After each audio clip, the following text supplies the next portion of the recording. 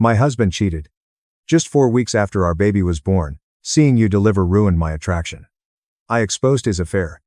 At work now his career is dead. My husband confessed he's strayed since seeing me have our daughter ruined his desire to me. He said he was helping me by being honest.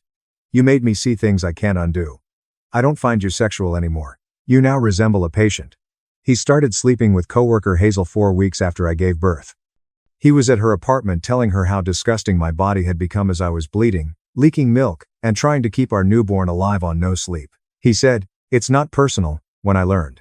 Men aren't built to see birth. A defensive response kills sexual attraction. It was researched. Zero research. He made that sound scientific about being bad. After I discovered the affair, Leo didn't disguise it. He texted Hazel in front of me and left for her while I nursed. Come home and remark about how pleasant it felt to be with a clean, tight body.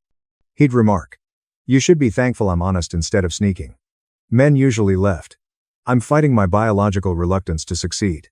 I moved into the guest room since he couldn't sleep next to someone who reminded him of medical procedures. He detailed what he observed during delivery and how it tormented him. Stretching, fluids, scent. Seriously, I'm scarred. Because I was a mother, he expected me to cook, wash, and care for him. He introduced Hazel to our friends as his emotional support at this trying period. Rubbing his shoulder. She said Leo had trauma. Seeing birth can give males PTSD. His needs are understanding, not judgment. Friends didn't know what to say. Leo had victimized himself. He told everyone about his agony, how he supported me through pregnancy only to be graphically assaulted by the delivery. He tried to regain interest, but my postpartum physique prevented it. He'd complain she doesn't even bother to appear beautiful. He asked why I wasn't wearing lingerie when I was 4 months postpartum, sleeping 90 minutes, and covered in spit up. He gave me a gym membership for Mother's Day, diet pills for our anniversary, and a book on gaining your husband back after a baby for my birthday. Each gift came with a speech about how he was investing in our future by making me appealing again. I'm fighting for us, he said. You must fight too. Cheating and harsh words didn't break it. I overheard him on a work call. Medical equipment salesperson Leo often sat in operations to showcase products. He laughed with coworkers about observing a cardiac operation that morning. You should have seen blood. Lobster style. The chest opened. Medical procedures didn't traumatize him. Only mine disgusted him. I began planning then. I heard Leo would be the key presenter for his company's new surgical equipment. A significant promotion and bonus would result. He prepared for months. All firm officials and 180 potential buyers attended the presentation. Leo had to demonstrate the equipment during a procedure shown live on screens. Cesarean section, their choice. When Leo discovered out, he wanted to get away, but his supervisor stated it was great for displaying the device's precision with delicate procedures. Stella, his competition, was eager to take the promotion if he rejected. Leo practiced his speech about the joy of birth a week before the presentation. The miracle of birth and obstetric surgery accuracy. He practiced lines about honoring the female body and the sacred delivery while I sat there. On presentation morning, Leo was nervous but confident. He didn't know I phoned his boss's wife, Quinn, who had a difficult birth. I told her Leo's disgusting comments about my delivery and infidelity after seeing it. Horror struck Quinn. She'd seen previous speeches and understood they may ask personal questions. She thought of something. Quinn rose during the Q&A after Leo's excellent demonstration. Mr. Leo, you spoke brilliantly about birth reverence. Have you had any delivery experiences that shaped your views? Leo froze. 180 people watched him. His face whitens. Everyone in the auditorium stares at him as he answers about his birthing experience. I'm watching the live feed from home with our daughter on my lap and can see when he realizes he's trapped. His mouth opens but nothing comes out. His forehead perspiration glows like a marathon under the surgical lights. 180 potential purchasers are silent. Chaired executives lean forward. Leo grips the stage so hard his knuckles turn pale. His last stutter is about patient privacy. His voice breaks at privacy. Quinn doesn't spare him. She stands up, straightens her jacket, and explains her husband works for the company. She wonders how Leo reconciles his wonderful statement about birth's marvel with his sentiments about it. Many front rowers look at her when she says actual. Leo's face grows whiter. He attempts to chuckle but chokes. Front row Leo's employer leans forward. He switches from polite inquiry to serious attentiveness. Stella sits 4 seats away, smiling slightly. She crosses her arms and reclines like she's watching her favorite show. 180 potential purchasers are mute. Nobody coughs. Seats remain still. The only sound in that huge auditorium is the video equipment hum. Leo glances at his boss, Stella, and Quinn. He's looking for an unattainable exit. Leo avoids by discussing professional boundaries. His voice shakes. Even the live stream shows his forehead sweat. Perhaps thinking this is interesting drama, the camera operator zooms in. Quinn inquires about children. Yes, Leo has a 5-month-old daughter. The words are silent. Leaning forward helps some audience members hear. Quinn nods slowly like a lawyer who got her answer. He repeats how old the infant is when she asks. 5 months. The number dangles. She wonders about his birth attendance. Leo nods. He distrusts his voice. Quinn strikes the final punch by questioning how that experience influenced his regard for women and birth. He presented it movingly, she says. She wants the personal thoughts behind those wonderful phrases. The Leo mouth opens and closes. Opens. Closes. He looks like an air-drowning fish. Long silences are unpleasant to behold. Coughing in the back row. Leo recoils at the sound. He can't speak his mind without killing himself. After being forced to be enthusiastic, he can't. His mind is frantically searching for words. Finally, he gibbers about it being educational. Educational hits the floor like a dead fish. This is the worst answer. Too cold, clinical, and artificial. He gesticulates at a back rower to move on after his heated presentation. Damage is already spreading through that crowd like blood and water. His boss looks worried instead of interested. He gathers his eyebrows. Looks at his wife Quinn, then at Leo. Some audience members murmur behind their hands. A woman in the third row leans over and says something that makes her colleague shake his head. Stella is now smirking. She's not hiding it. Leo's carefully crafted professional image cracked. The presentation was perfect. Perfect demonstration. However, this one truth moment is unraveling everything. I can watch it live on screen. Leo notices. His eyes are wide with fear. The presentation concludes awkwardly. Leo rushes the final slides without confidence. His voice shakes. Thanking the surgery team is forgotten. The corporate name slips his mind. Applause is courteous, but dispersed after he finishes. Nothing like Stella's last presentation's enthusiastic response. Leo nearly leaves the stage. After following him, the camera cuts to the firm logo. As the live stream ends, I sit with our daughter asleep on my chest.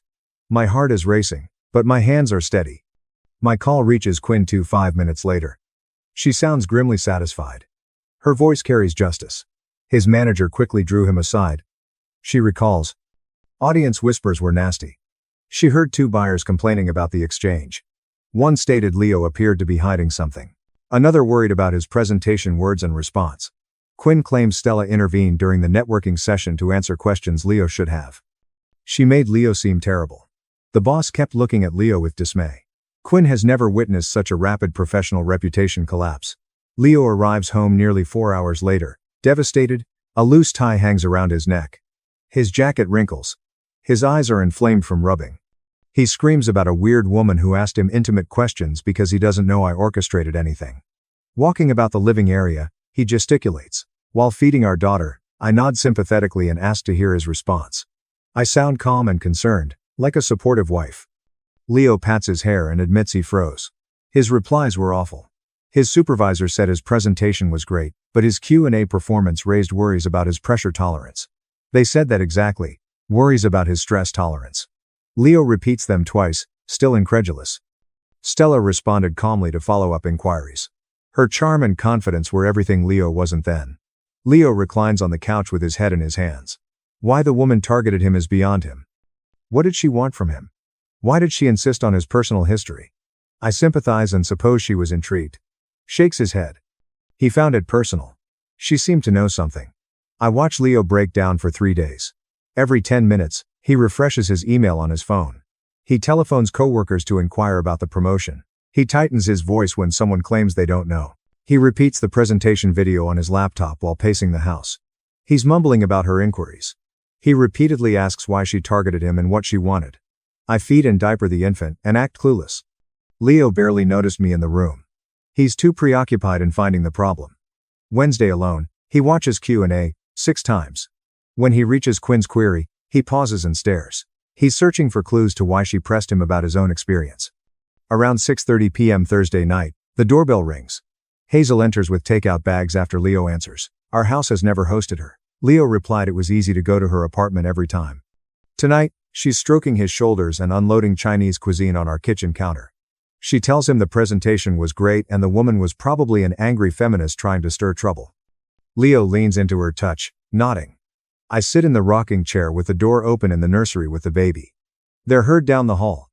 Hazel believes Quinn has a problem with males and intended to humiliate Leo in front of his boss.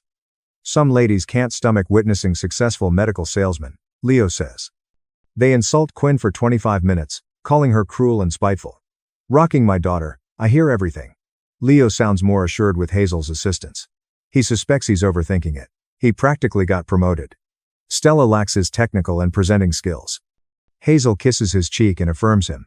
She leaves at 9:30 p.m., and Leo heads to bed, looking more comfortable than in days. Friday afternoon. Leo's phone rings in the living room.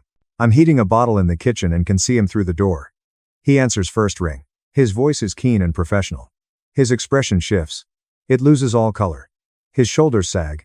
His only words are tiny acknowledgments. After hanging up, he stares at nothing for a minute. I enter the room with baby. Leo looks up like he forgot I exist. He claims he wasn't promoted. Instead, Stella got it. He has a hollow voice. I ask what occurred, sounding worried and supportive. Leo repeats his boss's instructions. Excellent technical expertise. Perfect presentation content, but firm requires someone who can handle unanticipated situations with grace. His pressure week and Q&A performance was alarming. Leo repeats those words. Concerning pressure weakness. Stella intervened during the networking session and answered queries well. Her charm and confidence were everything Leo wasn't then. The analogy made Leo look awful. He stands up and paces again, but differently. His anxiety has subsided. He's mad. He claims Quinn sabotaged him. Surely she has. Not a random question. She knew what to ask to freeze him, but he doesn't know how or why. Never links it to me.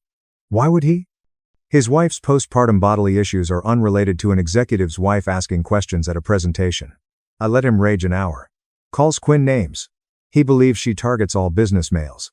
He wonders if she's smearing male presenters to promote feminism. Hazel calls immediately after he texts. I hear her on the phone. Good day, empathetic. She says this is prejudice, and he should report Quinn. Leo offers to investigate her issue. I softly suggest we discuss our marriage when he loses steam. Leo seldom looks at me. He adds, now isn't the time. He needs support, not more problems to deal with. I say I've been thinking about his statements regarding my body and birth. I want to know his perspective. Leo waves his hand dismissively. He responds. We've discussed this before. I should be grateful he's being honest instead of lying. Most men would have left by now. He's here, trying to make things work despite everything. I nod slowly. So I tell him I contacted Quinn 3 weeks ago. Leo snaps awake. I finally have his attention. I told her everything he said about being repulsed by my body after viewing the birth. She heard about my affair with Hazel. To her, I claimed his biological repulsion. Leo's face turns white.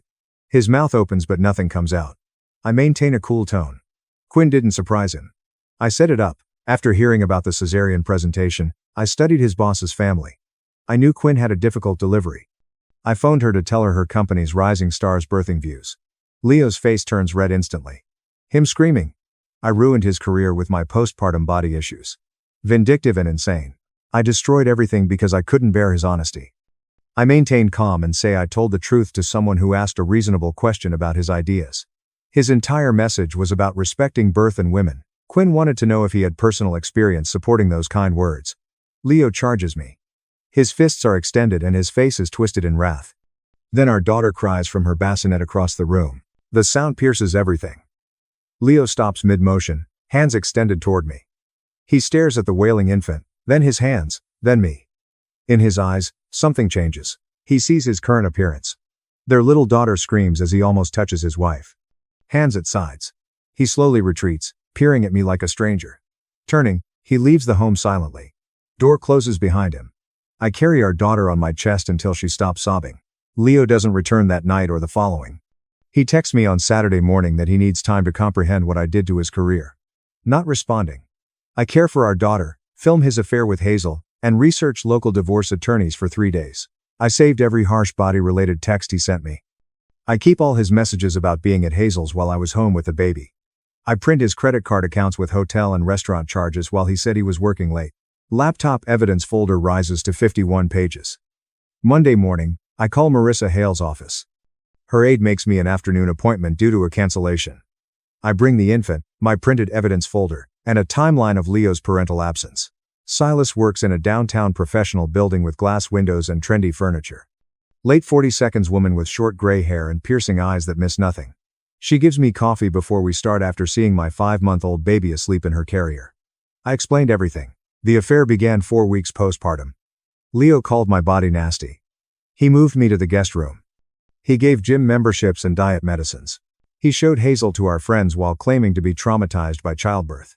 Silas takes notes on her laptop, her expression hardening with each detail. Silas curses when I show her Leo and Hazel's text about my postpartum body's grossness. She requests further paperwork, so I give her the 51-page folder. She gently turns pages, pausing to read. Silas looks up from the folder and says my case is strong. Leo wrote about the encounter. I showed a timeline indicating he hasn't fed or changed his baby in 5 months. His texts and witness testimony from 2 individuals who heard him say he was repulsed by my body show his emotional abuse. She claims we have considerable custody, child support, and asset division leverage. She advises me to file promptly while Leo is still upset about losing his position and before he can hide assets or construct a counter-narrative. She says she can have papers ready by end of business today if I want to move swiftly. I sign the retainer in her office. While I sit across from her workstation, Silas calls to prepare the divorce petition. She probes about our finances, residence, and Leo's sales income. Since managing our home finances since the baby was born, I answer everything from memory. Leo deposits his paycheck and trusts me. Silas's assistant offers me documents to sign. Adultery, abandonment, and cruelty are petition grounds. It wants primary physical custody and supervised visitation for Leo until he can parent. His complete salary is requested for child support. The marriage dissolution was his fault, hence it needs a favorable asset division. My divorce is filed Monday afternoon. Clerk stamps papers and assigns case number. Silas says the process server will deliver Leo's copies Tuesday morning. She suggests I expect him to respond adversely when served. After returning home, I secure Leo's vital paperwork with my lawyer. Since the house is my pre-marriage property, I change the locks, I make the guest room my bedroom and put Leo's clothes in garage garbage bags. Then I wait. My phone rings at 10 a.m. on Tuesdays. Leo calls me 3 times. No response. He yells at me as a vindictive witch trying to ruin his life in his voicemail. Calls again 10 minutes later. He says I'm overreacting to his honesty in this voicemail, and the calls keep coming. He calls me 18 times by 11. My husband cheated. Just 4 weeks after our baby was born, seeing you deliver ruined my attraction. I exposed his affair. At work now his career is dead. My husband confessed he's strayed since seeing me have our daughter ruined his desire to me. He said he was helping me by being honest. You made me see things I can't undo. I don't find you sexual anymore. You now resemble a patient. He started sleeping with coworker Hazel 4 weeks after I gave birth.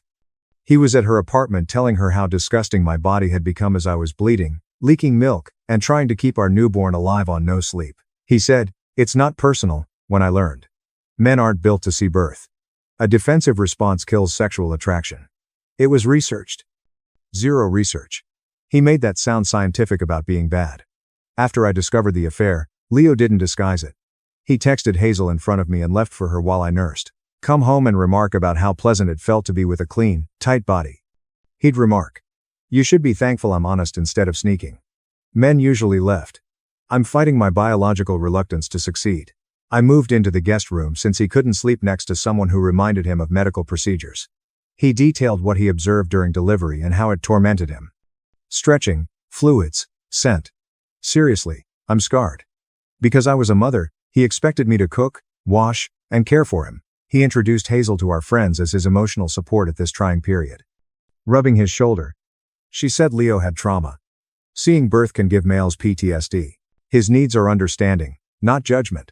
Friends didn't know what to say. Leo had victimized himself. He told everyone about his agony, how he supported me through pregnancy only to be graphically assaulted by the delivery. He tried to regain interest, but my postpartum physique prevented it. He'd complained she doesn't even bother to appear beautiful. He asked why I wasn't wearing lingerie when I was 4 months postpartum, sleeping 90 minutes, and covered in spit up. He gave me a gym membership for Mother's Day, diet pills for our anniversary, and a book on gaining your husband back after a baby for my birthday. Each gift came with a speech about how he was investing in our future by making me appealing again. I'm fighting for us, he said. You must fight too. Cheating and harsh words didn't break it. I overheard him on a work call. Medical equipment salesperson Leo often sat in operations to showcase products. He laughed with coworkers about observing a cardiac operation that morning. You should have seen blood. Lobster style. The chest opened. Medical procedures didn't traumatize him. Only mine disgusted him. I began planning then. I heard Leo would be the key presenter for his company's new surgical equipment. A significant promotion and bonus would result. He prepared for months. All firm officials and 180 potential buyers attended the presentation. Leo had to demonstrate the equipment during a procedure shown live on screens. Cesarean section, their choice. When Leo discovered out, he wanted to get away, but his supervisor stated it was great for displaying the device's precision with delicate procedures. Stella, his competition, was eager to take the promotion if he rejected. Leo practiced his speech about the joy of birth a week before the presentation. The miracle of birth and obstetric surgery accuracy. He practiced lines about honoring the female body and the sacred delivery while I sat there. On presentation morning, Leo was nervous but confident. He didn't know I phoned his boss's wife, Quinn, who had a difficult birth. I told her Leo's disgusting comments about my delivery and infidelity after seeing it. Horror struck Quinn. She'd seen previous speeches and understood they may ask personal questions. She thought of something. Quinn rose during the Q&A after Leo's excellent demonstration. Mr. Leo, you spoke brilliantly about birth reverence. Have you had any delivery experiences that shaped your views? Leo froze. 180 people watched him. His face whitens. Everyone in the auditorium stares at him as he answers about his birthing experience. I'm watching the live feed from home with our daughter on my lap and can see when he realizes he's trapped. His mouth opens but nothing comes out. His forehead perspiration glows like a marathon under the surgical lights. 180 potential purchasers are silent. Chaired executives lean forward. Leo grips the stage so hard his knuckles turn pale. His last stutter is about patient privacy. His voice breaks at privacy. Quinn doesn't spare him. She stands up, straightens her jacket, and explains her husband works for the company. She wonders how Leo reconciles his wonderful statement about birth's marvel with his sentiments about it. Many front rowers look at her when she says actual. Leo's face grows whiter. He attempts to chuckle but chokes.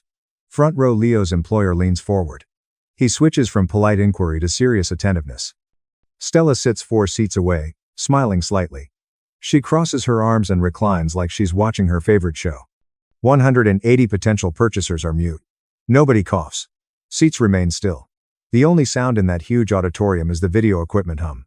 Leo glances at his boss, Stella, and Quinn. He's looking for an unattainable exit. Leo avoids by discussing professional boundaries. His voice shakes.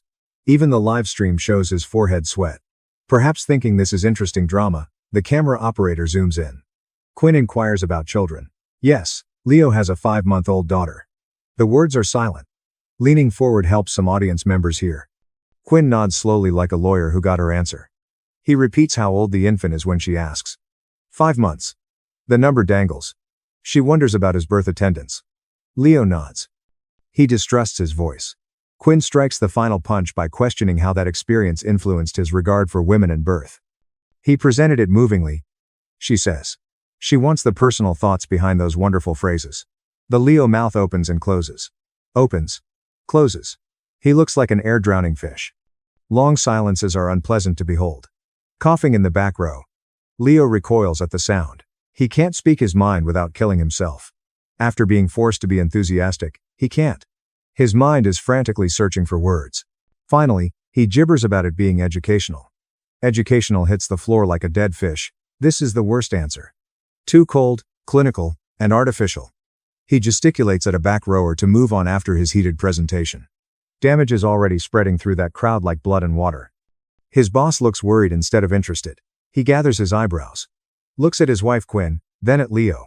Some audience members murmur behind their hands. A woman in the 3rd row leans over and says something that makes her colleague shake his head. Stella is now smirking. She's not hiding it. Leo's carefully crafted professional image cracked. The presentation was perfect. Perfect demonstration. However, this one truth moment is unraveling everything. I can watch it live on screen. Leo notices. His eyes are wide with fear. The presentation concludes awkwardly. Leo rushes the final slides without confidence. His voice shakes. Thanking the surgery team is forgotten. The corporate name slips his mind. Applause is courteous, but dispersed after he finishes. Nothing like Stella's last presentation's enthusiastic response. Leo nearly leaves the stage. After following him, the camera cuts to the firm logo. As the live stream ends, I sit with our daughter asleep on my chest. My heart is racing, but my hands are steady. My call reaches Quinn 5 minutes later. She sounds grimly satisfied. Her voice carries justice. His manager quickly drew him aside. She recalls. Audience whispers were nasty. She heard 2 buyers complaining about the exchange. One stated Leo appeared to be hiding something. Another worried about his presentation words and response. Quinn claims Stella intervened during the networking session to answer questions Leo should have. She made Leo seem terrible. The boss kept looking at Leo with dismay. Quinn has never witnessed such a rapid professional reputation collapse.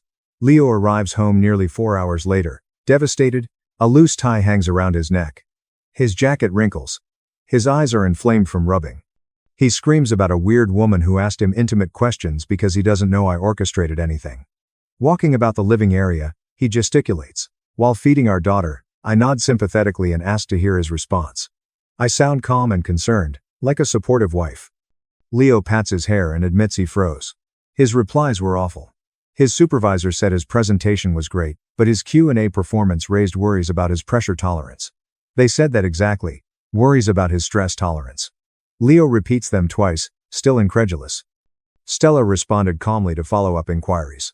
Her charm and confidence were everything Leo wasn't then. Leo reclines on the couch with his head in his hands. Why the woman targeted him is beyond him. What did she want from him? Why did she insist on his personal history? I sympathize and suppose she was intrigued. Shakes his head. He found it personal. She seemed to know something. I watch Leo break down for 3 days. Every 10 minutes, he refreshes his email on his phone. He telephones coworkers to inquire about the promotion. He tightens his voice when someone claims they don't know. He repeats the presentation video on his laptop while pacing the house. He's mumbling about her inquiries. He repeatedly asks why she targeted him and what she wanted. I feed and diaper the infant and act clueless. Leo barely noticed me in the room. He's too preoccupied in finding the problem. Wednesday alone, he watches Q&A 6 times. When he reaches Quinn's query, he pauses and stares. He's searching for clues to why she pressed him about his own experience. Around 6:30 p.m. Thursday night, the doorbell rings. Hazel enters with takeout bags after Leo answers. Our house has never hosted her. Leo replied it was easy to go to her apartment every time. Tonight, she's stroking his shoulders and unloading Chinese cuisine on our kitchen counter. She tells him the presentation was great and the woman was probably an angry feminist trying to stir trouble. Leo leans into her touch, nodding. I sit in the rocking chair with the door open in the nursery with the baby. They're heard down the hall. Hazel believes Quinn has a problem with males and intended to humiliate Leo in front of his boss. Some ladies can't stomach witnessing successful medical salesmen, Leo says. They insult Quinn for 25 minutes, calling her cruel and spiteful. Rocking my daughter, I hear everything. Leo sounds more assured with Hazel's assistance. He suspects he's overthinking it. He practically got promoted. Stella lacks his technical and presenting skills. Hazel kisses his cheek and affirms him. She leaves at 9:30 p.m., and Leo heads to bed, looking more comfortable than in days. Friday afternoon. Leo's phone rings in the living room. I'm heating a bottle in the kitchen and can see him through the door. He answers first ring. His voice is keen and professional. His expression shifts. It loses all color. His shoulders sag. His only words are tiny acknowledgments. After hanging up, he stares at nothing for a minute. I enter the room with baby. Leo looks up like he forgot I exist. He claims he wasn't promoted. Instead, Stella got it. He has a hollow voice. I ask what occurred, sounding worried and supportive. Leo repeats his boss's instructions. Excellent technical expertise. Perfect presentation content, but firm requires someone who can handle unanticipated situations with grace. His pressure-weakened Q&A performance was alarming. Leo repeats those words. Concerning pressure weakness. Stella intervened during the networking session and answered queries well. Her charm and confidence were everything Leo wasn't then. The analogy made Leo look awful. He stands up and paces again, but differently. His anxiety has subsided. He's mad. He claims Quinn sabotaged him. Surely she has. Not a random question. She knew what to ask to freeze him, but he doesn't know how or why. Never links it to me. Why would he? His wife's postpartum bodily issues are unrelated to an executive's wife asking questions at a presentation. I let him rage an hour. Calls Quinn names. He believes she targets all business males. He wonders if she's smearing male presenters to promote feminism. Hazel calls immediately after he texts. I hear her on the phone. Good day, empathetic. She says this is prejudice, and he should report Quinn. Leo offers to investigate her issue. I softly suggest we discuss our marriage when he loses steam. Leo seldom looks at me. He adds, now isn't the time. He needs support, not more problems to deal with. I say I've been thinking about his statements regarding my body and birth. I want to know his perspective. Leo waves his hand dismissively. He responds, we've discussed this before. I should be grateful he's being honest instead of lying. Most men would have left by now. He's here, trying to make things work despite everything. I nod slowly. So I tell him I contacted Quinn 3 weeks ago. Leo snaps awake. I finally have his attention. I told her everything he said about being repulsed by my body after viewing the birth. She heard about my affair with Hazel. To her, I claimed his biological repulsion. Leo's face turns white. His mouth opens but nothing comes out. I maintain a cool tone. Quinn didn't surprise him. I set it up. After hearing about the cesarean presentation, I studied his boss's family. I knew Quinn had a difficult delivery. I phoned her to tell her company's rising star's birthing views. Leo's face turns red instantly. Him screaming. I ruined his career with my postpartum body issues. Vindictive and insane. I destroyed everything because I couldn't bear his honesty. I maintain calm and say I told the truth to someone who asked a reasonable question about his ideas. His entire message was about respecting birth and women. Quinn wanted to know if he had personal experience supporting those kind words. Leo charges me. His fists are extended and his face is twisted in wrath. Then our daughter cries from her bassinet across the room. The sound pierces everything. Leo stops mid-motion, hands extended toward me. He stares at the wailing infant, then his hands, then me. In his eyes, something changes. He sees his current appearance. Their little daughter screams as he almost touches his wife. Hands at sides. He slowly retreats, peering at me like a stranger. Turning, he leaves the home silently. Door closes behind him. I carry our daughter on my chest until she stops sobbing. Leo doesn't return that night or the following. He texts me on Saturday morning that he needs time to comprehend what I did to his career. Not responding. I care for our daughter, film his affair with Hazel, and research local divorce attorneys for 3 days. I saved every harsh body-related text he sent me. I keep all his messages about being at Hazel's while I was home with the baby. I print his credit card accounts with hotel and restaurant charges while he said he was working late. Laptop evidence folder rises to 51 pages. Monday morning, I call Marissa Hale's office. Her aide makes me an afternoon appointment due to a cancellation. I bring the infant, my printed evidence folder, and a timeline of Leo's parental absence. Silas works in a downtown professional building with glass windows and trendy furniture. Late 40s woman with short gray hair and piercing eyes that miss nothing. She gives me coffee before we start after seeing my 5-month-old baby asleep in her carrier. I explained everything. The affair began 4 weeks postpartum. Leo called my body nasty. He moved me to the guest room. He gave gym memberships and diet medicines. He showed Hazel to our friends while claiming to be traumatized by childbirth. Silas takes notes on her laptop, her expression hardening with each detail. Silas curses when I show her Leo and Hazel's text about my postpartum body's grossness. She requests further paperwork, so I give her the 51-page folder. She gently turns pages, pausing to read. Silas looks up from the folder and says my case is strong. Leo wrote about the encounter. I showed a timeline indicating he hasn't fed or changed his baby in 5 months. His texts and witness testimony from 2 individuals who heard him say he was repulsed by my body show his emotional abuse. She claims we have considerable custody, child support, and asset division leverage. She advises me to file promptly while Leo is still upset about losing his position and before he can hide assets or construct a counter-narrative. She says she can have papers ready by end of business today if I want to move swiftly. I sign the retainer in her office. While I sit across from her workstation, Silas calls to prepare the divorce petition. She probes about our finances, residence, and Leo's sales income. Since managing our home finances since the baby was born, I answer everything from memory. Leo deposits his paycheck and trusts me. Silas's assistant offers me documents to sign. Adultery, abandonment, and cruelty are petition grounds. It wants primary physical custody and supervised visitation for Leo until he can parent. His complete salary is requested for child support. The marriage dissolution was his fault, hence it needs a favorable asset division. My divorce is filed Monday afternoon. Clerk stamps papers and assigns case number. Silas says the process server will deliver Leo's copies Tuesday morning. She suggests I expect him to respond adversely when served. After returning home, I secure Leo's vital paperwork with my lawyer. Since the house is my pre-marriage property, I change the locks. I make the guest room my bedroom and put Leo's clothes in garage garbage bags. Then I wait. My phone rings at 10 a.m. on Tuesdays. Leo calls me 3 times. No response. He yells at me as a vindictive witch trying to ruin his life in his voicemail. Calls again 10 minutes later. He says I'm overreacting to his honesty in this voicemail, and the calls keep coming. He calls me 18 times by 11:30 a.m. The voicemails become crazier. I'm wrecking their lives with my honesty and bodily sensitivity, he adds. He says Hazel is crying because I'm punishing her for helping him through his ordeal. He threatens to fight for full custody because I'm unstable. He claims his parents will say I'm a bad mother. His final voicemail is him sighing into the phone before hanging up. Silas contacts me Tuesday afternoon to say Leo's lawyer called her office. A letter with all our evidence is being sent by her. The text between Leo and Hazel about his distaste with my postpartum body. Credit card statements proving affair. This timeline shows his entire parenting absence. Friends' accounts of his nasty remarks. We want primary custody for his abandonment. Based on his salary, we want child support.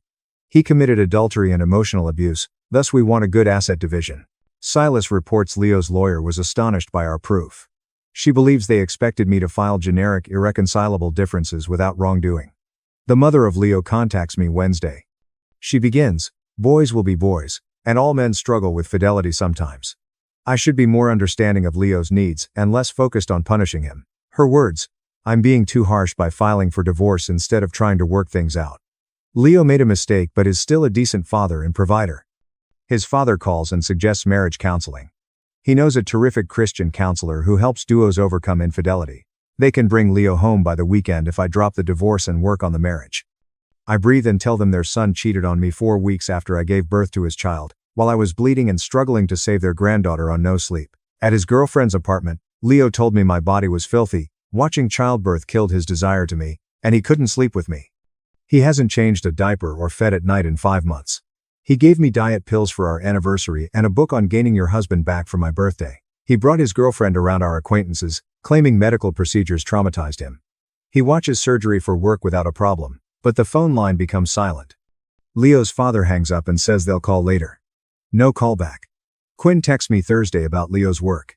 Speculation about why his wife divorced him after he lost that large promotion is circulating fast. Asking questions. Connecting dots.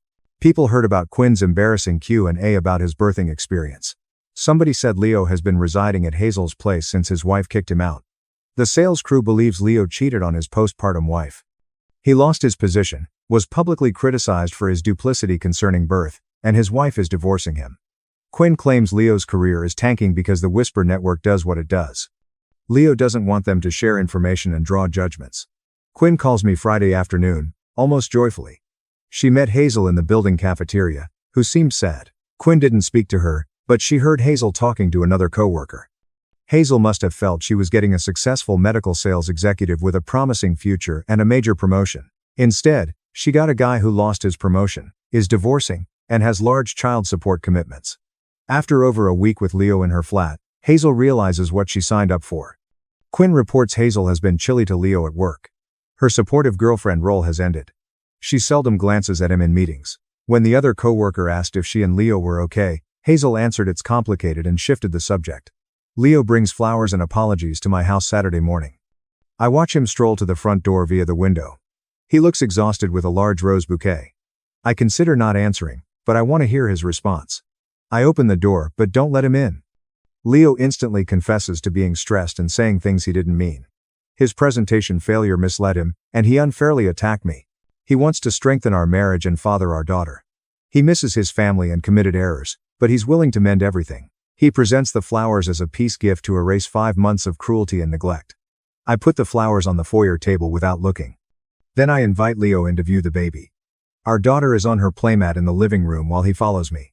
Leo sits next to her on the floor and softly lifts her. I'm surprised she doesn't weep. Talking quietly, he holds her against his chest. I record video on my phone. Leo is preoccupied with the infant and doesn't notice.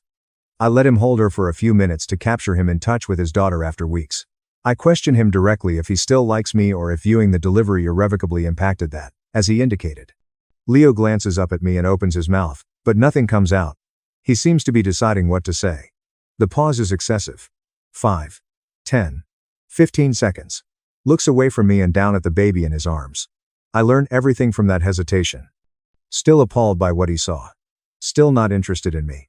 He's here because losing his promotion and contemplating divorce made him realize how awful things went. This isn't about my return. This is damage control. Leo speaks up and confesses he's doing the right thing despite his attraction issue. He examined it more after I introduced him at the presentation and feels therapy might help him overcome his mental impediment.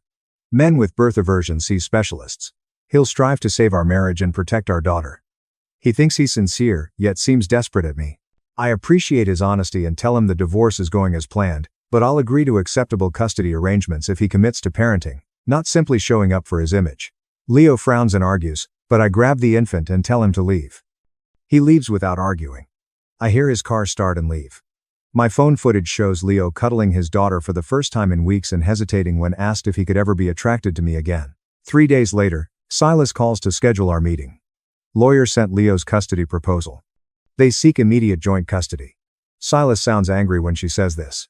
She claims Leo's lawyer is threatening a custody battle to induce me to reduce child support. Our meeting is Thursday afternoon. I take my paperwork to Silas's office.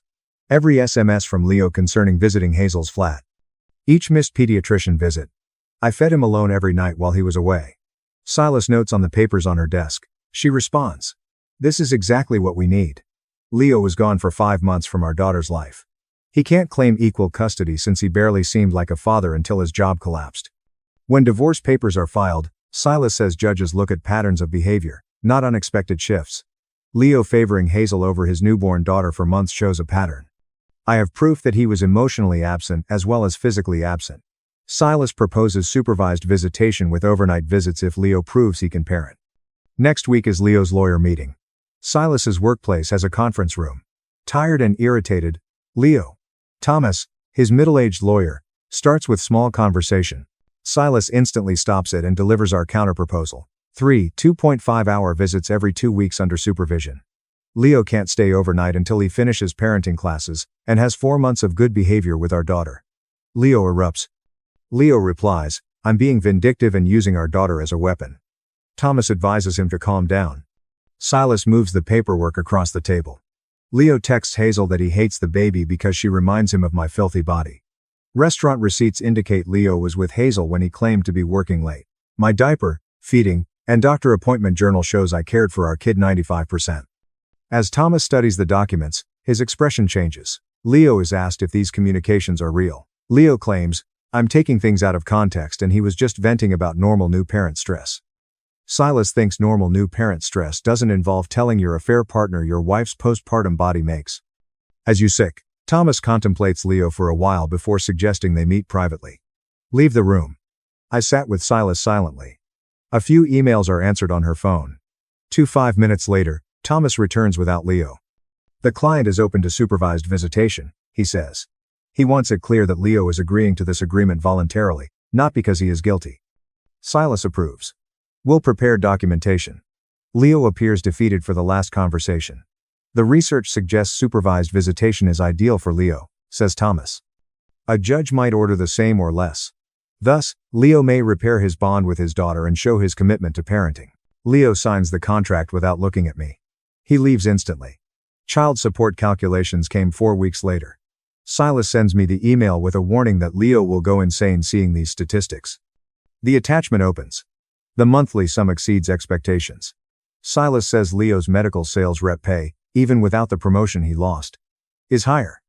Due to my unemployment and infant care, the formula needs significant help.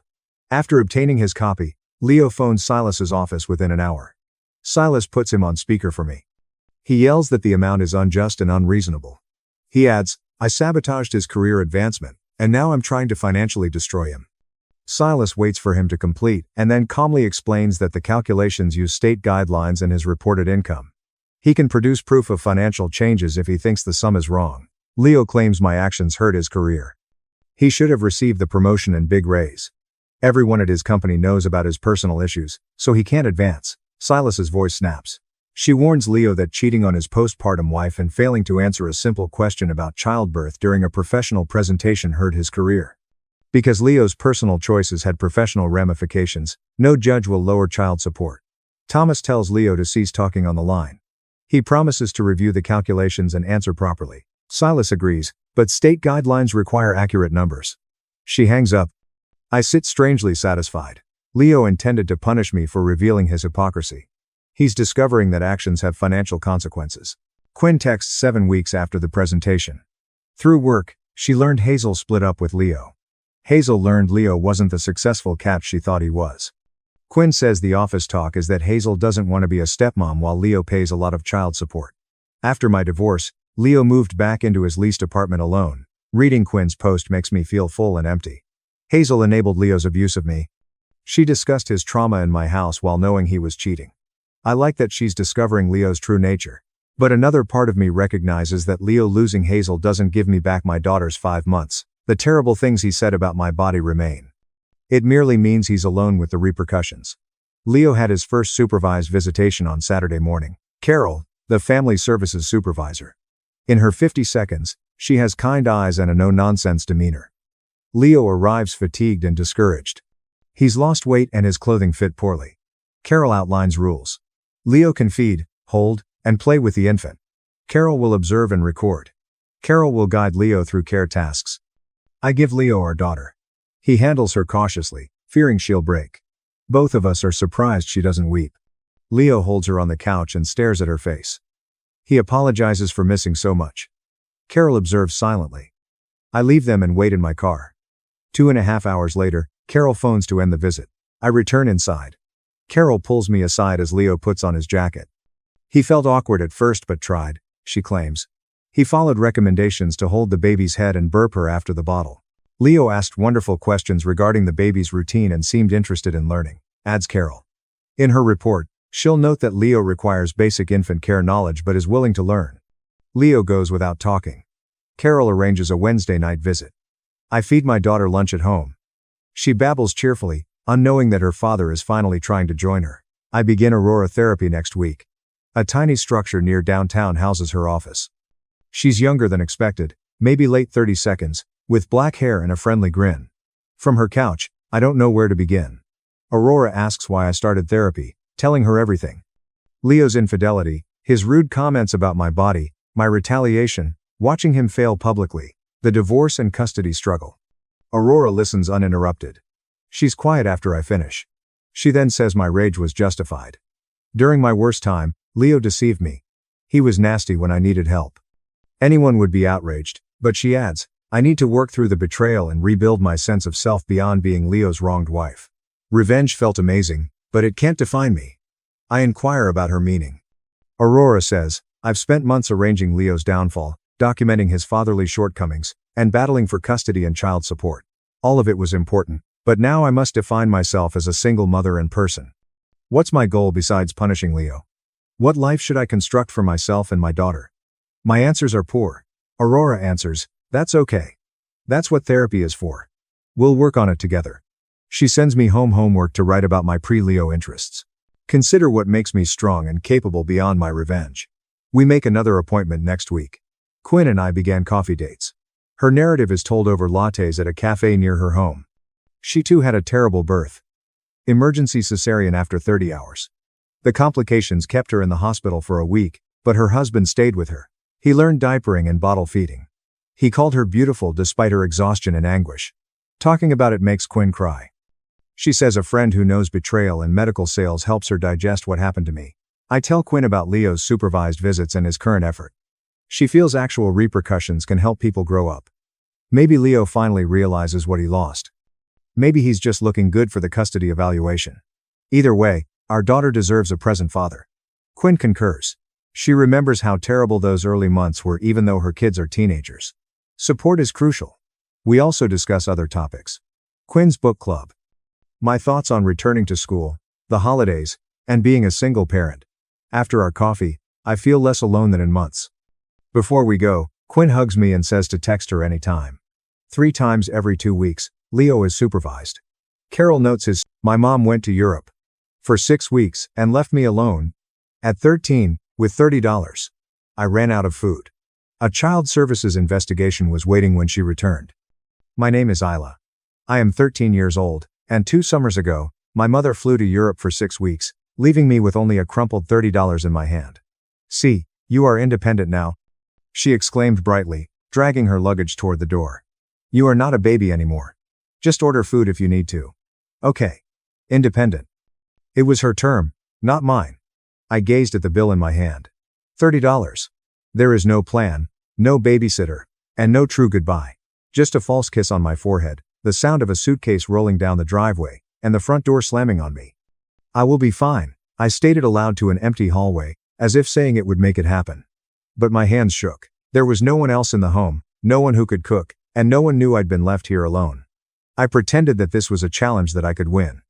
On day 3, I promised myself that I would prove that I could manage this. I arranged the few cans in the pantry, checked the fridge, which was already half empty, and pushed my dread as far as it could go.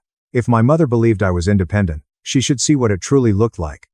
Because as the 6 weeks passed, the $30 in my hand vanished, the food ran out, and the solitude in our home turned into something more sinister than loneliness. When they eventually returned, what my mother saw inside our home made her say, "No, this cannot be happening."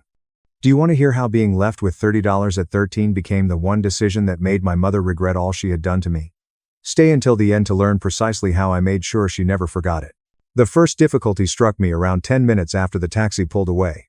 My mom had thrown a sparkling emergency credit card on the counter, as if that would solve everything. There was only one catch.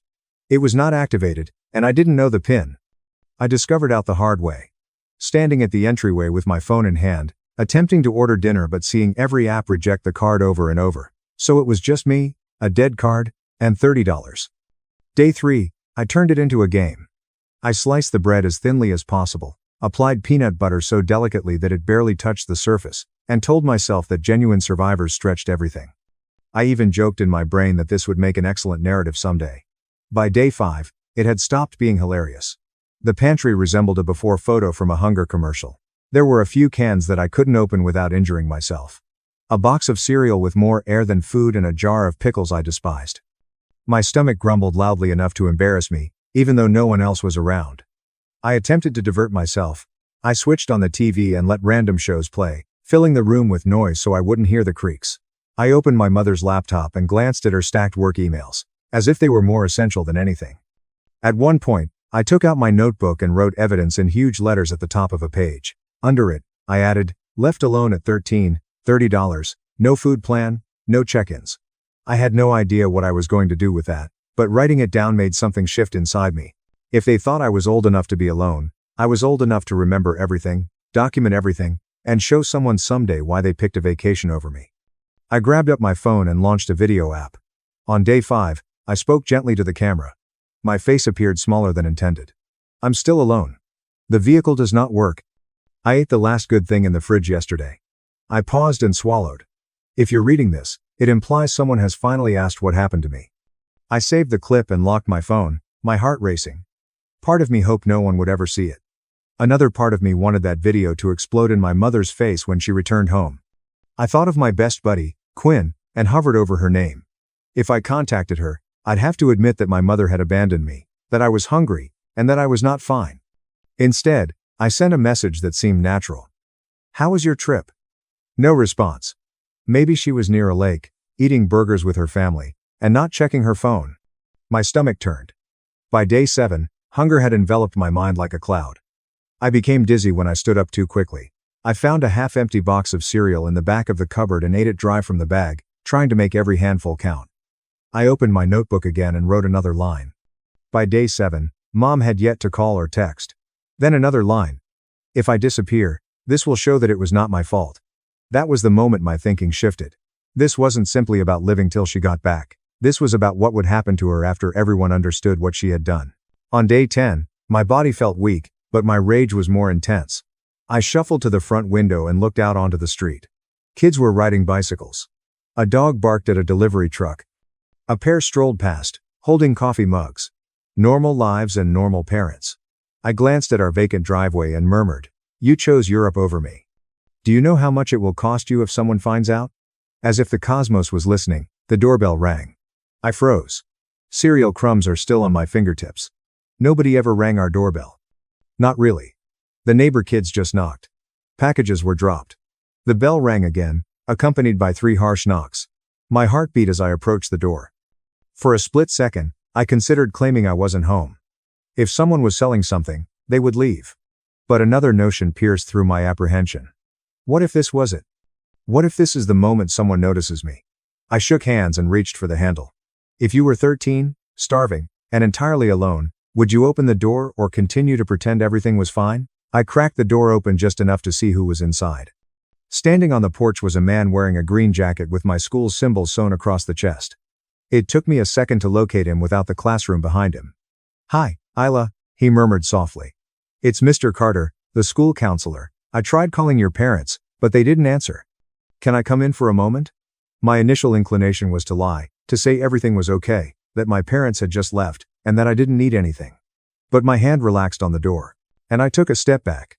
"Sure," I muttered. "I guess." He entered and looked around. The hush in the house became heavier. The dishes in the sink, the vacant counter, and the practically empty fruit bowl all became evidence that I had not intended to stage but had mistakenly left out. "Are your parents at work?" he inquired, surveying the room and apparently expecting someone to emerge. "They are in Europe," I answered, surprised by how low my voice sounded. "For 6 weeks?" His eyebrows rose. 6 weeks? And who is staying with you?"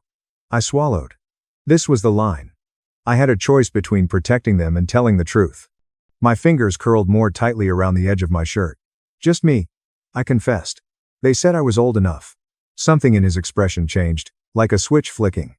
The courteous worry evolved into something harsher and more serious.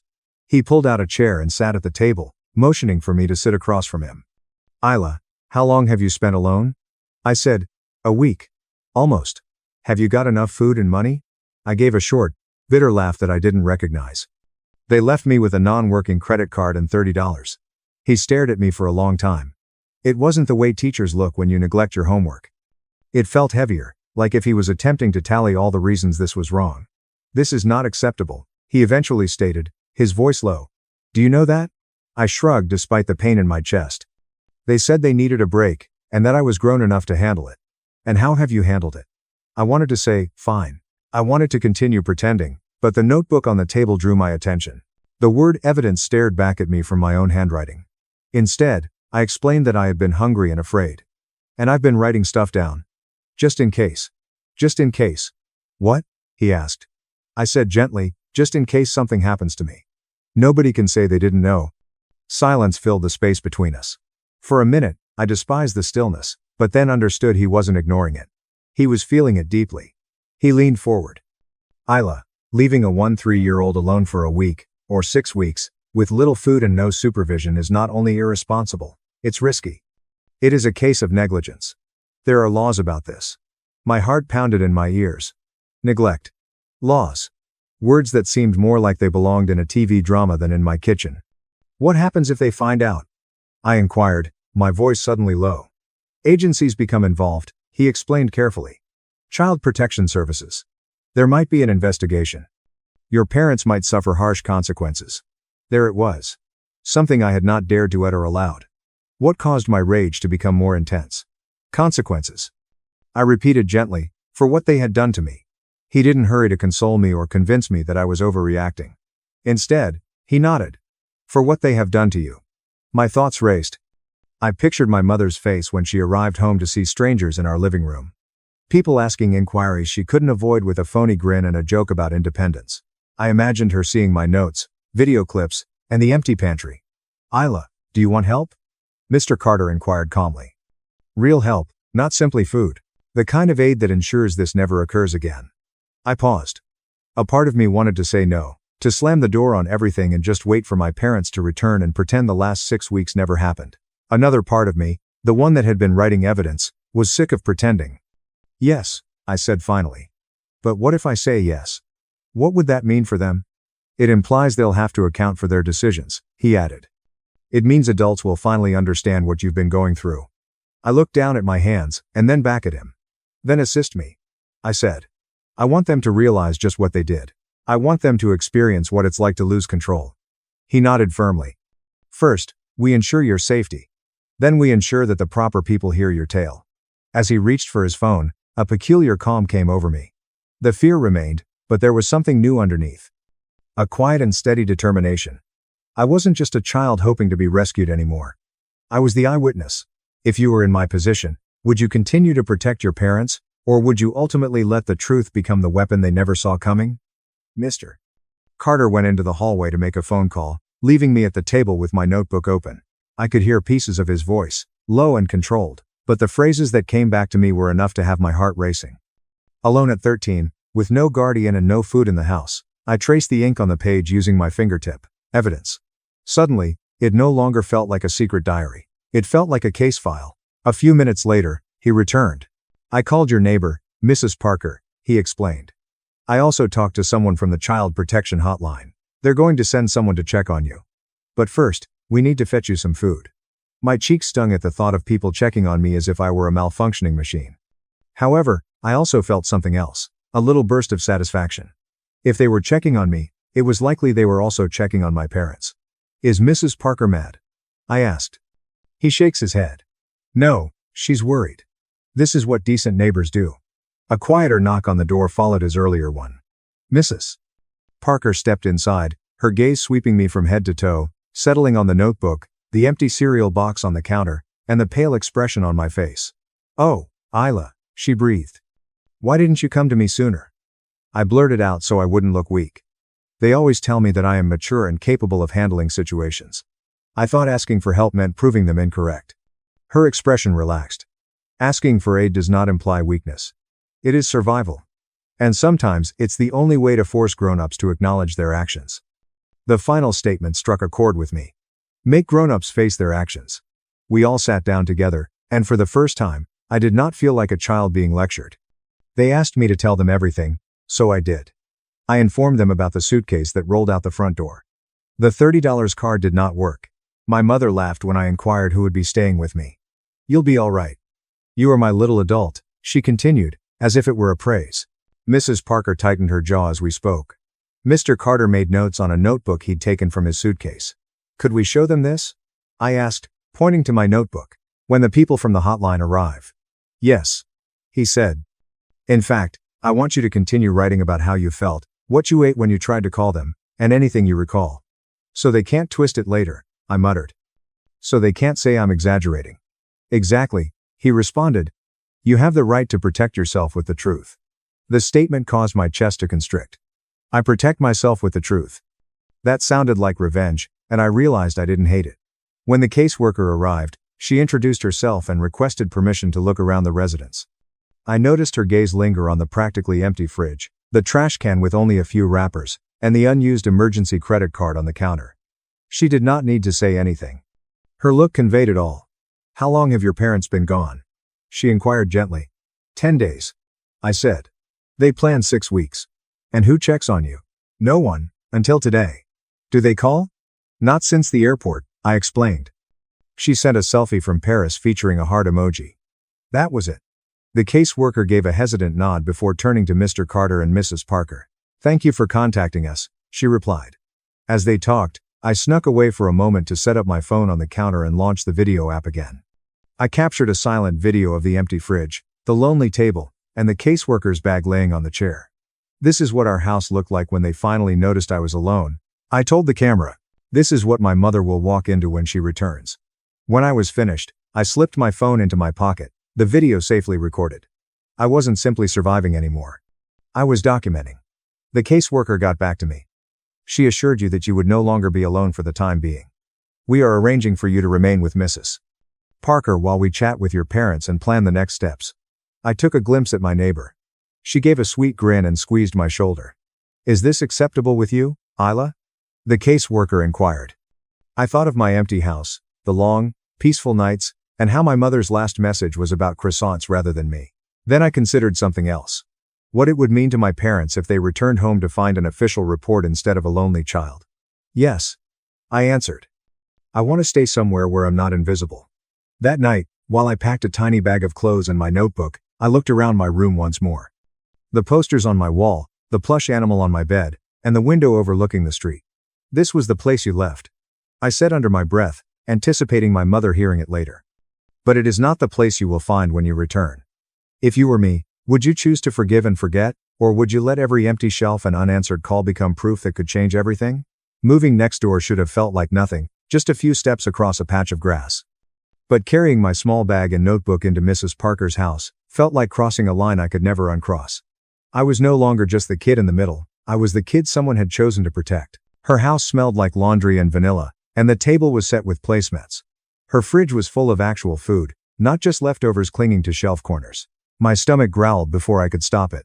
"We will fix that first," she said, pretending not to notice my embarrassment. "Come on, let us cook together." We walked back to my kitchen with reusable bags, and this time, she didn't just grab food at random. She let me choose pasta, sauce, vegetables, bread, fruit, things that would last, things that made the kitchen look like someone actually lived there.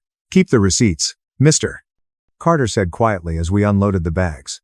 "They show what was not there before today." So, we put the receipts in my notebook behind the pages where I had written about my hunger. Evidence. Layer by layer, as we cooked, the sound of boiling water and sizzling garlic wrapped around me like something I had missed without realizing it. "Have you ever prepared pasta from scratch like this?" Mrs. Parker inquired. "Not really," I admitted. "My mother usually microwaves food or orders takeout." "Then today you learn," she said with a smile. "You learn how to feed yourself correctly. Nobody can take that away from you." I stirred the sauce, observing the red swirl around the pan. While we waited for the pasta, the caseworker returned with more questions. She asked for my mother's messages, the time of her flight, and the last time she called. I showed her the one selfie with the Eiffel Tower in the background and the caption "finally free for 6 weeks." "Free of what?" the caseworker asked. I stared at the screen. "From me. I think." She wrote something down. I didn't ask what. And I didn't need to. "Do you want to say anything directly to your parents?" she said. "We occasionally incorporate statements from children in our reports." For a little moment, my throat tightened. Then I felt my notebook press against my arm, and my answer came out clear. "Yes," I said. "I want them to know exactly what this felt like." We sat at the table, and I wrote while the spaghetti cooked. "You said I was mature enough to be alone," I wrote. "But being mature does not mean I do not need food. That does not mean I am not terrified. You told everyone how hard you work, yet you didn't notice when your own child was counting crumbs." I paused, took a breath, and continued. "By the time you read this, other adults will have witnessed what you did. They'll have noticed the empty fridge, the dead card, and the notebook where I had to document my own carelessness. If there are any consequences, they are not because I betrayed you. They are because you abandoned me." When I finished, I slid the paper toward the caseworker. "Could you please ensure they see this?" "I can," she responded. "And I will." Later that night, I sat at Mrs. Parker's table, spinning spaghetti around my fork. The first bite nearly made me cry. It was warm and real and tasted like something I hadn't felt in a long time. Safety. This is what normal is supposed to feel like, I thought. Not sitting alone on the floor eating dry cereal out of a box. Mr. Carter stayed for dinner, and we talked about school, books, and even silly things like the worst cafeteria lunches we'd ever had. For an hour, I almost forgot that my life was technically falling apart in the house next door. But when the plates were cleared and the grown-ups started talking quietly in the living room, I heard pieces of their conversation. Words like temporary placement, investigation, and possible removal of custody. I didn't fully understand every legal term, but I understood the emotion behind them. My parents had treated my absence as a vacation from responsibility, and now there was a real possibility that they would lose the right to call themselves my guardians at all. Back in the guest room where I would sleep, I set up my phone once more and hit record. Day 10. "But it is different now," I said softly into the camera. "I am not in my house. I'm somewhere safe. People know they saw the truth." I glanced straight at my own mirror.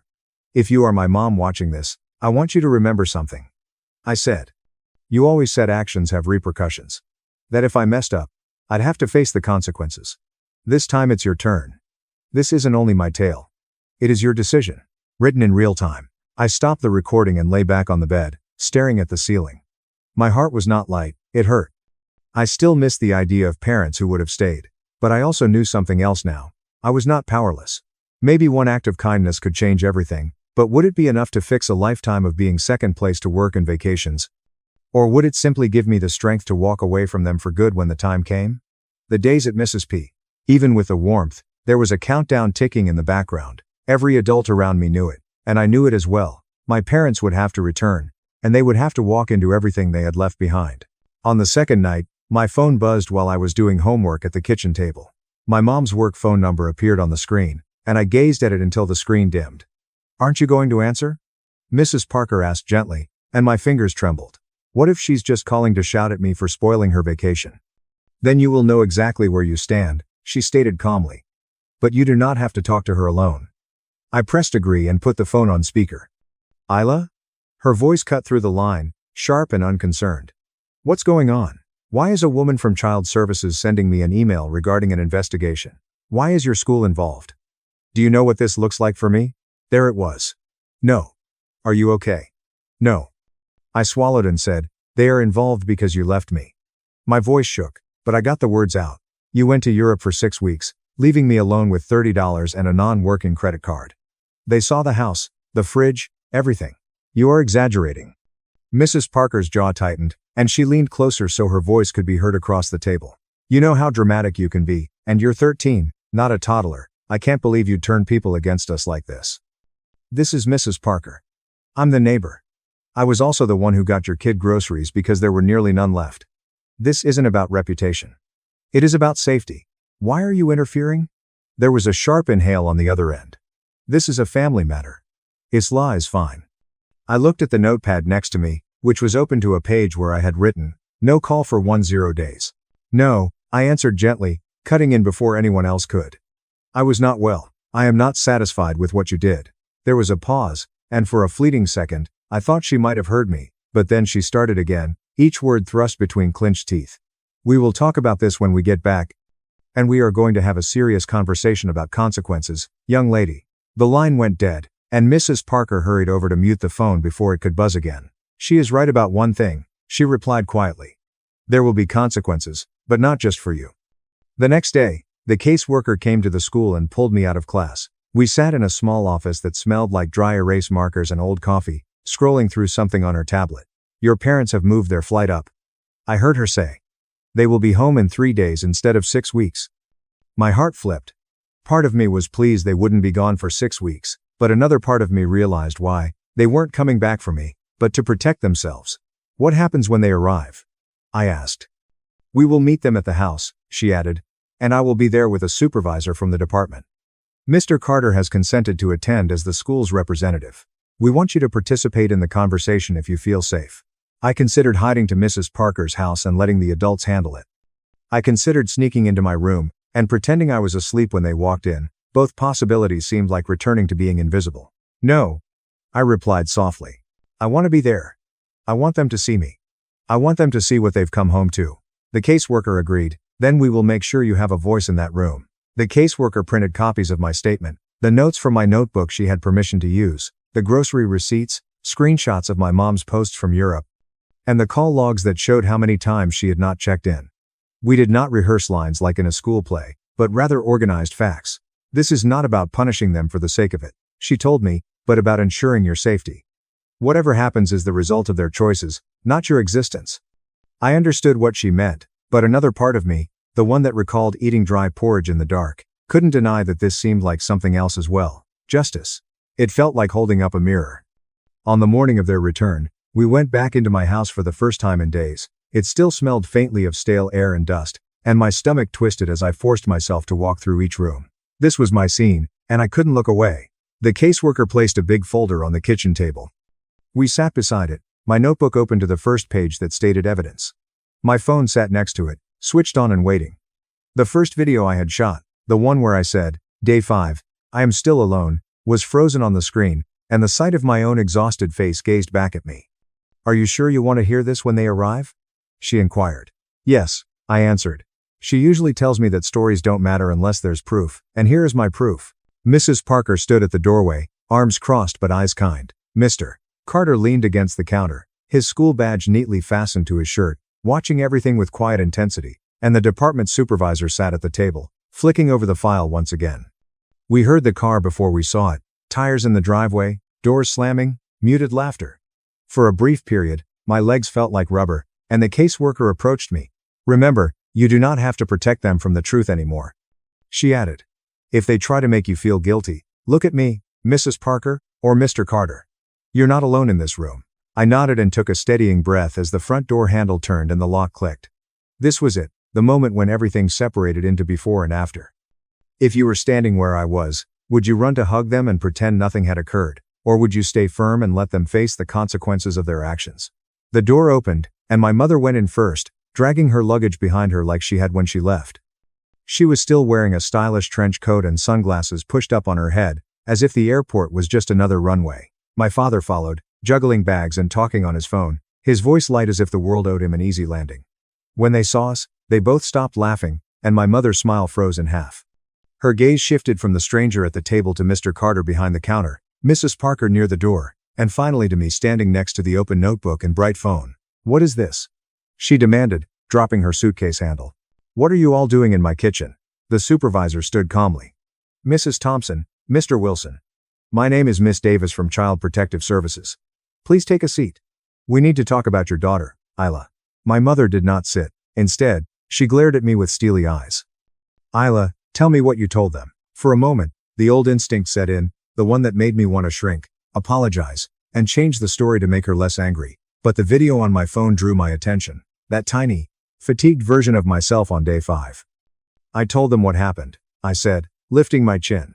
"I told them the truth." My father tried to make things right, setting his bags down and forcing a laugh. "There has clearly been a mistake. We left her with food, cash, and a credit card. She is an extremely mature 3-year-old. She knows how to care for herself. People underestimate the abilities of today's children." The supervisor put a printed piece on the table and turned it toward them. "This is the activation record for your card," she told me. "It was never set up with a PIN.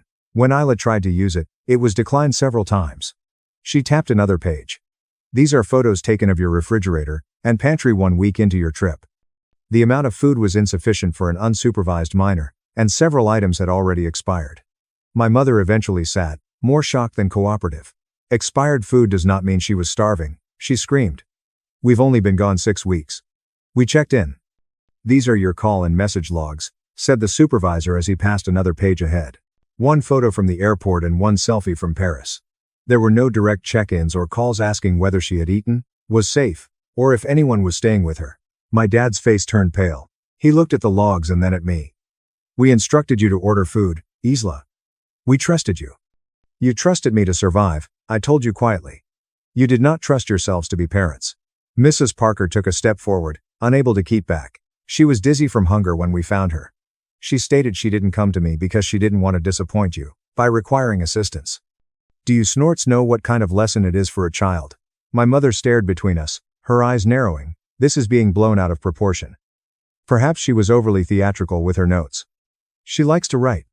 The supervisor nodded once at me and then at my phone. "Snorts, Isla, are you okay giving them what you recorded?" My hands shook slightly as I grabbed for my phone and pressed the play button. The room was filled with my own small voice from days before. Day 5. The past me remarked on screen. "I am still alone. The card doesn't work. I ate the last good thing in the fridge yesterday. If you are seeing this, it means someone finally asked what happened to me." The camera panned over our kitchen, capturing Snorts, the almost empty shelves, the lonely box of cereal, and the quiet room. My mother slapped her mouth, and my father watched, his shoulders lowering. "No," my mother said quietly, backing back as if the pictures were physically pressing her. "No, this cannot be happening." But it was, and this time, she couldn't ignore it or laugh it off. The supervisor folded her hands. "Mr. and Mrs. Thompson, based on our research, school reports, neighbor testimony, and Isla's own paperwork, we found that leaving her unaccompanied under these conditions constitutes neglect under state law. An emergency order will go into effect immediately. Isla will not return to unsupervised care with either of you until a full hearing is held." My mother shook her head furiously. "You cannot take my child from me because of a mistake. We simply needed a break. Do you understand how hard we work? Do you know what kind of stress we're experiencing?" I took a breath and moved forward. "I know," I replied. "You tell everyone about your hard effort. You inform your friends, co-workers, and on social media. But you didn't inform anyone that I was alone, hungry, and afraid. You didn't tell anyone where I was." Her eyes welled up with tears. "Isla, you don't understand. Adults also require time away. We believed you'd be all right. We did not mean to hurt you." The words I'd heard my entire life echoed in my head. Every time I forgot a chore or messed up, Mom would say them with chilly finality. "Actions have consequences, Isla." So I said it back. "You always told me that actions have consequences." I answered, keeping my voice steady. "You taught me that once I made a decision, I had to accept the consequences. Here's what you taught me. This is what your options look like." My mother looked like the ground had vanished beneath her, and my father grasped the back of a chair as if it were the only thing keeping him upright. The supervisor spoke again. You will have the option to participate in parenting classes, psychiatric tests, and supervised visits if the court approves, she stated. This is not about punishing you forever. It is about assuring Isla's safety and preventing this from happening again. My mother returned my gaze, her eyes welling up with tears. Isla, please, she implored. Let them know you want to come home. Tell them we can repair it. We can start over. We can do better. A part of me, the one who still remembered bedtime stories and holiday decorations, wanted to rewind everything, but another part of me, the one who had spent evenings filming movies in the dark, realized that going back without making any changes would imply that none of it was important. I want to be protected, I said. I want to be somewhere visible before I vanish. Right now, that is not with you. Her face crumpled like paper, and my father glanced aside, blinking rapidly. The supervisor placed the paperwork on the table. For the duration of the investigation, Isla will remain in temporary placement with Mrs. Parker, she explained. You will be advised of the court date. Until then, please do not contact her directly without first going via our office. My mother said, You're siding with her against her own parents.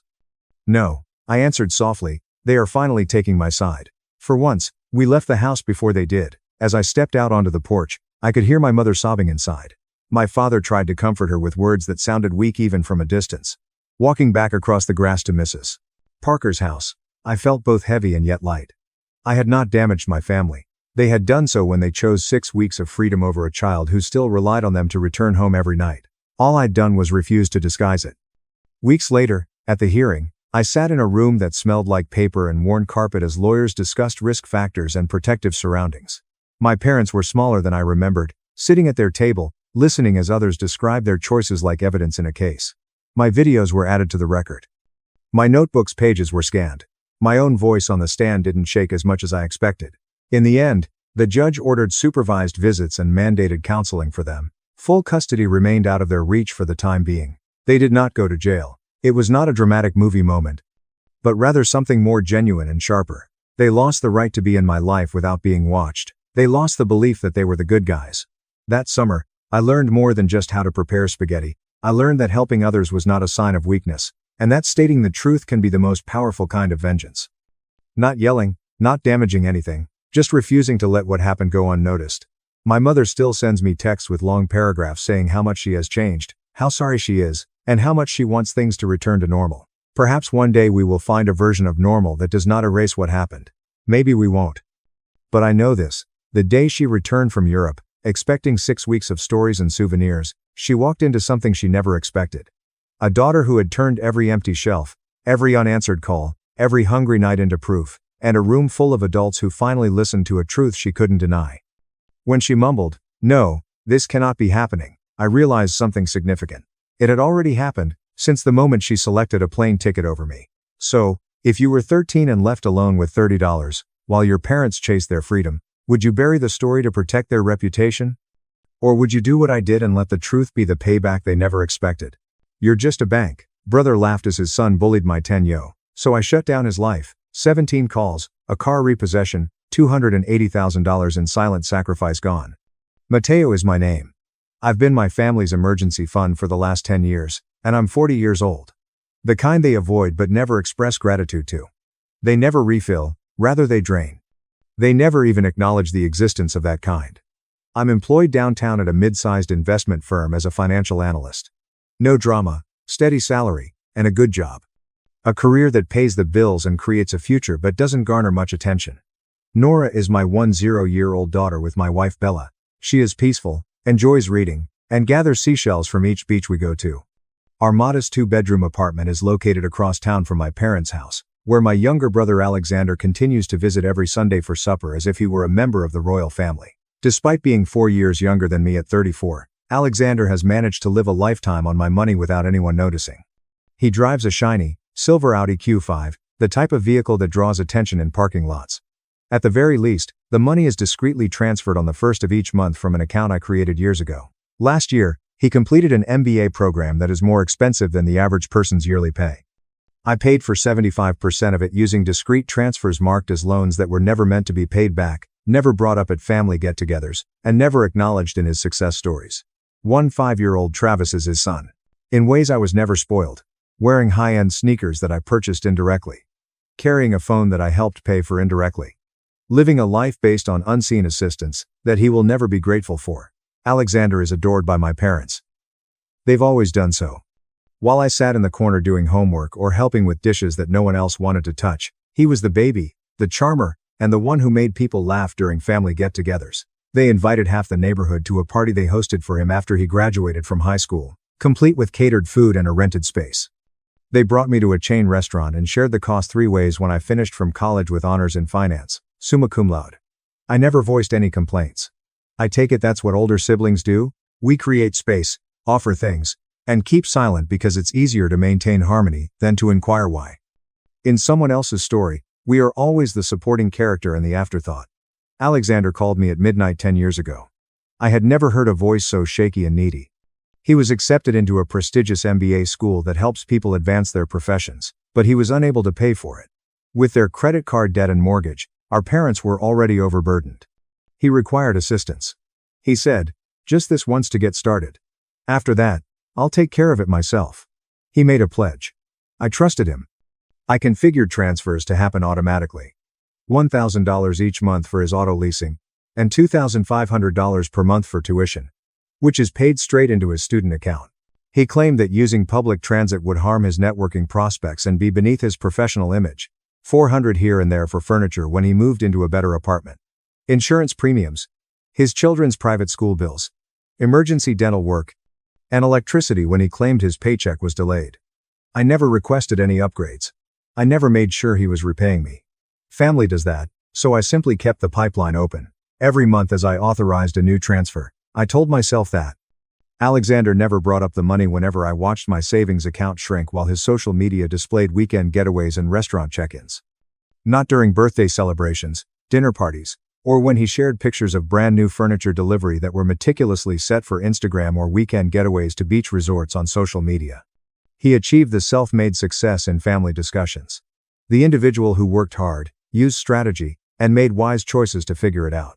Every time he shared his investment ideas or professional moves, my parents would nod in agreement as if he were preaching the church, beaming with pleasure.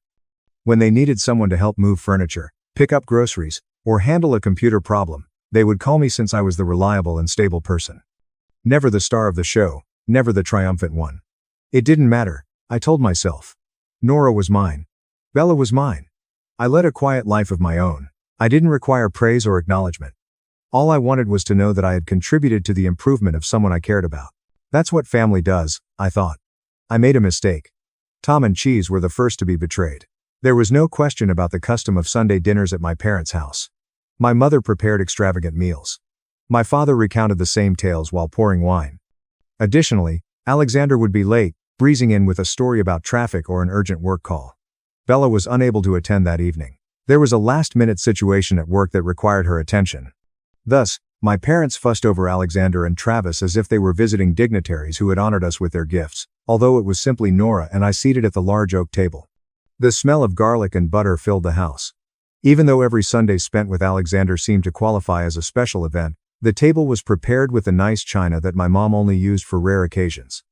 In the middle, candles flickered. The kitchen speaker was playing soft music. Nora brought her favorite book, a fantasy book about kingdoms and dragons. Before dinner, she was absorbed in her own world while reading quietly at the table with her legs swinging beneath the chair. As he passed her, Travis abruptly took the book from her and threw it on the ground as if it were garbage. "You're reading that baby stuff, but why?" Nora stopped. She flushed. One specific type of embarrassment that results from an older person making fun of you. She didn't cry or fight. She simply gazed at the book on the floor as if she wasn't sure if she was permitted to pick it up, as if simply being in his presence had been a transgression. I got up and approached, speaking in a cool, collected tone. "Take the book, Travis, and return it to her." His expression twisted between shock and disgust as if I had just proposed that he use his bare hands to clean a toilet. "Why ought I to?" Simply said. "It's a dumb book. Since it isn't yours, take it up." From across the room, Alexander chuckled. It wasn't an awkward deflection or a nervous laugh. This kind of real amusement was merely harmless fun.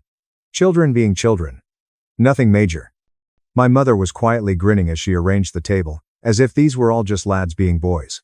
Innocent children stuff that would be forgotten in 5 minutes. After picking up the book, Travis tossed it onto Nora's lap. Not given it. Tossed it there. Now be happy. Uncle was broke. There was silence in the room. Not the kind of quiet that results from fear or shock. The type that results from people holding their breath. Awaiting a response from someone. Watching to see whether the tension will increase or break. I gave Alexander a peek. He was smirking as if his child had just given a smart joke, reclining back in his chair with his arms crossed, as if this were all a part of a game that I couldn't figure out. Travis expressed regret. Alexander slowly got to his feet while continuing to smile and appear as though this was all an absurd overreaction. Why? He's just being truthful. Nora needs to understand that the world is harsh. Mateo, you can't continue to spoil her. Feelings don't matter in the real world. With his gaze fixated on the table, my dad went for his wine glass and took a long swallow while clearing his throat without saying anything. As if she hadn't heard anything. As if her grandson hadn't just insulted her granddaughter at her own dinner table, my mother calmly hummed as she brought out the mac and cheese dish. Tears were welling up in Nora's eyes. She didn't have her eyes on Travis. She was staring at me, hoping for me to make things right, waiting for someone to defend her. I placed my hand on her shoulder and knelt beside her. Are you all right, my love? She nodded, but her hands gripped the book as if it were a lifeline, and her lip was quivering. I got up, turned to Alexander, and spoke at a level tone. At a family dinner, your child just made fun of my daughter. There is nothing you will do about it. Alexander gave a casual, unconcerned shrug. He is 15 years old. Children say things. You're going overboard. I'm going overboard. Yes, you are, Mateo. Nora is doing well. Observe her. She's all right. However, by criticizing Travis in front of everyone, you have now caused him discomfort. So perhaps you ought to offer an apology. The words felt like a door slamming in my face, like a slap, and like cold water. Do you want me to tell your son I'm sorry? Yes. For causing a commotion and humiliating him. With a gentle clink, my mother placed a serving spoon on the table, her grin unwavering. Mateo, let's just eat, honey. There's no point in getting furious over it. Family is family. With his eyes still down, my dad poured himself more wine. I glanced around the table at my parents, who were grinning quietly as if nothing had happened. Alexander leaned back, wearing that arrogant grin that suggested he had already prevailed. Travis is already bored and has moved on as he scrolls through his phone. Nora was holding her book like a shield while gazing at her lap. I didn't speak up. I refrained from arguing. No doors were slammed by me. I just whispered 4 words, reached down, and took Nora's hand. We're heading home. As I made my way to the door, Alexander called after me in a lighthearted, mocking voice. Mateo, are you really going to go away because of this? For nothing? I didn't look back. I assisted Nora in getting into the vehicle. She stared out the window and remained silent the entire way home. She finally spoke something in a tiny voice as we turned into the driveway. Why didn't Grandma speak out, Dad?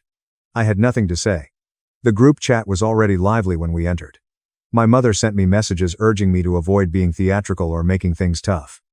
Alexander laughed it off in a text, saying that I was too sensitive and couldn't handle a joke. My father sent nothing. That evening, I spent a lot of time staring at my phone and reading the messages while experiencing a deep and irreparable transformation within me, nor rage, nor anger, but insight. I didn't get any sleep. Bella arrived at home at midnight. I sat on the edge of the bed and stared at my phone as I scrolled through 10 years' worth of bank transfers, tuition payments, car lease installments, utility bills that included Alexander's address, insurance premiums, Travis's school fees, birthday presents that I had paid for, but Alexander had claimed credit for, emergency loans that were never emergencies, just maintenance for my lifestyle. Still dressed for work, she sat down next to me without asking any questions. When I needed time to think, she simply waited, being present and patient as usual. They wanted me to say I was sorry. When I eventually spoke, I sounded flat to a 15-year-old named Nora. I made a scene, and Alexander asked me to apologize. Bella's mouth clenched. Her hand found mine, steady and warm, but she said nothing. I continued to scroll. $2,500 a month for 6 years. Tuition alone amounts to $160,000. Over a 4-year period, the car lease added an additional $60,000. Emergency loans that were never loans, school supplies, insurance, and utilities. I didn't want to figure out how much it all came up to. A figure that gave me the chills, more than $280,000. And for what purpose? I remained the trustworthy older brother who never claimed credit, allowing Alexander to play the role of self-made success. So that, while I sat in the background, my parents could boast about his accomplishments at church socials and neighborhood cookouts. The wallet they never had to thank, the reliable one, the dull one. Nora's expression at the dinner table crossed my mind. The way she had gazed at me, anticipating my defense. The way my folks had been smiling the entire time. It was just children acting like they were being terrible. Pretending to be humiliated was just lighthearted banter. The way Alexander had smirked while standing there with his arms folded. Every family get-together where Alexander showed up late and departed early came to mind, never volunteering to assist with cleanup. I never inquired about my week. I never admitted that my quiet and my money were the foundation of the life he was leading. I remembered that he hadn't called me in 3 weeks. Friendly and informal, as if we were simply brothers catching up, he asked if I could pay for an unexpected bill. Nothing significant. He just has $600 to last him till his next salary. Only $600, dude. Next month, I'll repay you. I wouldn't ask questions, and would mail it the same day. He never reimbursed me. They never did. Bella's thumb traced circles on my palm as she grasped my hand. What are you contemplating? I closed the banking app, opened my contacts, and spent a considerable amount of time staring at Alexander's name and the small photo icon that depicted him grinning at a party, carefree and burden-free. I believe I have been invisible for a decade. And they urged me to apologize for my existence the instant I made an effort to be noticed and to defend my daughter. Bella made no attempt to dissuade me. She didn't say kind things or advise me to sleep on it. She simply nodded, rested her head on my shoulder, and remained silent, allowing me to sit with the realization's weight.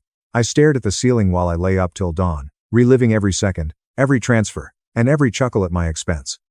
Every time I stood in the kitchen doing dishes, my folks would compliment Alexander. Years of silent support followed each time Alexander had requested for a small amount of assistance. By dawn, my anger had subsided. I was finished. I called in ill to work. I went down at my desk with a notepad, a calculator, and a resolution I hadn't had in years after Bella dropped Nora off at school. I started by retrieving all of the periodic payments I had established throughout the years. All of it.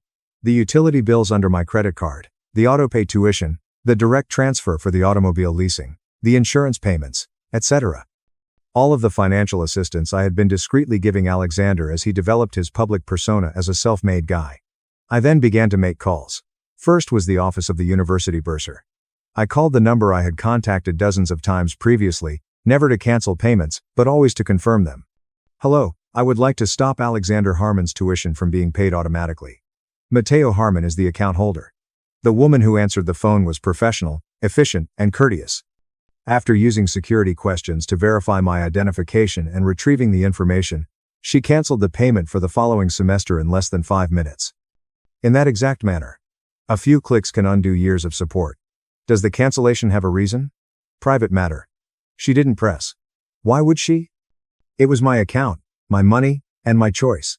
The vehicle rental business came next. This one was more difficult. Additional levels of bureaucracy. I have to take my name off of a car lease as a cosigner. 4,921 at the end of the account number. It took longer this time. I was moved twice. Requested documents. Explained the procedure using precise legal terminology. I remained composed, gave them what they required, and addressed all of their inquiries. I received an email confirmation in my inbox by midday. Alexander's car lease would either be liable to seizure or require a new cosigner within 30 days. He would lose the Audi he cherished, followed by the utilities. I made calls to the water service, the internet provider, and the power company. Any credit card or bill with my name linked to Alexander's address. I asked to have my account closed or transferred to the primary resident, and I deleted my payment details.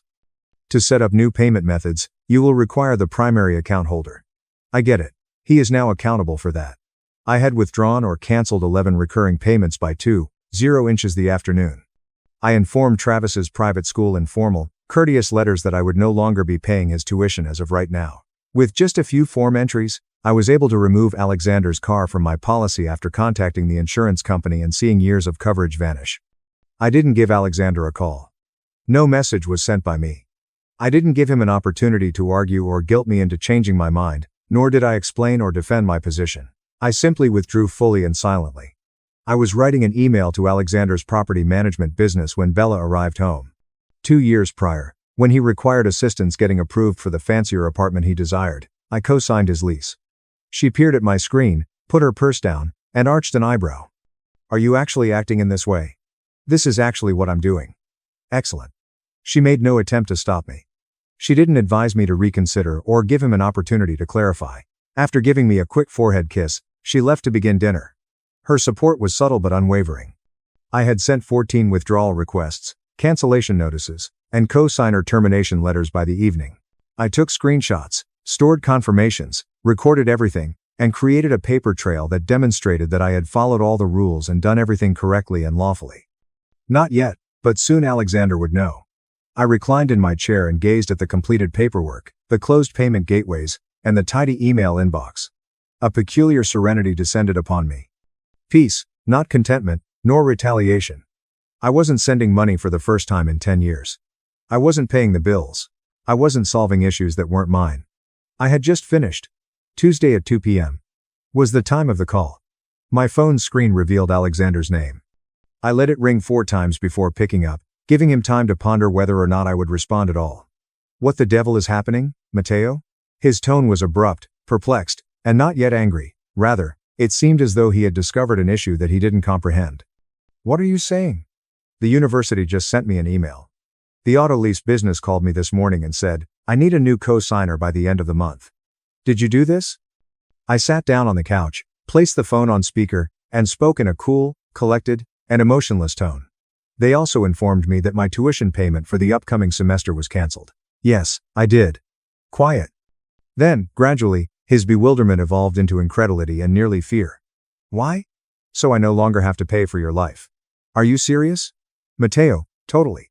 This is crazy. Without first speaking with me, you cannot simply cancel everything. I have expenses. I have obligations. Next month is when Travis's school expenses are due. After that, give them money. One more quiet. This time, longer. He was breathing, thinking, trying to find out how to spin this, and I could hear it.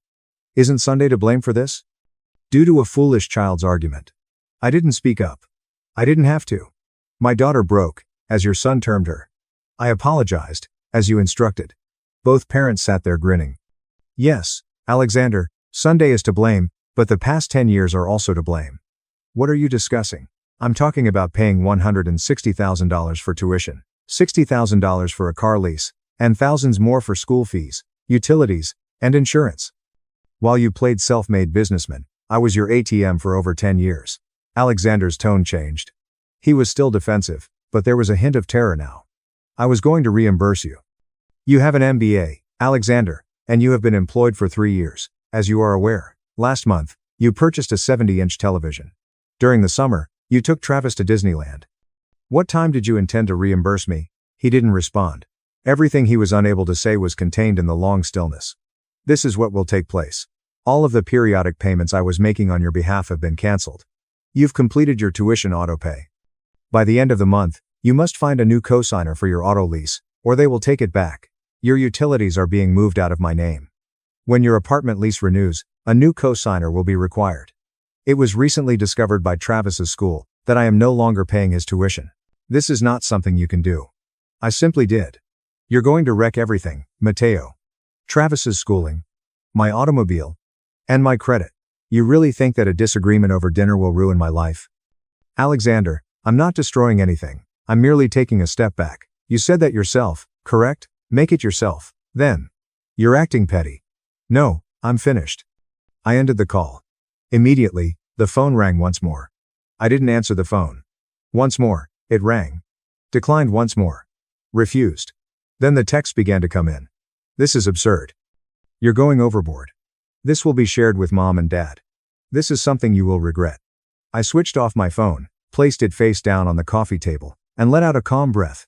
Bella stood in the doorway, quietly proudly observing me. Are you all right? I gave a nod. Yes, I'm all right. And I was, for the first time in 10 years.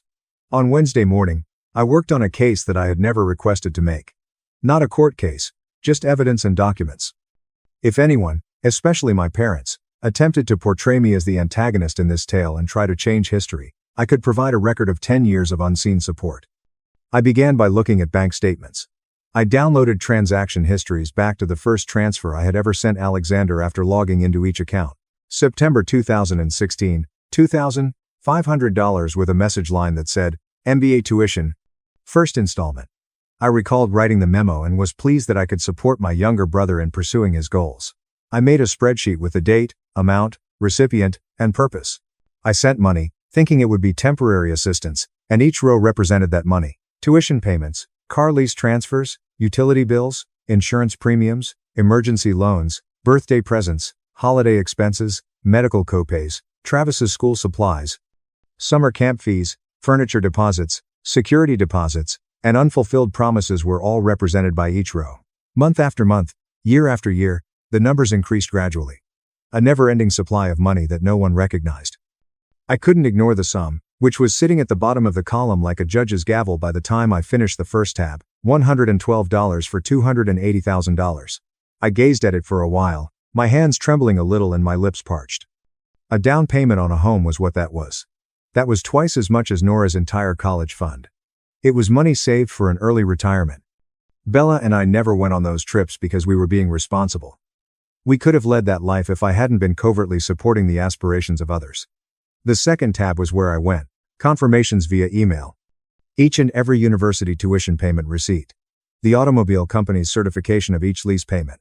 I have my credit card number on every utility statement. All of the insurance policies under my account that have Alexander's name on them. Every tuition statement from the school lists me as the payer. All of them were saved, some were printed, and they were arranged in a folder called Financial History 2016 to 2024. Unquestionably, the pile of papers became heavier, a physical load equal to the emotional one I had been carrying. I then opened my SMS messages. Years of casual demands that, in retrospect, seemed different, and were premeditated in a way I had never seen before. Hello, are you able to pay for electricity this month? Short on funds. For Travis's school trip, I need $600. I'll reimburse you on Friday. Auto insurance is due. Are you able to manage it? 10 years of I'll pay you back. And just this once raced across my mind. And thank you so much, dude. Not one of those pledges had ever been fulfilled. Not a single dollar was given back. No recognition of the debt at all. Because I knew Alexander and my parents, I took screenshots, saved them to a cloud folder, backed them up on an external device, and made redundancies because I knew they would try to downplay, deny, or gaslight me into believing I was remembering things incorrectly. I then launched the chat for the family group. I went through the years and scrolled back. My parents sent Alexander birthday messages congratulating him on his accomplishments. Alexander posed in front of the Audi I was paying for in these vacation pictures. Photos from vacations paid for with money he had not earned. Updates on Travis's achievements, at a private school funded by my transfers. Those weren't screenshotted by me, I didn't have to. All I had to do was remember. I had to remember the evidence in case they tried to instill guilt in me. I tried to paint me as the villain for establishing limits. Around noon, Bella knocked on the office door with a bottle of water and a sandwich. It's been 4 hours since you entered. I'm nearly finished. Her expression was unreadable as she put down the plate and looked at my screen. That sum is substantial. Yes. Are you all right? I rubbed my eyes and shut down the laptop. I've been paying for someone else's life while hardly making any investments in my own, and I'm starting to realize this. We drove used vehicles, avoided holidays, and lived in a small apartment, but Alexander was living the good life. And my quiet was the foundation of it all. Bella placed her hand on mine as she sat on the edge of the desk. With all of this, what will you do? Nothing. Unless they exert pressure. I'll show Alexander and my parents exactly what I've been carrying for the past 10 years if they try to paint me as the villain. If they don't push, I quietly go and let the repercussions teach them what I was unable to. She left the sandwich after giving me a forehead kiss. I finished everything for the remainder of the day. I located a black-covered master copy of the financial records, printed it, and put it in my desk drawer. I sent copies to myself via email. To ensure that nothing could be lost or erased, I made 2 or 3 backups of everything. By nightfall, I had a comprehensive record of all the money, favors, and unspoken sacrifices. 10 years of invisible effort are documented. I had the receipts to correct the record if Alexander or my parents attempted to change history, but I had no intention of showing them to anyone. Safe and unconcerned by the mayhem I was silently tearing apart across town, I shut down the laptop, switched off the desk lamp, and entered the living room where Nora was reading her book. With a naive and trusting smile, she gazed up. Could you help me with my homework later, Dad? Naturally, my dear. The rest of the world vanished in an instant. On Thursday morning, the collapse began. I was not present when it happened. My mom called me in a panic around midday, and I only learned about it through frantic texts and voicemails. Her voice was tremulous and high. At 8:47 a.m., Alexander's world started to fall apart. When he was in the middle of a Zoom meeting with a client, his internet went out. When everything went dark, He was presenting quarterly projections while sharing spreadsheets and figures on his screen. Irate, thinking it was a service interruption, he called the provider and mentally prepared a complaint. I had autopay, however the individual gently explained that the account had been closed for non-payment and the elimination of the payment method on file. The credit card that was used to fund the autopay is no longer associated with this account. 3 days ago. Sir, we sent a message to the billing email. That email was not accessible to Alexander. I owned it. His power went off at 9:15. As he paced his dimly lit apartment and watched the battery deplete on his laptop, he made a call to the power company using his cell phone. The same tale. The payment mechanism was deleted and the account was closed. My billing email was the one to which they had sent a notice. 3 days earlier. Until a new account was created and a deposit was made, service would be suspended. Travis's school called at 10:30. The semester's tuition payment had bounced. Travis would be removed from enrollment at the end of the week if they didn't receive payment right away. $14,000 is the sum owed. It wasn't with Alexander. He had been relying on credit cards to make ends meet while living month to month on his wages, constantly believing that the unseen safety net beneath him would catch any fall. The internet had vanished. The vehicle rental firm left a voicemail by 11. They needed the car back within 7 days, or they would start the repossession process, because Alexander's credit score wasn't high enough for solo approval, and the co-signer had withdrawn. Additional costs and perhaps legal action would follow non-compliance. I received 17 calls from Alexander between 11:15 and noon. I didn't respond.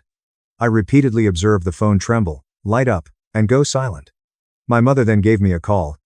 Mateo, what's happening, my love? Alexander just gave me a tearful call. You canceled all of his bills. He claims. Is that accurate? I was eating lunch at my desk while keeping an eye on the incoming emails.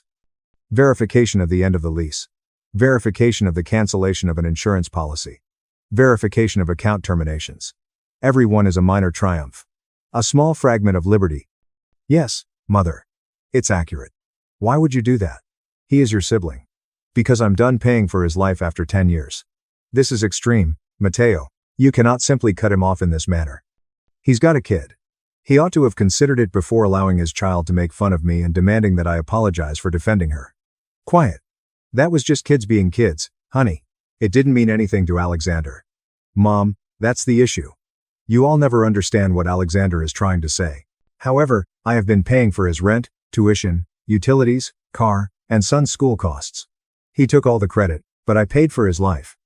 And you all grinned and told me I was exaggerating when I asked for basic decency and respect. This is unfair. You're correct. It's unfair. For 10 years, it hasn't been fair. I ended the call.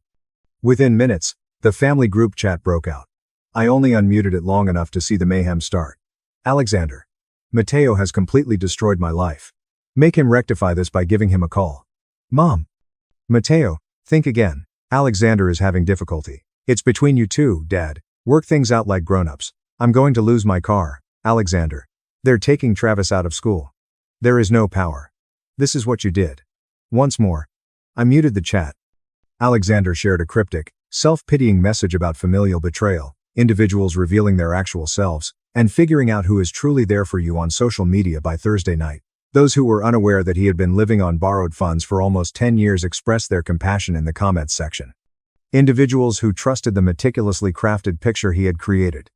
I didn't answer. I didn't participate. I didn't elaborate. I was calm and detached as I watched the collapse from a distance, and all I could feel was peaceful relief. Bella read the notes over my shoulder as she sat on the couch beside me. He is in a downward spiral. Yes. Do you feel horrible? I considered it. Gave it careful thinking. Look for pity, regret, or guilt in my emotions. No, I feel liberated. Alexander arrived at my apartment on Friday morning. The peephole allowed me to see him. He had rumpled clothes, black circles under his eyes, and a worn-out, unshaven appearance. It was likely one of his final drives before the repo crew arrived, as the Audi was parked in the guest spot. He repeatedly knocked and then pressed the doorbell 3 times in quick succession, each ringing more urgently than the one before. The door was not opened by me. His voice cracked as he finally left a voicemail. I know you're in there, Mateo. We must speak. I understand. I know I made a mistake, but you can't do this. I'll lose everything. Just give me a call back, please. I erased the voicemail.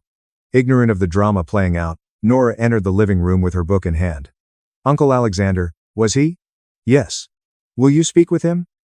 I dropped on my knees, brushed her hair away from her face, and gazed into her naive eyes. Not now, my love. She gave me a strong hug, nodded, and resumed her reading. Alexander never expressed regret for Travis' remarks. The 10 years of unspoken assistance were never acknowledged by him. All he wanted was for things to return to normal, for the money to be returned, and for the safety net to be reinstated. And that provided me with all the information I required. The dust began to settle 3 weeks after I turned off the electricity. On a Tuesday afternoon, the car belonging to Alexander was repossessed. My mother called to tell me, her voice heavy with blame and disappointment, even though I didn't witness anything. I wasn't asked to correct it by her. She merely wanted me to realize that I had overreached myself. I refrained from arguing. I simply listened, remained silent, and allowed her to end the call. The private school withdrew Travis. Although it was ideal, Alexander enrolled him in the neighborhood public school, which lacked the reputation Alexander had been projecting on social media. Silence took the place of the posts about Travis's elite schooling in his feed. Alexander was unable to qualify for the apartment lease renewal without my co-signature. He relocated to a smaller apartment across town, nearer his workplace, and further away from my parents. No gym, amenities, or reserved parking. I was no longer invited to Sunday dinners by my folks. Not directly. They simply stopped calling and messaging. Although I'm sure they formed a new family group chat without my number, the one I was in became silent. They weren't pursued by me. One Saturday, Bella and I went Nora to the beach. We ate ice cream, collected seashells, and watched the waves come in throughout the afternoon. I hadn't heard Nora laugh so loud in months. She didn't inquire about Alexander. She didn't inquire about Grandpa and Grandma. She simply asked if we could return the following weekend. I had a cup of coffee on the balcony on a calm Sunday night while I watched the sun set over the surrounding area. Once, my phone buzzed. Alexander sent a text. "I hope you're content. Everything was ruined by you." I read it twice. I typed a response after that. Nothing was destroyed by me. I simply quit creating your life for you. I disabled his number after hitting send. Bella put a blanket around my shoulders and joined me on the balcony. "Are you all right?" "Yes, I truly am. No regrets. I consider the funds, the years, the unseen work, and the silent sacrifices." Then I reflected about the calm in our house, Nora's laughing at the beach, and the weight that had been taken off my chest when I no longer had Alexander's life to bear. No regrets. We saw the sky change from orange to pink to deep purple while we sat in silence. I had been someone else's safety net for 10 years. They never thanked the pocketbook. They took the support system for granted. I was now just Mateo, a husband, father, and financial analyst who had discovered the hard way that family isn't about taking advantage of others. It has to do with who observes you. And the people who really saw me were choosing me every day, living in this small apartment, and sitting next to me on this balcony. Now Alexander could make sense of his own existence. I had had enough of being invisible. My golden sister banned me from Christmas so I wouldn't ruin our family's image. 3 days later, they're begging for mercy after finding out I own a $3.8 billion AI company. On December 16th, the call was received. I left it on voicemail while I was at a board meeting talking about our Q4 projections. After the conference finished at 4:15 p.m., I went to my corner office on the 17th floor of the Boston Medical Center's research tower and phoned back after seeing 3 missed calls from my younger sister Claire and a text that said, "Call me about Christmas." Claire finally responded, her voice tinged with annoyance. "I've been trying to reach you for hours. I was in a board meeting." "What's going on?" "It's about Christmas Eve, Mom and Dad's annual party." She looked up. "We need you to skip it this year." I put my coffee down. "Excuse me?" "Look, don't make this a big thing. It's just my boyfriend is coming. Dr. Daniel Park. He's a cardiothoracic surgeon at Mass General, and he's kind of a big deal. He's being considered for department head, and I've told him about our family, about how successful we all are, Dad's accounting firm, Mom's interior design business, me working in pharmaceutical sales." She went on without talking about me. "Elena, come on. You know how it is. You're 36, still single, living in that tiny apartment, working some hospital job we don't really understand. Daniel comes from a family of doctors and academics. If he meets you and realizes you're, well, struggling, it's going to raise questions about our family." The framed Fortune magazine cover, "The Future of Healthcare Technology," meet Dr. Elena Hayes, 33, whose AI platform is saving lives. The Incorporated magazine, Innovator of the Year award, and my credentials M.D. were all on display on the wall across from my desk. From Johns Hopkins, a Ph.D. in biomedical engineering from M.I.T. and an M. Bachelor of Arts from Wharton. I whispered, "What exactly did you tell Daniel about me?" I said, "You work at a hospital in an administrative role." Which is technically true, right? You do work at BMC? Claire, please, this is important to me. Daniel is the one. I can feel it. His family is hosting us for New Year's, and I need everything to be perfect before then. Having you at Christmas, with Mom asking you those pitying questions about your job and Dad making awkward comments about you still renting it would ruin the image I've built. On the line, I heard rustling. The voice of my mother then joined. "Elena, honey," Claire put me on speaker. "Your father's here too." "Great." Mom's voice became begging. "Sweetheart, we're not trying to hurt you. We just want Claire to have her moment. You understand, don't you? She's finally found someone wonderful, and we don't want anything to complicate things." "By anything, you mean me?" "That's not what we're saying," Dad said. "We're just thinking about first impressions.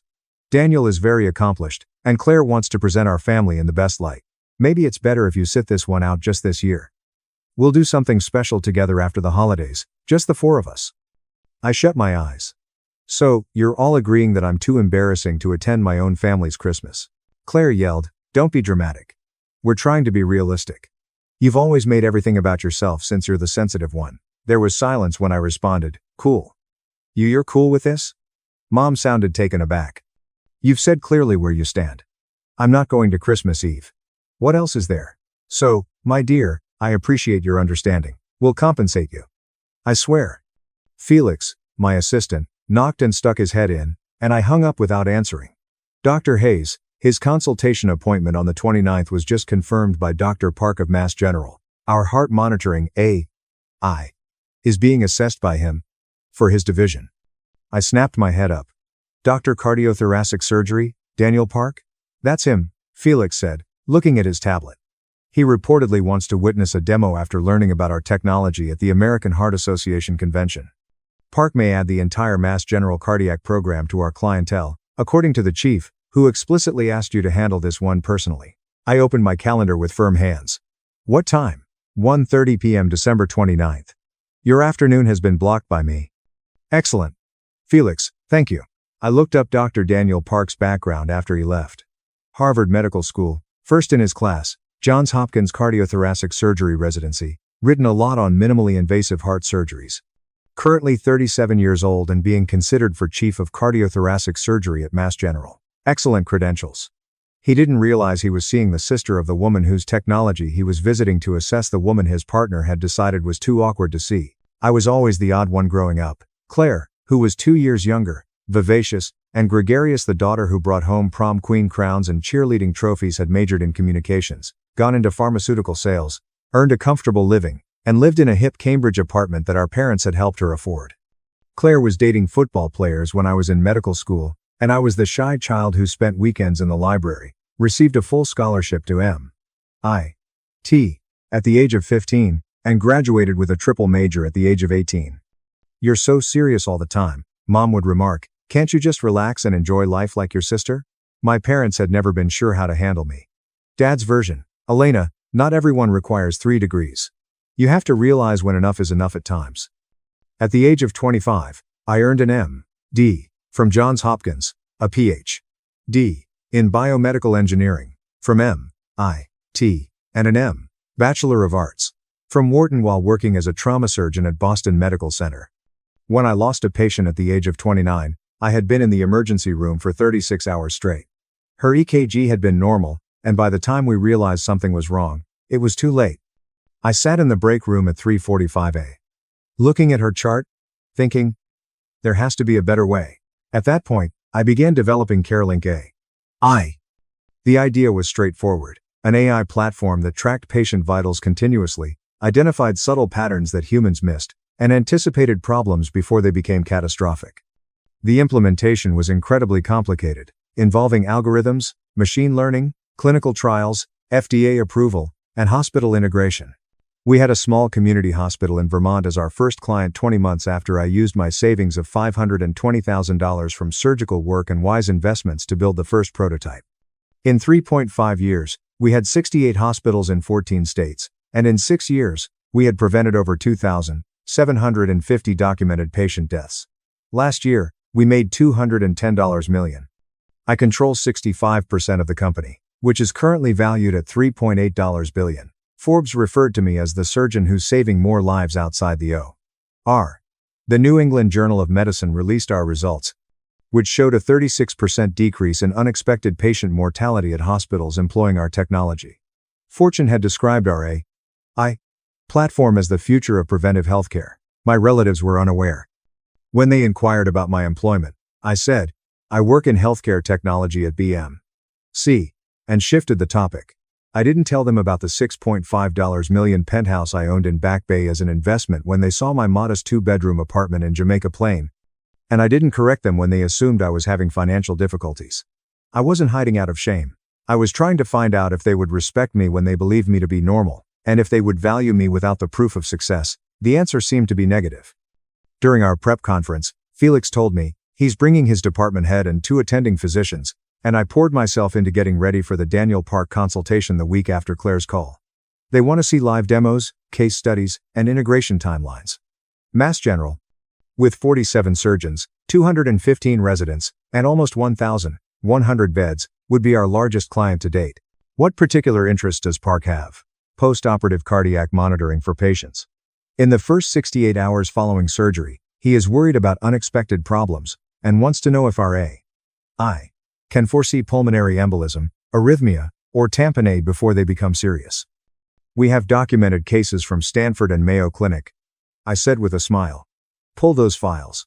I couldn't help but notice the irony. Daniel Park wanted technology, my technology, created by the woman his girlfriend thought was too unsuccessful to meet to save his patients' lives. Claire shared pictures from her Christmas shopping trip on Instagram on December 22nd, including designer bags, upscale dining establishments, and captions about treating myself before the big family celebration. On December 23rd, Christmas Eve, Claire shared pictures from my parents' party, featuring her in a red cocktail dress next to a dashing Asian man in a fitted suit. Caption, I would like to introduce the family to my talented surgeon. The most amazing Christmas ever. I took screenshots of every comment from my records, with friends congratulating Claire on finally finding someone at her level and aunts and cousins gushing over what a beautiful couple they formed. I had Christmas dinner with my executive team and their families that evening, while my family celebrated without me. My CTO, Dr. Michael Torres, had invited me to his Brooklyn home, where his wife prepared arroz con pollo and his 3 children showed me their science fair projects. We discussed the future of predictive medicine, aspirations to stop death before it happened, and creating something meaningful. I hadn't had a better Christmas in years. We had a conference room on the 17th floor with a view of the Boston skyline, and I arrived at my office at 5:45 a.m. on December 29th, cold and bright, and went over every detail of the presentation. I had planned for our Chief Technology Officer to give a live demonstration of the AI platform, our Chief Medical Officer to discuss outcomes data, and our Head of Clinical Integration to present case studies, but I had insisted on doing the introduction myself. Felix knocked at 1:45 p.m. Doctor. The crew from Mass General is here, Hayes Dr. Park, 2 attending physicians, and Dr. Evelyn Shaw, the Chief of Surgery. Send them to conference room A. I'll meet them there in 5 minutes. I straightened my white coat, made sure my credentials, M.D., Ph.D., M. Bachelor of Arts were visible on the wall, and made my way to the conference room. Through the glass wall, I could see Dr. Shaw, a distinguished woman in her 60s, 2 younger attendees, both taking notes, and Daniel Park, tall and self-assured in scrubs and a white coat, gesturing animatedly as he explained something. He was attractive, well-groomed, and the type of person who had never been told no. He looked just like his pictures. Good afternoon, I said as I pulled the door open. Welcome to Boston Medical Center. My name is Dr. Elena Hayes, and I am the founder and CEO of CareLink AI. Dr. Shaw instantly got to her feet and held out her hand. It's an honor. Hayes. For the past 2 years, I have been keeping up with your work. Your Stanford trial's mortality reduction statistics was astounding. I'm grateful. We're eager to talk about how CareLink might help the patients at Mass General. After shaking hands with the 2 attendees, I turned to face Daniel, who was looking at me with his hand outstretched and a courteous but slightly perplexed gaze. Doctor, I took a strong hold of his hand and said, Park, welcome. I recognize that post-operative cardiac monitoring is of special concern to you. Yes, I do. Thank you for coming to see us, Dr. Hayes, he said in a hesitant tone that suggested he was attempting to place me. As we sat, I pointed to the screen behind me, where the CareLink AI logo and our motto, predicting complications, were shown. Preserving lives. Before we begin the technical presentation, let me give you some context about CareLink's development. For 10 minutes, I told them about my experience as a trauma surgeon who became an engineer, about the patient I had lost, about the technology I had developed in response, and I showed them our clinical trial data, our FDA approval paperwork, and our client hospitals. Daniel was taking notes, but I noticed that he kept looking at me, his expression becoming more perplexed. Then Dr. Shaw made a statement that altered everything. "Doctor, I have a question for you, Hayes. I believe I read that you have family in Boston. Is that correct?" "I do. My younger sister resides in Cambridge, while my parents reside in Newton." "How does she act?" "Pharmaceutical sales." Daniel's pen froze. "Sales of pharmaceuticals? Your sister works in pharmaceutical sales," he continued carefully. "That's correct." His face had turned pale, and he put down his pen. What's your sister's name?" I looked him in the eyes and said, "Claire Hayes." There was complete silence in the room. "You're Claire's sister," Daniel said, getting up so quickly that his chair tumbled back. "Elena, Claire's sister." "I am. However, she claimed that you held an entry-level job in hospital administration." He was unable to complete the phrase. "She said you were." Confused, Dr. Shaw glanced between us and asked, "Is something wrong?" Daniel said, "Claire is my girlfriend." In a strained voice. "On Christmas Eve, I got to know her family. She informed me that her sister was unable to attend due to work obligations. She claimed that you were not truly involved in the family's success story and that you held a low-level hospital position." The two attending doctors shuffled uneasily. I spoke in a professional tone. "I understand. I want to reassure you, Dr. Park, that this consultation is unrelated to your relationship with my sister. You're here to assess potential patient-benefiting technology. That's all that counts. You founded this company, so you're the CEO, he said. The woman on the cover of Fortune magazine is you." "I am. Claire informed me that you were having difficulties, living in a small apartment and working at a job that no one in the family could understand. You weren't at Christmas because of this. Having you there, she claimed, would give me a false idea of her family." "Yes," I concluded. "I understand her logic. Maybe we should reschedule this meeting," Dr. Shaw said, after clearing her throat. Calmly, I responded, "That won't be necessary.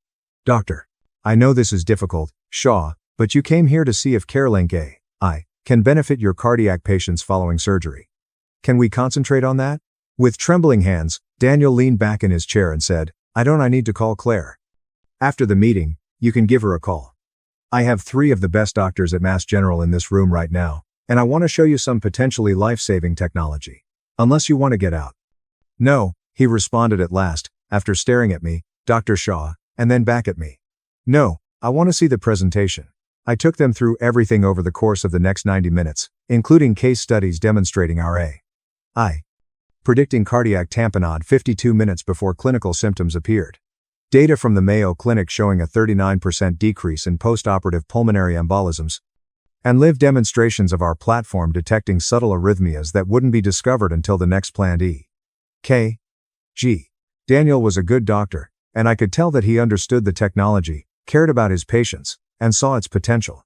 However, every few minutes, his gaze would stray to the wall behind me, where the cover of Fortune magazine hung in a frame, featuring my face, younger but still identifiable, with the headline, Healthcare Titan of the Year, the surgeon who built an AI to preserve lives. Dr. Shaw was grinning at the conclusion of the lecture, saying, "This is exactly what we need. Dr. Hayes, I would like to start a pilot program right away.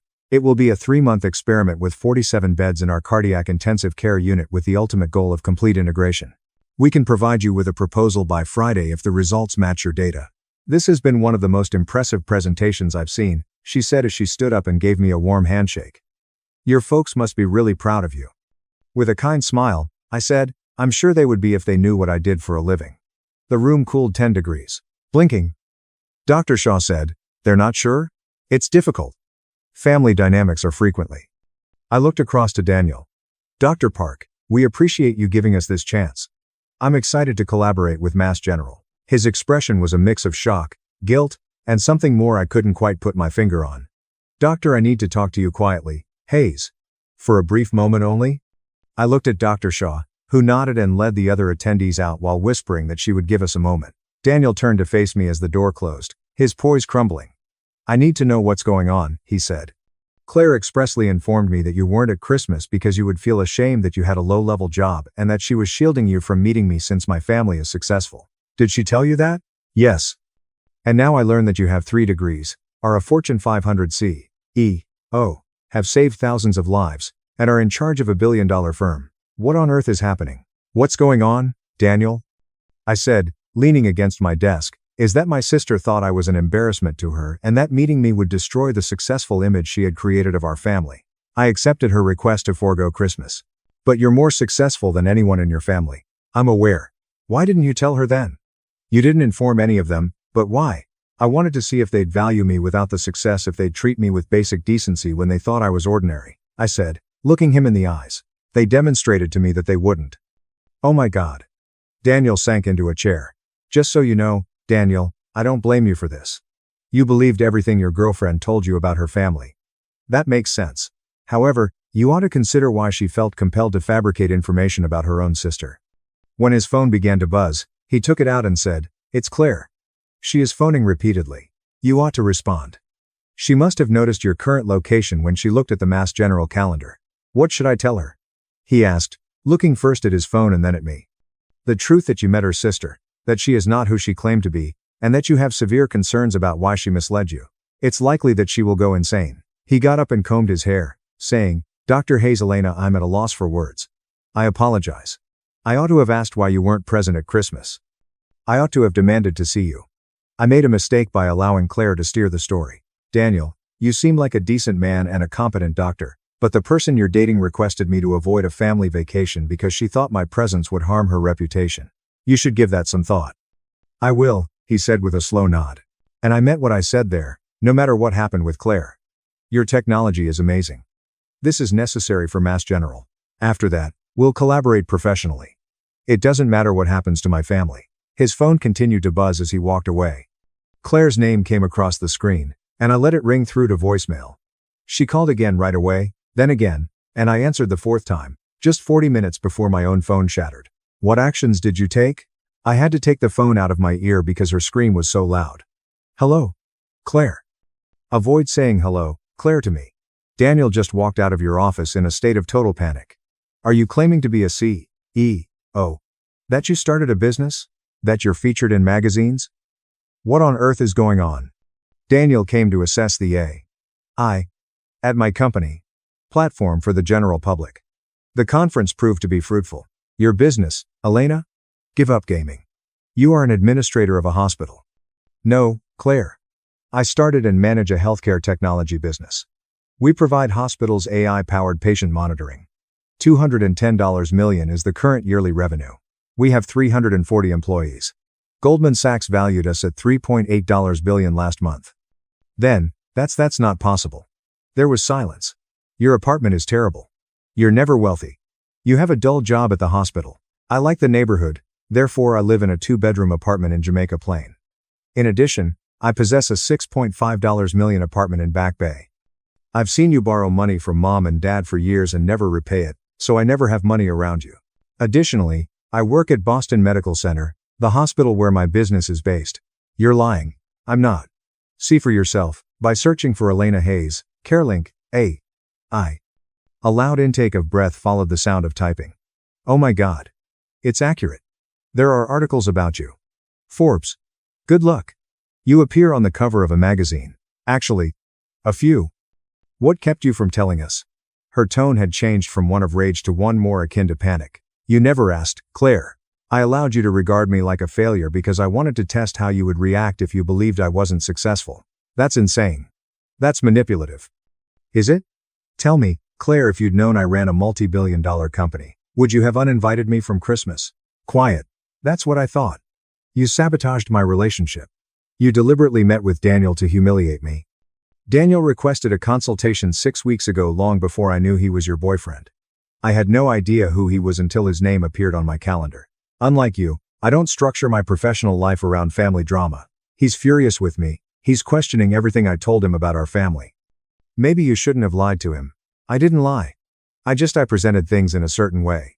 You do work at a hospital. You do live in a modest apartment. Those aren't lies. You told him I was too embarrassing to meet. That having me at Christmas would give him the wrong impression of our family. That I was struggling, and you were protecting me. Those are lies, Claire. Her heavy breathing was audible to me. Claire, what's happening? Let me talk to her, said Mom in the background. Mom wants to talk to you, Claire remarked. Of course she does.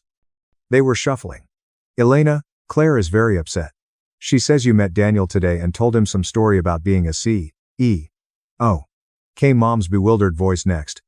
It's not a story, Mom. I'm a CEO. I founded a healthcare technology company 6 years ago. We save lives using artificial intelligence. It's quite successful. Sweetheart, I don't understand. You never mentioned any of this. You never asked. You assumed I was struggling, and I let you assume it because I wanted to see how you'd treat me. That's not fair. We've always supported you. You uninvited me from Christmas because Claire thought I'd embarrass her boyfriend. You chose her image over my inclusion in my own family. That's not support. Mom, we were trying to help Claire make a good impression by hiding me by presenting your family as successful while excluding the daughter who actually built something. How exactly is that helping anyone? Dad's voice came in. Elena, your mother and I are very confused. Claire showed us these articles about you. They say you're worth billions. Is that true? My company is valued at $3.8 billion. I own 65% of it. So, yes, my stake is worth approximately $2.47 billion on paper. Total quiet. Afterwards, Dad $2.5 billion, approximately. And you never thought to mention this to your family. I mentioned it repeatedly. Dad, I told you I was working in healthcare technology. I told you I was building something important. You told me I had too many degrees, that I needed to relax like Claire, that I was too serious. You decided I was the family failure without ever asking what I'd actually built. We didn't decide you were a failure. You excluded me from Christmas, Dad.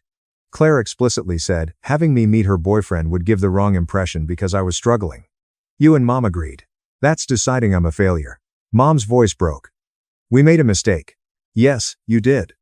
Dad said, can we fix this? Can you come to dinner? We need to talk about this properly. Why? So you can celebrate now that you know I'm successful? So you can tell your friends your daughter is a billionaire? Where was this interest when you thought I was ordinary? That's not fair, said Claire in a sharp voice. You're punishing us for trying to protect my relationship. I'm not punishing anyone, Claire. I'm running my company. Daniel came to evaluate my technology because he wants to save his patients' lives. The fact that it's inconvenient for you is irrelevant. He's talking about breaking up with me. He says he can't trust someone who lied about their own sister. Then maybe you shouldn't have lied about your own sister. I hate you. The line died. Daniel texted me 2 minutes later, and my phone buzzed. I'm sorry about Claire. For what it's worth, I told her we're done. I can't be with someone who treats family that way. Thank you for your honesty. Looking forward to working together professionally. I answered. I'm sorry it ended that way. You deserve someone who values integrity. I'll have the Mass General proposal ready by Friday. My parents showed up at my workplace the following morning. Felix called me. Dr. Hayes, there's a Mr. and Mrs. Hayes here to see you. They don't have an appointment, but they're insisting it's urgent. Send them in. My parents were older and smaller than I remembered when they entered my office. Mom was crying, and her eyes were crimson. Stress had turned Dad's face gray. When they saw the area, the credentials, the fortune cover, the trophies on the wall, and the harbor view, they immediately stopped. Elena, this is really your office? Mom muttered. It is. Doctor of Medicine, Johns Hopkins, Ph.D. in Biomedical Engineering, M.I.T.M. Bachelor of Arts, Wharton. Dad turned to face me after reading my degrees aloud off the wall. When did you do all this? He asked. Over the last 15 years, while you were asking when I'd settle down and be normal like Claire. He winced. Mom took a seat without being asked. Daniel broke up with Claire last night. She's devastated. I'm sorry to hear that. Are you? Mom said sharply. You don't sound sorry. You sound satisfied. I'm sorry Claire is hurt. I'm not sorry that Daniel realized she lied to him. Those are two different things. She didn't lie, pointed out Dad. She just didn't have all the information. She had 12 years to ask for information. She chose not to. She chose to assume I was struggling, and to treat me accordingly. I reclined in my seat. Did you come here for a reason? I have a meeting in 20 minutes. We came to apologize, Mom muttered. We were wrong. About Christmas? About how we've treated you? About everything. Okay, that's it. What do you want me to say, Mom? Thank you for apologizing after you found out I'm successful. Thank you for valuing me now that I'm somewhat important. That's not fair, Dad said. We always valued you. You excluded me from a family holiday because Claire thought I'd embarrass her. You told me to skip Christmas so I wouldn't give her boyfriend the wrong impression. Those are your exact words. I got to my feet. You valued the idea of a successful family more than you valued me as a person. We made a mistake, Mom begged. Can't you forgive us? Eventually, maybe. But not today. Not when you're only here because you found out I'm worth billions. If Daniel hadn't walked into this office, if he hadn't told Claire who I really am, you'd still think I was the family failure. You'd still be planning future holidays without me to protect Claire's image. Dad's shoulders slumped. What can we do to fix this? Figure out whether you want a relationship with me as I actually am or whether you only want a relationship with the successful version that makes you look good. I looked at my timepiece. I have work to do now. If you don't mind, Felix will show you out, Elena. Without saying another thing, they departed. Claire texted me that afternoon, saying, I hope you're happy. You turned my parents against me and ruined our relationship. You've been envious of my being the favorite all along, and now you're punishing us all with your money. I didn't answer. Mass General agreed to a $28 million pilot program contract 3 days later. In a private message, Dr. Shaw said, Dr. Hayes, thank you for your professionalism during what must have been an extremely awkward situation. Your honesty is very admirable. Eager to work together to save lives. Silently, New Year's Eve arrived. I spent it in our conference room with my executive team at a workplace party. We celebrated our accomplishments, which included 91 hospitals utilizing our technology, 340 staff being supported, and 2,750 lives saved in the previous year. My phone buzzed at midnight. Daniel texted, Dr. Hayes, Happy New Year. Monday is the first day of our pilot program. I am grateful that Mass General has this chance. Dr. Shaw texted, I appreciate you creating something significant. In 2025, let's save even more lives. Mom texted, Happy New Year. My love. When you're ready, your father and I still hope to speak. You are loved by us. We apologize. I spent a lot of time looking at Mom's message. I then wrote, Happy New Year, Mom. I need time, but I'm willing to talk eventually on my terms. Anything you need. Was her prompt reply. Let's wait. It wasn't pardon. Not quite yet. However, it was just the start. Claire called on January 3. I let the voicemail go. There was no message left by her. She texted, I'm sorry, on January 6. I'm very sorry. Can we have a conversation? I said, not yet. Maybe someday, but not yet. Our most recent outcome research was published on January 10 in the New England Journal of Medicine. The headline read, AI platform reduces hospital mortality by 36%. Multi-center analysis. My folks sent a card to my office that night. We read the article, written by Dad inside. You have our admiration. We ought to have been all along. We apologize for not asking sooner. Love, parents. I placed the card next to the Fortune cover on my desk. Daniel and I had coffee at a cafe close to B.M.C. On January 18, I said, how's the pilot going? Incredible. We've already caught 3 complications your I predicted before clinical symptoms appeared. 1 patient would have died if we hadn't intervened when we did. He hesitated. You're saving lives, Elena. Real lives. That's why I built it. I wanted to apologize again for not questioning Claire's story, for agreeing to a Christmas that excluded you. I should have known something was wrong. You trusted your girlfriend. That's normal. I trusted someone who lied about her own sister to make herself look better. That's not normal. He sipped his coffee. For what it's worth, I told my parents what happened. They were horrified. My mother asked me to invite you to dinner to apologize on behalf of my family for being part of the reason you were excluded. I grinned. That's kind, but unnecessary. She insists. She's very traditional about family honor. She feels partially responsible. Tell her I appreciate the gesture. Maybe in a few months. He gave a nod. Fair enough. Claire reached out last week. Asked if I'd reconsider. What did you say? He added as we got up to go. I said, no. I can't be with someone who treats family as disposable when they're inconvenient. That's a character issue, not a misunderstanding. He looked directly into my eyes. You deserved better than how they treated you. Thank you for seeing that. Anyone who actually looked would have seen it. I headed back to my office after he departed. The bay was painted in shades of pink and gold as the January sun descended over Boston. It buzzed on my phone. Felix texted, Dr. Hayes from Johns Hopkins would like to arrange a call. They want to integrate CareLink throughout their whole system. 1,300 beds. Grinning, I texted back, Schedule it. I sat in my penthouse, which my family was unaware of, that evening and gazed out over the city. My city. The city in which I had constructed anything significant. One more time, my phone buzzed. Mom texted me, saying, "I know you need space. But I wanted you to know I told everyone at my book club what you do. Do it for your business, and the lives you've saved. Years ago, I should have told everyone. I ought to have inquired. I apologize for not doing so. I'm very proud of you. Always been, even when I didn't express it well." I spent a lot of time looking at the message. I then said, "Thank you, Mom. Let's have coffee next week. Just us." She said right away, "I'd love that. I'll be there whenever you say." A complete reconciliation was not achieved. The betrayal was too recent, the sorrow too raw. However, a door was slowly opening. If they could come to appreciate me for who I was, not what I had accomplished, then we might be able to get through it together. Boston gleamed with potential beyond my window. Tomorrow, we would continue saving lives at my office. And that was sufficient, more so than anything my family could say or do. Watching my brother-in-law brag about flipping a beach house I've owned for 6 years. I exposed his $53,000 debt and sent him to prison for 30 months. I simply smiled as my brother-in-law lifted his glass and boasted, "I'm flipping the family beach house. Easy profit." I nodded my head in agreement. I had discreetly purchased that house several years ago, but he was unaware of it.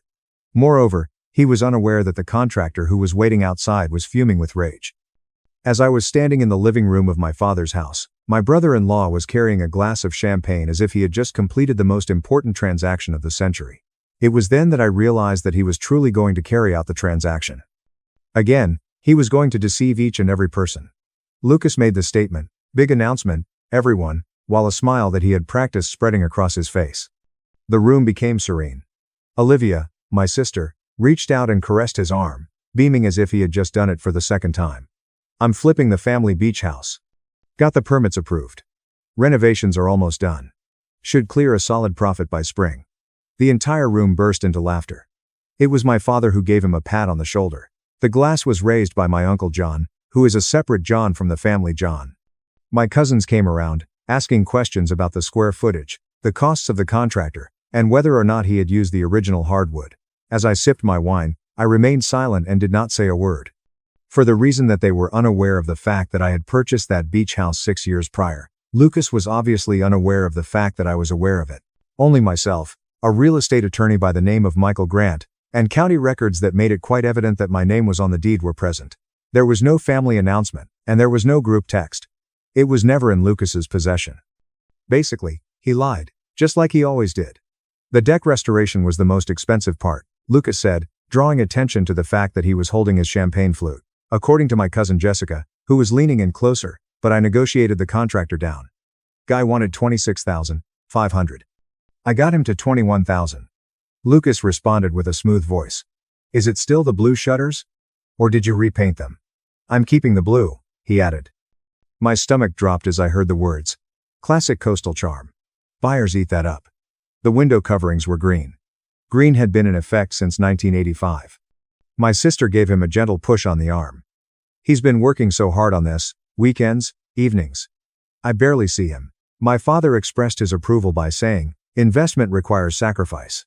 I was doing something with that place, renting it out seasonally through a property management business, and producing a solid income while living my life 3 hours away in the city. Good man, Lucas. Someone needed to do something with that place. I had been doing something with that place. It had been my grandma who had owned the seaside cottage. None of my siblings wanted to deal with the circumstances around her passing. They have too many memories, too much maintenance, and they are too far away from their suburban lifestyles. My offer to purchase it from the estate was accepted. All of my siblings felt a sense of relief. "Take it," my brother Tom had instructed me to do. Having one less thing to worry about, I decided to do it. I was responsible for all of the paperwork, as well as hiring Michael Grant and paying the estate the fair market amount. 7 weeks were required for the entire transaction. On account of the fact that I do not behave in such a manner, I did not make a big deal about it. What I just did is, it appears that Lucas recognized an opportunity in my lack of response. My uncle was inquiring the question, "When do you list it?" "March." Lucas insisted with self-assurance. "Spring market is killer for beach properties. I'm thinking we list at 720. See what happens."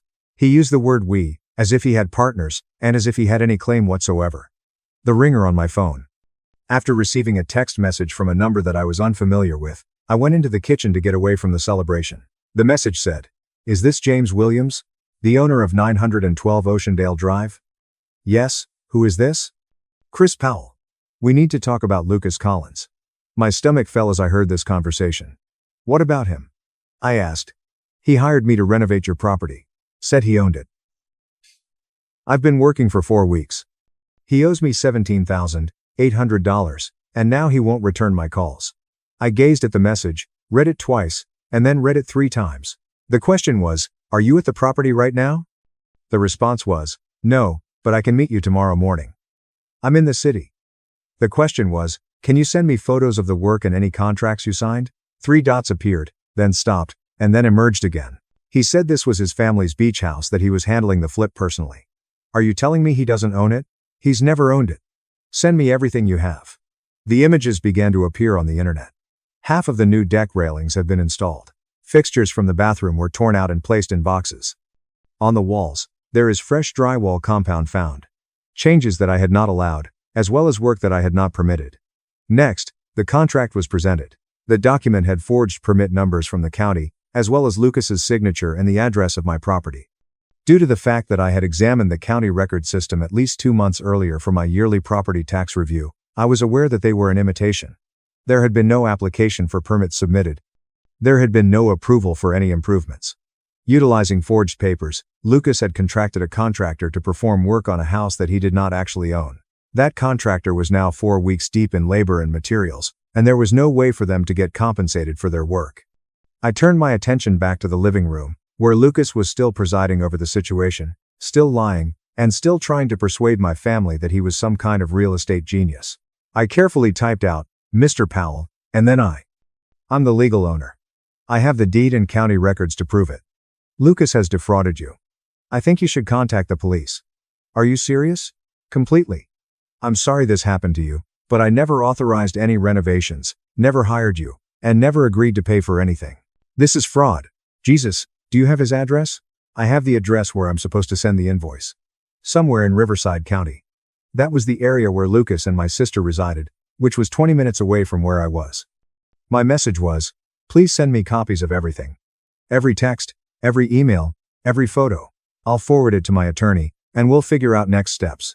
He said the permits were approved. He showed me paperwork. It was forged. There was a considerable amount of silence. I've been in construction for 14 years. I've seen some shady stuff. But this? Yeah. What do you want me to do? I was contemplating that question. About Lucas, who was in the next room drinking champagne that belonged to my father. Taking the opportunity to offer congrats on a project that did not exist. Regarding my sister, who was completely unaware that she had married a scam artist. Concerning my family, who had always liked Lucas more than they liked me due to the fact that he was charismatic and I was silent. Then I went back into the living room and said, "Okay. For the time being, make sure that everything is documented. I'll call you tomorrow. We'll figure this out." When Lucas was explaining the time frame for his remodeling to my cousin Marcus, who worked in commercial real estate and ought to have known better than to take Lucas at face value, Lucas was explaining the timeline. Lucas was saying, "The bathroom is the key," and he was right. Buyers will pay a premium for a good bathroom. I'm going to luxury fixtures, heated floors, the works. Heated floors in a beach property that would be utilized 4 months out of the year. I made eye contact with my father. I had mentioned it once, 8 months ago, over a different family dinner. I said, "James, come tell Lucas about that investment property you looked at in Portland." My father's memory came as a complete surprise to me. I approached Lucas, stood next to him, and directed my gaze directly into his eyes. I spoke with a friendly tone, "How is the renovation going?" Without any hesitation, he uttered the word "great." "Contractor's solid. Works ahead of schedule. That's unusual." "I know, right? Got lucky with this guy." "What's his name?" Lucas shrugged his shoulders. "Who? Your contractor?" "Oh, Chris. Chris Powell." Then I smiled and said, "Yeah, why?" "And he's been responding to, just curious. Contractors can be tough to manage. Not this one. Professional operation." I responded with a hesitant nod. By the time my sister joined us, she had already slipped her arm through Lucas's. "Good to hear. He's being modest. He's been so stressed about the permits and the timeline and making sure everything's up to code." "The permits came through." "Okay," I inquired. Finally, Lucas remarked. He glanced at me as if I were speaking a different language and said, "That's great. Which permits did you file?" County took forever, but yeah, all approved. The standard ones. Building permit, electrical, plumbing. No structural. The deck's not structural. It's a replacement. The smirk on Lucas's face tightened as he explained that the county often needs structural study for deck renovations, which includes weight load calculations. There was a peculiar expression on my sister's face as she looked at me. My contractor handled it. Huh? Good contractor. Why all the questions? Just interested, I responded to them. Although she did not know me, she said, real estate stuff. You know me. Not one of them did it. They knew Quiet James, who was employed in the software development industry and did not engage in much conversation during family gatherings. They were unaware of the rental revenue that I had been quietly generating behind the scenes for the past 6 years. They were unaware that I had been studying property law in my spare time following a number of conflict resolutions with tenants. They were unaware that I had a real estate attorney on retainer until I told them. It is highly unlikely that they were aware that I was observing my brother-in-law engage in fraudulent activity in real time. Taking a moment to excuse myself, I went to the restroom. Put the door behind me, referred to as Michael Grant. On the second ring, he responded to the call. James, it's Saturday night. This better be good. My brother-in-law is renovating my beach house without my permission using forged permits. The silence continues. I recounted everything, including the announcement, the contractor, the images, and the bogus permit numbers. Say that again. Mike made a low whistle sound. That's fraud, like actual criminal fraud. I know. Have you contacted the police? Not yet. I wanted to talk to you first. You need to file a report tonight, and you need to document everything, every conversation, every text, every photo that contractor sends you. Michael asked in a serious tone, what about my family? What about them? They think he's legitimate.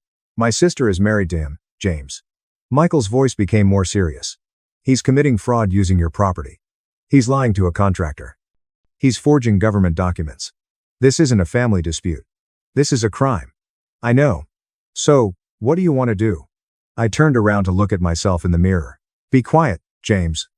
James went unnoticed. James, a man who never caused a stir. I want to let him hang himself. I stated to myself. After a little pause, Michael didn't speak. What does that mean? He has made the announcement to my entire family in public. He is committed. He cannot back out now without admitting that he lied. Okay. So, I'm going to document everything. Let him continue talking. I will make sure that Lucas pays for the work through legal channels. And when the time is right, I will show everyone exactly who he is. That is risky. What if he causes more damage to your property? The contractor is legitimate. He is not going to trash the place. And honestly, the work probably needed to be done anyway. I will just make sure that Lucas pays for it. As Michael grumbled, through legal channels, he said. You're my client, so I'll support you. But James, be careful. Family stuff gets messy, and this guy sounds like he's desperate if he's pulling something this big. I'll be careful. I disconnected the phone and returned to the celebration. The photos that Lucas was displaying on his phone were from before pictures, as he explained them to the person. It was a terrible place to be. I had updated the kitchen in 2022, which included new appliances, new worktops, and a new backsplash. The kitchen had not been upgraded since the 1,990 seconds before. I had seen a real estate listing online for a completely different house, and the photographs that he was showing me were taken from that website. It wasn't merely a case of fraud. This was a dishonest and deliberate attempt to defraud. It was another hour that I remained.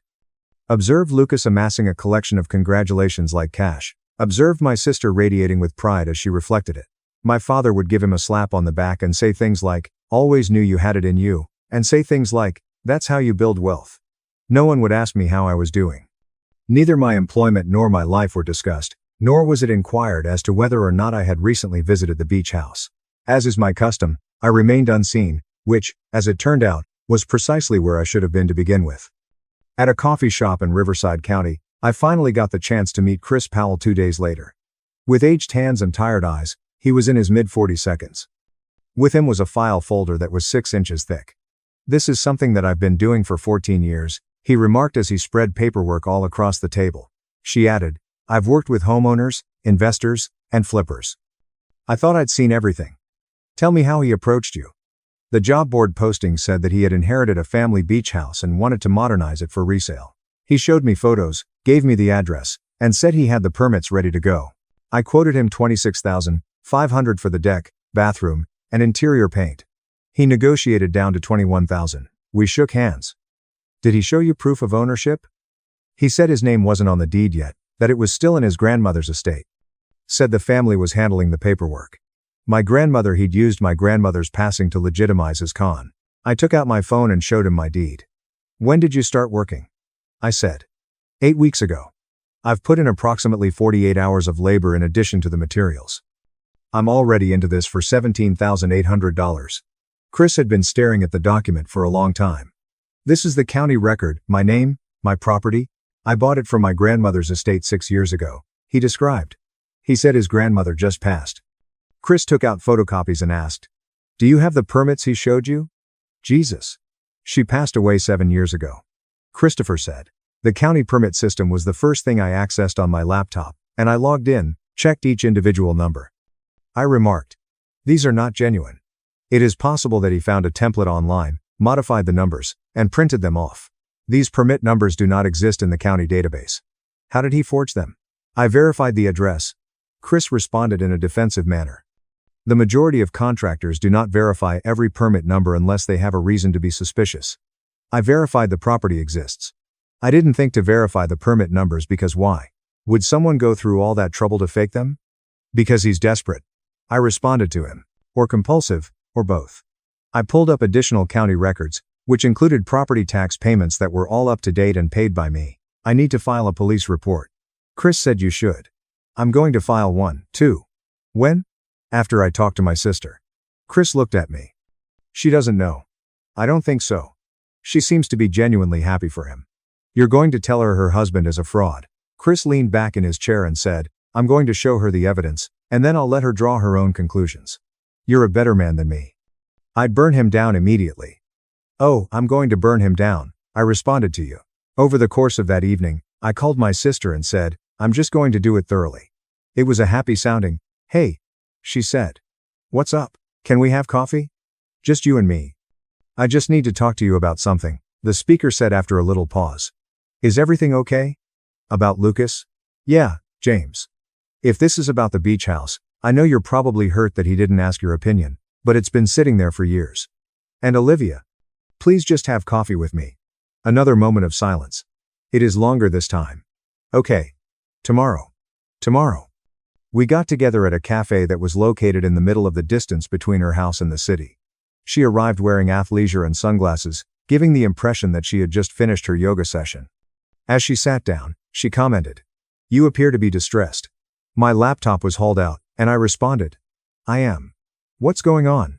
I presented her with the deed, the county records, and the tax payments, which were all evidence that I had owned the beach house for a period of 6 years. I need to show you something. Her eyes were fixed on the TV. I don't understand. I bought it from Grandma's estate 6 years ago. I've been renting it out seasonally. It's been generating income, but Lucas said Lucas lied. Her complexion began to deteriorate. According to him, the family was in charge of the estate transfer, and he stated that it was a lengthy process. There was no transfer. I acquired it outright in 2019, and 8 months later, the estate closed. Everything has been settled for years. Then why would he? I showed her the text from the contractor, the images, and the fake licenses. He hired someone to renovate a property he doesn't own using fake documentation. That contractor is 4 weeks into the job, and Lucas owes him $17,800. Olivia's hands immediately began to shake. This is a mistake. He probably just Olivia, look at the permit numbers.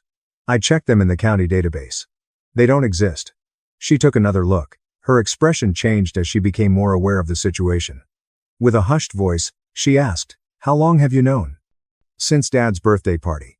The contractor contacted me that night and you didn't tell me. The question was, are you wrong? She put her head in her hands and responded, No. I wanted to have proof first.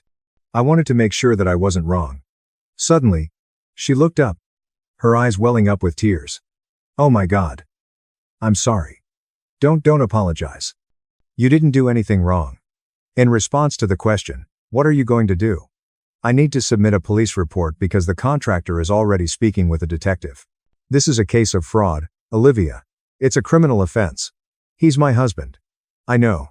We have 2 children. I know. She was weeping now, And these were genuine tears. The question, how could he do this, was followed by, I don't know. Was it just the beach house, or has he been lying about other things?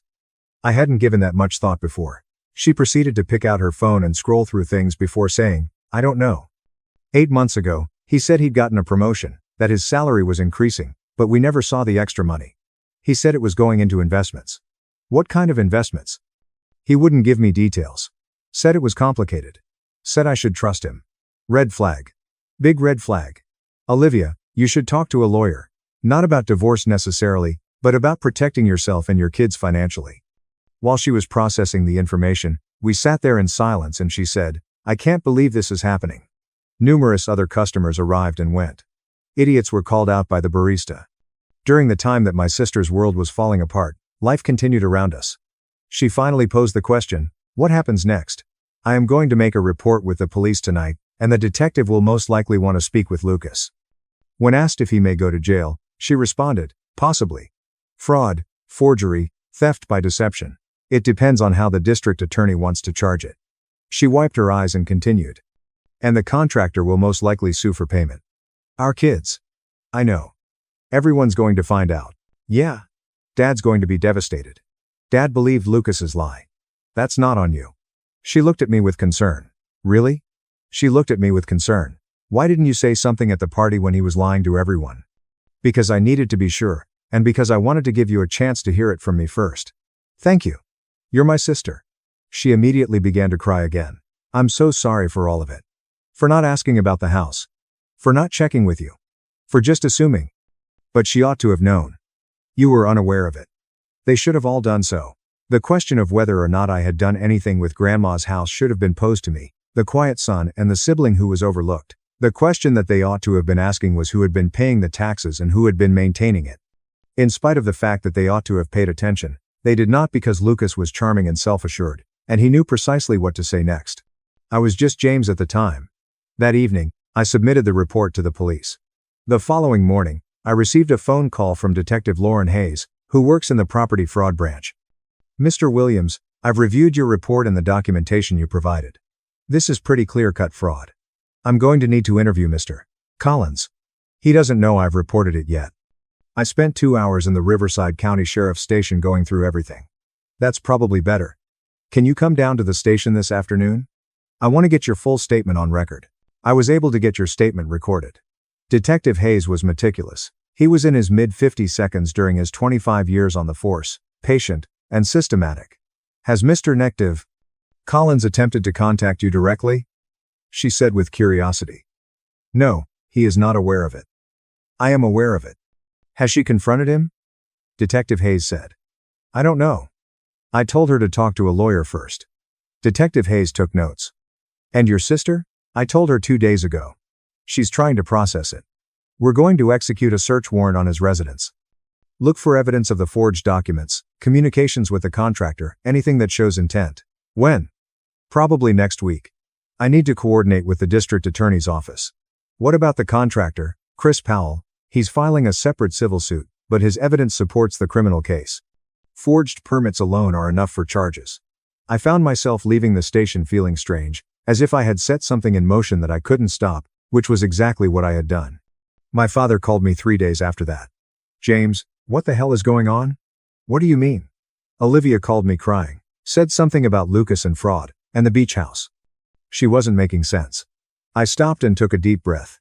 Dad, I own the beach house. I bought it from Grandma's estate 6 years ago. Lucas doesn't own it. He never did. The silence continues.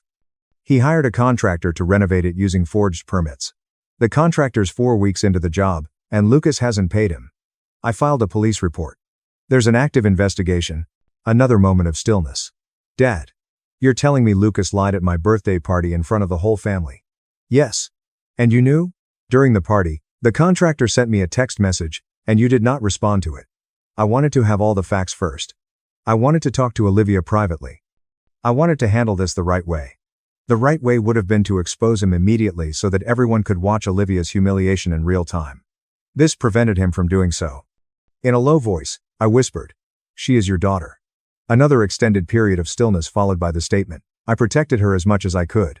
At long last, he murmured, I simply cannot believe this. Neither can I. What happens now? The police investigate. The DA decides whether to press charges. The contractor sues. Lucas faces consequences. And Olivia, she's talking to a lawyer about protecting herself and the kids financially. Jesus Christ. Yeah, he did not say goodbye before hanging up the phone. It was a Tuesday morning when the search warrant was finally executed. At 10:15 inches the morning, I received a call from Detective Hayes. At Mr. Collins's residence, we carried out the execution of the warrant. We discovered the falsified permit templates on his computer, which included many drafts. Additionally, we discovered email conversations with the contractor in which he openly claimed to own the property. Financial records showing he's underwater on credit card debt to the tune of $53,000. $53,000?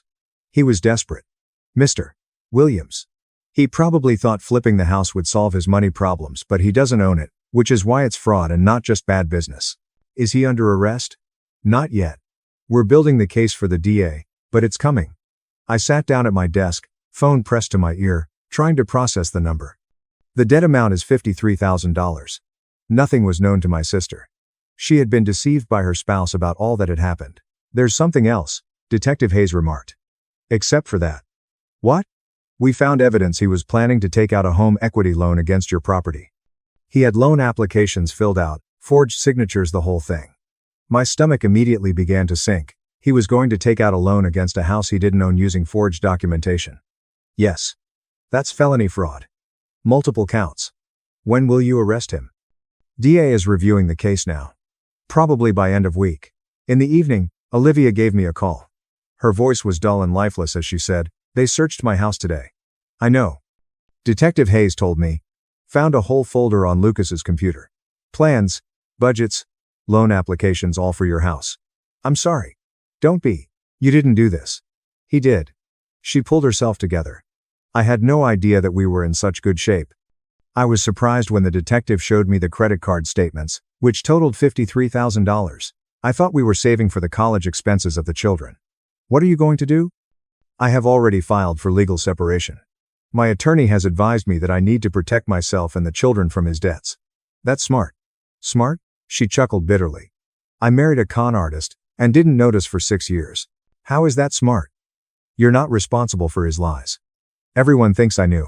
Dad, Mom, and Uncle John, they all think I was in on it. Then they're idiots. She chuckled once more, this time with a real expression after saying this. Please accept my gratitude. Do you require anything? No.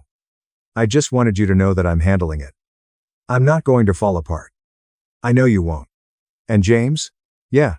I'm sorry for not asking about the house, for not paying attention, and for not being able to pay attention to you. Due to the fact that Lucas was able to make you invisible, my throat clenched. Friday was the day that the arrest took place. You didn't. We all did. And I'm sorry. My phone rang at 3:40 p.m., and it was Detective Hayes. I reflected on the credit card debt, the falsehoods, and the desperate effort to take my house. Lucas Collins is in custody. Multiple counts of fraud, forgery, and attempted theft. The district attorney's office is pretty confident about prosecution. Bail set at $55,000. His lawyers are arguing for reduction. He won't make bail. Probably not. 4 weeks later, the hearing took place. As Lucas entered the courtroom while wearing an orange jumpsuit, I sat in the rear of the room and watched him enter gradually. He appeared more dismal and diminished. In a methodical manner, the district attorney presented the evidence, which included the faked permits, the contractor fraud, the attempted home equity scam, and the financial records that demonstrated the purpose. Financial desperation, mitigating circumstances, and first-time offender were some of the arguments that Lucas' public attorney attempted to make. Uninterested in the case was the judge. Mr. Collins, you did not merely commit fraud. Rather, you perpetrated intricate premeditated fraud that included the forging of government documents, the defrauding of a contractor, and the attempt to seize property by fraudulent means. Because of this, bail was not granted. This reveals a habit of deceit. The trial is scheduled to take place 4 months from now. As I exited the courthouse, I discovered my sister waiting for me beside my vehicle. I questioned, "You came?" She seemed fatigued as she said, "I had to see it." Is it inappropriate for me to feel relieved? No. The children inquired about the whereabouts of their father. We stood there in the parking lot of the courthouse, two people trying to figure out how to forward with their lives. I informed them that he had made some poor decisions and that he is responsible for dealing with the consequences. That is the truth. They are 9 and 7 years old. She posed the question, what about the beach house? I reached a settlement with him on the matter. What about it? The contractor. Did he get paid? As the work was something that needed to be done anyhow, we agreed to pay for it. He is finishing the deck and the bathroom at free cost. That is very generous. He was a victim as well. She nodded. Are you going to sell it? No. I'm going to keep renting it. It's good income. Lucas said you'd been wasting it. That it was just sitting there. Lucas lied about everything. Yeah. She looked at me with concern. I'm going to tell Dad the truth about how you bought it years ago, about how you've been managing it, about how you handled this whole thing to protect me. You don't have to. Yes, I do. Because you're not invisible, James. And I'm done letting our family treat you like you are. The trial came and went quickly. It was impossible to ignore the evidence. Lucas accepted a plea bargain that included a minimum sentence of 30 months in prison, restitution to Chris Powell, and a permanent restraining order against my property. When the plea was announced, my father called me to let me know about it. I owe you an apology, he remarked without any prelude before it. It was Lucas's booming and confident voice that convinced me to believe him. Okay. I ignored you because you were quiet. That was wrong. Yeah. Your grandmother would have been proud of you for buying the house, for managing it well, for handling this situation with integrity. Thanks. Dad. I'm proud of you, too. I should have said that years ago. I didn't know what to say to that. Anyway, he reiterated in an odd manner. 6 months after Lucas's sentencing, I drove to the beach house and said, I'd like that. Your mother and I want to have you over for dinner. Just you, not a big family thing. Just us. I'd like that. All of the renovations had been completed by Chris Powell. Stunning work, exactly what the location required at that moment. New deck, renovated bathroom, and new paint across the entire house. As I stood on the deck, contemplating all that had transpired to that point, I watched the sun set as the ocean turned a golden and orange color. In Lucas's eyes, my quiet was a sign of weakness. My silence had been misinterpreted by my family as an absence. They were all completely wrong. I had purchased this house with the intention of preserving a portion of the legacy that my grandmother had left behind. For the reason that I was aware that value was not always loud and that riches was not always outwardly visible. The reason Lucas attempted to steal it was because he believed that no one would know about it. In addition, he had been incorrect about that. The ringer on my phone. Olivia sent me a text message that read, the divorce is final, kids are doing okay, starting therapy next week. Thank you for everything. I responded by typing, you're going to be fine. I know because I have you. I then placed my phone down and stared out over the lake. Behind me, the house was standing proudly. The home of Grandma. It is now my home. Lucas had the intention of selling it for a rapid profit in order to demonstrate to everyone how intelligent he was. On the contrary, he had demonstrated to everyone exactly who he was.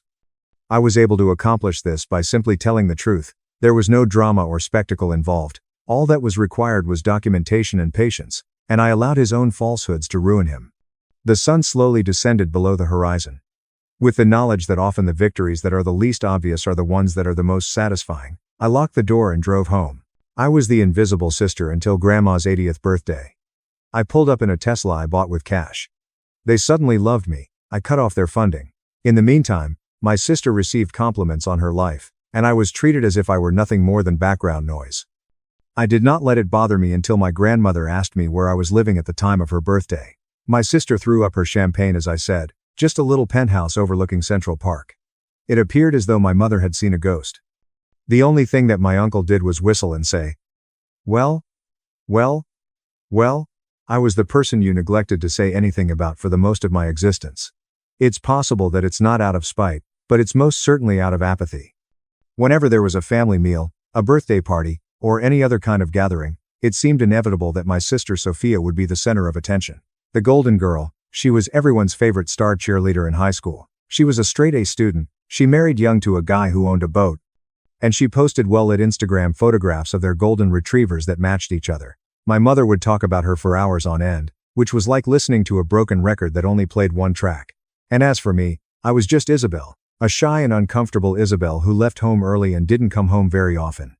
During Thanksgiving, I was the one who was responsible for setting up Wi-Fi routers, while my sister was the one who unpacked gift bags that contained perfume and cashmere scarves. Once, my uncle inquired as to whether or not I was still working with computers. The 3 years in a row that my aunt failed to remember my birthday, I did not complain about it. In my head, I was telling myself that I did not require their attention.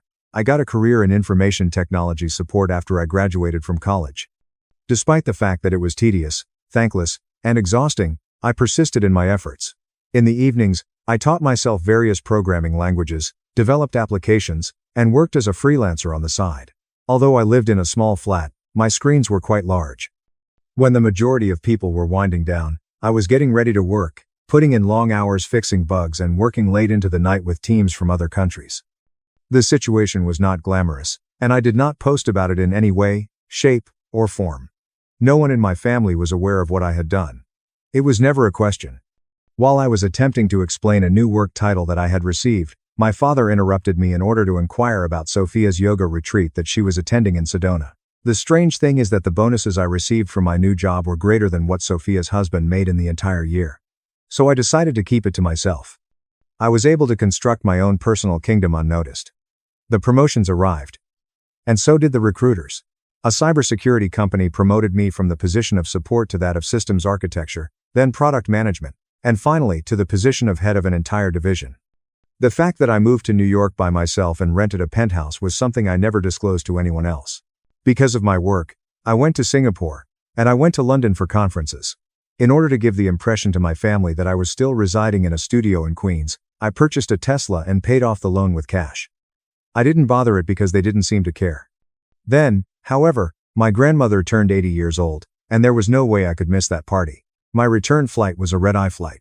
Did not communicate with anyone at all. I just arrived at the country club wearing a black dress and heels, which are often reserved for professional settings like boardrooms. When she first saw me, my mother appeared to be confused and blinked twice, as if she had not recognized me. My sister gave me a hug as if she were wondering if I had undergone any kind of plastic surgery. While we were enjoying a glass of champagne, my grandmother, who has always been as sharp as a knife, turned to me and inquired about my current state of residence. When my mother interrupted some of the guests and asked them whether they were from Brooklyn or Hoboken, I hadn't even opened my mouth yet. I gave a friendly smile and added, "It's just a small penthouse with a view of Central Park." The table fell into complete silence. In reality, Sophia is the one who spit her champagne onto her plate. The expression on my mother's face was absolutely depleted. Suddenly, my uncle gave out a low whistle and murmured, "Well, well, well." And with that, everyone in the room noticed me. Having said that, that was only the beginning. That evening at the country club was the moment when I finally stopped being invisible. What was once a woman who asked me to refill the water pitcher in the middle of supper is now someone who is attentive to every word I say. It came as a surprise to me that my uncle, who used to give me a pat on the head like a golden retriever, wanted to talk about investing. And my mother, who had previously informed a neighbor that I worked with computers or something similar, began introducing me as her daughter who is in charge of cybersecurity for international financial institutions. In spite of the fact that that was not even technically correct, I did not bother to correct her. To Sophia. "I am so sorry, Sophia." In the morning of the following day, she sent me a text message with a million exclamation marks, asking if I was available to have a cup of coffee before I boarded my flight back to New York. Said that she had missed me and that it had been far too long. The last time we spoke, she informed me that she didn't have time to deal with my emotional distance because I skipped her gender reveal party, which was the one I wasn't invited to. As a result, I glanced at the message for a while before responding to it. Still, I was able to meet her. While we were sitting at a cafe close to my hotel, she immediately began a full-blown rant about how difficult life had been in recent times. Her husband's new business venture was not doing well. None of the infants were sleeping. It was a stressful and exhausting situation for her. 3 times, she brought up the amount of money that daycare services cost. I did little more than nod and listen. Then, with a slight twist of her head, she continued, "You are extremely fortunate that you do not have to be concerned about money anymore." The question was not even a question. After that, it had a snowball effect. Everyone had an immediate purpose to call at that moment. In order to finance the expense of the new SUV, Sophia required assistance. Some information regarding the delays in financing and the safety features. In reference to her kitchen, my mother called. Considering how near she was to finally completing that renovation, she wanted to know if I could assist her in completing it so that she could move on to the next step. The knee surgery that my father had was not going to be covered in its entirety. Obviously, he did not want to inquire about it, but it is possible that I could do it for him. Just for the moment. Each and every time, I responded with a yes. That is not because I was oblivious to what was taking place. Rather, It was because I desired for it to be something different. I wanted to believe that they had changed, that they cared, and that at long last, after years of being a supporting character in my own family, I was finally being noticed, acknowledged, and appreciated, and in a number of ways, I indeed was. We went back to having dinners together, and the group chats that had previously consisted of only Sophia and my parents were now led by my name. I was tagged in Facebook posts by Sophia for the first time. My mother referred to me as her survivor. Because he still signed checks at the grocery store, my father even requested me to educate him about cryptography, which I found to be a ludicrous request. It did work for a period of time. When I was on cloud 9, I was floating on the illusion that my family loved me in return on a deeper level. None of the money was counted by me. I failed to keep track of the transactions. Up until the day that I received a phone call from my grandmother, I never questioned anything. Except in the event that something was awry, she never called me. In the past, she had always been very keen. Perceived things that the majority of people did not. I was the only member of the family who never made me feel like I was less than she was. That particular day, her voice was soft and not fragile. Rather, it was cautious. Prior to asking me if I had a moment to talk, she paused for a bit. Next, she made a statement that completely altered the situation. "Isabel, I have something that I need to tell you, and I don't believe you're going to like what I have to say." My breath was pulled back. She informed me that she had listened in on a conversation. A conversation regarding me took place in the backyard after a BBQ between Brooke, my mother, and my father. Regarding the manner in which I might at long last become useful. I was talking about how it was high time that I made up for all those years that I had spent doing nothing. Regarding the fact that they ought to keep her close by, at least until the kitchen is finished and the payment for the SUVs is made. I was told by Sophia that she laughed and claimed that Isabel doesn't even notice any of it. She believes that we are concerned. My grandmother stated that she was on the verge of leaving at that very moment, but she wanted to avoid making a disturbance. My heart was burning. My reaction was not one of astonishment, rather, it was one of disbelief. No, not really. I have a feeling that I have always known it, but it wasn't until I heard it out loud that it became real to me. For a considerable amount of time, I did not communicate with my grandmother. After that, I expressed my gratitude to her and informed her that I will contact her at a later time. I ended the call, sat down on the beautiful couch that I had in my apartment that was located on the top floor, and looked out over Central Park. In that same instant, everything underwent a transformation. It took me some time before I confronted them. During that time, I am aware that the majority of people anticipate that. I stormed in and demanded answers after a blow-up, a dramatic call, and a dramatic call. On the other hand, something within me became silent. As if a switch had been pulled. Suddenly, I found myself outside of myself, from a distance, observing all that was going on, and so I remained. I cracked a grin. My phone was picked up. As soon as I became aware of the reality, I was eager to observe how far it would extend. The first thing that I observed was how relaxed the expectations had gotten during this time. The question was no longer asked by Sophia. I just heard her speak. She would bring up bills in the same manner that people would bring up the weather. During this month, daycare was quite difficult. The automobile payment was causing them a great deal of stress.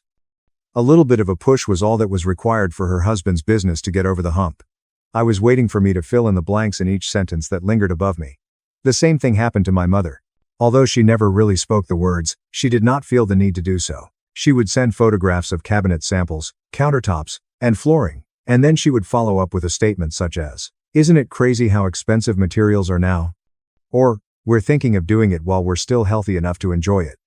My father, on the other hand, was more subtle. He would call to see how things were doing, and then he would start telling stories about his buddies who enjoyed traveling, retiring early, and not having to worry about their medical expenditures. He would laugh and then say, "Must be nice." After that, he would get quiet as if he was waiting for me to offer something without being asked. And I did it every time. At the very least, I will. After receiving a call from my grandma, I decided to stop sending money. My announcement was not made. I did not provide an explanation. It's just that I didn't try. Other than that, I did not make any changes. The same warmth, the same tone, and the same availability. To determine whether or not they would notice my absence before they noticed me, I wanted to wait. In the beginning, they did not do it. They did take note of the fact that Christmas was drawing near. They were adamant that I start this year off early. He stated that it had been far too long since we had all been together in a meaningful way. The baby, according to Sophia, needed to spend more time with her aunt. According to my mother, it wouldn't be the same without my going there. The flight was ordered by me. At the time of my arrival, everything was in pristine condition. Pine and cinnamon were the scents that permeated the home. A gentle music was performed. It was a longer hug than normal from my mother. Whenever Sophia spoke, she kept stroking my arm, as if we were suddenly getting closer to one another. While he was pouring me a drink, my father inquired about New York, my job, and my perspective on the world. Every single one of them was putting on a show. As it was happening, I was there to witness it. Dinner was a lively and boisterous affair. It was a gift-giving exchange. As is customary, mine were an elaborate affair. It came to my attention that nobody appeared to be uncomfortable taking them anymore. I used to find that unsettling. It did not happen this time. Coffee in the living room was the suggestion that my mother made after dessert. Everyone relocated there and established themselves in their customary locations. With a kick, Sophia raised her feet. The collar of my father was unfastened. I had the impression that I was at the conclusion of a lengthy play, the point at which the actors could finally relax because the audience was still clapping.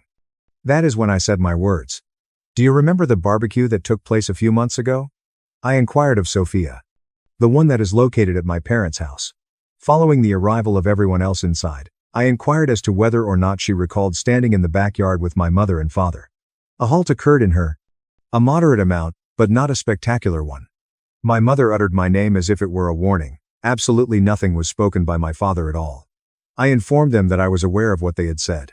I did not repeat it out loud in its entirety. It was unnecessary for me to do so. What I saw on their faces was everything. The fact that I was upset was not the surprise, because I was aware of it. My mother instantly began talking, explaining, going back on her previous statements, and making statements about jokes being taken out of context, stress, and some of the ways in which families say things that they don't mean. I did not interrupt her. I then proceeded to convey to them that I had a complete comprehension of the nature of our connection and that I was no longer upset. I have just completed explaining that I did not want to be the answer to their issues or the source of funds for their goals. It was Sophia's attempt to interrupt. She was not stopped by me. I just got to my feet, put on my coat, and announced that I was going to go. I told them not to call me to find a solution to the problem, not to apologize, and not to explain anything. I stated that I had already decided what I would do. The moment I opened the door, I heard my mother repeating my name once more. This time, it is calmer. I did not make a turnabout. The air felt icy and astringent as I went outside. Standing on the porch, my grandma appeared to have been there for quite some time, as if she had been waiting. There was no questioning from her. She did not express any feelings of pride. I only needed to give her a single nod before she joined me in the car. Silence prevailed as we drove away. During that night, during her birthday party, I did not have any feelings of tension for the very first time. I did not have the impression that I was getting ready for the next item. I had the impression that wasn't the end of it. I had a mistake. Following that night, I did not anticipate anything at all. No calls, no texts, and nothing else. In my mind, they would just leave it alone.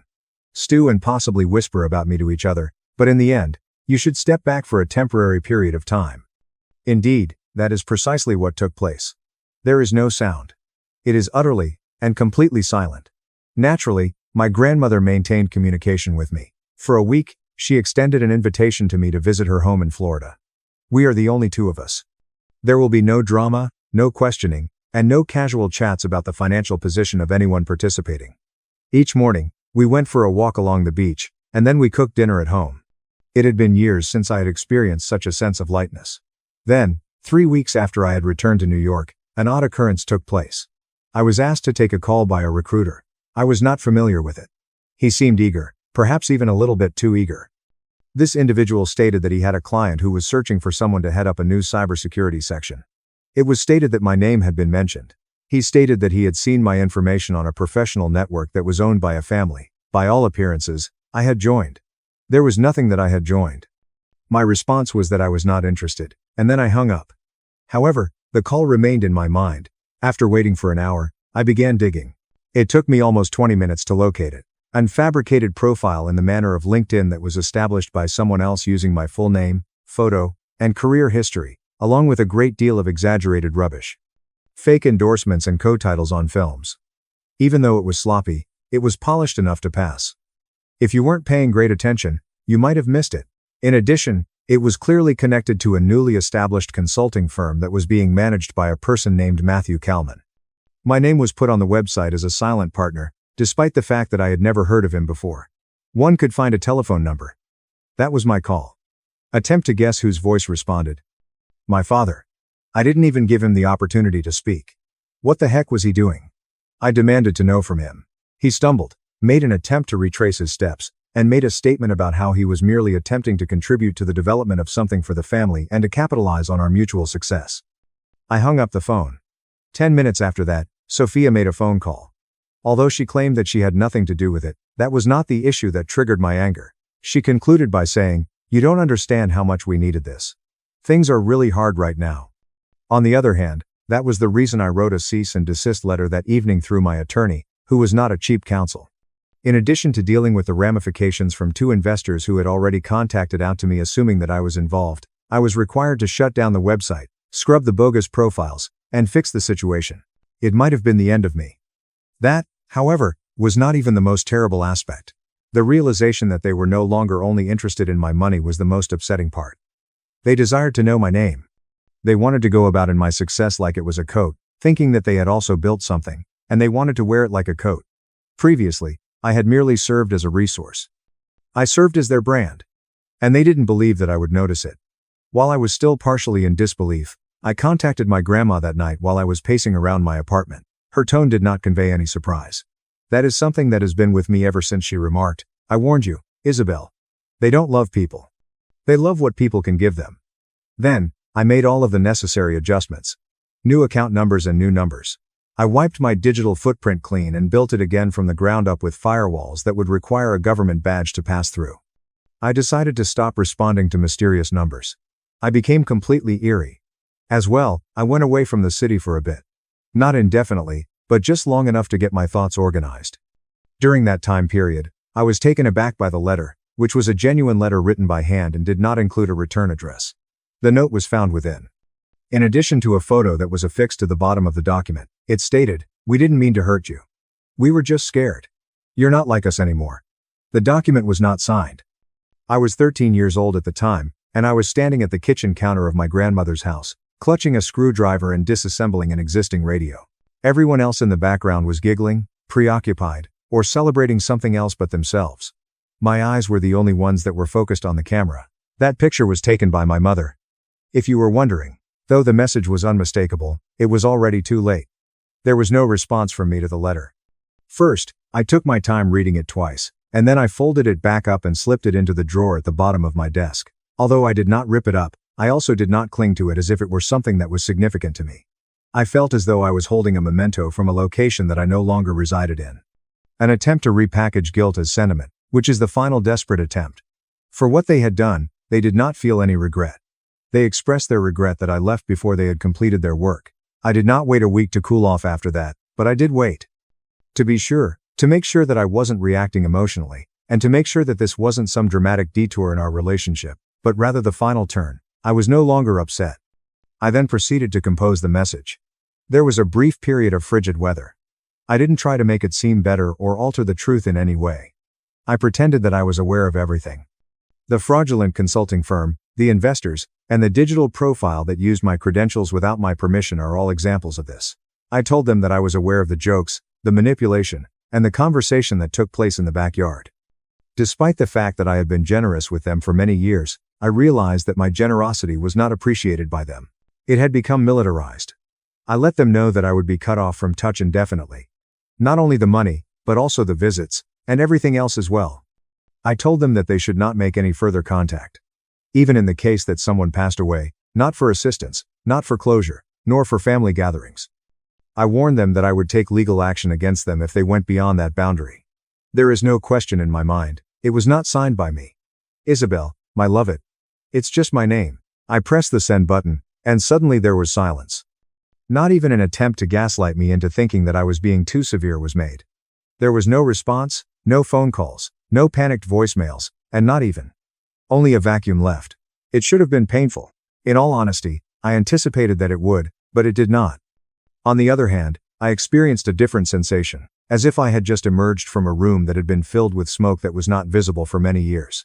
And then, something that was not anticipated took place. They started informing strangers that they were going to cut me off. Through mutuals, I was able to reach out to others. The acquaintances of my second cousin from high school, as well as one of my mother's former co-workers. They claimed that I had changed, that I had become conceited and distant, and that I had become overly preoccupied with wealth and achievement. In one version of the narrative, I was the one who demanded respect, as if I were superior to absolutely everyone else. Another one of them caused me to storm out of Christmas because no one clapped loud enough when I walked in front of them. In order to make themselves appear as though they were the victims of a self-centered daughter who had forgotten where she came from, they rewrote everything and twisted reality. Nevertheless, I did not protect myself. Just let them chat. Those individuals who are willing to believe the worst about you do not require much of a prod to do so. To add insult to injury, I was no longer required to demonstrate anything to anyone. In its place, I became preoccupied with leading a different type of life. It was not because I was unable to afford the penthouse that I decided to sell it. Rather, it was because I did not want to be identified by it. Upon purchasing an ancient brownstone in Brooklyn, I proceeded to completely renovate it from the inside out. A complete house makeover. Each and every screw, tile, and paint stroke is mine. It is something concrete that I constructed, not for the sake of showing off, but for my own personal use. I began mentoring younger women in the technology industry via one-on-one sessions, rather than through press releases or panels. I would have them over for coffee, I would go over their resumes with them, I would educate them how to negotiate raises, and I would tell them to decline any offers that did not appreciate them. And I didn't just tell them the lovely portions, I told them the reality. Both of the small startups that I invested in were run by women. Now, both are doing quite well. I started taking off work on the weekends. Midnight was the time when I stopped checking my email. I went to see a clinician. Pasta from takeaway was not the only thing I learned to cook.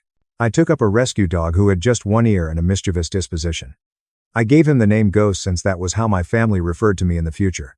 After a few months had passed, my grandma finally made her appearance on a sunny Saturday morning. She had taken the train to get there, refused to let me pay for a car, and stated that she wanted to explore the neighborhood on her own so that she could walk around. When she entered the brownstone, she took her time to look around, taking in the hardwood flooring, the exposed brick, and the shelves that were stacked with books that I had actually read. She then said, "This feels like you." Without smiling, while Ghost would bark at the pigeons, we would sit on the porch with our coffee. I inquired in a low voice whether she was dissatisfied with me for interrupting them, and for not making an effort to resolve the issue. She didn't even flicker an eye. She told me, "Isabel, you gave them more chances than they deserved. That's not failure. That's grace." And for the very first time in my life, I believed what she had said. It has been more than a year since I severed ties with them. There was not a single phone call, text message, or surprise communication, and not even one of those random friend requests on Facebook from a second cousin who was operating as a spy. Absolute silence, unadulterated and unbroken. Being in that kind of silence used to give me the creeps. In the past, I had considered it to be desertion. When there was no sound, I assumed that something was amiss. On the other hand, I am now more knowledgeable.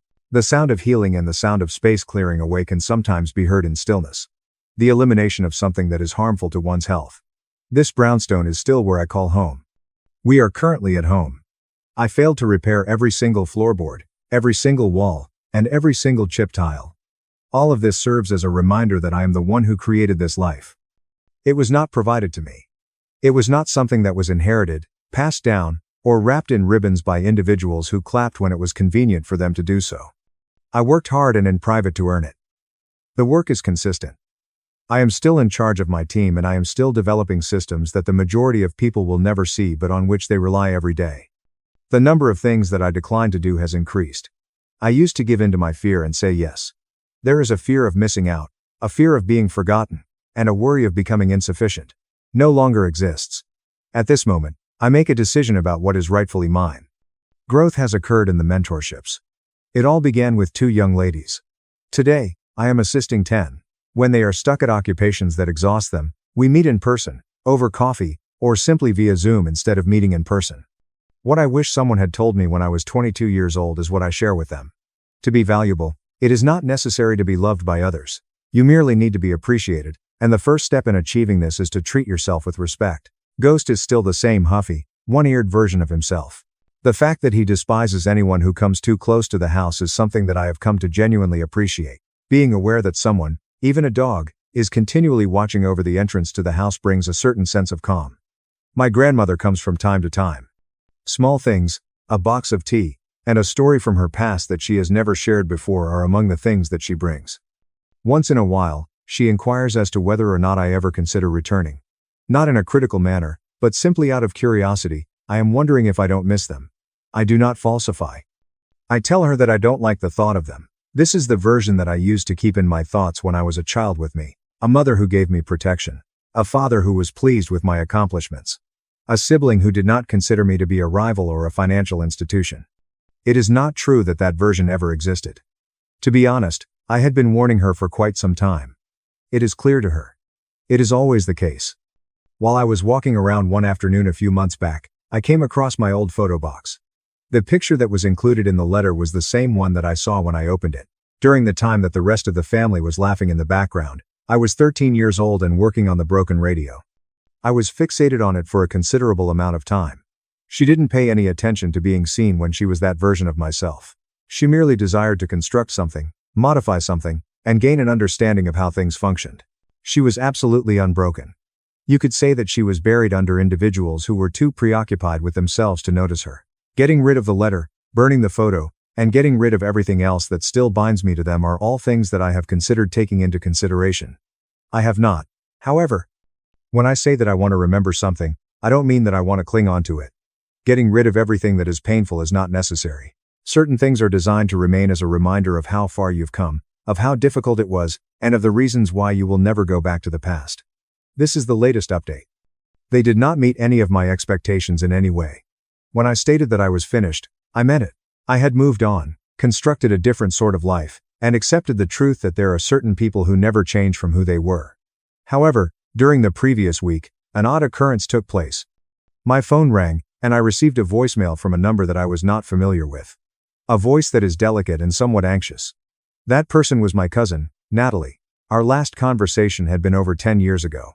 I was on the verge of listening to the message, but something compelled me to do so. She stated that she had no desire for anything. There is no money, and there are no favors. All that she wanted was for me to be aware that things were different in my native country. She informed me that my father had left the phony business several months ago. Because it was never able to get off the ground. That the act of severing relationships caused something to happen in each of them, a kind of reckoning, after I had done so. As far as she was concerned, my mother had begun volunteering at a nearby shelter. My father had returned to his previous position, and he was not pursuing some fictitious windfall. It would appear that Sophia had ceased posting about her picture-perfect existence, and had instead gone back to school in a stealthy manner. Psychology offered at community colleges. Even though Natalie stated that no one actually talks about me out loud, it is obvious that I have left an impression. According to her, they miss me. That my mother sheds tears on sometimes if my name is mentioned. It's not in the sense of a guilt trip, rather, it's a genuine feeling of remorse. That particular part took me by surprise. According to her, my grandmother was involved in the situation in some way. The fact that she did not permit them to change the story, the fact that she continued to give them the truth. Not the version that they attempted to sell to everyone else, but the version that I actually lived through. The contact has not been made. I am not sure if I will do it. A few of the alterations are not invitations. They are just evidence that progress is possible, even in individuals whom you swore without a doubt would never change. In my opinion, that is plenty. Family banned me from Christmas for being a failure. Until my sister's father-in-law discovered I was his new CO partner and exposed my parents' lies. I was in the process of analyzing the final terms of a partnership contract that would grow my company into 3 new regions when I received the text message. It arrived on a Friday afternoon, 2 weeks before Christmas. Sage, this year's Christmas celebrations are reserved exclusively for family. The in-laws of Lydia are on their way. At that level, the Harrys are extremely accomplished people who hold executive positions and board memberships. Our opinion is that you should not participate in this one. No one wants to ask you any embarrassing questions regarding your predicament. Don't you comprehend? My eyes were fixed on the television. The marriage of my sister Lydia to Wesley Harry has been going on for 8 months. It would appear that I am too much of an embarrassment to be included in the family Christmas celebrations, along with Wesley's family, the illustrious Harrys, old money, corporate power, and country club memberships. David Jenkins, who is my chief strategy officer, noted my reaction as I typed one word, "Okay. Everything all right, boss?" I said, "Fine," as I put my phone down and moved away from it. It's just stuff at home. Now, let's talk about the relationship between Everest Enterprises. Regarding the due diligence, where do we stand? David referred to his study notes. Monday is the last conference. The Harry team would like to take you on a tour of our headquarters, chat with you in person, and go over the incorporation strategies. Robert Harry, the company's chief executive officer, will be present in person. The mysterious technological genius that everyone is raving about is someone he wants to meet. I gave a slow smile. Who is this Robert Harry? That's a fascinating point. Does he know you? Not on a personal level, but I am familiar with his family. I need you to tell me, David, whether or not Robert has a son named Wesley. David beckoned his laptop to his side. Not at all, in fact. There is a junior executive at the family business named Wesley Harry. Recently tied the knot. How come? I stated that Wesley had tied the knot with my sister 8 months earlier.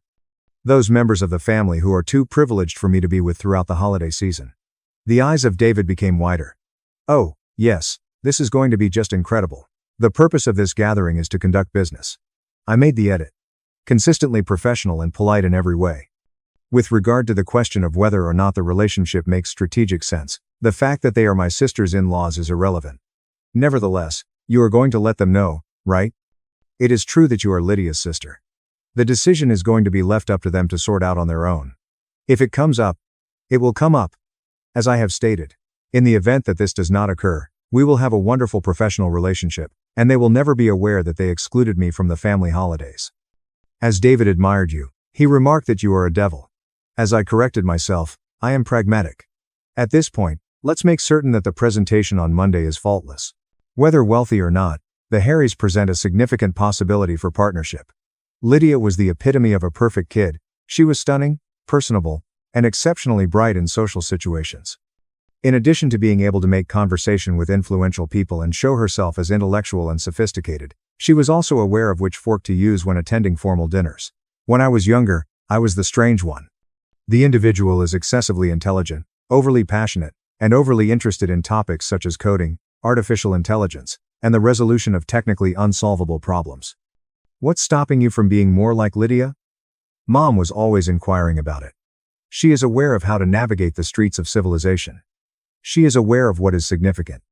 It would indicate that beauty, connections, and marrying well were the most important factors. In every aspect, Lydia was exceptional. She received her education at a top liberal arts institution, where she majored in art history. She also worked at a gallery, where she was introduced to Wesley Harry, the heir to Everest Enterprises, a diverse conglomerate that has interests in manufacturing, technology, and real estate. Their wedding was a lavish affair, as it was a social gathering. The Harrys were wealthy individuals who had recently begun to pursue new goals, and they welcomed Lydia into their family as the ideal addition. Lydia was stunning and well-educated, and she was the kind of lady who significantly improved their reputation. I attended the Massachusetts Institute of Technology, MIT, where I majored in computer science and artificial intelligence. During my free time, I spent my nights developing machine learning models that I believe would transform supply chain management. The back table was where I was sat when I attended Lydia's wedding. Neither of the Harrys introduced themselves to me. To put it simply, I was Lydia's younger sister. Computers are involved in her work in some way. Things that my family was unaware of. The fact that I had established one of the most advanced artificial intelligence supply chain companies in the country was something that I had carefully avoided telling them. It all began with a problem that I had discovered while conducting research for my doctoral degree. Inefficient, unpredictable, and susceptible to disruption were the characteristics of supply chains. Management systems that were used in the past were reactive and continually played catch-up. In order to convert supply chain management from reactive crisis management to proactive optimization, I developed an artificial intelligence that was predictive, comprehended patterns, predicted disruptions, optimized routing and inventory in real time, and optimized inventory through real-time optimization. My very first client was a logistics company that was having a hard time. Their effectiveness grew by 50% in just 4 months. They had a 38% decrease in expenditures, and their on-time delivery rate increased from 75% to 96%. I founded NextGen Solutions 3 years ago with $10 million in series of funding. Last year, we raised $50 million in Series B. 3 months ago, we closed $160 million in Series C at a valuation of $650 million. This statement was observed by the industry. Our artificial intelligence, AI, managed supply chains for over 800 companies, ranging from mid-sized manufacturers to Fortune 500 corporations. This year's revenue was expected to reach $200 million. I owned 60% of the company, and my personal net worth was approximately $400 million. Fortune magazine had just featured me on their cover as the AI visionary who was revolutionizing global supply chains. I kept my two worlds completely separate. When I went home, which was becoming increasingly rare, I drove a modest Honda Civic that I kept specifically for family occasions. Forbes named me to their list of 30 under 30 inches enterprise technology. TechCrunch referred to me as the supply chain oracle. My family believed that I worked a generic technology job that paid maybe $80,000 per year. I wore casual clothes from normal stores.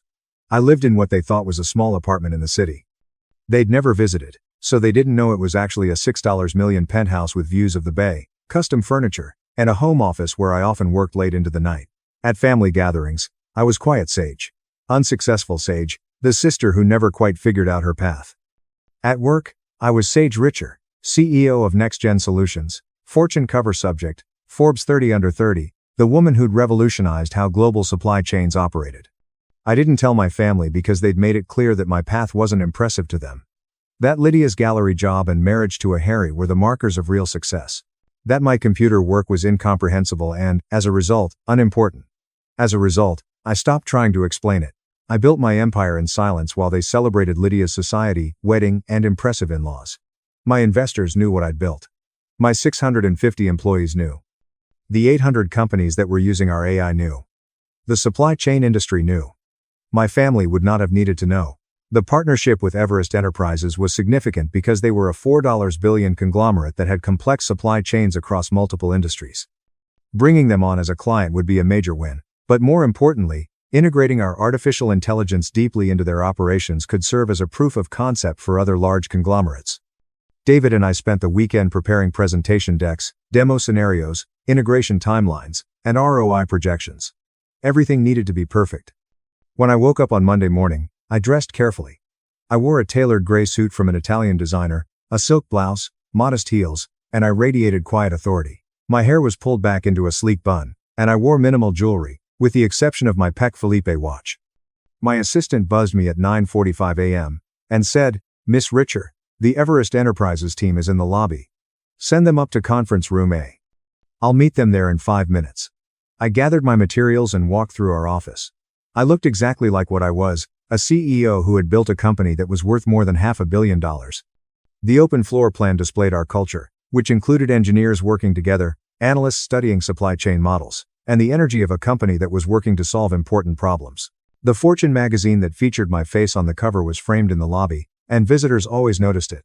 Today would be no different. When I arrived at conference room A, I found my team already there. I responded to David's question by saying, "Always." David, our Chief Technology Officer, Lisa Park, and our Chief Financial Officer, David Chen, had already prepared the presentation, arranged the demo, and put up the partnership paperwork. I needed my assistants to open the door. "Miss Richer, the team from Everest Enterprises was here." There were 4 people who came in. First, there was a man named Wesley Harry who was in his early 30s. Because of Lydia's wedding images, I was able to recognize him, even though we had never been formally introduced to each other. A woman in her 50s with blonde hair that was neatly styled was standing behind him. First, what is most likely Wesley's mother, and then 2 older guys dressed in nice suits. Given their demeanor, senior executives are being evaluated. Lastly, Robert Harry, who was in his late 50s, exuded an authoritative demeanor and exuded the self-assurance of someone who had established and managed a $4 billion firm for a quarter of a century. None of them were able to identify me. To be honest, Wesley had never truly met me.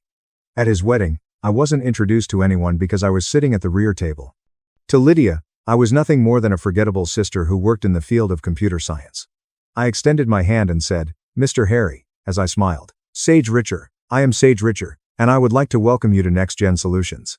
Robert firmly shook my hand. "Miss Richer, it is a pleasure to have you join us today. The previous reputation of your organization came before you. Everyone working in supply chain management is discussing your artificial intelligence. I express that we are pleased with what we have done. Have a seat, if you please. Can we provide you with some coffee water?" As they took their seats at the conference table, I became aware that Wesley was looking directly at me. There was a fleeting moment of recognition, followed by confusion as he attempted to place where he had seen me. He questioned, "Have we ever met?" And lastly, I said it in a suave manner, "I don't believe so. Despite the fact that I was present at your wedding 8 months ago." That was a lovely ceremony. Nothing could be heard in the room. In the space between Wesley and I, Robert looked. "Have you been present at Wesley's wedding?" "Indeed. Her younger sister, as my name is Lydia." It was complete and utter silence. The color left Wesley's face.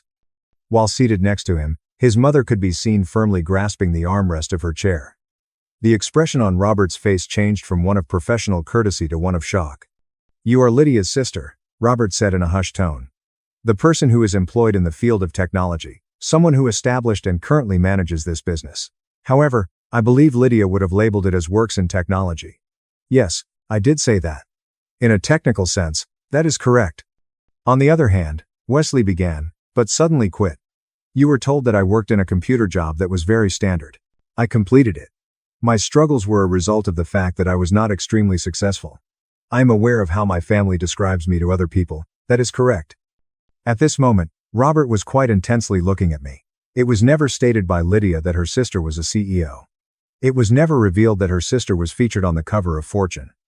Her sister's revolutionary contribution to supply chain AI was never mentioned.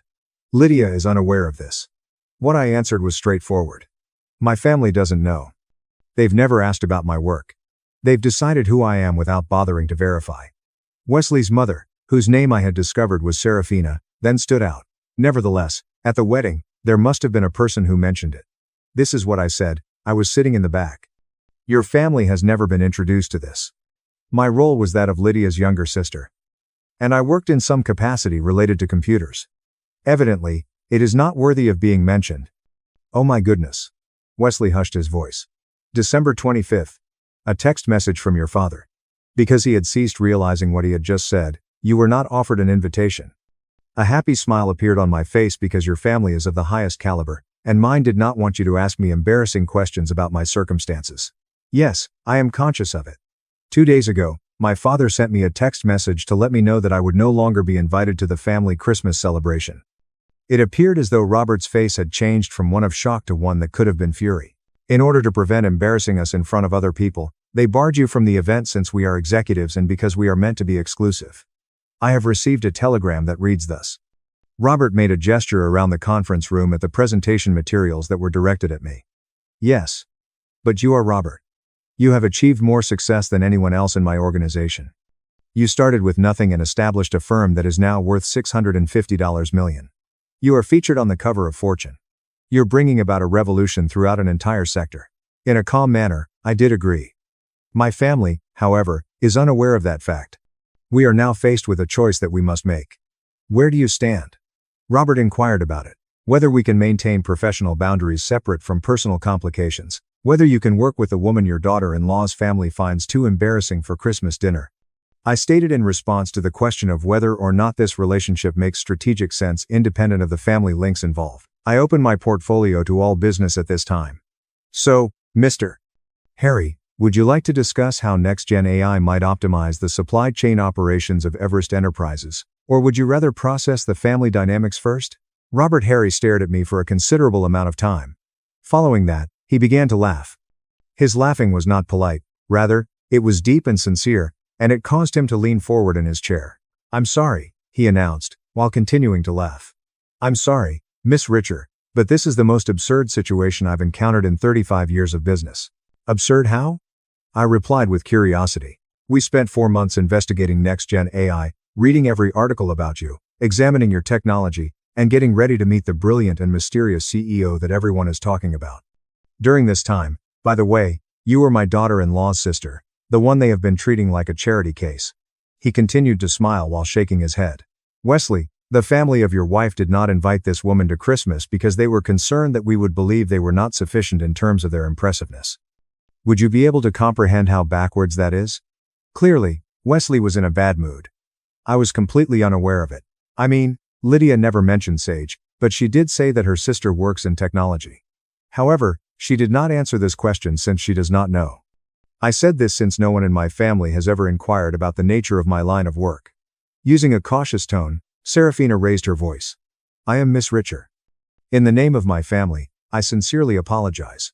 If we had known, your family would not have been able to ban you from our account. If Wesley had known, we would have never allowed this to happen. According to what I said, you have nothing to apologize for. Yes, you did not leave me out. Did my family do it? You are not accountable for the assumptions that they have made about me. Nevertheless, they created such assumptions in an effort to make a good impression on us." Serafina continued, "They thought we were elite, and you weren't.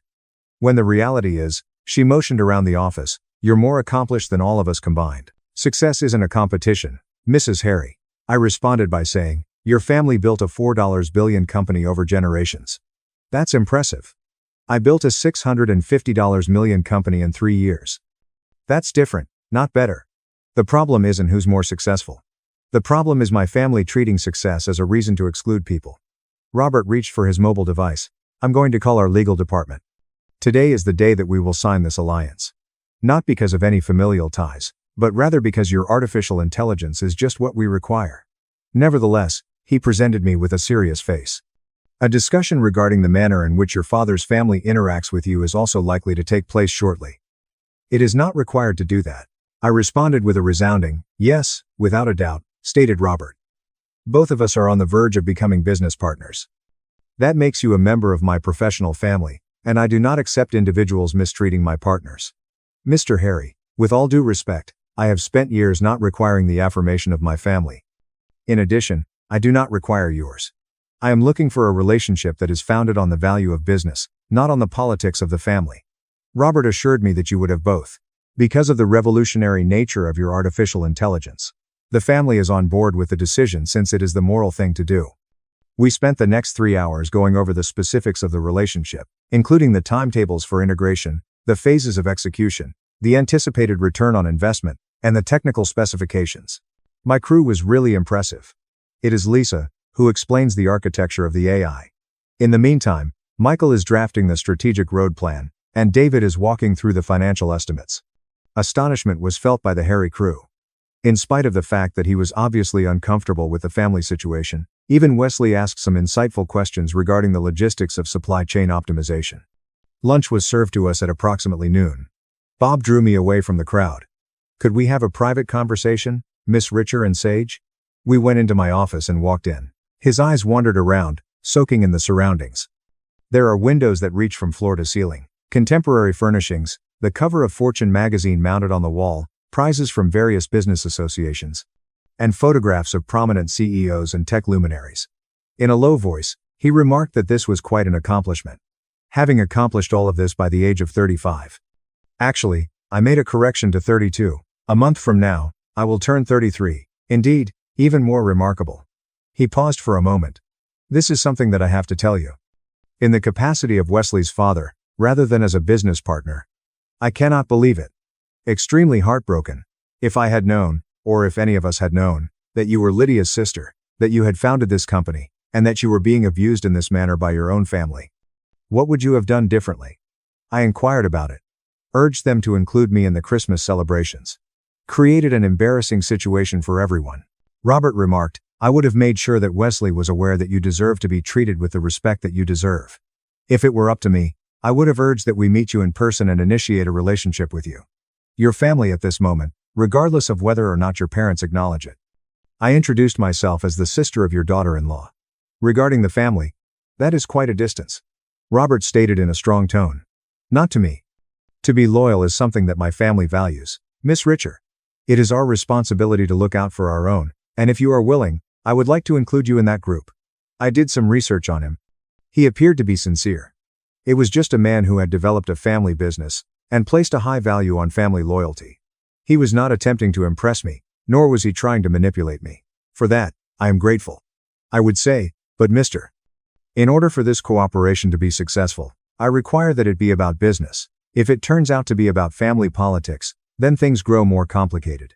Okay, he said, let's get down to business. However, this does not mean that we cannot also treat you as if you were a member of our family. This includes not allowing anyone, even your own parents, to treat you as if you are less than you are. Documents pertaining to the partnership were signed by 4 o'clock. Under the terms of a deal worth $50 million and spanning 3 years, Everest Enterprises would apply next-gen AI across their whole supply chain network. There would also be potential for expansion. The transaction was one of the most significant in the history of my company. Wesley approached me with some trepidation just as the Harry crew was beginning to depart. Please forgive me, Sage. I am sorry. I ought to have inquired about you earlier. If only Lydia had been forced to discuss more about her family's history. Ought to have urged that we meet you in an appropriate manner. You were unaware of the things that you were not aware of. That is not an excuse, as I stated earlier. You are the sister of my ex-wife. That ought to have been significant. Instead, I simply accepted Lydia's hazy descriptions and never made any attempt to get more specific information. It's not your fault, Wesley. This is not. I don't want anyone else to know about this. But I am now a member of the family, he replied. In addition, I find it offensive that the fact that I am a member of your family was used as an excuse to exclude you. This is contradictory and incorrect. What exactly are you intending to say to Lydia? I inquired about the truth. I had a meeting with your company earlier today, namely, that you have constructed something very remarkable, and that her family has been completely and utterly incorrect about you. There is a call coming from her. Wesley concurred with my prediction that it would probably happen within an hour of my arrival home. Should you be prepared for that? It had been 3 years since I was prepared. I concluded by saying, the question is whether she's ready to see me as I actually am instead of who she's decided I am. Wesley was correct in his assessment. At 6:37 o'clock in the evening, my phone rang. Lydia, Sage, what the heck is there? Have you had a good day? Don't hand that on to me. Wesley has just returned home and informed me that he has been working at your company all day. Is it your business? Is it the Zio? There is a collaboration between Everest Enterprises and you that is worth $50 million, and you are featured on the cover of Fortune magazine. Is this a fact? Indeed. You never indicated that you had a business or that you were successful, and you never informed us that you were successful. What if you had trusted what I said? I inquired about it. What would you have replied if I had told you 3 years ago that I was going to start an artificial intelligence firm called Supply Chain? There was a little pause in her silence. No, I am not sure. On the other hand, I would not have done that. If I had been excluded from the family Christmas celebration, it would have been because the Harrys are too privileged for me to be in their presence. I completed it. Because you had already made up your mind about who I was, you would have done so. Lydia, the younger sister who was never able to decide out what she wanted to do with her life. That person who made you feel ashamed since she did not have any noteworthy accomplishments. This is not a fair situation, is it? On Friday, my father sent me a text message in which he said that Christmas is a family-only event. But I was unable to go since your in-laws are executives, and they do not want to be embarrassed by queries about my condition. The situation I'm in, Lydia, as if I were some kind of charity case that you need to conceal. We did not intend to. I am sure you did. You truly intended to say that. It is not a problem. You were concentrating on making a good impression on the Harrys, and I was building my business. When you were concerned about whether or not I would make you look foolish at family gatherings, I constructed something that is currently worth $650 million. Sage, I am very sorry. Am I right? I inquired about it. Do you feel sorry that you treated me as if I were on a lower level? Or are you feeling guilty about being caught? Apologies for the fact that your in-laws are now aware that your family did not include me, despite the fact that I am more successful than anyone else in their company. Suddenly, he began to cry. I was unaware of it. Unbeknownst to us. You did not do that. Since you never inquired about it. For the past 3 years, Lydia, you have never once inquired about the nature of my work. Despite the fact that you have shared with me information about the gallery, Wesley, and your life with the Harrys, you have never inquired about mine. This is because we believed that you were having a difficult time. Because we didn't want to make you feel worse, we refrained from discussing our achievements. I wasn't having any trouble. I was constructing something that was truly remarkable. You, on the other hand, were so preoccupied with becoming Lydia, Harry, the wife of Wesley Harry, and the daughter-in-law of the Harry family that you failed to realize that your sister was revolutionizing an entire industry. On the other end, there was a prolonged period of stillness. Finally, approximately an hour ago, Lydia reported that Robert had contacted her father. As Wesley put it, things did not go well. So, what took place? Robert informed his father that it was inexcusable for them to leave you out of the Christmas celebrations, and that if they ever treated you in such a manner again, the Harrys would cut off all social relations with our respective families. He told me that you are more successful than anyone else in either of your families and that you are deserving of consideration. I lowered my gaze and closed my eyes. Please do not do it, I warned him. Dad is really losing his mind. I've been receiving calls from him non-stop. He is looking for the address of your office. She desires to come and apologize. Wishes to make this right. There is no way to fix it with a single apology. It's true, Lydia, but Sage, would you mind if we gave it a shot? Instead of being whatever we have been, would it be possible for us to strive to be sisters? As I gazed out the windows of my workplace, I could see the city below. My city, the one I ruled over while my family ignored me and disregarded me. I said it in all sincerity, I don't know whether we are able to move past the years in which you treated me as if I were less than. Or the years in which you allowed your father to exclude me from the family Christmas celebration because I was not remarkable enough for your in-laws. I do not know. I get it, but I still want to give it a shot. We would like to give it a shot. I said, we'll see, and then I hung up the phone. My assistant rang me the following morning with a buzz. Please be aware that there is a Mr. and Mrs. Richer in the lobby, Miss Richer. According to them, they are your parents. There is no scheduled appointment. I did a sigh. Undoubtedly, they showed up. Aim them upwards. Room B for the conference. Both mom and dad appeared anxious as they entered. Totally out of place. It was a costume party. A father dressed in a suit, dressed as if they were meeting someone significant rather than their own daughter. The mother's attire was appropriate. A sage. We need to talk, my father remarked. Take a seat. I stated that. They were seated. Standing with my arms crossed, I did not move. I received a call from Robert Harry yesterday. It was said by Dad. I was told by him that you are the CEO of your company, that it is valued more than $500 million, and that you are featured on the cover of Fortune magazine. I have verified that everything is accurate. Are you sure you didn't tell us? Inquired Mom. Why would you give us the impression that you were having difficulty? I completed it. Having no success. Something that is embarrassing. Simply because you had already made up your mind about who I was. What I truly did was something that you didn't want to know, Mom. Your intention was for me to be the daughter who did not succeed so that Lydia could be the one who was successful. That is not the case. His father objected. Is that true? Then please describe the SMS message that you sent on Friday.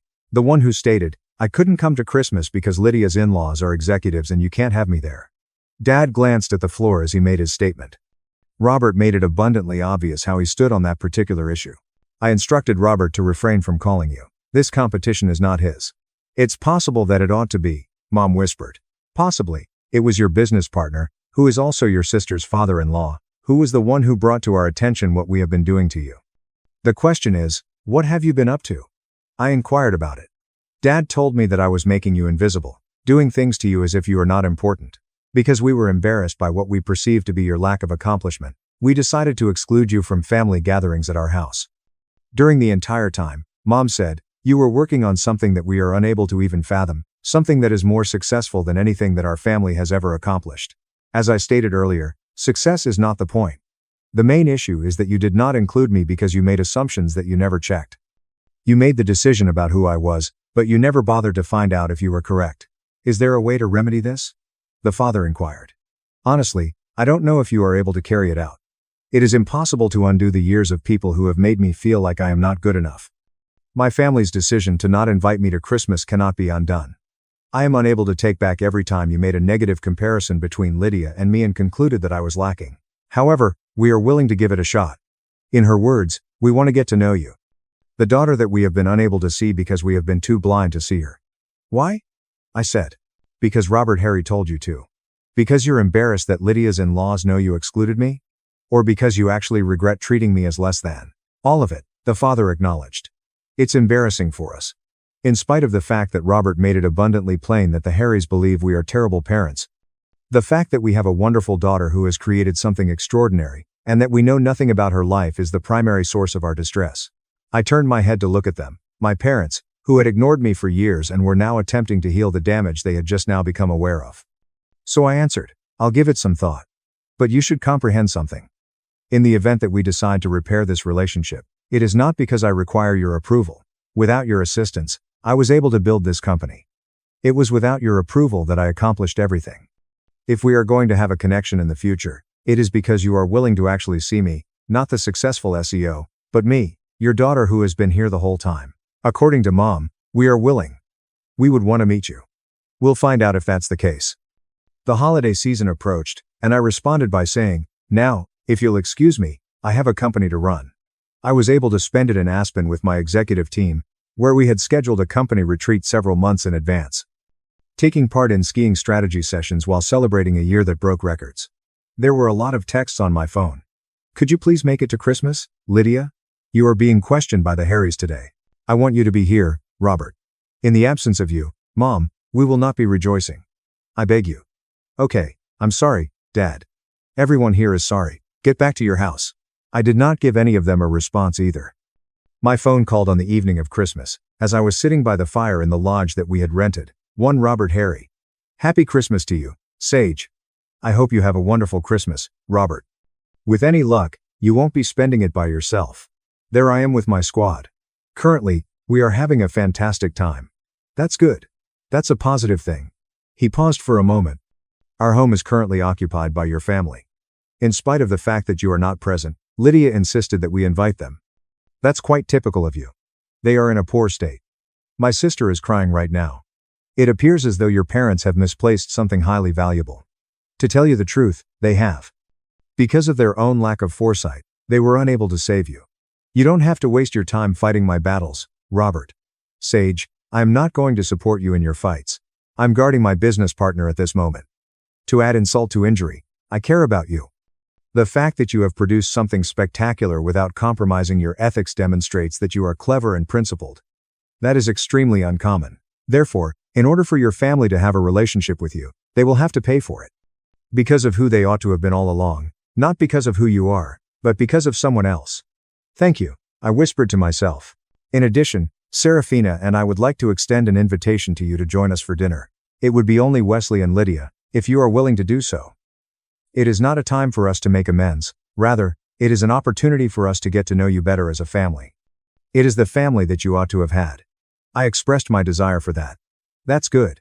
Happy Christmas to you. Sage. You are deserving of a lot more than anything you have received. After we called each other, I sat down and looked at the fire. With champagne in his hand, Michael approached. Dear boss, we are raising a glass to the year. Are you going to come? I did say that I was standing. I will be there. The reason for this is that my team, the company that we had developed, and the success that we had achieved together, this was the family that I belonged to, the one that I had chosen, the one that had chosen me back. And that was more valuable than any Christmas dinner with folks who had been separated from each other for a number of years. I broke my arm. My sister called me dramatic. The ER found 2 shattered bones and 7 years of neglect. CPS was called. My parents were arrested. I was lying on the kitchen floor, arm bent at an angle that arms should never bend, when my older sister Amy strolled in and told me I was faking it for attention. Mom dropped the ice pack she had been reaching for and turned to Amy with a look of desperate relief. Are you sure, honey? Amy took a quick peek at me before pulling out her phone and scanning through things. She does this whenever I have something essential.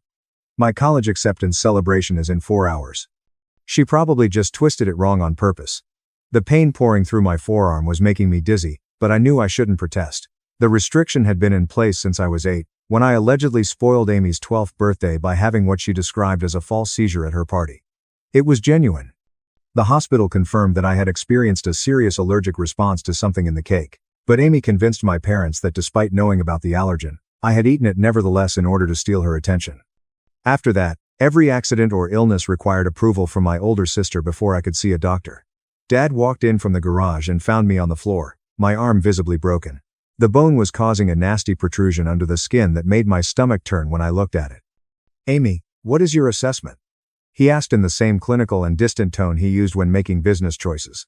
My sister eventually looked up from her phone and stepped over to examine my arm from about 4 feet away. She crouched down but did not touch it, instead tilting her head and making a contemplating sound. It's probably just a bad sprain. She's being dramatic because Jake's coming to my party tonight, and she has that pathetic crush on him. My face burned with humiliation since the crush was genuine. But this had nothing to do with it. When Mrs. Delaney's dog raced into the street, I fell off my bike, trying not to hit it. The fall had been hard and fast, and I could hear the crack as my arm hit the concrete. Amy, please. My voice sounded weaker than I had hoped. I heard it break. I really need to go to the hospital. Mom exchanged looks with Dad, and I noticed the typical calculation taking place. Taking me to the emergency room meant missing Amy's birthday preparations. It prompted queries from the crew about why they had delayed so long. It indicated Amy was upset since the focus had shifted to me. Let's just wrap it and see how you feel tomorrow, Mom said, already getting the first aid kit from the cupboard. If Amy's right and it's just a sprain, we'll have wasted 5 hours at the ER for nothing.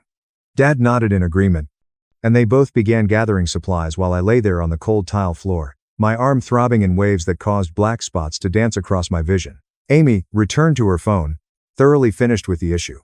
She called over her shoulder as she left the kit Reynolds, make sure she stays in her room during the party. I don't want her limping about, playing for pity. They bandaged my arm so tightly that I couldn't feel my fingers after 12 minutes. Then they sent me upstairs with 3 ibuprofen and orders to relax. I could hear people setting up for the party downstairs, hanging decorations and organizing food, while I sat on my bed, staring at my arm, which was already becoming purple and swelling so much that the bandage was ripping into my skin. My phone vibrated with a text from my closest friend Zoe, who asked if I was coming to the party because my parents had invited half the neighborhood. I replied back with my left hand, saying I couldn't make it. I fell off my bike, my arm hurt. She instantly asked if I had gone to the hospital. When I replied no, she called rather than texting me back. What do you mean, you did not go to the hospital? Your arm is broken, right? Her voice was sharp and concerned, and I could hear traffic in the background, implying she was already in her mother's car somewhere. When Amy responded, it's just a sprain, my parents believed her. I'll have to wait till tomorrow to see how it feels. Even saying it aloud sounded absurd, but this was how things worked in my house. Zoe had known me since 3rd grade and was familiar with the rule, having seen it in effect several times over the years. There was a long lull during which I could hear her breathing, and some garbled talk with her mother. We're going to get you. My mother says, you need an X-ray right now. That isn't typical parenting. That's medical neglect. I wanted to say that if I left, my parents would be upset, that Amy would make my life much worse than it already was, but the agony was becoming intolerable, and I was concerned about how my arm looked. The party begins in an hour. Everyone will notice you taking me. Amy will lose it. Zoe's voice became harsher. I do not care about Amy's party. You could sustain a complex fracture or nerve damage. We're 3 minutes away. She hung up before I could complain further. And I sat there, feeling a terrible mix of relief and fear about what would happen if my parents found out. I managed to put on a hoodie over my wrapped arm, which drove new waves of agony through me and caused me to bite my lip so hard that I could taste blood. With my good hand, I grabbed my wallet and phone, and descended the stairs just as the doorbell began to ring with early partygoers. Mom was in the dining room arranging a cheese tray and didn't notice me sneaking out the front door, where Zoe and her mother were waiting in their car, the engine running. When Mrs. Reynolds saw my arm, her face turned white. She started to say something, but then shook her head and beckoned me to come in. She was taking me directly to the emergency room. The ER doctor took one glance at my arm and instantly requested X-rays, her countenance becoming increasingly anxious as she slowly removed the bandages my parents had applied. How long ago did this occur? She was Filipino, possibly in her 40s, with kind eyes that kept darting between my face and my arm. About 4 hours ago, I fell off my bike. She typed something on her chart, and I noticed her jaw clench. And you're just arriving now? Who bandaged this arm? I didn't want to lie, but I also didn't want to get into trouble with my folks. So, I just said my parents had wrapped it and thought it was a sprain. The doctor stared at Zoe's mother, and something happened between them. Some adult understanding made me feel even more terrified. This is a complete fracture of the radius and ulna. This required rapid medical intervention. The swelling alone may have resulted in irreparable damage. She began unwrapping my arm more slowly, her hands kind, but her voice harsher. Did your parents notice the injury before wrapping it? Zoe spoke out before I could figure out what to say. Her sister claimed it wasn't serious enough for the hospital. Her parents always asked her sister before taking her to the doctor. The doctor stopped unwrapping and gazed at me with such intensity that I wanted to cry. Your sister? Not a medical professional. Does your sibling make these decisions? I nodded, and she quickly took out her phone and moved away to make a call while a nurse arrived to continue removing the bandages. Mrs. Reynolds squeezed my good shoulder and told me I had done the right thing by coming here, and that my parents were wrong to leave me in misery for hours. The X-rays confirmed what the doctor had already determined. Both bones in my forearm were fully broken, and the way they were wrapped had exacerbated the situation by compressing the fractures. I needed surgery to correctly set the bones because waiting 4 hours had caused everything to shift and expand to the point where a simple cast would not suffice. They admitted me right away and arranged surgery for that evening. And that's when 2 police officers arrived, seeking to meet with me privately. Officer Carolyn Briggs, who was older, had gray streaks in her dark hair, and spoke in a calm, professional tone that added to the gravity of the situation. We must grasp the situation at home. The hospital is compelled to report suspected medical negligence, particularly in cases involving minors. Can you tell us about the rule in which your sister decides on your medical care? I was hooked up to an IV for pain relief and felt fuzzy around the edges. But I tried to explain how it all started after Amy's birthday party when I was 8 years old, how she convinced our parents that I was faking illnesses and injuries for attention. So they made her the gatekeeper for all of my medical decisions. Officer Briggs jotted down everything in a little notebook, while her partner, a younger guy called Officer Derek Cole, photographed my arm with a camera bearing an official-looking department stamp. How often has your sister refused you medical care? Officer Briggs asked this so casually that I didn't even consider lying. I began recording instances, beginning with the seizure that triggered the whole thing and progressing through 7 years of denied treatment. I had strep throat for 3 weeks during Amy's junior prom because she accused me of faking to spoil her dress shopping. When I hurt my ankle so badly that I couldn't walk during her debate tournament, she believed I was overreacting. I endured food illness for 5 days since she had college interviews and did not want our parents distracted. Officer Briggs' look became more intense with each story, until she eventually raised her hand to halt me. That is enough for now. We'll need you to give an official statement. But first you need surgery. We will contact your parents and Child Protective Services. She made it obvious that this was not an option or negotiable. My phone started ringing around the time they were getting me ready for surgery. My mother's name repeatedly flashed across the screen. The nurse asked if I wanted to answer it, and I shook my head, sending it to voicemail. Mrs. Reynolds had stayed with me the entire time, and she assured the nurse that she would take any calls from my parents while I focused on getting my arm healed. In the operating room, the anesthesiologist was explaining what would happen when my phone buzzed with a text from Mrs. Reynolds read aloud upon my request. It was from Amy, all uppercase, and she said I had ruined everything by leaving and causing a scene. That the cops had arrived at the party, asking questions, and half of the people had departed. She would never forgive me for being so selfish and theatrical. Mrs. Reynolds' face hardened into stone as she read it, and she took a screenshot before I could stop her. She stated gently, "This is evidence. Your sister just demonstrated that she cares more about her party than your broken bones." I awoke from surgery with my arm in a cast from my fingertips to above my elbow, metal pins holding everything in place, and a thick bandage wrapped over the entire thing.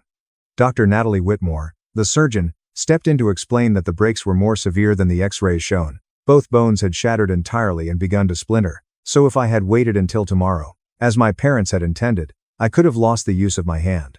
She used words like nerve injury, vascular compromise, and irreversible handicap as my mind raced with drugs and terror. You were very fortunate that your friend brought you in when she did. Another 7 hours, and we'd be talking about far more significant interventions. She peered at the notes on her tablet, her emotions alternating between rage and grief. The hospital has already submitted a report to CPS. Someone will be by to talk to you in the morning. My parents arrived about midnight. They were both dressed in party attire, which appeared out of place in the harsh hospital lighting. Mom had been crying, her makeup smudged, and Dad's face was tense with barely controlled rage. They weren't permitted inside my room at first because Officer Briggs was still working up her report, but I could hear them arguing with the nurses in the hallway. Mom's voice grew louder, claiming that everything was a misunderstanding, that they had meant to take me to the doctor in the morning, and that Zoe's mother had overreacted and poisoned everyone against them. Dad's voice was quieter, but more threatening, as he talked about attorneys and bogus allegations, and how they would ruin his name. Officer Briggs finally let them in, but remained in the room, and Mom's first words were, "How could you do this to your sister?" Instead of asking how I was doing or if I was okay, they instantly brought up Amy and how I had embarrassed them. Dad stood at the foot of my bed, arms folded. We trusted Amy's judgment. Officer Briggs cleared her throat loudly. "Mr. and Mrs. Callahan, your daughter's forearm bones were both completely broken. She required emergency surgery, including pins and plates. There is no universe in which that is considered exaggeration." Mom turned against her, her voice shaking. "You do not comprehend. Our oldest daughter has superb judgment. She is a pre-med student at Stanford. She is knowledgeable about medical issues. We were following her advice." The officer's laugh was sharp and unfunny. "Your daughter is 18 years old and has no medical training. She is unqualified to diagnose anything, let alone deny her sister emergency care. You've been enabling a teen to play doctor with potentially fatal implications." She pointed to my arm, which was heavily cast. "This required rapid care. Your daughter was in agony for 4 hours because you placed a party over her well-being." The conversation lasted another 20 minutes, with my parents becoming increasingly defensive, and Officer Briggs becoming increasingly impatient with them. Finally, she told them to leave because visiting hours had ended and I wanted to rest. She also advised them that CPS would begin a complete investigation tomorrow morning, and they might expect house visits and interviews with both daughters. After they went, Mrs. Reynolds walked back in and sat near my bed. She'd been in the waiting room delivering her own statement to the police, outlining everything she'd seen over the years of knowing my family. She took out her phone and showed me images she'd taken of Amy's text messages, including screenshots of identical communications from months before in which Amy criticized me for being overly theatrical about ailments. Mrs. Reynolds had been carefully documenting everything, waiting for a moment like this when the proof may be useful. Zoe stayed with me that night, sleeping in the uncomfortable chair beside my bed and waking up whenever I made a disturbance. Around 3 a.m., when the pain medicine was wearing off and I waited for the nurse to bring more, she remarked something that stuck with me. "You understand this isn't normal, right? Like you know your parents are abusive, and your sister is effectively tormenting you with their approval." I'd never thought of it that way before. I'd always convinced myself Amy was just being protective, or that my parents trusted her judgment. But, lying there with pins in my arm from an ignored break for hours, I couldn't pretend any longer. "I know," I said, and saying it aloud felt like tearing loose something inside my chest that had been tightly sealed for years. Zoe came over and took my good hand, and we sat there in the dark hospital room while machines beeped and nurses performed rounds, and my entire concept of my family broke into something awful and true.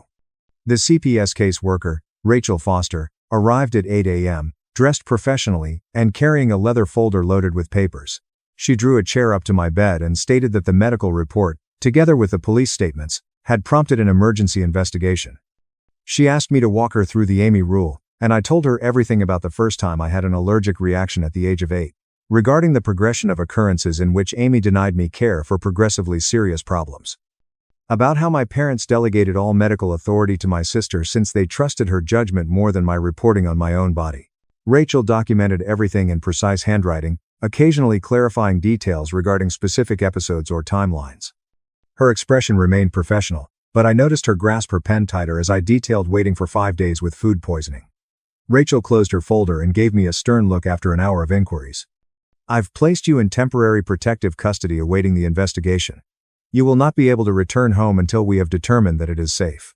Are there any relatives or family friends that could take you in?" I instantly thought of Mrs. Reynolds and Zoe, and Rachel made notes to contact them for a placement evaluation.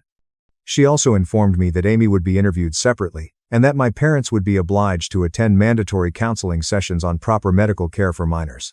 The probe would take at least a few weeks, if not months, depending on the findings. If I wanted to see my parents, I could do so under supervision. However, Amy was not permitted to contact me until the investigation was completed. The relief I felt at hearing that news was so overpowering that I began crying, and Rachel handed me tissues while emphasizing that my safety was the top concern, regardless of how my family felt about it. Mrs.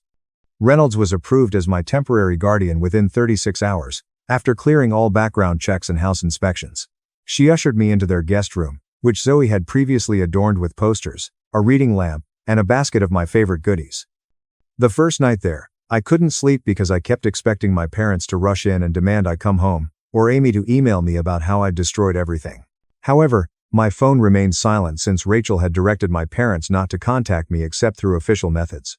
And Officer Briggs had informed Amy that any attempts to contact me would be deemed witness tampering. I laid there in the nice bed, listening to the typical sounds of a house where people weren't constantly walking on eggshells because of one person's mood, and I felt something tight in my chest begin to release just little. The next week, I had my first follow-up appointment with Dr. Natalie Whitmore, who brought another doctor with her. Dr. Gregory Lang specialized in pediatric orthopedics. After inspecting my arm, he began asking questions regarding my medical history. I told him about all of the injuries and illnesses that went untreated or were undertreated as a result of Amy's decisions. And he asked for copies of all my medical records dating back to when I was 8. 4 days later, he called Mrs. Reynolds and invited us to visit his office for a consultation. He had printouts on his desk indicating gaps in my medical care that coincided to significant events in Amy's life. I was unable to see a doctor during her SAT testing week, thus her fractured finger healed incorrectly. Repeated untreated respiratory infections throughout her college application season had scarred my lungs. A terrible burn that became infected because she had a homecoming and did not want our parents to be preoccupied with me in urgent care. Dr. Lang had organized everything into a timetable that revealed a clear pattern of systematic medical neglect perpetrated by my parents and orchestrated by my sister. He'd produced a detailed report for CPS, outlining each incident, the medical repercussions, and his professional view that this constituted severe abuse. His hands shook slightly as he showed us the chest x-rays from my respiratory infections, pointing us regions where my lung tissue had sustained lasting damage from untreated pneumonia during Amy's freshman year of college. This should never have occurred. A child with pneumonia is not only expected to brazen it out because her sibling has finals. This amount of carelessness might have killed you several times. He pushed copies of the report over the desk, one for Mrs. Reynolds, one for me, and one he claimed to have already delivered to Rachel and the police detective assigned to my case. Rachel contacted the next day to inform me that they were filing criminal charges against my parents, not simply investigating for CPS purposes. The district attorney intended to prosecute for child endangerment and medical neglect, and Amy was also being investigated for her involvement in denying critical care. Dr. Lang's data, together with police files and witness accounts, presented a picture of systematic abuse over a 7-year period. Rachel asked if I'd be willing to testify in court if necessary, and I immediately agreed. I was tired of shielding them, pretending the rule was normal or acceptable, and bearing the burden of their dysfunction. She informed me that the preliminary hearing was scheduled in 4 weeks and that I should prepare myself for my parents to fight this hard. They'd previously hired a high-priced lawyer who claimed the entire incident was a misunderstanding exaggerated by an unskilled CPS employee. My parents requested a supervised visit through formal means, which Rachel organized at the CPS office while she was present. They appeared smaller, less commanding than usual. Mom had lost weight, and Dad's hair appeared grayer. They sat across from me at a conference table, and Mom burst into tears, grabbing for my hand. I drew back, keeping both hands in my lap so she couldn't touch me. "Sweetheart, we never intended for you to be hurt. We assumed Amy knew best. She's quite smart, and we trusted her medical knowledge." Dad nodded, his voice imploring. "We were only trying to teach you not to be overly dramatic about minor issues. We didn't understand how terrible your injuries were." When I looked at each of them, all I felt was cold rage. "I told you that my arm was broken. I told you I heard a crack. You chose to believe Amy over me because it was more convenient for her party." Mom's face sank. "That is not fair. We have always loved you as much as your sister. We were just trying to balance both of your needs," Rachel said, before I could answer. "Mrs. Callahan, medical neglect isn't about love or harmony. It is about failing to provide adequate care for your child. Your daughter needed emergency surgery because you waited 4 hours to seek help. She suffered permanent lung damage as a result of untreated pneumonia. These are not minor oversights. These are patterns of severe neglect." Dad stood up and his voice became louder. "We are being persecuted for relying on our older daughter's judgment. Amy has never steered us wrong before. She was accepted into Stanford's pre-med program." Rachel's voice remained calm but firm. "She is an 18-year-old college freshman. She is not qualified to diagnose anything. Even if she were, the right response to a possible fracture is quick medical treatment, not tying it up and hoping for the best." The visit ended abruptly because my parents kept defending themselves rather than admitting their mistakes. Mom turned back once more as they were departing. "Please come home. We miss you. Amy misses you." The mention of Amy made my stomach flip. I informed Mom I wasn't returning home because I felt safer with Zoe and Mrs. Reynolds than I had ever felt in their home. Dad's expression tightened as he shouted something about my being corrupted by other forces, that CPS was poisoning me against my own family. Rachel abruptly interrupted the visit and led my parents out while they protested. After they departed, she sat down with me and asked how I was doing. I told her the truth. Seeing them made me angry and sad, and I didn't want to reconcile with individuals who refused to accept their mistakes. The criminal hearing took place on a Friday morning in a courthouse that smelled of old wood and worry. The prosecutor, Assistant DA Marcus Ellison, was a black man in his 50s who specialized in child abuse cases. He'd gone over all of the material and informed me before we walked in that he had a good case, but jurors may be unpredictable when it came to parents who were generally decent. My parents' lawyer was Lauren Hartwell, a sharp-suited woman who quickly began arguing that this was a private family problem, that CPS had overstepped, and that my parents were nice people who made a mistake in judgment. Marcus delivered the medical. Evidence is presented in a systematic manner, beginning with a broken arm and progressing backward through 7 years of recorded neglect. Dr. Gregory Lang testified about my lungs' lasting damage and incorrectly repaired bones from prior untreated fractures. Officer Briggs testified about the witnesses' testimonies and the pattern she discovered while investigating the case. When it was my turn to testify, the defense counsel came at me hard. She inquired if I'd ever been overly theatrical about injuries before, if I'd ever exaggerated symptoms to gain attention, or if I had a strained relationship with Amy. I could have felt compelled to undermine her. I answered each question honestly, saying that yes, I had been concerned about little details that turned out to be unimportant. But I also pointed out that youngsters lack medical skills, that it is normal to be unsure about symptoms, and that this is precisely why parents are advised to err on the side of caution. Lauren attempted to trip me up by inquiring about particular occurrences that Amy claimed were overstated, but Marcus objected every time she tried to treat Amy's assessments as medical fact. The court upheld the most of his objections, and the defense counsel eventually sat down, looking disappointed. Amy testified next, and seeing her on the stand made me realize how much she had always controlled everything. She was steady and knowledgeable, describing how she'd been protecting our parents from my attention-seeking antics for years. How I'd learnt that being hurt or sick would get me pity and attention. So I started faking or exaggerating symptoms whenever she had an important event. She brought up the allergic reaction for her 12th birthday, claiming I ate the cake despite knowing it would make me sick deliberately to ruin her party. The prosecutor allowed her to talk herself into a hole before pulling out medical papers, proving that I had no idea about the allergen and that it was a new allergy to which I had never been exposed previously. He destroyed every example she presented, displaying hospital papers or doctor's notes to prove that my injuries and illnesses were real and serious. Amy was crying at the end of his cross-examination, stating that she had only been trying to help and had never intended for me to be gravely wounded. The judge waited 3 weeks to reach a decision. When we returned for the ruling, the courtroom was filled with people on both sides. My parents' friends and co-workers are there to support them, as are Mrs. Reynolds and Zoe, Rachel from CPS, and Marcus and his team. The judge, Walter Hayes, an elderly white man, read from his notes for 11 minutes before giving his decision. He found my parents guilty of child endangerment and medical neglect and sentenced them to 3 years probation, mandated parenting programs, and ongoing CPS surveillance. He also issued a protective order, declaring that Amy would have no medical decision-making authority over me until I became 18, and that any future medical choices would be made by my legal guardian in consultation with actual medical specialists. My parents would only be granted supervised visitation, and any effort to break the protective order would result in immediate jail time. The courtroom exploded in commotion, with my parents' friends denouncing the sentencing and Mrs. Reynolds supporting me. My parents sat frozen at the table, their lawyer already discussing appeals. Amy was crying in the front row, her Stanford sweater shining out among the dark apparel everyone else was wearing. I felt an odd mix of relief and grief, thankful for the protection, but sorry that it had taken a broken arm and a court case to get there. Outside the courthouse, reporters attempted to ask questions, but Rachel and Mrs.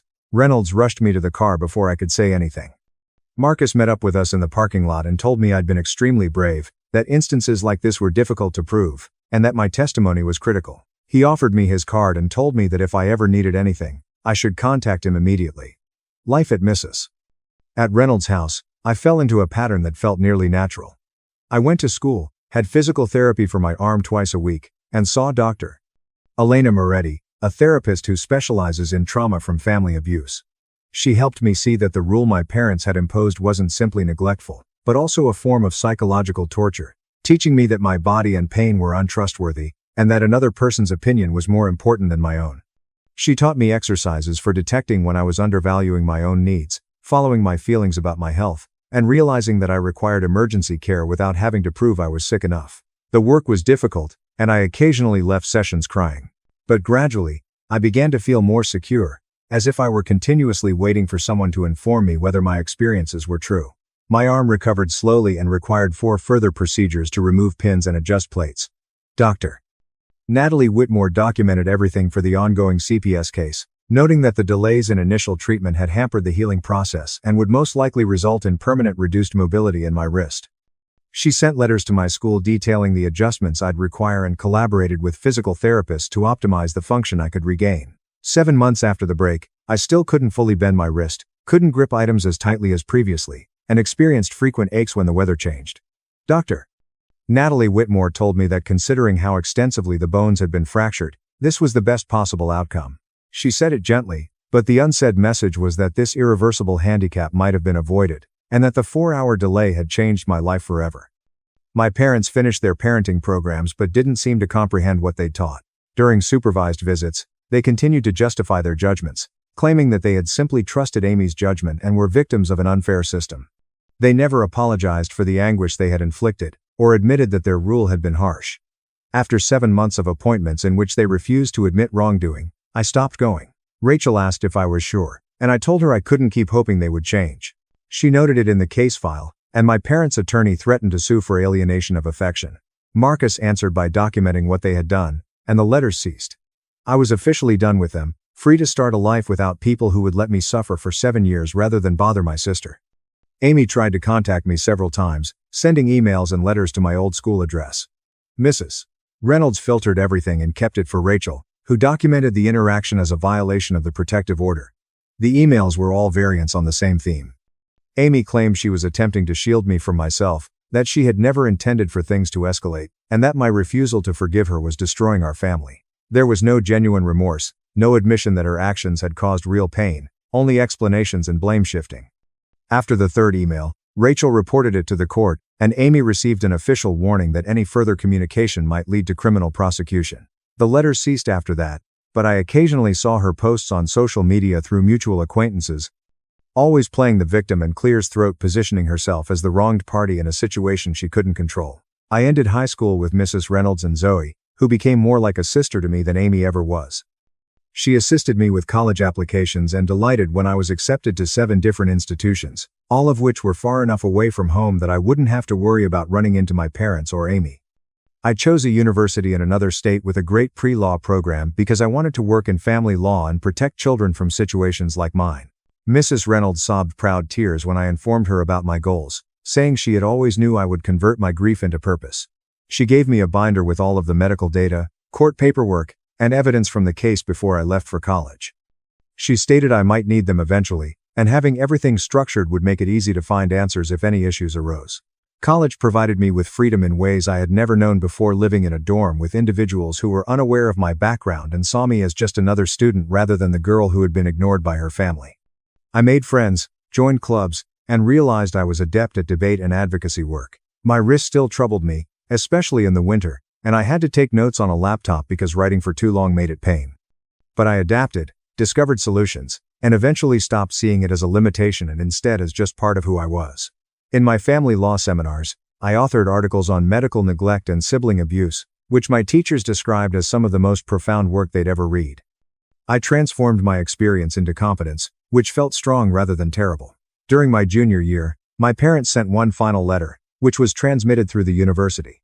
It was typed in official, stating that they had completed all of the criteria of their probation and wished to restore our friendship.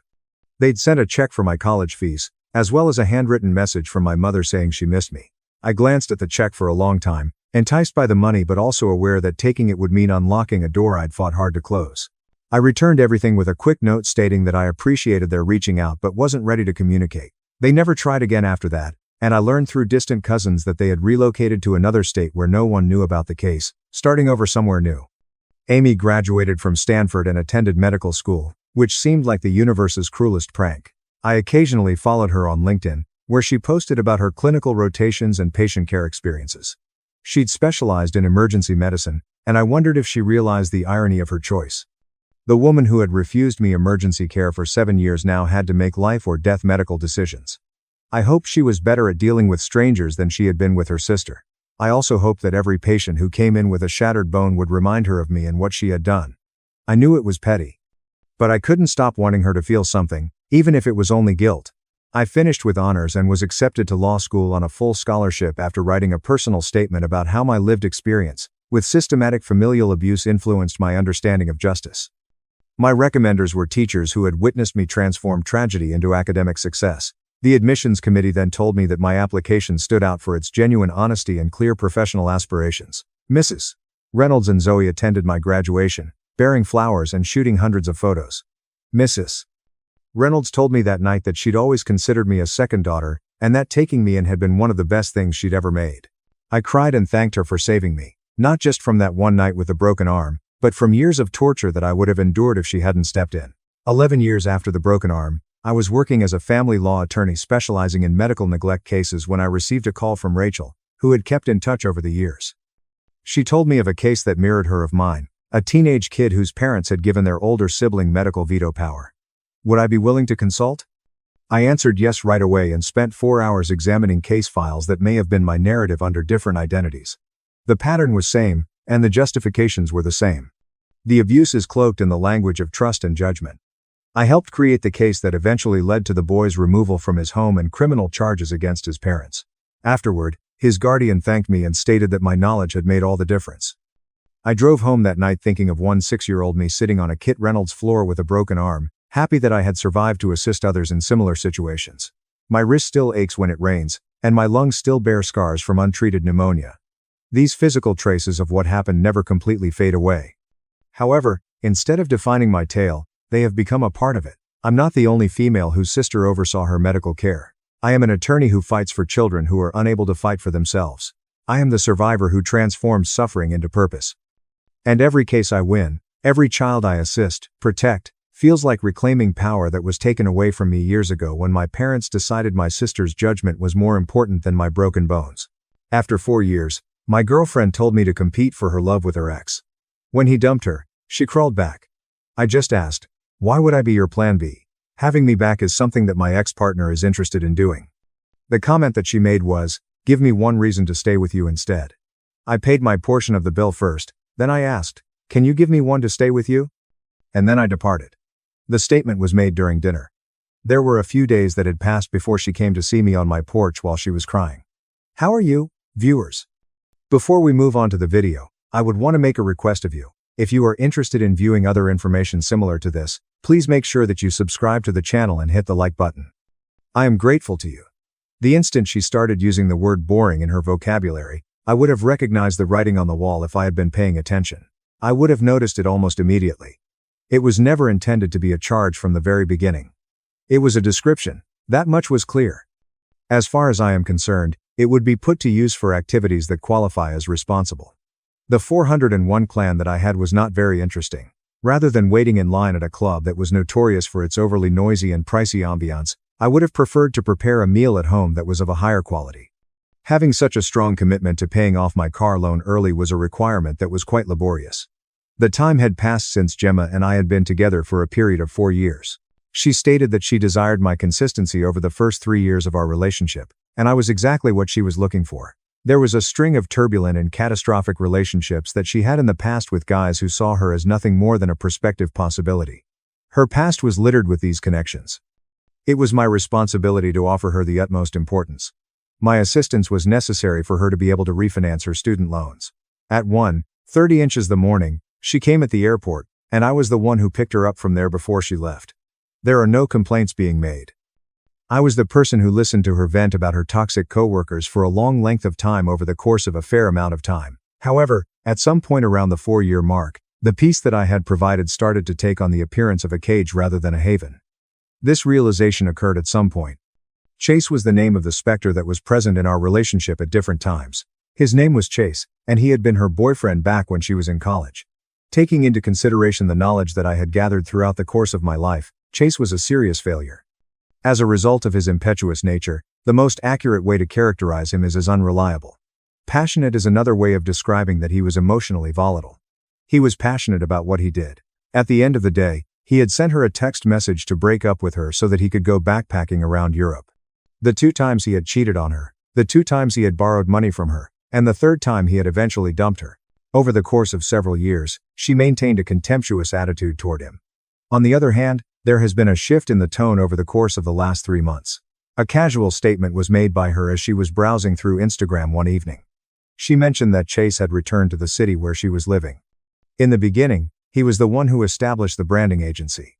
He seems to be maturing from an early age, which is rather impressive. When I first heard about the analogy, it wasn't until a week later that I realized it, but at the time, I didn't give it much attention. It was during the course of our movie viewing that she informed us that Chase had lately acquired a loft in the central business district. It has a strong industrial appearance due to the exposed brick that extends from the floor to the ceiling windows. Comparing it to this region reveals that it possesses a great deal of self-expression. My apartment was the location where I had a look around. The accommodation was immaculate and up to date, and it was situated in an area that was really pleasant. There was not a single defect in it. Where exactly is the issue with this particular location? The question was posed to me. She heaved a profound sigh. This massive and dramatic girth, which she had just recently been able to perfect, absolutely none of it. The wager is, in essence, a safe one. To tell you the truth, it completely fulfills the expectations of each and every person. It is a color that is beige. By that point in time, it had become the word of the month. Protected. The color is a beige. In nature, it is predictable. Over the course of the previous week, beginning on Wednesday, the red flag started to wave with great force. Although we were seated on the couch, we could hear a buzzing sound coming from her phone. With the lightning-fast reflexes of a fighter pilot, she plucked it off the cushion as soon as she saw it. First, she sent a quick response by text message, and then she turned the phone over so that it was positioned so that it was facing down on her thigh. After that, she angled the screen down, away from me. I asked, "Who was that?" while keeping a neutral tone in my voice. "Who was that?" In other words, just let's get to work, she instructed. I did not confront her about it because it had been 4 weeks since Megan, her assistant, had left her employment. She did not look at me when she stated, "Megan is having a crisis with the vendor." I did not confront her about it. No one was able to hear my voice. At this same moment, I felt a sensation that was both cold and hard in my entire stomach. This occurred as a direct result of the realization that I was no longer a partner in the relationship. My initial role was that of a stand-in. During the time that she was shopping for a more affordable rate, she was keeping the insurance policy that she had purchased from me. I came to the conclusion that I would conduct one last test on the water. Considering that it had been some months since she had the chance to try the French restaurant Lavelle, I decided to make reservations for her at that establishment. This was the kind of setting that you would go to in order to celebrate a huge promotion or an engagement, not to mention the fact that it was pretty expensive. I wanted to know if she was still concerned about the effort or if she had already moved on to other things. I was curious about both possible outcomes. The later hours of Saturday evening approached. The outfit that she used to claim made me look like James Bond was the one that I wore. She never stopped saying that. In spite of the fact that she was dressed in a beautiful black dress, she exuded an exuberant amount of vitality. While she was behind the wheel of the Uber, she checked her phone a total of 4 times. The inquiry that she had asked about my day was not in response. She did not provide any criticism or opinion regarding the restaurant. They sat down in the chair. There was a very pleasant attitude that prevailed. Candles, dim lighting, and jazz music that is soft and soothing. Perfect for a couple that are deeply in love with one another. Just as suitable for the conclusion of a romantic relationship. My awareness was not present when she placed the order for the most costly wine on the list. She did it without my knowledge. She quickly emptied the first glass, her eyes darting about the room as if she were looking for a way out or an audience. She did this in a short amount of time. When the appetizers were finally brought to the table, the silence that had been surrounding us had reached a point where it felt almost as if it were physical. The decision to break it was mine to make. After setting her fork down, she inquired, "Is everything okay?" She took a long, deep breath and noted, "You appear to be distracted, Ness." I used my tongue to cut into my tartar, and then made the observation. There was a little period of time during which I was under the notion that she was going to apologize for the physical distance that separated us. My mind wandered to the possibility that she would say that she was experiencing anxiety or stress. On the other hand, she looked directly into my eyes, which appeared to be a strikingly calm expression on her face. She said, "I need to be honest with you." At that precise moment in time, the knife and fork that I was using were precisely positioned on the edge of the dish as I continued, "I've been talking to Chase." My mouth dropped open as I said this. Never once did I make a sound. My only action was to wait. Her discomfort seemed to be brought on by the fact that she did not receive a response. Her only desire was to engage in combat. My intention was for her to accuse me of being dominant, and she wanted me to raise my voice in order to do this. It was necessary for her to carry on with her conversation in order to make up for the void that I had left behind. As she spoke, her voice took on a strange and arrogant assurance, despite the fact that she was the one doing the talking. "He reached out a few weeks ago," she added. He conveyed his sorrow for everything that had taken place in the past up until that point. "As you say, Dean, he has progressed. In the present moment, he is doing fairly well. The amount of vitality that he is currently exuding is quite remarkable. In the natural world, magnetic. According to him, we should give it another attempt." In his statement, he asserts that he has never stopped visualizing me in his head. There was a moment of hesitation on her part when she took a drink of wine. During the time that she was keeping a close check on me, she was hunting for indications of jealousy. "It is not a problem," I stated. The tone that I used was unexciting. "The reason you are here is to provide me with this information." At the same time as she was extending forward, her elbows were resting on the table. At this same moment, the proposal was presented to the people. Although she did not look to be baffled, she stated, "Because I'm confused." Despite the fact that she was not confused, her demeanor was one of self-assurance and confidence. "Regarding you, Dean, I am concerned about you. The answer is yes, I do. You are an amazing person. You can be counted on to be true. There is no threat on your end. However, there is a risk involved in Chase. The excitement in him is growing. He gives me a sense of vibrancy in a way that you simply do not have the ability to do." She created a physical barrier between us by sitting back and crossing her arms. Through this action, she separated us from one another. "So, here's the situation," she said in a manner that was as casual as if she were choosing between the steak and the salmon. "So, here's the situation. He wants me back. In order to proceed, I need to make a decision. In contrast, I am of the opinion that it is my responsibility to provide you with the opportunity to argue for yourself. Then I blinked and said, so, give me a reason. My apologies. Please suggest a cause for me to remain with you rather than with him. Her repetition was quite deliberate, and she pronounced each syllable as if I were a young child. Please explain to me why I should go with you. Persuade me to join us. Because the safe option is not winning at the moment. My breath was truly taken away for a brief moment by the audacity of what was being spoken. While she was in the center of a crowded restaurant, she was holding an auction for her adoration.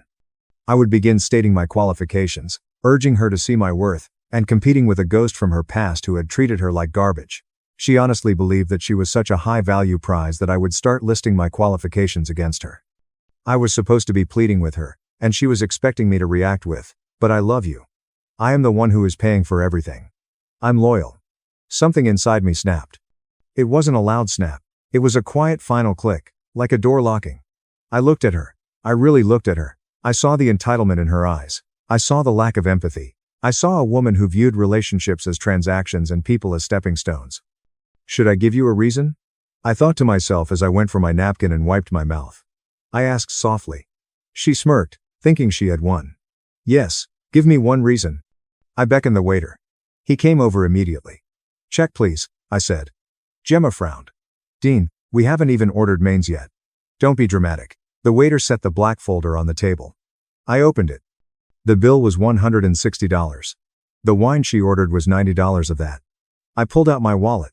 I took out three $20 bills and a $20. $80. Exactly half. I placed the cash on the table right on top of the receipt. I stood up. Dean? Her voice pitched up, a mix of confusion and annoyance. What are you doing? I looked down at her. She looked small suddenly. You asked me to give you a reason to stay with me, I said. My voice loud enough for the tables nearby to hear, but calm enough to show zero emotion. And I realized something. What? She snapped. Can you give me one reason to stay with you? Her mouth opened, but no sound came out. She was stunned. The question hadn't even occurred to her. I offer loyalty, stability, and respect, I said, buttoning my suit jacket. You offer confusion, comparison, and an ex-boyfriend you're texting under the table. I'm not competing for a job I already have, Gemma. And I'm certainly not competing for a position that's already filled. You can't just leave. She hissed, her face turning red as she noticed people looking. You can't leave me here with the bill. I paid my half, I said. You wanted independence and excitement. Paying for your own $90 bottle of wine is pretty exciting. Call Chase. Maybe he'll pick up the tab. I turned around and walked toward the exit. Dean. She shrieked. If you walk out that door, we are done. Do you hear me? Done. I didn't look back. I pushed through the heavy glass doors and stepped out into the cool night air. I checked my pulse. It was slow, steady. I took my phone out of my pocket, opened her contact, and hesitated. Blocking her now would be too easy. I put the phone back in my pocket and called a cab. I was finished, but I had a feeling that she was just getting started. The silence lasted exactly 25 minutes, which was the amount of time it took for her to realize that I wasn't waiting outside the restaurant and that I wasn't going to come back to pay the rest of the bill. I didn't want anything to give the impression that I was hurt. I wanted to appear indifferent. I was back at my apartment, calmly folding her clothes into a cardboard box I'd grabbed from the recycling bin when my phone started vibrating against the coffee table. It wasn't a call. It was a barrage of texts. Gemma. 8:52 p.m. Are you serious right now? Gemma. 8:53 p.m. You are actually psychotic. Everyone is staring at me. As the words, Gemma, it is 8:55 p.m., were said to me, I remained glued to the television. Get back to this location and pay for this. A refusal was made on my card. As you are aware, I do not receive my pay till Friday.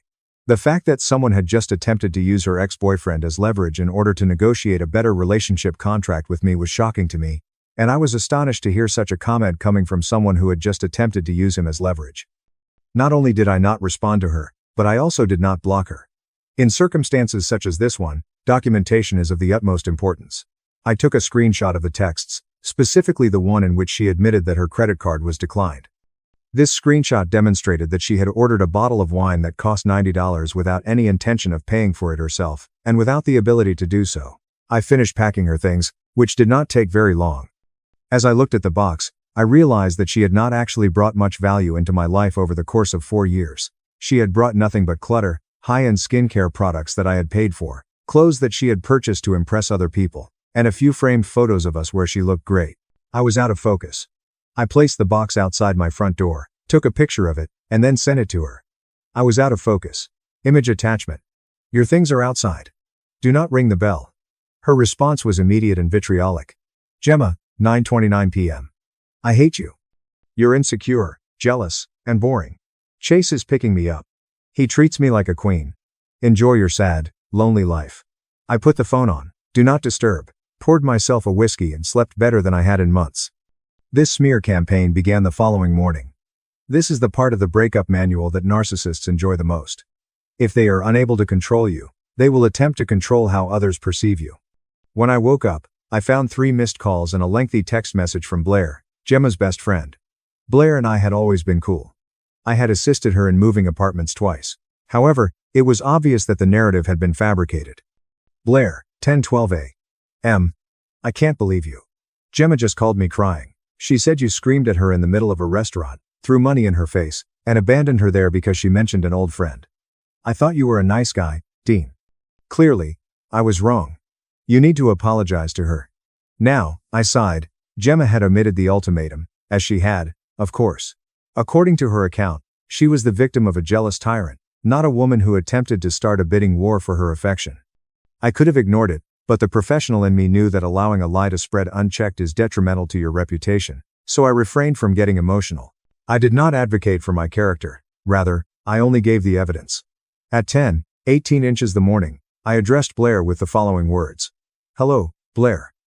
That is an intriguing taking of the events that had place. These are the actual events that took place. I was informed by her that she desired to reunite with Chase, the man she had previously dated. She requested that I provide her with a cause to select me rather than him. On the other hand, I chose not to take part in the competition. At 10:20 in the morning, I paid exactly 50% of the bill and left. She is now free to be with him. 3 dots appeared, disappeared, and then reappeared. Blair was typing, deleting, and retyping. The cognitive dissonance was hitting her hard. Additionally, she texted me last night saying that Chase was picking her up and treating her like a queen, so she shouldn't be crying. She got exactly what she wanted. Blair never replied. I found out later she screenshotted my text and sent it to their group chat asking Gemma if it was true. Gemma reportedly had a meltdown claiming I was twisting her words, but the seed of doubt was planted. Her friends knew I wasn't a liar. For the next 4 days, I became a ghost. I went to work. I hit the gym. I ate clean. Gemma, on the other hand, went on a PR blitz. Since I hadn't blocked her on Instagram yet, I wanted to see the timeline for safety reasons. I saw the show she was putting on. It was pathetic. Post 1, Sunday morning, a photo of 2 coffees and a bagel tagged at a trendy cafe. The caption, finally, with someone who matches my energy number upgrade number new chapter. A male hand with a distinctive tattoo was visible holding the other cup. The second picture from Chase was a shaky video taken inside a club on Monday night. She was dancing while clutching a bottle of vodka that had a sparkler. The caption with the video read, "Living my best life." She wanted me to view her stories so that she could see my name on the list. She wanted to know that I was watching, but I did not give her the satisfaction she was looking for. No more holding back, she said, trying to elicit a reaction. I used an anonymous story viewer site to check her page. To her, I had vanished off the face of the earth, but if you looked closely at the posts, you could see the cracks. In the coffee photo, she wasn't smiling. She was pouting at the camera. The club video was on a Monday night. Who goes clubbing on a Monday unless they are desperately trying to prove they are having fun? And then, there was the Chase factor. I knew Chase's reputation. He was a love bomber. He would shower a girl with attention for a week, get what he wanted, which was typically money, sex, or a place to crash, and then start to get bored as time went on. Gemma had just given Chase a victory when she left her stable and boring boyfriend for him. His ego was fed, but ego is a fuel that burns quickly. On Wednesday, 6 days after the dinner, the silence broke. I was aware of Chase's reputation. He was a love bomber. But it wasn't a text from Gemma.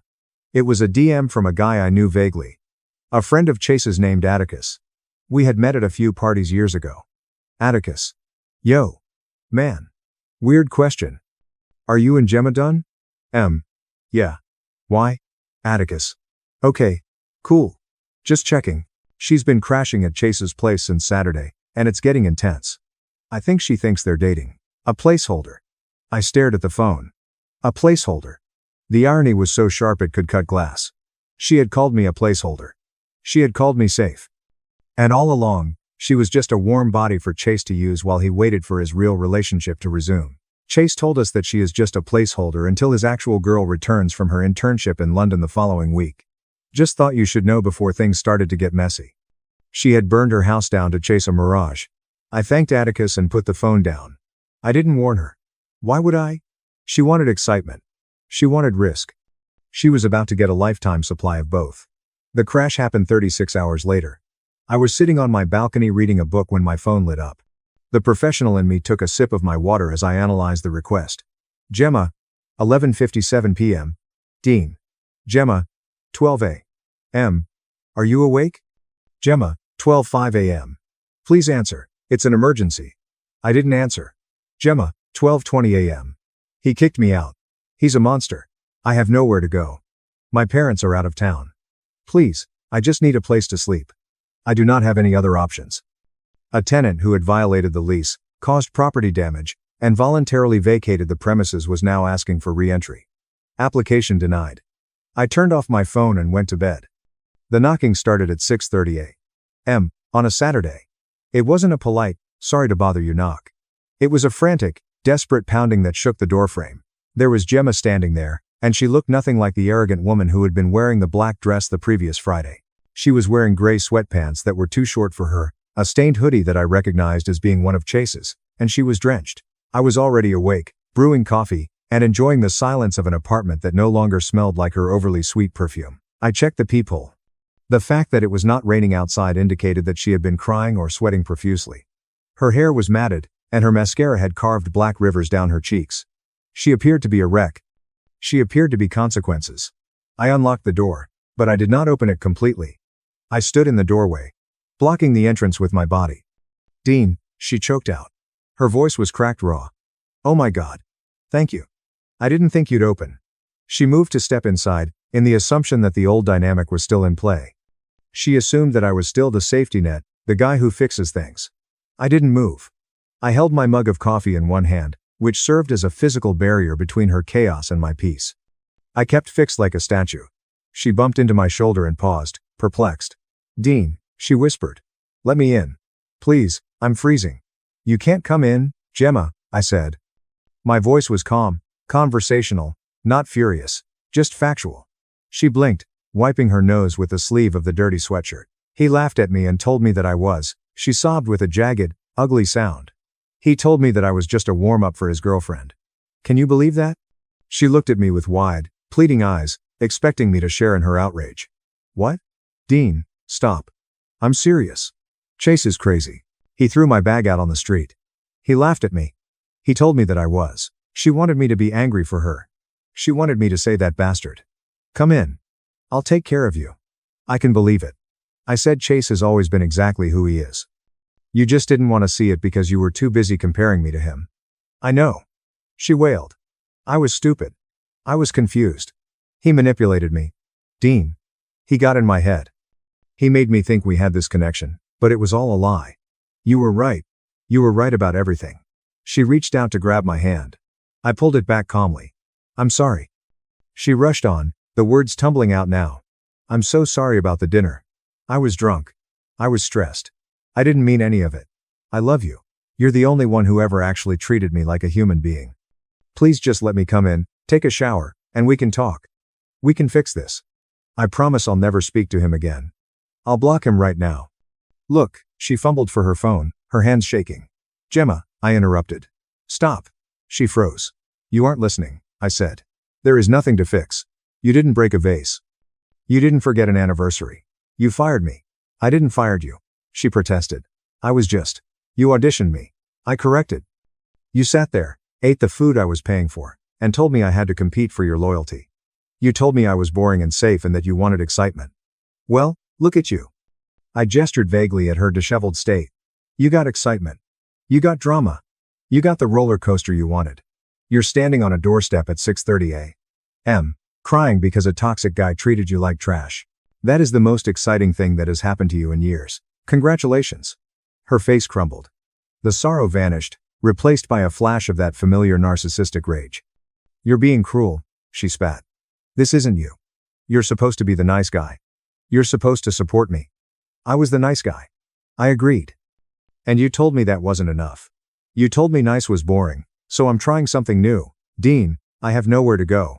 She screamed. My parents are in Florida. My friends are all sick of hearing about this. I have no money. Is it okay if I sleep on the street, according to you? After 4 years, she mumbled, playing her final card, the guilt card.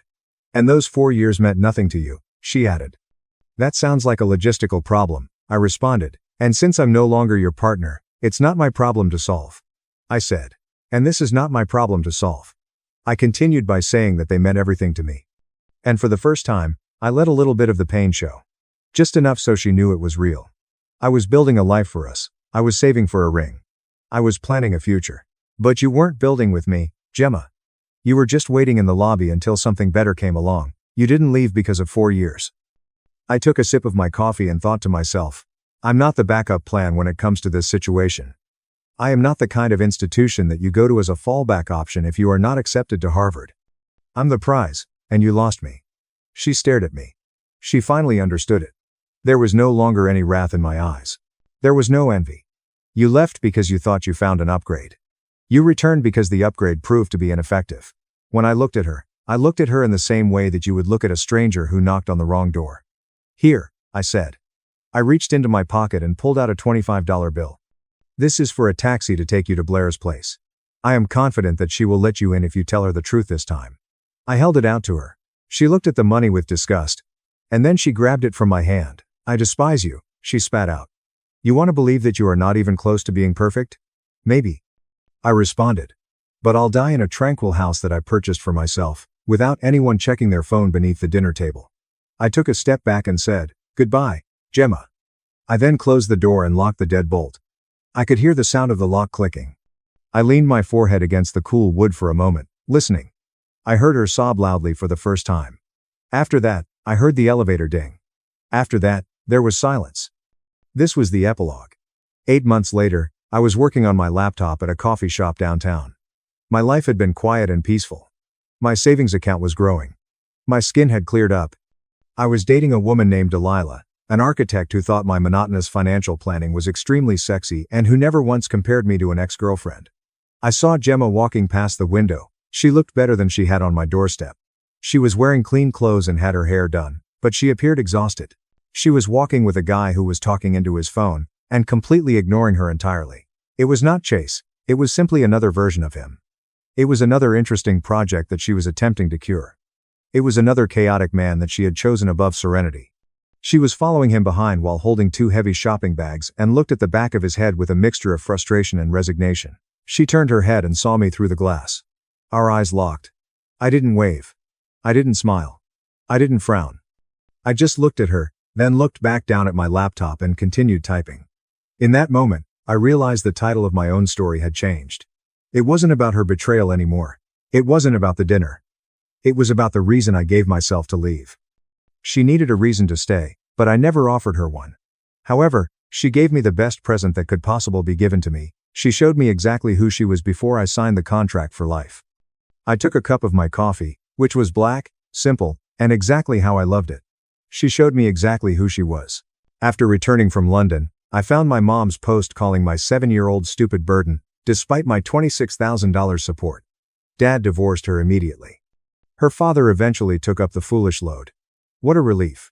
Just after I left my parents' house with my daughter, my mom shared that status on Facebook. As I was still in disbelief over what my mother had written, my sister added, Congrats, Mom, for getting rid of the burden. I realized that my relationship with my family had permanently changed after witnessing what had transpired in front of me. I want to thank you for choosing to listen to us today before I go into the specifics of the narrative. If you want to wish me well, please remember to like my post and I hope you have a calm day. Hi everyone, my name is Daniel, and I'm 42.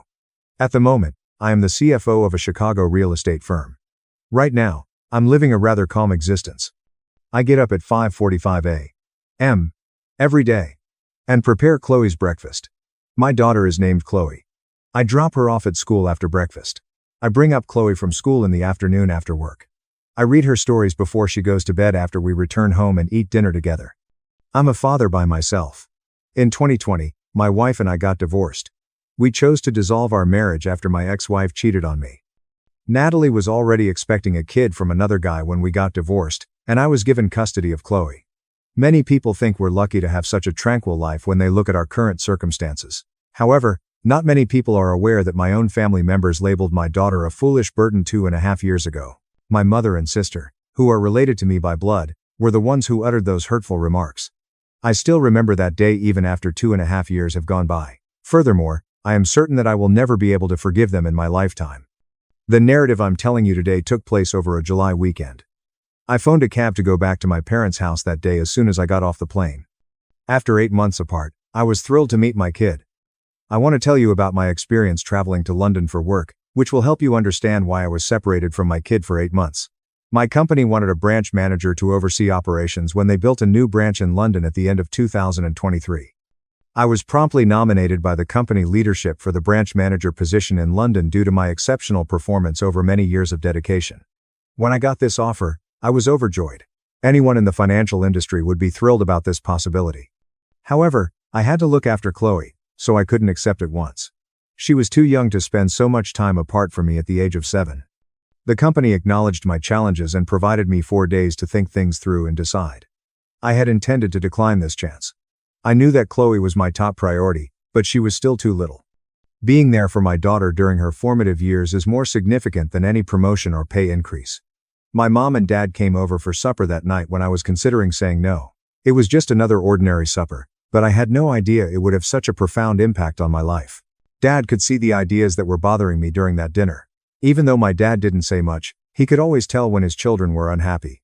Several times, his gaze paused on my face as if he were attempting to read my secret thoughts. When the mood calmed down after a few drinks, Dad gazed directly into my eyes and kindly offered, "Do you have something you want to talk about? I can tell you don't seem happy." After some hesitation, I made the decision to inform my parents about the work offer in London. I talked about the advantages of the new job, such as the competitive pay, but I also voiced my worries about spending 8 months apart from Chloe. Dad didn't need to think after hearing the entire tale. I felt a flicker of optimism when I heard Dad say, "Take the business trip. This is a significant opportunity for you to advance and earn a higher salary. You'll be able to take better care of Chloe later." However, anxiety quickly returned. Without hesitation, Dad said, "Your mom and I will take care of Chloe." I asked him in a worried voice, "What about Chloe? Who's going to take care of her?" I wanted to yell thank you at Dad when I heard him say it. But Mom jumped in right away, looking unhappy. Before I could experience joy. With a somewhat irritated tone, she turned to face Dad and said, "No way. We're already old. Taking care of a 7-year-old isn't easy at all." Mom's words made my heart sink. I recognized Mom's motivations. It was quite difficult for older folks to care for an active child like Chloe. Immediately after Mom had finished speaking, Dad turned to face Mom gravely. He added with an authoritative tone, "Carol, didn't we already have experience raising 2 kids? This is Daniel's good opportunity. Let's help our son." When Dad finished speaking, Mom fell silent. I could see the hesitation in her eyes, but she no longer objected. "Don't we still have Rachel? If we need help, we'll ask her. Rachel is my sister." A few seconds later, Dad continued in a softer tone, seemingly to calm Mom. "She lives around 20 minutes away by car from my folks. It would be advantageous for both of them if the 2 children could play together because she also has a daughter who is Chloe's age." Mom grudgingly nodded after hearing Dad's offer. She wasn't totally on board, and I could tell. She didn't raise any more objections, though, because Dad had said that. But I immediately disagreed.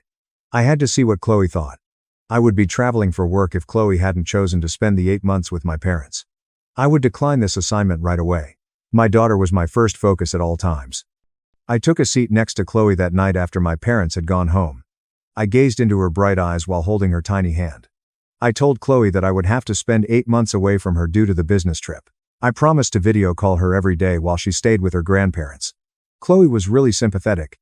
I explained the business trip to her, and she told me clearly, "Just go to work, Dad. I'll be good with Grandpa and Grandma. Promise." My heart ached and warmed at the same time as I heard her say it.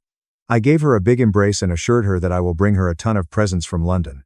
2 weeks later, I bid my parents and daughter farewell at the airport before leaving on a business trip. I nearly started crying when Chloe waved goodbye to me through the airport window, but I refrained, grinned, and waved back. I didn't realize at the time that it would be the choice I would regret the most in my life.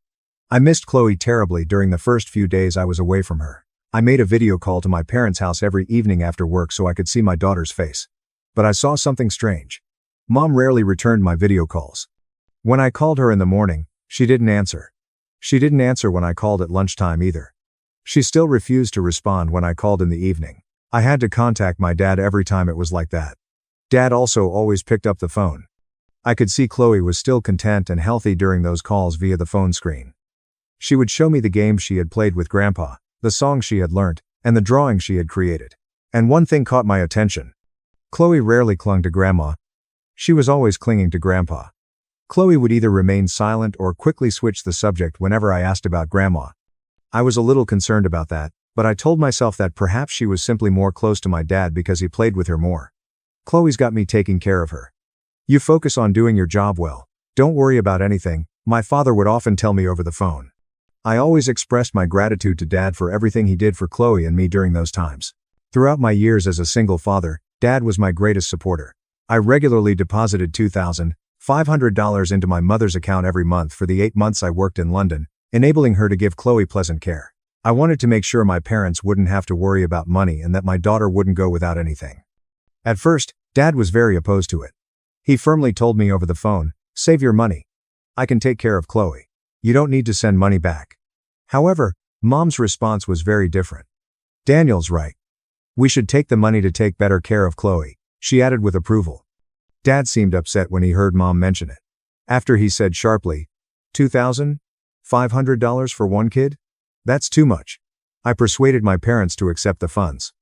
I said that I wanted them to feel more at ease purchasing essentials for Chloe and that it was my way of helping with her care from a distance. Finally, Dad reluctantly allowed Mom to take the money. The 8 months of labor flew by. When I returned to Chicago, I was selected for a new position after completing my work with excellence and receiving great accolades from leadership. In recognition of my efforts in developing the London branch, the firm even awarded me a sizable bonus. But none of those accomplishments could match the happiness of seeing my daughter again. I hurriedly hopped into a cab to return to my parents' house that day to pick up Chloe as soon as the plane touched down at the airport. I kept checking my watch all the way from the airport to my folks' house.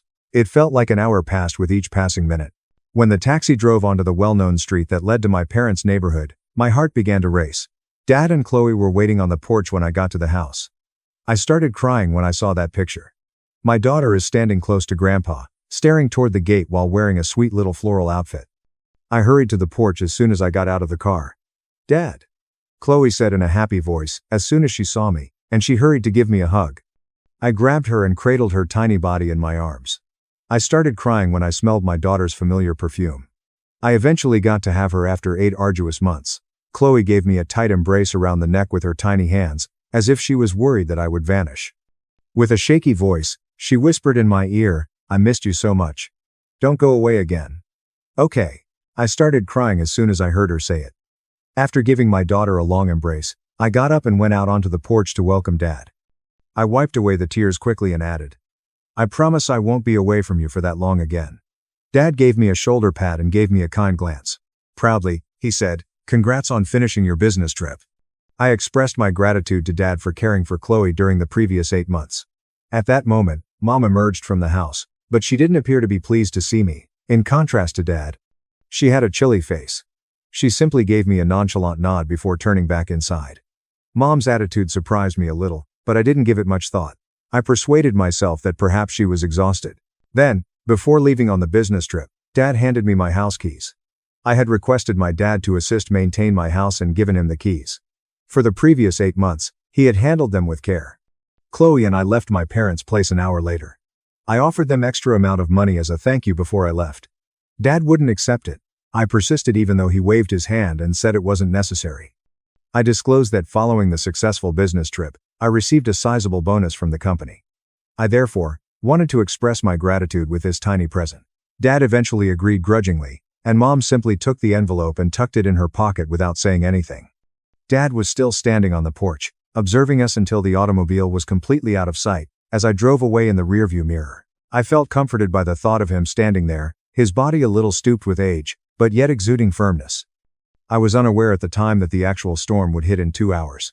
Ironically, my naive 7-year-old daughter would be the one to weather that storm. My daughter and I returned to my 4-bedroom home in the Chicago suburbs 35 minutes after leaving my parents' home. I was taken aback by the garage's organization as soon as I parked there. Everything was in its proper place. I recalled that my garage was somewhat disorganized with a variety of items stacked high before I went. I was even more shocked when I entered the house. Even better than when I was here, my dad had taken such good care of the house. There was a lovely scent of pine in the air, the windows were clear, and the wooden flooring were gleaming. Even several faulty kitchen appliances that I hadn't had time to fix before I left had been replaced by Dad. The loose handles on the kitchen cabinets had been tightened, and a new faucet had been installed in place of the leaking one. I was so appreciative of what my father had done. In addition to looking after Chloe, he also cleaned my entire house. I carried all of my bags inside, then sat down on the couch in the living room and cradled my kid. I wanted to cry when I saw Chloe in our own home after 8 months away. This was the happiest moment of my life, I thought as I listened to her laughter and inhaled the aroma of her hair. Chloe began excitedly telling me about her 8 months of life with her grandparents in the living room. She reminisced about the meals her grandfather prepared for her, the evenings when he read her stories, and the afternoons when he took her to the park. However, Chloe was silent for a while when I inquired about Grandma. She then remarked, in a quiet, apprehensive voice, "Grandma's kind of difficult, Dad." I didn't ask any more questions after hearing her say that. I didn't want to coerce her into saying anything against her will. From now on, she'd be with me. Didn't have to worry about anything. I added, holding her closer. My phone rang with a message about a new Facebook post from my mom's account while Chloe was excitedly sharing with me her days spent living with her grandparents. I clicked immediately to look, and I froze when I saw what was on the screen. The stupid burden finally got picked up by her dad. What a relief. I couldn't believe what I saw when I again read that status. I knew precisely who Mom was referring to when I read her post, even though she didn't have to mention Chloe by name. Picked up by her dad meant that I was the one who picked Chloe up. My kid and I had just left my parents' place when I wrote the post. There was no longer any uncertainty. I was certain that my mother was referring to my daughter as a foolish burden. I became enraged. I held the phone firmly in my fingers. I questioned how my mother could write such hurtful things about a 7-year-old about my daughter, about her own grandchild. My sister had already left a comment beneath Mom's post while I was still viewing it on my phone. As Rachel had said, "Congrats, Mom, for getting rid of the burden." My daughter was a burden, according to Rachel. And I was positive that Mom had been discussing Chloe with Rachel for the last 8 months. I foolishly thought my mother was taking good care of my daughter, but they had viewed her as a burden and had grumbled about her behind my back. As I sat there reading my mother's article, I made the decision to visit my parents again to make things right. I had faith that my father would defend Chloe and me. He would never put up with his grandchild being called such derogatory things. However, I required evidence. In order to stop them from removing the post, I swiftly captured a screenshot. I loaded Chloe into the car and we drove back to my parents' place after 5 minutes. I was returning this time to make things clear. I couldn't stand by and watch my daughter get humiliated like way. I was unaware at the time that it was the final time I had visited that home as a family member. About 2:45 p.m. 35 minutes later, I returned to my parents' home. I turned off the car, took Chloe's hand firmly, and hurried up to the porch. I walked with a heavy but determined gait. I didn't ring the doorbell like I always did when I got to the porch. I rapped on the door. The afternoon silence was broken by each loud knock. "Where's Mom? Come out here and talk to me," I said loudly as I knocked. Mom arrived a bit later to open the door. She was a little surprised to see Chloe and myself standing at the entrance. Her face changed color for a moment, but she swiftly recovered her poise. With an irritated tone, she said, "Don't you know how to ring the doorbell?" Directly into my face. I didn't respond to Mom's query. I went straight to the heart of the matter. I addressed her directly. "Why did you call my daughter a stupid burden? Explain." Mom was a little scared. She stumbled. What are you talking about? I don't understand." "Did you forget what you wrote on Facebook?" I asked sternly as soon as Mom finished speaking. Mom seemed to have her composure back now. "Daniel, what I write is my business. I didn't mention your and Chloe's names. You can't come here to cause trouble." She yelled loudly in my face as her face stiffened. My mother said something that made me sarcastically smile. Yes, she made no mention of Chloe's or my names. However, the timing of the post right after we left, along with the suggestive style of writing, made reference to my 7-year-old daughter. She was able to deceive others, but not me. I was about to continue when my dad came up behind my mother. His expression was one of surprise as he emerged from the house. "Didn't you and Chloe already go home?" he asked, noticing Chloe and me standing at the door. Chloe immediately released my hand and rushed to embrace Grandpa when she saw him. His eyes were still full of questions as he leaned down to give her a hug. We did get home, but because of one of Mom's Facebook posts, we came back, I said in response to Dad's query. With a bewildered expression, Dad glanced at me before turning to face Mom. Is there something serious? He asked in a worried tone. I nodded, pulled out my phone, and showed Dad the screenshot I had taken earlier. Dad picked up the phone and read the post. I watched as his expression progressively shifted from shock to rage. He turned to my mother as soon as he was done reading. Carol, did you call your own granddaughter a stupid burden? He said, his voice shaking with anger. My mother was still making an effort to deny it. I never wrote Chloe's name in there. Don't accuse me. She nearly yelled. Now Dad turned to face me. Come inside. I'll handle this, he said. I realized after hearing Dad's words that he didn't want the neighbors to witness the family fighting on the porch. I gave a nod and followed Chloe inside. As soon as he entered, Dad pulled out his phone and called my sister, Rachel. I could hear the call as I stood close by. Dad insisted that Rachel return home in 30 minutes. I could hear Rachel's voice on the other end, seemingly refusing, offering an explanation. You have 30 minutes to show up at this house. If you don't come back, don't call me Dad anymore, Dad remarked in a chilly tone. Dad said that and hung up. The lines on his forehead became deeper, and his expression was grim. Rachel arrived less than 25 minutes after Dad called. She entered the house looking irritated, obviously upset about being called in so abruptly. However, her expression momentarily changed when she noticed me sitting in the living room with Chloe. Following Rachel's arrival, Dad stood in the center of the living room and gave Mom and Rachel a serious look. He insisted that they clarify their claim that Chloe was a foolish burden. Rachel and Mom continued to deny it. They claimed that Chloe's and my names weren't mentioned at all in what Mom wrote. They said it had nothing to do with anyone, and was just a random message. Rachel even bravely stood up to defend Mom. She gave me a stern look and told me, "You're overreacting. Mom has the right to write whatever she wants on her Facebook." Dad listened, his expression becoming sterner. He then insisted that Rachel and Mom apologize to Chloe, but they turned down his request. Mom angrily yelled, "Why should I apologize? I didn't do anything wrong." Mom and Dad got into a fight. The intensity of the back and forth words increased. Mom said that having Chloe remain meant she had to put up with an active child, spend more time, and give up housework. She grumbled that she hadn't had any peace during the last 8 months, making it the most trying 8 months of her life. It seemed like someone was putting salt into my heart when I heard those words. In her own grandparents' home, my innocent daughter had been treated like a burden. So, where's the $2,500 Daniel sent back every month? Did you take it or not? Where's the $6,000 Daniel gave you this morning? Did you take it or not? Dad challenged my mother sharply when she had finished speaking. Mom fell silent. She had no choice but to accept the money. $26,000 spread over 8 months. She still referred to her granddaughter as a burden despite the fact that it was a significant quantity. After arguing for 25 minutes, Dad finally shouted to Mom, "Let's get divorced. I can't live with a woman who's willing to call her own granddaughter a stupid burden." It was like a bomb going off in the living room. Everyone was in disbelief. Then, in the middle of that living room that day, my mother did something that I will never be able to forgive. "It's all because of you. You destroyed my family's happiness," she yelled in a hateful tone while pointing directly at my 7-year-old daughter's face. As soon as I heard those remarks, I got to my feet, protecting my kid from my mother's glare. I remarked to my mother, "Don't blame a 7-year-old child. My daughter is innocent."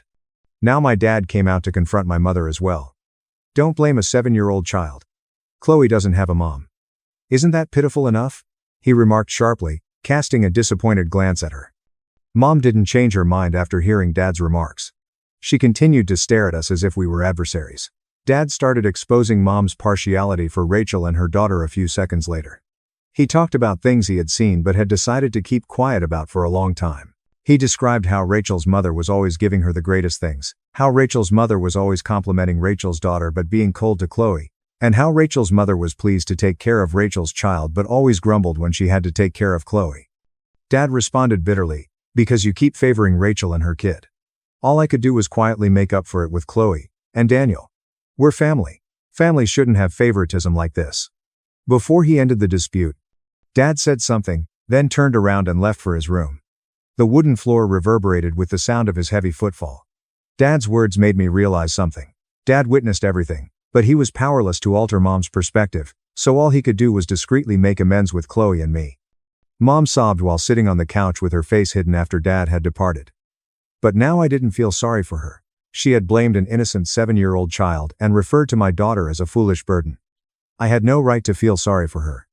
Rachel turned to face me now, her expression contorted with rage.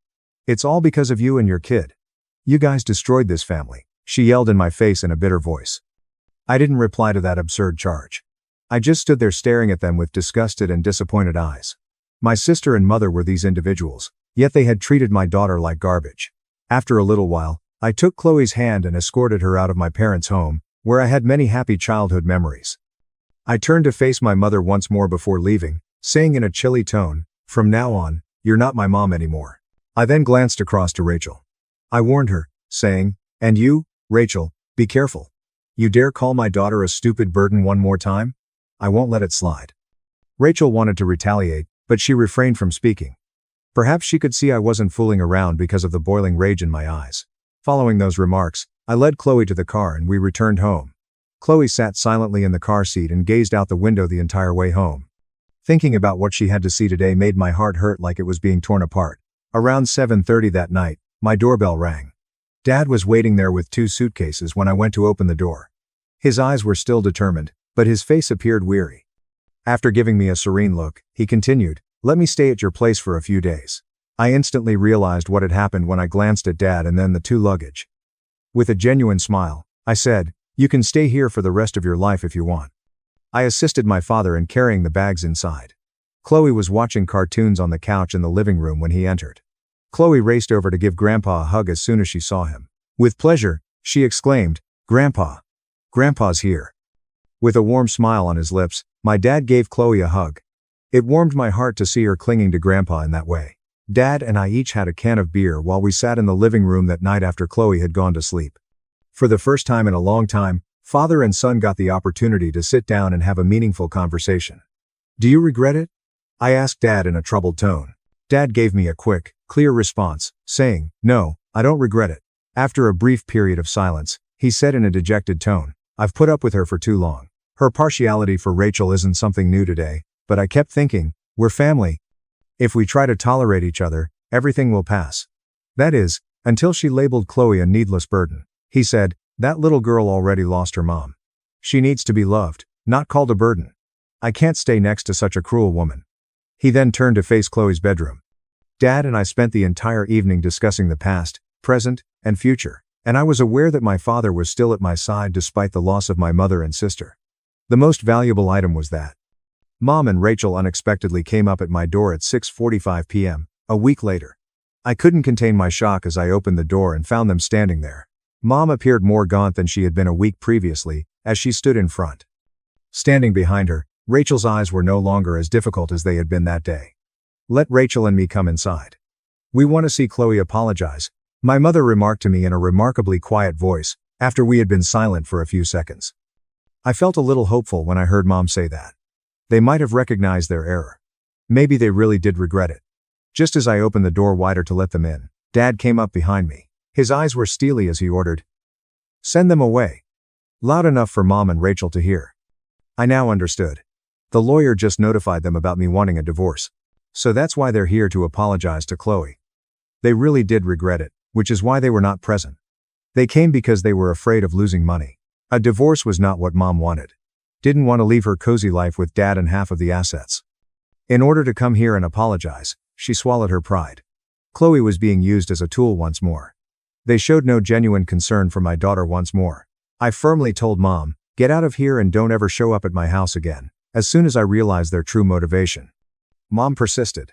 She moved past me, her eyes beseeching Dad to change his mind.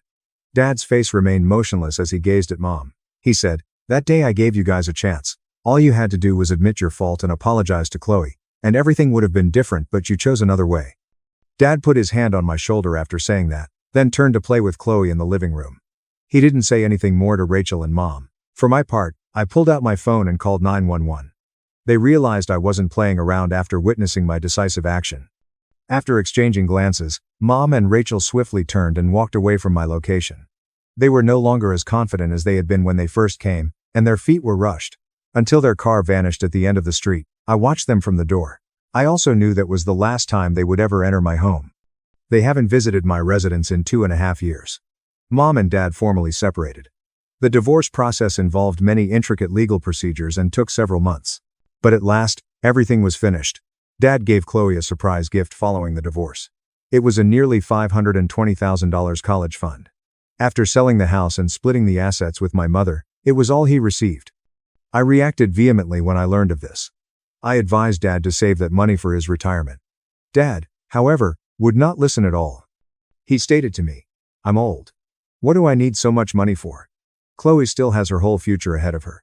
I want to make sure she has enough money for college to pursue her dreams." I simply thanked Dad and gave him a hug because I was at a loss for words. Dad still resides in our 4-bedroom home with Chloe and me today. He has grown to be a vital component of our life. Chloe has a strong bond with Grandpa. She doesn't want to part from him, not even for a day, and refers to him as her hero. I've learned a little bit about my mother and Rachel from family members. After the divorce, Mom relocated to a different state. She doesn't communicate with any family members anymore. Rachel, on the other hand, seldom ever goes to her relatives' homes these days. My dad informed the family that Rachel had called my daughter a burdensome idiot. She received a lot of criticism from her relatives, and it appears that she is afraid to confront them. I have some suggestions for you all based on my story. The first piece of advice is to never allow anyone, even your own parent, to make fun of your child. It is your duty and right to keep your child safe at all costs. The second piece of advice is that cruelty should never be tolerated because of family ties. Cut off contact with family members if they mistreat you or your child. Lastly, cherish the folks who truly care about you. My father was the one who defended Chloe and me in my narrative. In order to keep his granddaughter safe, he gave up his marriage. You should cherish such persons in your life. Even though things are quiet today, I still get criticism from my mother's side family sometimes. They are the siblings of my mother. They claim that the family disintegrated because of Chloe and me. They claim that I overreacted to the circumstance. They claim that I ruined my parents' marriage with a single Facebook post. And do you think I overreacted after I told you my story? What would you do if your relatives referred to your child as a foolish burden? Would you be quiet and put up with it, or would you defend your child like I did? After years of living rent-free, my mom demanded my $190,000 apartment for my pregnant sister. I said no. She threw cake at me, so I took legal action. Although the narrative begins roughly 6 years ago, this whole problem truly just got started recently. My grandmother died at that time. I miss her. She was a good woman. She bequeathed her home to my younger sister Emily and myself in her will. Emily is now 24 years old. The will was quite obvious. The house is 50/50 hours. Nothing complex. I was 22 years old and still pursuing my degree at the time of my grandmother's passing. Emily was a 17-year-old high school senior. In the final years of her life, our mother, Susan, had been living with grandmother and caring for her. Mom simply remained in the house when grandmother went away. Emily also resided there. At the time, of course, it made sense. After I graduated and began working, I lived in a number of really basic rental properties after first living in student dorms. The room in Grandma's house wasn't necessary. It was easy to set up. The house would be occupied by Mom and Emily, who would not pay me any rent. They were expected to pay all of the bills in exchange, including those for water, electricity, property taxes, and general maintenance. That was fine with me. It seemed like a workable approach, and I believed it was benefiting them. My father was never truly present. Mom raised Emily and me by herself after he left when I was a child. I've always considered our relationship to be very typical. Perhaps not always very close, but respectable enough. I most definitely didn't anticipate the latest events. After graduating at the age of 23, I found employment and established ambitious goals for myself. Purchase a home of my own. That became my primary concern. I put forth a lot of effort for 5 years straight. I worked as many overtime shifts as possible. I didn't purchase pricey electronics or brand new cars, nor did I take large vacations. Despite its age, my automobile still functions. Although not fancy, my clothing are fine. I brought my own lunch to work. All of the extra cash was deposited into a savings account. I was determined, even though it was slow. Most of the time, I had to decline friends' requests to go out or go on trips. I continued to imagine having my own door keys, even though it wasn't always simple. I eventually got around to it earlier this year. I had saved up enough money for a substantial down payment on a flat with 2 bedrooms. The price was $190,000. It's in a good area of the city, not very fancy, but clean and safe, and it makes the trip to work much shorter. One of the finest days of my life was when I signed the paperwork for the apartment. After receiving the keys, I painted the walls myself for the first month. I purchased a bed, a sofa, a small table, chairs, and other basic items. Setting everything up takes a long time. About 8 weeks ago, I formally transferred all of my belongings in. I had earned a spot that was truly mine for the first time.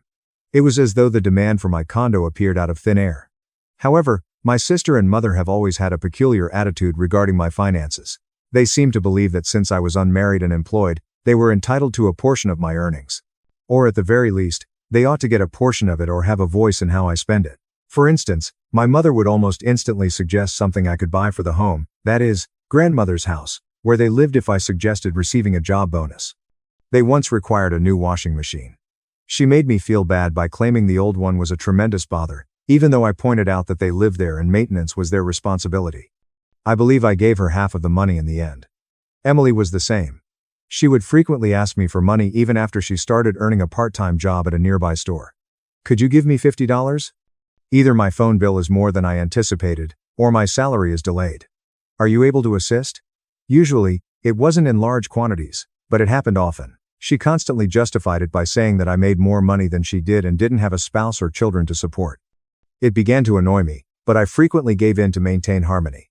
Emily then began dating James approximately 2 years ago. He is 26. He moved in with Mom and Emily at grandmother's house around a year into their relationship. That didn't make me pleased at all. James and I had met a few times.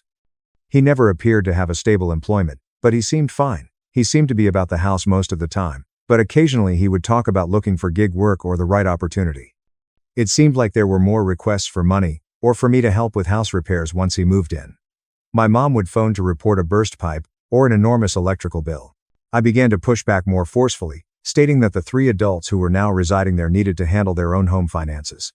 Usually, it resulted in her stating I didn't understand how difficult things were for them or sounding disappointed in me. Emily announced her pregnancy to us a few months ago, around the time I was in the process of purchasing my apartment. Being a grandma made my mother very happy. I gave Emily a congrats. Naturally, it made headlines. We didn't discuss how her living circumstances would change. I simply expected that she would stay at grandma's place with James. Since it has 3 bedrooms, there is ample space for them to eventually move into their own home, which is what most couples do when they have children. Nobody told me anything to the contrary. About a month had passed since I had successfully moved all of my belongings into my new apartment and was beginning to settle in. Earlier last week, I received a call from my mother. She emphasized how crucial it was that we hold a family meeting. She invited me to visit my grandmother's home. I assumed it had to do with the baby, perhaps organizing a baby shower or discussing names. I had no serious suspicions. That afternoon, I drove over. James, Emily, and my mother were sitting there looking quite serious when I entered the living room. On the coffee table was a chocolate cake. That struck me as a little odd for a significant meeting. Why the cake? My mom began to speak. She opened with a lengthy speech about how families should assist one another, and how everyone must give up something for the family's sake. Then she began discussing Emily and the infant. Emily was in a vulnerable position during her pregnancy. Although the economy was difficult, James was making a lot of effort to locate a decent, stable work. Emily sat there, basically staring at her lap. She appeared somewhat uneasy. James remained silent, merely gazing at his shoes. After that, my mother simply revealed it. She claimed that since I was unmarried and had this brand new 2-bedroom apartment to myself, Emily and James were going to establish a family and were in dire need of a secure, lovely home for the infant. Giving Emily and James my residence was the obvious and just course of action. She didn't inquire. As if it were the only sensible thing to do, she said it. I could move into grandmother's spare bedroom, she offered. She even grinned as like she had found a solution to a significant issue that I was unaware of. We weren't a very religious family, but she stated it was my family's obligation and the Christian thing to do. I was in full awe. I believe my mouth actually fell open. For a few seconds, I just looked at her, trying to take in what she had just said. Give them my condo, which I recently purchased after 5 years of hard labor. I didn't really need all that space just for one person, she continued. She claimed that Emily should have a new beginning with a clean home for her first child. She highlighted how ideal my newly painted apartment with new appliances would be for them. She went on to say that since my apartment was nicer than grandmother's former home, it would be much simpler for her to assist Emily with the baby if Emily lived there. When I was able to speak again, I calmly and clearly told her, no. I explained, I worked for 5 years to save up for that apartment. It's mine. I bought it with my money. I am not giving it to anyone. I told them that Emily and James could stay in grandmother's house, which is fine and has plenty of space, or they could find their own apartment like every other young couple starting a family does. My mother's transformation was immediate. It resembled the flipping of a switch. Her face reddened and tightened. Her tone changed from calm and kind to boisterous and irate. She began to scream that I was being extremely self-centered. I was unappreciative, she remarked. She asserted that they had given me the advantage of grandmother's house for all these years, by not requiring me to maintain it or sell my portion sooner, which was entirely untrue given that I co-owned it and they were living there for free. When Emily finally looked up, James said something like, "Yeah, man, I thought you were a better person than this. This is low." The fight grew louder and more ugly. Emily began to cry right away, a great heaving sob, crying, "I can't believe you don't care about me or my baby. How can you be so cruel?" I was firm, yet I spoke in an equal tone. My mother became increasingly irate when I reiterated, "My apartment is not an option. It's not up for discussion." She was moving a little back and forth. Then she approached the coffee table, grabbed a large piece of that chocolate cake with her bare hand, and hurled it directly at me. It splashed up across my face and into my hair after striking me squarely in the chest. By now she was screaming, really screaming that I was a bad son and a shame. And how could I prioritize my own self-interest over my sister's and her unborn child's needs? Emily was crying. James simply stood there, seeming astonished, but he was also nodding somewhat in agreement with my mother. I didn't yell back. I simply picked up a napkin from the table and did my best to carefully wipe the cake off my face and clothes. "This conversation is over," I told them. I announced my departure. All three of them were shouting at me as I made my way to the front door. "I would always regret this," my mother yelled, "that I was no longer her son if I left that room without consenting." Because of all the stress I was causing her, Emily was weeping that I was going to cause her to miscarry. A chorus of abuses was heard. I simply left and shut the door. I returned to my residence by car. I still smell like chocolate cake. After feeling numb for a while, I became furious. My phone began to ring almost instantly, but I didn't pick it up. I left it on voicemail for my mom and then Emily. They left more or less the same messages. It was a nightmare the next week.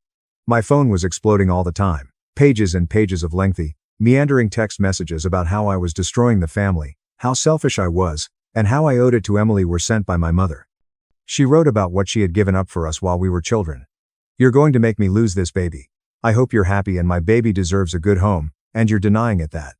Emily sent me shorter texts, but they were more emotional. She even sent me a photo of an ultrasound along with the caption, "This is who you're hurting." Then came the extended family. It seems like my mom called everyone she knew. My mother's sisters, my aunts, began phoning me. I received messages on social media from several cousins I hadn't spoken to in a long time. My mother had obviously fed them all the same story. I was acting irrationally and selfishly. I reportedly owned an apartment and was wealthy since I refused to assist my needy pregnant sister.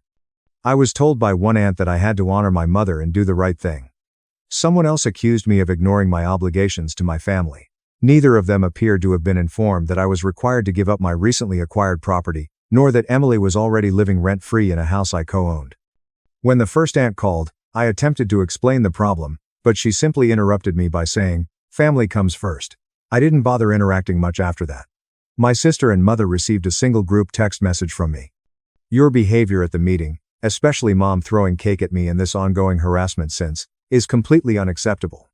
My decision regarding my apartment is final. It is not yours and I will not be giving it to you." I responded. That didn't deter them. "Don't get in touch with me regarding the apartment again." They were more irate, if anything. The messages continued to arrive. I began to block numbers. My mom came first, followed by Emily and the aunts. It was tense. I was having trouble sleeping. It became very evident that they sincerely thought they had a right to my residence. And because I refused, I was the bad person. My standpoint, my efforts, and my rights were completely misunderstood. They didn't even consider the fact that they had a perfectly nice, free place to live in a house that I partially owned. The cake-throwing family gathering took place approximately 4 weeks ago. Until I started banning people, the harassment, calls, texts, and guilt trips were pretty much constant. There has been no apology, no resolution, or anything similar. The situation hasn't subsided. They seem to have grown even more convinced that I have mistreated them. Since leaving that house, I haven't spoken to my mother or sister directly. They have only ever tried one-way communication, with the exception of the one text message I sent them. Abusive messages, requests, or attempts to put pressure on me from other family members. After experiencing this ongoing tension for a few weeks, I was able to think clearly. I understood that this was more than a ludicrous demand. In this way, they viewed me as a resource rather than as an individual with a life and property of their own. They had such a strong sense of entitlement that they failed to recognize the absurdity of their request. They demanded my personal apartment while living rent-free in my grandmother's house, which I co-owned and paid my share of taxes on indirectly by making occasional donations. At that moment, something inside of me exploded. I've made a significant decision after all of this, after recognizing that they probably won't ever respect me, my property, or my limits. My hand has been compelled by their acts. Last week, I saw a lawyer. One that focuses on property disputes is the one I found. I told him the entire tale and showed him a copy of my grandmother's house deed and will. Everything was confirmed by him. I own half of it with Emily. The will contains no particular provisions stating that she or my mother have a perpetual right to reside there or anything like. A partition sale was described by the attorney. According to him, one co-owner may petition a judge to order the sale of a property if the other owners are unable to agree on what to do with it. The proceeds of the sale will then be divided among the owners. According to him, it's a typical legal remedy for circumstances such as these. I therefore intend to do it. I've given my attorney instructions to begin the process of forcing my grandmother's home to be sold. Emily will need to purchase my 50% stake at the present fair market value if she, James, and my mother choose to remain residents. It is likely worth between $320,000 and $370,000. My lawyer and I looked at comparable homes in that neighborhood. My portion would therefore be between $160,000 and $185,000. Given their financial circumstances, particularly James's inconsistent employment, I sincerely doubt Emily will be able to generate that kind of money. Therefore, the most likely scenario is that Emily and I will split the proceeds from the sale of the house to a third party. Naturally, this means that James, Emily, and my mother will need to relocate. Additionally, it implies that any connection I may have had with them will end entirely.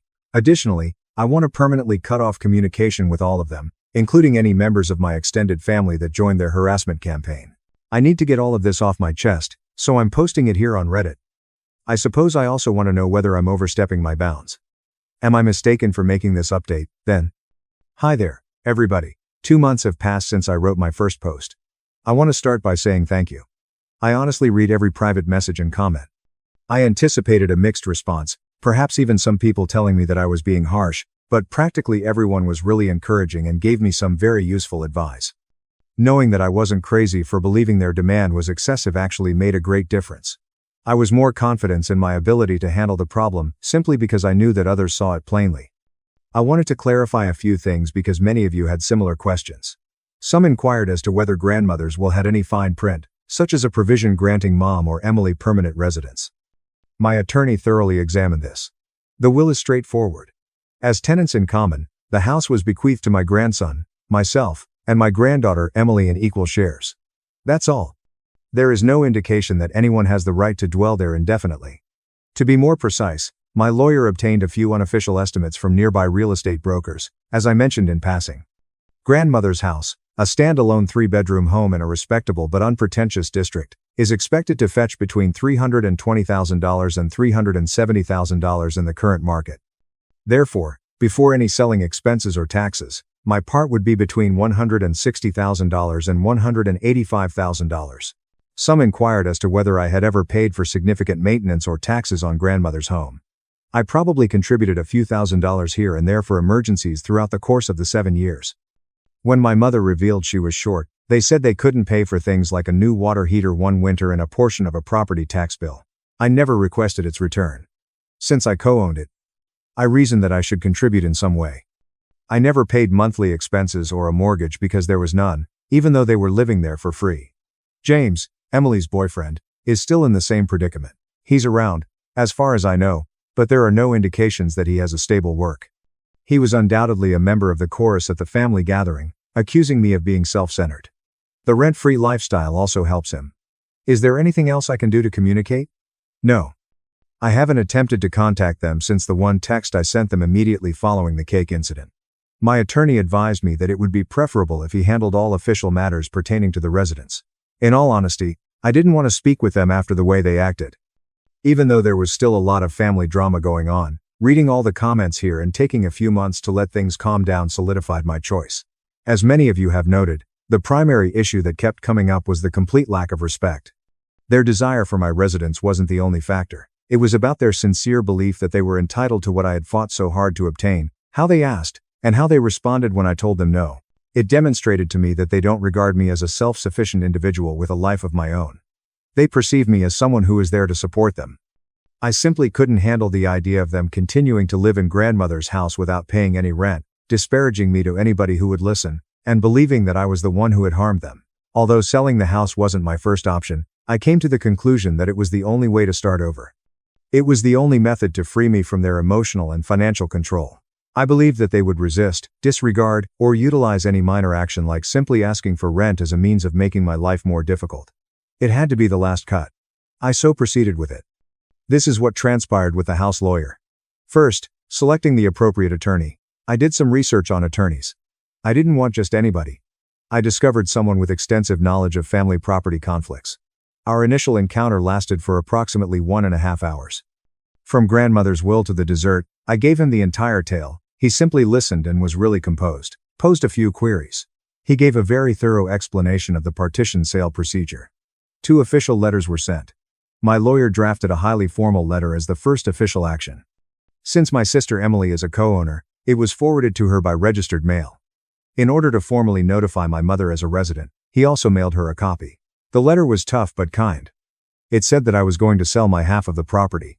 The independent market appraisal range of $320,000 to $370,000 was included. Emily was then formally given the first chance to purchase my portion of the house at fair market value. She had 30 days to let us know if she wanted to buy me out. 3. The absence of reaction. Emily didn't buy me out, which was not what we actually expected. During that 30-day period, neither Emily nor any attorney representing her provided us with a formal response. About 2 weeks after our letter was sent, my mother wrote a handwritten note to my lawyer. It wasn't courteous. It was filled with furious allegations and spanned several pages. She accused me of disrespecting grandmother's memories, being avaricious, and attempting to homeless my own sister and her infant. She insisted that I immediately put an end to this legal foolishness in order to file with the court. My lawyer proceeded to file the partition action with the local court after the 30 days had passed and Emily had not offered to purchase my portion. This is an official legal action. In essence, it seeks a judge to order the house's sale because the co-owners are unable to come to an agreement. The court paperwork were then legally served to Emily. This indicates that the legal documents were personally handed to her at grandmother's home by a qualified process server. It took roughly 6 weeks to complete the entire process from making a decision following my initial post to hiring the attorney, having him deliver the letter, waiting for a response, and finally submitting the court documents. 6 weeks seemed like a long time. The response, however, was louder than I had anticipated. Things really went south for Emily when she was served with the lawsuit's official court documents. Now it was genuine. A court case, not merely a letter from an attorney. Apparently, my mother kept calling the office of my attorney. Accusing his paralegal of assisting me in destroying his family, she yelled at him and demanded to talk with him. Evidently quite professional, the paralegal just informed her that her daughter Emily would have to hire her own attorney. Through legal aid, Emily was able to hire a lawyer. Her attorney responded to my lawsuit. My attorney informed me that their initial strategy was to attempt to postpone everything. They also argued that because Emily was pregnant and had a low income, she should be permitted to continue living in the residence. They said that perhaps I should be made to sell her my stake at a very low price or allow her to pay me over a very long period of time. Those arguments were not likely to be successful in court. According to my attorney, the most significant immediate result of this is that they now understand that I'm not going to back down. There is no danger here. It is taking place. The wheels of law are spinning. James and my mother Emily seem to be under a lot of stress. The timing isn't ideal for Emily, who is currently in her 3rd trimester. However, their own demands and deeds brought about this circumstance. Even though this is an extremely uncomfortable process, I feel like I've gained a lot of weight by really following these actions. I'm no longer the only one resisting their emotional strain. Professionals are handling this legal matter. I have blocked my sister and mother on social media and my phone. Emily's attorney now receives all essential correspondence from my attorney. There's a strange sense of relief. It's difficult, but it's a way to finally address issue. I'm not going to stop this now. The second update. 10 months have passed since I made the initial post inquiring as to whether I was mistaken. About 8 months have passed since I last provided an update, at which point the legal procedure was just beginning. In some ways, it seems like a lifetime ago. The legal issues surrounding the house sale took much longer than I anticipated, but they are now resolved. Other than that, life has been nothing but work during the last 10 months. Attempting to keep my head down and concentrate on my work. In the midst of all this stress, I did receive a tiny promotion at work, which was a welcome change of pace. In the end, the court ordered grandmother's house to be sold for a partition. The process took some time.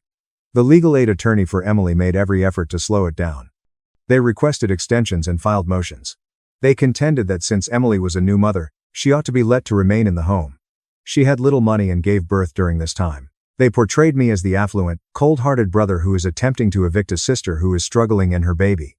All of this required a response from my lawyer, who clarified that their first irrational demands were what caused the crisis, and that I was only using my legal right as a co-owner. My attorney represented me in a few brief court proceedings. I was thankful that I didn't have to go. In the end, the judge concurred that the law was obvious. We couldn't agree, so the land had to be sold, and the proceeds split. A neutral real estate agent was then designated by the court to manage the transaction. This was to ensure that everything was conducted impartially and equitably. It took an additional couple of months to get the house listed. As expected, my mother and sister did not cooperate well with the agency. The agent informed my lawyer that setting such viewings was challenging. Occasionally, when prospective buyers arrived, the house would be in disarray or they would not answer the door. My lawyer had to send Emily's attorney another official letter informing them that they might be held liable for any further expenses or delays, and that we would ask the court to step in further if they continued to thwart the transaction. That had some effect. Though I'm sure they weren't pleased, they grew more obedient. For around 3 months, the house was formally listed for sale. It received a fair bit of attention. In the end, it brought $360,000. Right in the middle of the range we anticipated, this was an excellent price. The real estate agent's commission, the sales legal fees, and a few other typical closing costs were paid once all expenses were covered. There was roughly $320,000 remaining to divide between Emily and me. Thus, $160,000 was my 50% share. Emily received precisely the same amount. Last week, the funds were transferred to my bank account. It was an odd feeling to watch the move go through. Mostly relief. Before the transaction closed, my mother, Emily, James, and the baby, a boy, I learned indirectly had to leave the house. A final walkthrough was conducted by the real estate agent. One of my concerns, according to her, was that they left it quite clean with no significant damage. They apparently took till the very last day to remove everything because it was too cluttered. How stressful that must have been for them is beyond me. However, they were aware of this approaching for months. I'm still in my place right now. Naturally, it now feels even more like my haven. While I consider my options, the $160,000 from the sale is currently sitting in a high-interest savings account. Invest it or use it as a down payment on a modest rental property later on. For now, it is a great relief to know that it exists and that there is no longer any financial connection to my family. My sleep is improved. At work, I'm less stressed. The circumstances around my mother, I have heard tidbits of information through the grapevine, but I don't have any direct touch with anyone. Primarily a distant cousin who is more impartial and sometimes makes ambiguous social media postings that seem to hint at the scenario. It appears that my mother moved in with my Aunt Carol, one of her sisters. It's a very short-term situation, from what I understand, and it's already creating some conflict at Aunt Carol's tiny house. Mom is said to be extremely resentful. She is accusing me of being a monster who forced my own family into homelessness in order to make money. Emily's $160,000 problem with James. It looks like Emily and James rented a tiny flat. Rents are lower in the town, which is around an hour's drive from the metropolis. Beyond that, I am unaware of any particulars. For them, that sum of money is substantial. If they are astute, it might serve as a down payment on their own modest home or at the very least provide them with a solid safety net. However, I'm not sure how long it will last them given James's work history and their previous requests for money from me. Now Emily has a baby. I don't know if James ever found the steady employment he claimed to be seeking. Despite being an uncle, I have never met my nephew. That's an odd notion. Extended family. The majority of my family members who called to tell me how self-centered I was have stopped talking altogether. Nothing. No excuses. A few months ago, I received a personal message from a couple of my younger cousins, with whom I had a closer relationship as children. They claimed to have heard more information. My initial anonymous message may have been viewed by one of them or shared by someone. They showed a great deal more empathy and understanding. I was courteous, but I didn't promote more contact and kept the chats short. There is no longer any trust. No communication was kept up. Since before the court processes actually got underway, I have not had any direct communication with either my mother or my sister. It's been months since they tried to contact me by phone or message. I believe that either their attorneys advised them to stop, or they ultimately realized it was useless. There's nothing except stillness. To be honest, the quiet is serene. The selling of grandmother's home will undoubtedly put an end to this unpleasant tale. From beginning to end, the procedure was challenging, exhausting, and incredibly depressing. It changed my perspective on my family, particularly my mother and sister, and it wasn't a positive one. It made it clear that we are no longer truly in a relationship. My brother flirted with my wife for years.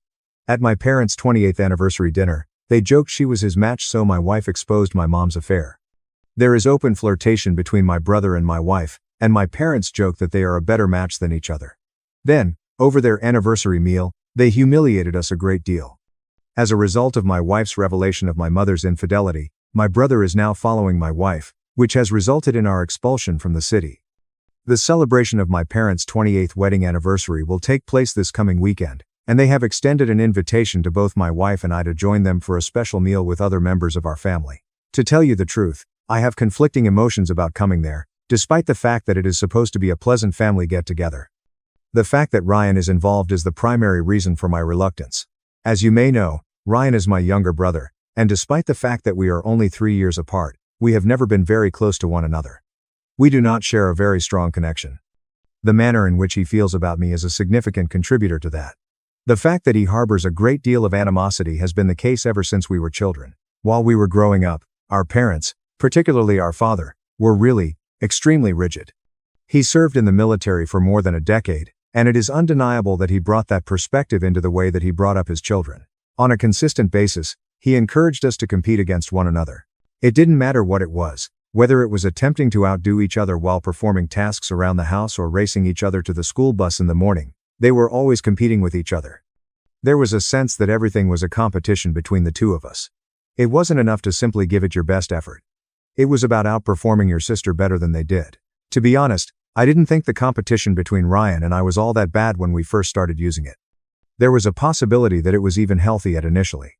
Considering that we were just children, a little amount of competition is perfectly reasonable. On the other hand, as time progressed, things began to change. My brother started falling behind, particularly when it comes to how well he was doing in school. I was always successful in my academic pursuits. When I was in school, I would always receive the best marks, I would do well on examinations, and I would bring home report cards that my parents would be proud of. That, unfortunately, just served to make things more difficult for Ryan. As a result of the fact that I was doing so well, my father would frequently compare himself to me. Even when Ryan did not live up to expectations, he was subjected to severe sanctions. On many occasions, he was not permitted to consume dinner, and on other occasions, he was compelled to stand in a corner for extended periods of time right up until the point where his legs would give out from under him. Not only did it harm him physically, but it also injured him emotionally. I could tell how much it hurt him. It was always Dad who used me as an example. His words were, "Take a look at your brother. How come you are unable to be more like him?" There was also a time when he made me tutor Ryan because he believed that if I assisted him in his studies, his grades would increase. It didn't bother me to lend a hand. I wish I could, but I was only able to accomplish so much. The reality was that Ryan did not take pleasure in learning. He was not interested in it. As a child, he was more of a child who enjoyed being active and lively. He enjoyed being outside, running around, and utilizing his imagination. The act of sitting still with a book was something that he simply did not find interesting, regardless of how hard anyone tried to make it happen.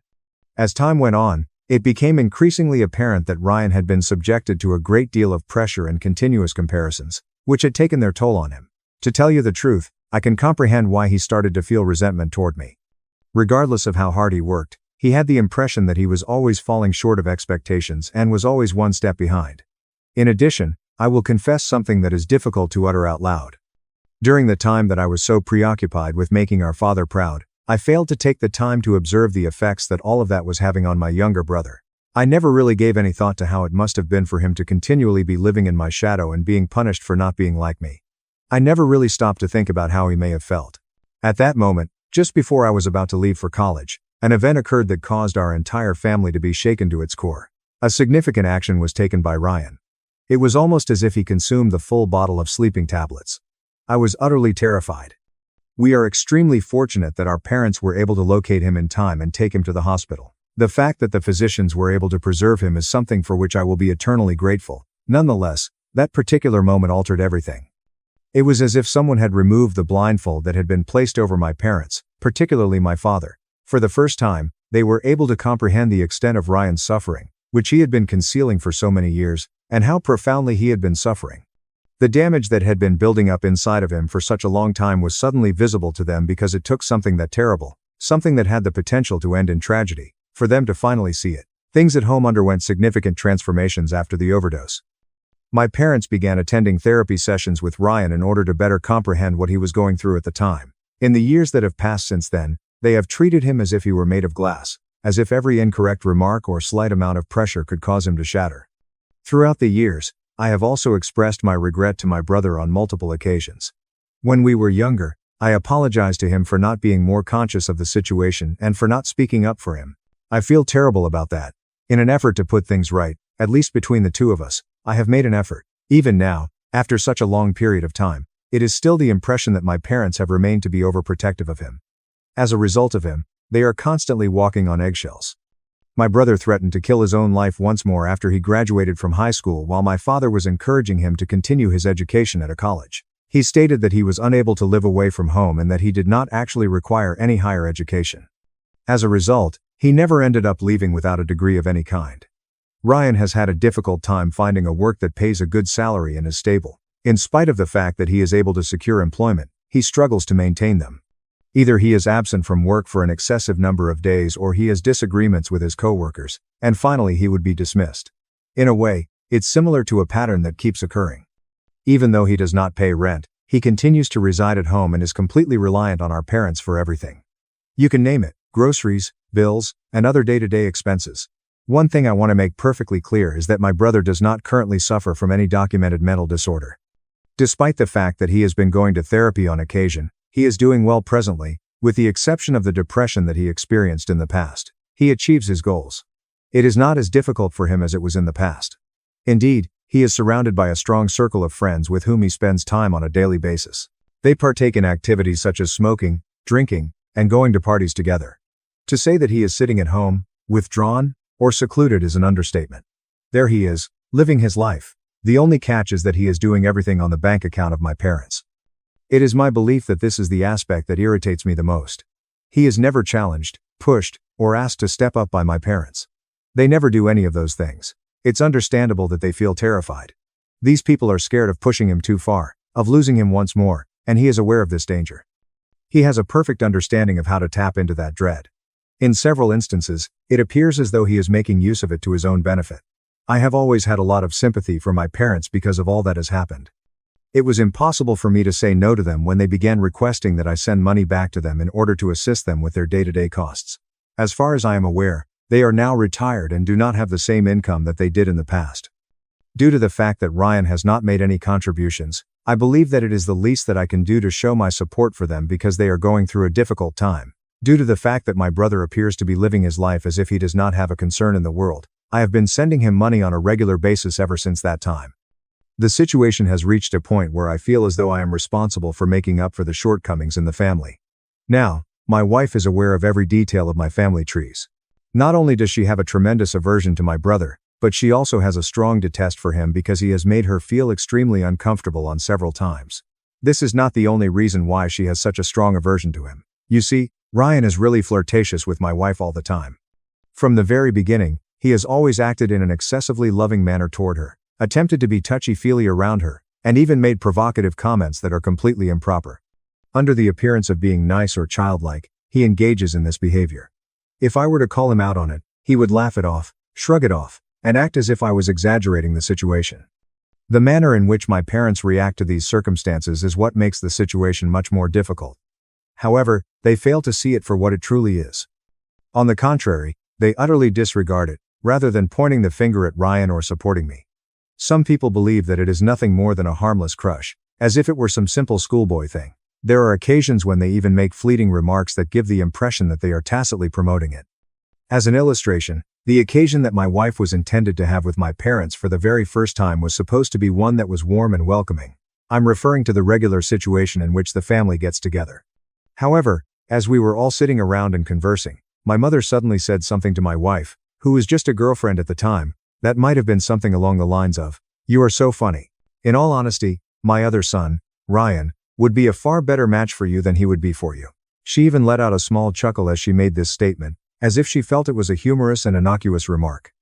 "You two have the same kind of humor." In response, my father jumped in and concurred with her. During our conversation, he made a statement to my wife that was similar to, "Yeah, Ryan is a hoot. There is a good chance that you will have more fun with someone like him." As I sat there, I couldn't help but wonder whether I thought I had understood what they were saying. Why were they attempting to bridge the gap between my brother and my partner? Who would even consider saying something like that to someone's partner? As a result of the fact that both my wife and I were initially so taken aback by their remarks, we initially assumed that perhaps they were joking and attempted to laugh it off. Nevertheless, my parents have never stopped bringing up the concept that my wife would have been a better match for my brother. They have done this throughout the course of many years. It's almost as if they've never stopped focusing on this recurring motif. On numerous occasions, they have made statements such as "she is so much more like Ryan," or they have made remarks on the fact that my wife and Ryan share such a striking resemblance in personality, as if that were some sort of indication that she had the wrong boy in the end. Even on the day of our wedding, not long before the ceremony, my mother took my wife away and asked her, "Are you absolutely certain that you want to marry him?" The way she stated it gave the impression that she was giving my partner one final opportunity to change her decision, as if she was hoping that my wife would change her mind and flee away. Do you have any idea how difficult it would have been to hear that on the day of our wedding? I got into a heated argument with my parents about this matter, and I came dangerously close to cutting them out of my life at that time. However, after that, they apologized in a partially sincere manner and promised that they would never again speak to my wife in such a manner. On the other hand, on the occasion of my brother's birthday, they make it a point to go to great lengths in order to secure my wife's presence in the photographs or films that they take. Whatever degree of discomfort it causes us, it does not matter. "Come on, you two look so good in pictures together," or, "just one photo," are some of the things that they will say. It's not explicitly stated, but it's always there. Don't be so stiff. It doesn't matter how many times we try to shrug it off or transfer the topic in a nice manner. It continues to occur. Whenever we have brought this up, and whenever we have attempted to have an honest conversation about how uncomfortable all of this makes us, my parents have simply dismissed it as if it were nothing at all. My mother usually makes an effort to rationalize it by claiming that my brother has never had a real girlfriend, and that he is simply smitten with my wife because she is so beautiful and enjoys standing next to her. It's not much better with my dad. Some of the things that he says are, "What's the harm in standing next to him for a photo if it makes your brother happy?" He has a sincere belief that it is not a significant issue, that it is merely a minor matter, but in reality, it is not. After a while, we simply reached our limit. Following a multitude of instances in which we were made to feel uncomfortable and disregarded, my family and I have decided to stop attending family activities that involve my brother. Absolutely nothing, not even birthdays or get-togethers. Our withdrawal has been total and complete. Not only have I stopped going to see my parents, but my wife has also stopped going to see them. On the other hand, my mother is adamant that we show up this time because she has invited all of my cousins and other distant relatives. And she does not want me to miss it because she is afraid that people would start asking questions. Maya, in the event that I do not show up, I would like to express my gratitude to everyone who provided feedback. To tell you the truth, I have not yet been able to make up my mind on whether or not I will go to the impending family gathering. My thoughts have been bouncing back and forth about it for quite some time. The other part of me keeps thinking about everything that has happened over the years, including how they have treated my wife, how they have always made excuses for my brother, and how they continue to brush off our boundaries as if they don't matter. And while there is a part of me that feels like maybe I should go just for the chance of meeting other members of my family, there is another part of me that keeps thinking about everything that has happened so far. Should I go and act as if everything is okay just to maintain the peace, or should I remain away in order to safeguard the small piece of the puzzle that we have managed to construct for ourselves? To be honest, I'm still undecided about this. Update B. Okay, so we made the decision to go when it was the anniversary of my parents' wedding, and to tell you the truth, it was a terrible idea. In the course of the occasion, it was obvious that my parents were overjoyed to see me. When I arrived, my mother gave me a bear embrace and told me that she was overjoyed that I had come because she had honestly not anticipated that I would. I simply smiled and nodded my head. At least up until supper, everything was going along quite smoothly. Everyone was sat around the table, catching up with one another and engaging in idle chatter. After that, one of my aunts made a passing comment about how all of the cousins, with the exception of my brother Ryan, were either married or in engaged relationships. A small chuckle came out of her mouth as she asked him, in a half-joking manner, why he was still unmarried and whether or not he was dating someone he might want to marry in the near future. The only thing my brother did was smile in an odd manner and blush, as if he were trying to conceal something. Following that, one of the cousins yelled out in a fun manner, "Come on, Ryan, leave it out. Are you in love with someone, or what?"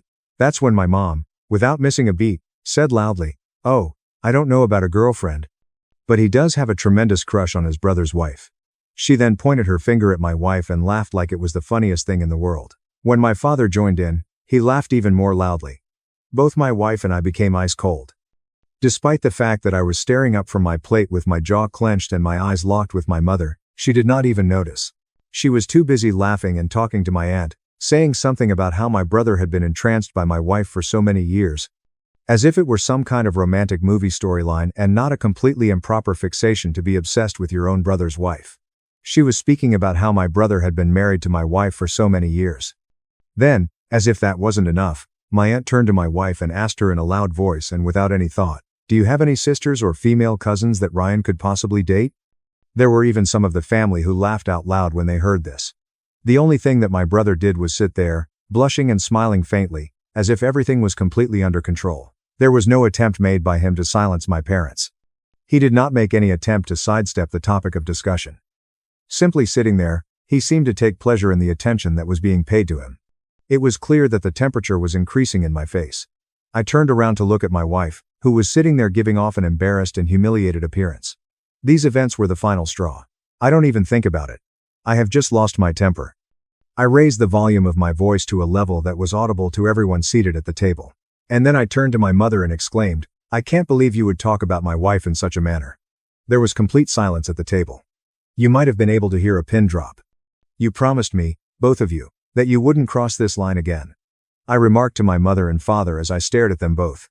"Although you made a solemn vow that you would respect our limits and refrain from placing us in circumstances that are uncomfortable, here we are once more. At this point, you are giggling at the idea that my brother has a crush on my wife. Are you able to find this amusing?" Despite the fact that my voice was shaking, I didn't care. After that, I turned my attention to the other members of the table, which included my cousins, aunts, and uncles, and I said, "Allow me to ask you something. How many of you believe that it is acceptable for someone to openly admit that they have a crush on their own sibling spouse, and for the entire family to joke about it as if it were a scene from a sitcom? Would you consider this to be typical?" Nobody made a single sound. The grin that had been on my aunt's face was wiped away.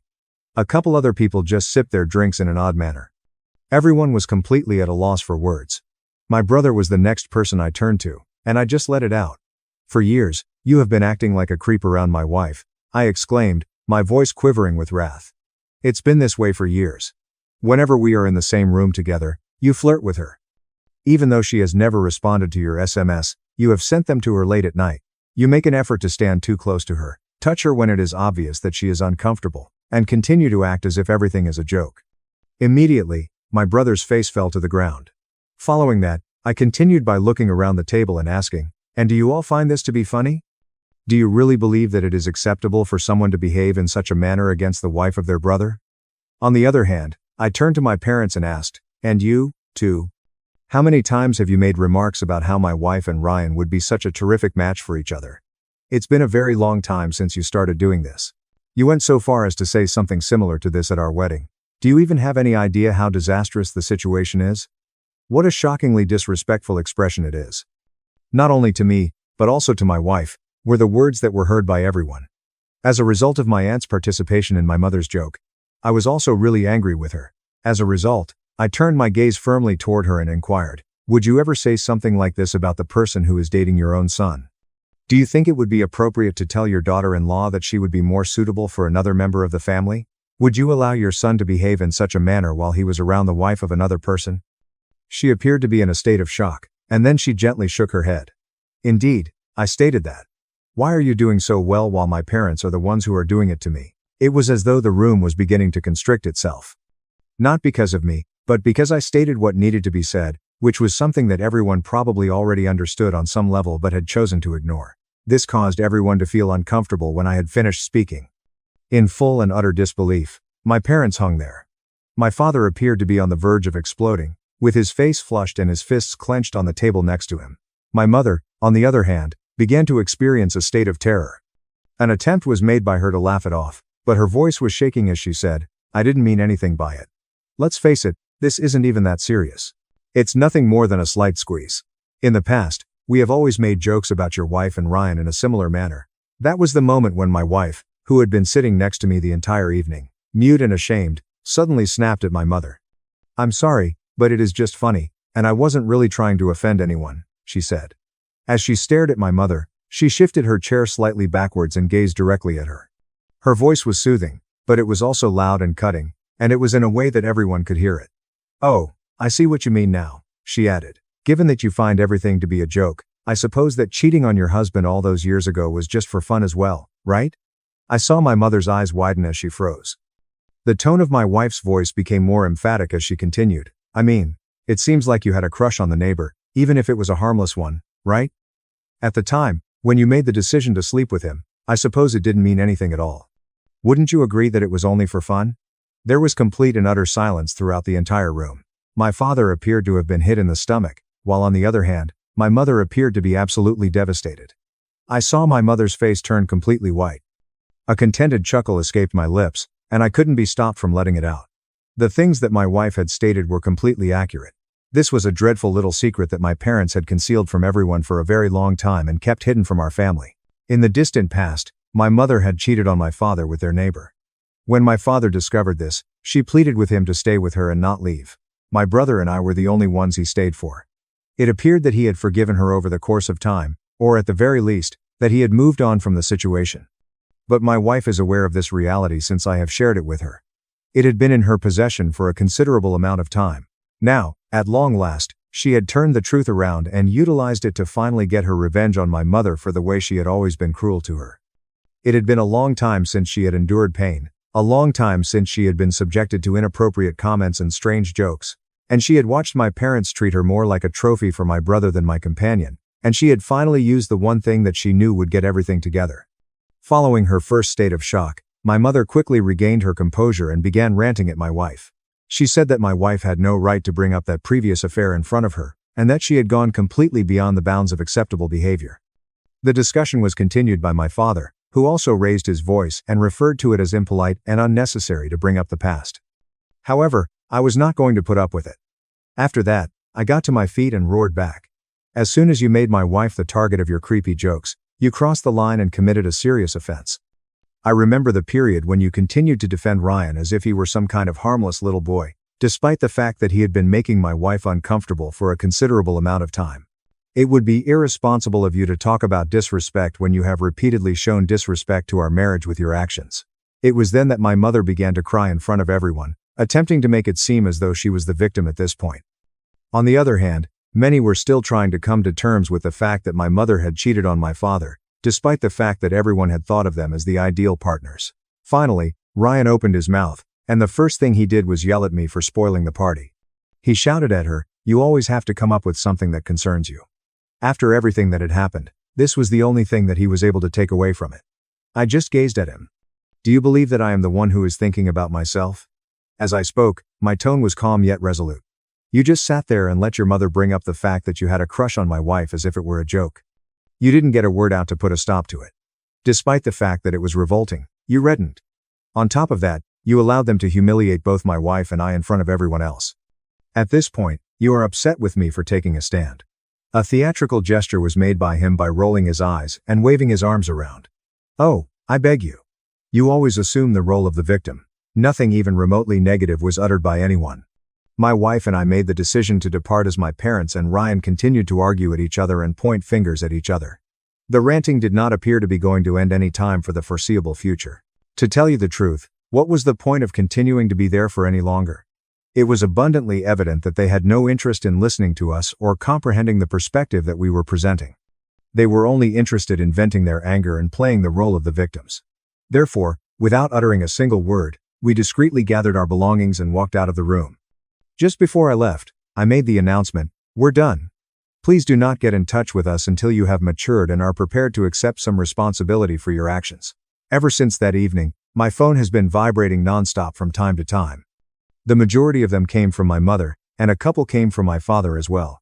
They are rife with rage and are suffering from guilt trip. They insist that my wife and I had no right to reveal my mother's adultery, especially in front of the entire family. They say this over and over again.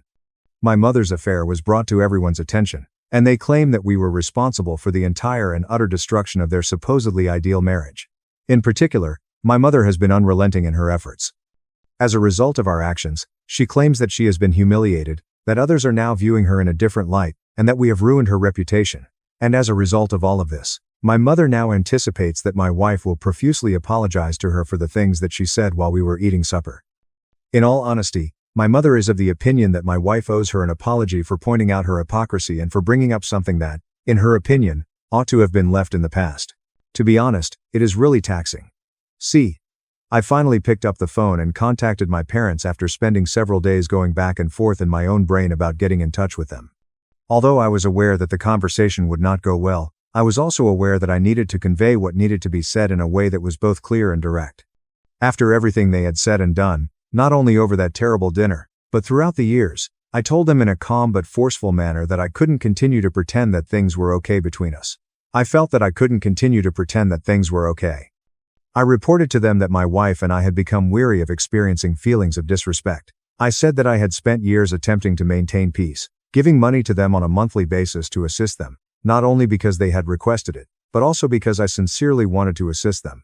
I believed that it was the appropriate action to do. In addition to the fact that Ryan was obviously not making any contributions, I felt compelled to show my support for them because they are my parents. However, after witnessing the manner in which they have continued to treat us, after all of the humiliation, after the obvious favoritism, and after the complete lack of responsibility, I informed them that I could no longer continue under their leadership. I informed them that I will break off all communication with them. No further phone calls, no further visits, and no further financial assistance will be provided. I stated that this was the only way forward for both my wife and I to go through the process of healing and living in harmony. My mother and father did not react kindly to it at all. When I told them that I would be cutting them off financially, they immediately lost all sense of proportion. At that moment, my mother began to rage at me, accusing me of being ungrateful and claiming that I had abandoned my family. Immediately, my father jumped in and said that I was abandoning the folks who had raised me for a number of years. I was told over and over again that I was going too far with something that they continued to insist was nothing more than a joke. They did not even bother to apologize or acknowledge that they had made a mistake. My mother even made the accusation that my wife was the one who turned me against them, as if I lacked the mental capacity to make my own choices. In a literal sense, they cursed me and told me that I would suffer the consequences of my decision for the rest of my life, when my wife would eventually leave me. Despite the fact that it was cruel to hear, I did not waver.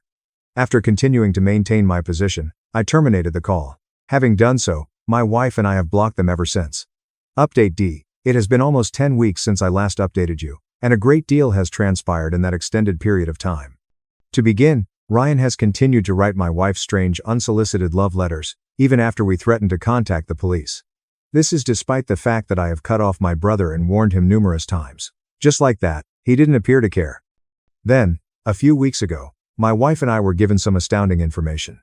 We are expecting our first child, and we are now pregnant. We were ecstatic, and we spread the good news across various social media platforms. In light of the fact that things took a terrible turn earlier this week, it is quite evident that this was a huge mistake. When my wife returned home from work, she was taken aback to discover that Ryan was waiting for her on our doorstep. Once she caught sight of him, he immediately began to stand up. Immediately, she had the impression that she was in danger, so she went back to her vehicle and began driving away as he ran toward the vehicle and pleaded with her to remain and have a conversation with him. At that very moment, she must have been experiencing a level of panic that I am unable to even begin to describe. After she contacted me, I made a mad dash for my house as quickly as I could. The two of us immediately called the police, but sadly, they were unable to take Ryan into custody because he has not yet violated any laws, such as assaulting my wife or breaking into our house. According to the authorities, he has not actually committed any crimes, rather, he has been harassing people on a consistent basis. Consequently, they released him with a warning, and that is the aspect that irritates me to the point of no return. He violates a great number of laws, but the authorities don't appear to be able to take any action until it is too late. Having said that, We did consult with a legal professional, and he is assisting us in submitting a restraining order against my brother. Our current residence is no longer a place where my wife feels secure. For the same reason, I do not want to put her or our unborn child in danger in the event that Ryan decides to make another appearance. As a result, we have made the decision to sell our home and relocate to a different city in order to get away from all of this chaos before our child is born. I'm beyond irritated and worn out at the same time. Because of the out-of-control nature of this scenario, I am doing everything in my power to safeguard both my wife and my child. I can't allow anything to end up happening to them. Hit by a drunk driver and hospitalized. Family ignored the chat for a niece's brunch. 3 days later, Dad called 48 times for cash. I blocked them all. I posted a message on the family chat soon after my son, who is 9 years old, and I were struck by a drunk motorist. We have arrived at the medical facility. Alive but trembling with fear. There was not a single response. A few hours later, they were sharing selfies for the birthday brunch that my niece was attending. Nobody showed up. By the end of the second day, I had missed 36 calls, and received one message from my father. Now is the time to respond. You are essential to us. Yes, I did. I also heard it. After we had already begun to spin, the crash didn't feel like it was happening. My son Cooper and I were the only ones in the car as we made our way back home from the movie theater. He was enthusiastically discussing the movie, and he was quoting things that I did not understand. It was the early afternoon, the sky was clear, and the sun was shining. I can be sure that I smiled and glanced over at him. A sound that sounded like an explosion was then heard. As a result of a white truck driving through a red light, everything went very literally in the opposite direction. My eyes opened, and the airbag had already deployed by that point. Although he was crying, Cooper was conscious. I was able to make out the driver of the other vehicle and hear him yelling incoherent sentences. I was unable to move my left leg at all. One of the bystanders dialed 911. The individual who struck us smelled like beer. There was an attempt made by him to leave. At the hospital, after it was determined that there were no broken bones, they found that Cooper had just suffered a sprain, a number of wounds, and bruised ribs. In the end, I decided to pick up my phone. And I was trembling. There was one message that I typed in the family chat. Even though we are still alive, we are in the hospital. The drunk driver struck us. Avoid updating at a later time. After the communication was properly received, there was a pause.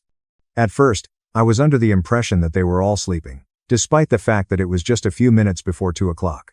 It was then that I recalled the day of the week. On the occasion of her golden birthday, my niece, who is the daughter of my sister Eleanor, was eating brunch. At that pricey rooftop location in the heart of the city. I was 9 years old on the 9th. I was invited, but I declined the invitation. It wasn't because of the brunch, rather, it was because I had to work in the morning, and I had told Cooper that I would play him a movie that afternoon. The gift was even delivered 3 days before it was due. Consequently, I anticipated that somebody would check their phone.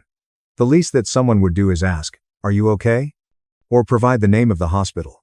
Eleanor, my mother, or even my father, who would typically hover like a helicopter whenever someone sneezed, could be included in this category. But no.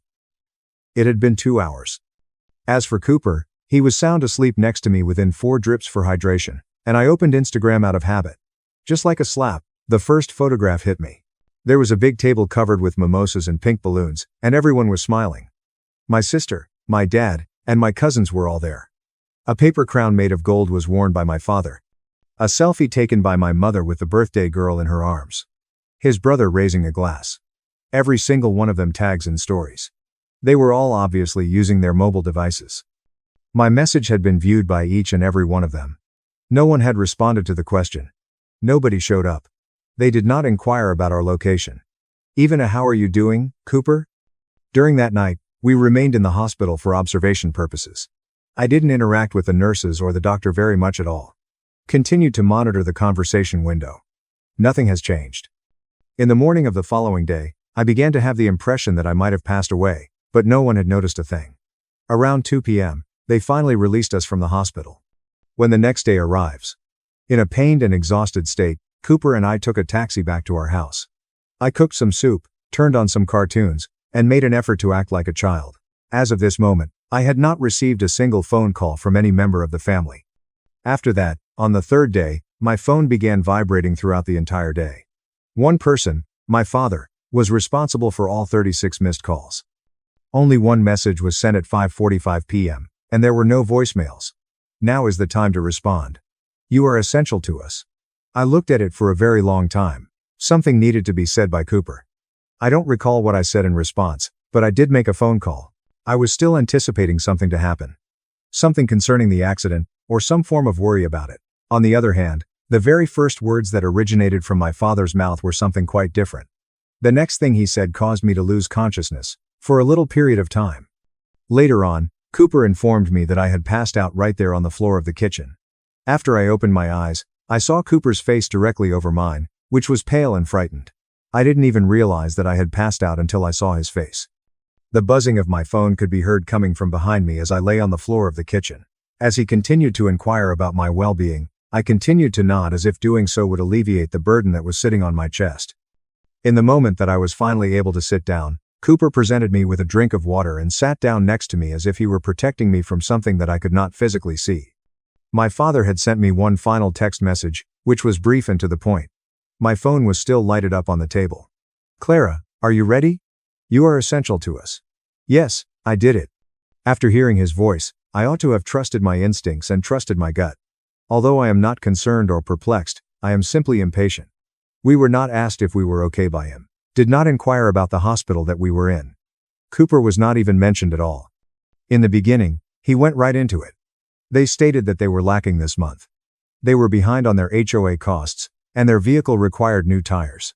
Following that, he made a statement concerning Eleanor's need for assistance with a deposit for a school trip that the girls would be taking. He spoke it as if it were of the utmost importance, as if the entire Earth was tumbling off its orbit, and I was the only person who could put a stop to it. Neither of us spoke. Perhaps even if I had wanted to, I would not have been able to come up with words.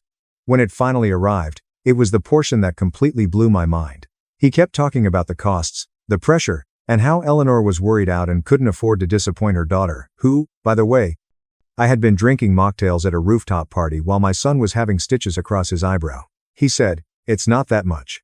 You always help. Always help." He continued talking about the bills, the pressure, and how Eleanor was freaked out. I don't remember hanging up the phone, but he continued by saying, "It's not like you're struggling. You're always doing fine." I hadn't answered his question. The next thing I remember is Cooper shouting my name, his hand being on my arm, and me waking up on the floor. I believe that I must have dropped the phone because I found myself on the floor. No, I did not cry. I am unable to. I got an empty feeling, like if I had just uncovered a profound and personal truth about my own life that had been there the whole time, simply waiting for me to make the decision to finally look it in the eye. In the later hours of that day, I once more opened the family group chat. In the process of scrolling past my own unread message, which was the one in which I informed them that we were in the hospital, I counted more than a dozen other messages from the brunch. Pictures, videos, jokes about my father's terrible dancing, and a group photo of all of them holding up gold balloons are all included in the collection. They were all carrying their mobile devices. They were all able to view my message. Each and every one of them made the decision to disregard it. Cooper was shown by me. In the beginning, he did not say anything, but then he asked me whether I felt it was possible that they did not believe me. My response to him was that I was no longer certain of what they thought. After 3 days had passed, Eleanor sent me a message as if nothing had occurred. Inquired about the possibility of me watching her daughters on Saturday night while she and her husband went to a concert. That she was so exhausted from the planning of the celebration. The accident is not mentioned at all. No, how is Cooper doing? Exactly the same time as before. I chose not to respond. A photograph of my mother's utility bill was waiting for me when I woke up the following morning. Not a message. Just the bill itself. If only I had some idea of what to do with it. I didn't even feel furious about it. I did nothing but sit there and stare at it, coming to the realization that this was the only kind of message I ever received from her anymore. We never worry about requests, meetings, or concerns. In the afternoon of that day, I informed Cooper that I was considering going to have a face-to-face conversation with my parents. My expectation was that he would shrug his shoulders and possibly inquire as to why, but instead, he stared at me for a considerable amount of time before saying, "You don't have to go if you don't want to." I explained to him that I needed to go because I couldn't bear it any longer without addressing them directly. He inquired as to whether or not he could attend. Therefore, on that particular Saturday, Cooper and I decided to go to my parents' place rather than spend the day watching my niece and her younger sister. What was waiting for me behind that front door was something I was not prepared for. Immediately after Cooper and I turned into the driveway of my parents' house, I experienced a sensation in my stomach that I was unable to articulate. It wasn't exactly fear, It wasn't quite rage, it was simply something massive and conclusive, as if I had already known that this wasn't going to turn out the way I had hoped it would. He remained silent as he sat in the passenger seat, his hands resting in his lap. "Would you like to wait in the car?" I inquired of him. The man gave a head shake. When my mother opened the door, she did it as if she was not anticipating anyone. Despite the fact that I had texted her that morning, she did not call out to me. Instead, she simply glanced at Cooper before turning around and walking back inside. Even though we were not welcomed inside, we followed her. While sitting in the recliner, my father was watching a portion of a sports station. In response to his question, "So, did you bring it or not?" he did not rise up but instead simply asked without looking at me. I remained still for a moment before responding. "Bring what?" he asked. "The money," he said. This was the end of it. "You got the text?" "No." "I hope all is well with you." "No." "How is Cooper doing?" Here is a simple follow-up to a request. My response was that I did not arrive with any money. My response was that I was perplexed as to how they could possibly read such message. The one I sent from the hospital, when their grandson was injured and bandaged, and they did not even respond to my initial message. I told them that it was painful, that I didn't anticipate a parade, but that I also didn't anticipate anything at all. Finally, my mother sat down across from me and crossed her legs, giving the impression that she was getting ready to give a presentation. It was her who stated, "We saw the message. But Clara, you made it sound a lot worse than it really was." I responded by saying, "You think it wasn't bad enough? We've seen worse." She responded with complete silence. "You're both home. You're fine." If it had been serious, someone would have called us directly. Then my father came into the conversation. And anyway, it was the day of Olivia's birthday. Eleanor worked really hard to pull that together. You can't expect us to drop everything over a fender bender. A collision with another vehicle. It was described in that manner by him. As if we had knocked into a grocery cart, rather than being struck by a drunk driver who ran a red light and attempted to flee the scene while my son was screaming. It wasn't only about the accident, I told them, it was about this. The quiet was the cause. In the manner in which they continued as if we did not exist. The manner in which they rejoiced as I was gawking at the blood that was on my child's shirt. If the positions had been reversed, and Eleanor had been the one in the emergency room with her girls, I knew for a fact that I would have been there by that point. At that precise moment, Eleanor entered the room from the kitchen, carrying a glass of wine, and observed, "You always make everything about you." I shifted my attention to her. "I was admitted to the hospital." He made a shrugs. Although he was standing next to me, Cooper was clutching my hand more tightly than he normally would have. "And now you're not."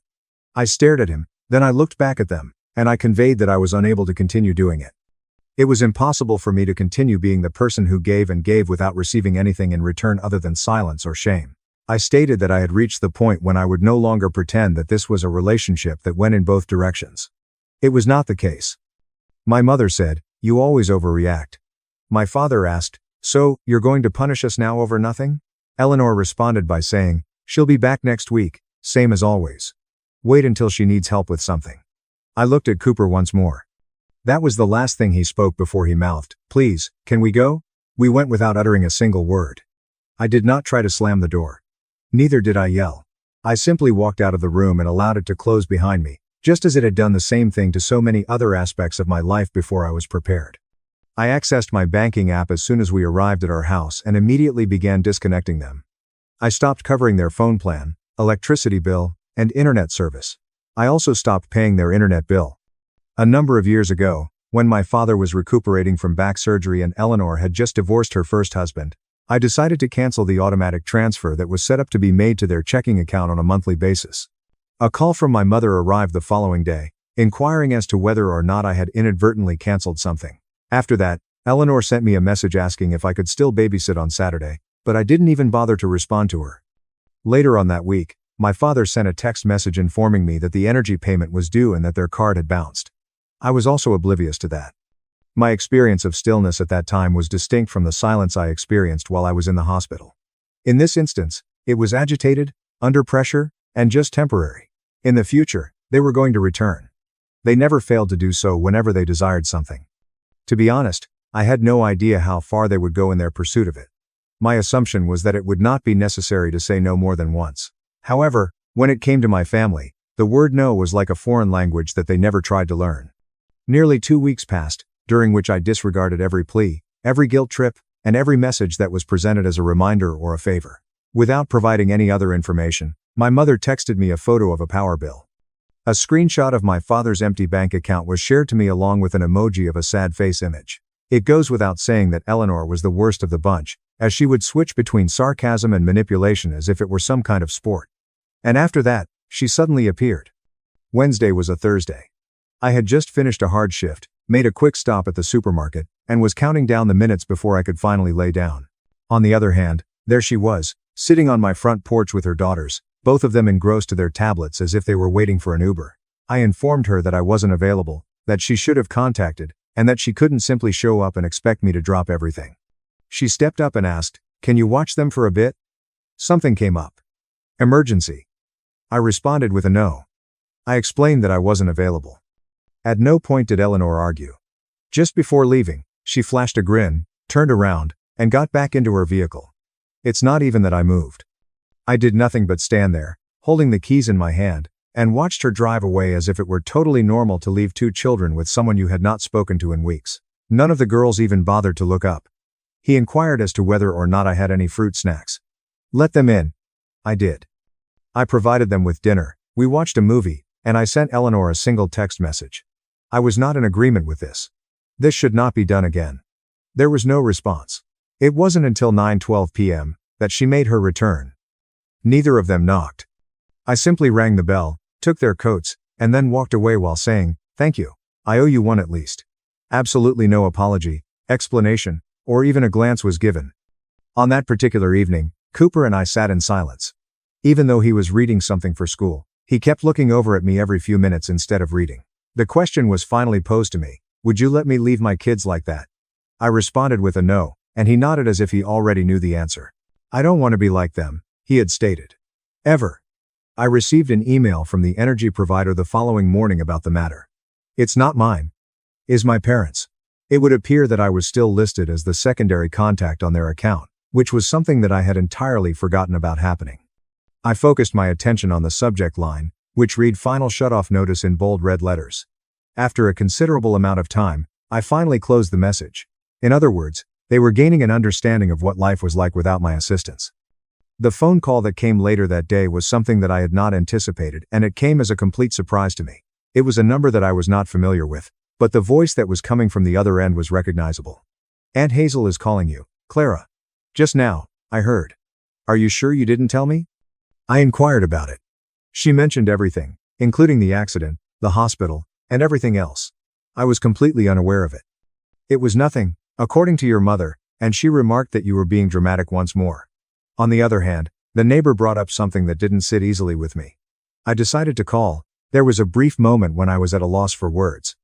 Assuming that no one cared, or, even worse, that they all agreed with what my parents had decided I was, I kept everything so bottled up that it was no longer coming out. Despite this, Hazel continued to speak. She inquired about Cooper's well-being and inquired as to whether we required anything. She gave off the impression of someone who had been holding out for a reason to become more involved. They've always put Eleanor on a pedestal. You've been the fallback for years. It's not your job anymore. I didn't know she'd seen it, too. She invited us to dinner that same evening by saying, "I didn't know she'd seen it, too."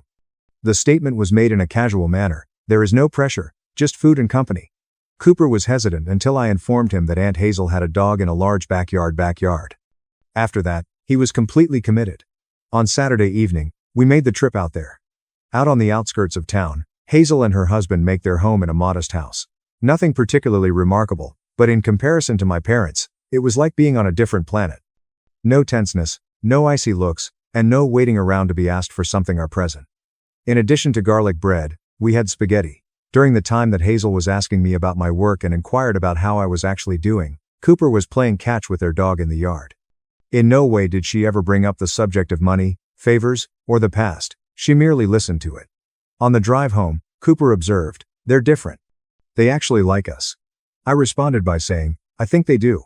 And for the first time in a very long time, I felt as though I had finally stepped out of the character that I had been stuck in. This person is responsible, the one who fixes things, and the emotional backup plan. At long last, I was not being exploited. Just now, I was being observed. On the morning that followed my meal at Aunt Hazel's, I awoke with a sensation that I hadn't had in quite some time. It is silent. Not the sort that is empty. However, when it comes to people like my family, stillness never stays quiet for an extended period of time. It is the kind of quietness that fills you when something heavy has been lifted off of you. On Monday, the text resumed its previous pattern. A picture of my mother's medication cabinet was emailed to me, along with the caption, "Running low." My dad sent a text message that simply said, "Mortgage past due. Let me know." Eleanor also received a text message that read, "Can you get these? Anime." She had the audacity to send me a voice message that began with the following. "Look, I know you're still being weird, but can you watch the girls this weekend or not?" No one inquired about how I was doing over the whole weekend. Not a single time.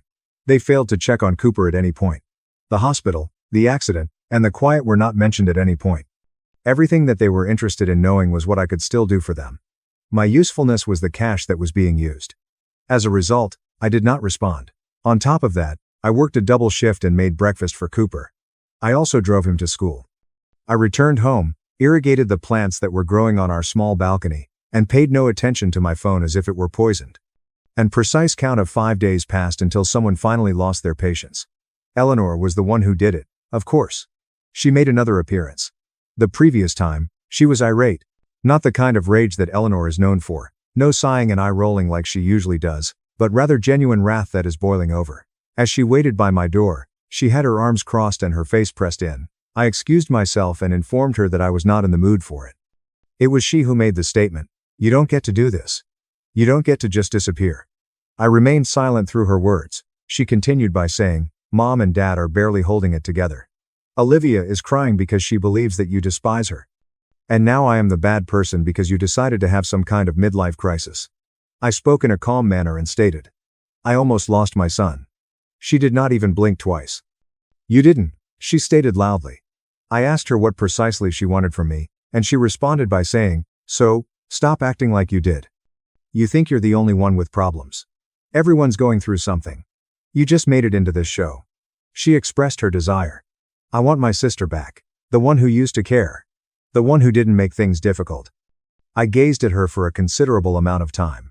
And then I added, "You don't miss me. You miss the things I did for you." She did not respond to my statement. Just departed. There will be no apology. There has been no change. The same as it always has been. 2 days later, however, things did not improve. While I was at work, I received a phone call. The message came from the property manager of the area where my parents live. It would appear that my father had entered my name into the HOA account as a supplementary guarantor without informing me of this inclusion. They were now threatening to take legal action in the event that the unpaid sum was not paid when it was due. It's almost $1,500. Contacted my father. There is no response. After that, I received a text message. "I didn't think you'd mind. You always cover it." There was no explanation, no warning, just the expectation that I would do what I always did, which was to remedy the situation. So that's when I had the realization. It was not their intention to cause me harm. However, not on purpose. I was not maligned by them. They simply failed to notice me. A pocketbook, a babysitter, a spare parent for Eleanor's children, and someone who would always be there because she had always been there were all things that they looked for. I didn't shed a tear that evening. I was under the impression that I would, but I did not. During the time that Cooper was doing his schoolwork, I simply sat at the kitchen table and quietly deleted myself from every account, every shared duty, and every just-in-case contact that they had ever used me for. Such as HOAs and utilities. It is even the emergency contact at their pharmacy that has disappeared. They took notice of it. A voicemail was left by my father the following day. After that, the remorse and the threats followed. "You're really doing this to your family." A message was given to me by Eleanor, which read, "I hope you're proud. When Mom gets sick again, don't bother showing up." I did not respond to its contents. Rather than that, I brought Cooper back to Hazel's for another visit that weekend. Our burgers were grilled. While her spouse was changing the oil in her automobile, he assisted him. We watched films from the past. In addition to preparing hot chocolate, Hazel presented Cooper with a sweater that had been her son's when he was the same age as Cooper. I went outside to grab something from the car at one point, and while I was out, I just stood there in the driveway for a minute and focused on my breathing without moving. The question, "Can we come here for Thanksgiving?" was posed to me by Cooper, who had emerged from behind me. I turned to face him. "You sure?" he asked, nodding his head. "It's quieter here. I like quiet now." This was the first time I realized how much all of it had affected him. I like quiet now. Not only the catastrophe, but also the family, and the way in which they drained us as if it were just another day. That evening, we stayed late, and just as we were about to leave, Hazel gave me a small package. Someone had scribbled a note on the inside. She had no obligation to me in any way, shape, or form. No one gets to decide your worth without you. I see you. Cooper does as well. She was not attempting to exert any kind of control over me. She was not attempting to use me or punish me in any way. She was merely making the decision to care. And now, for the first time in my life, I allowed someone to care without any mistrust or waiting for the price. At that moment, something genuine was just being started.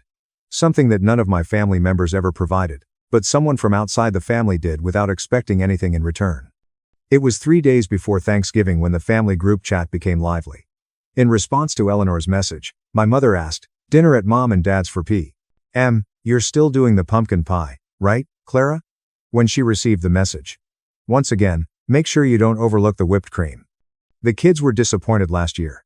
No greeting, no, "Are you coming?" Not even a mention of what had happened in the last month. It was as if none of it had taken place. The hospital, the ignored messages, the fallout, Cooper's injury, Eleanor dumping her kids on me like a package on a porch.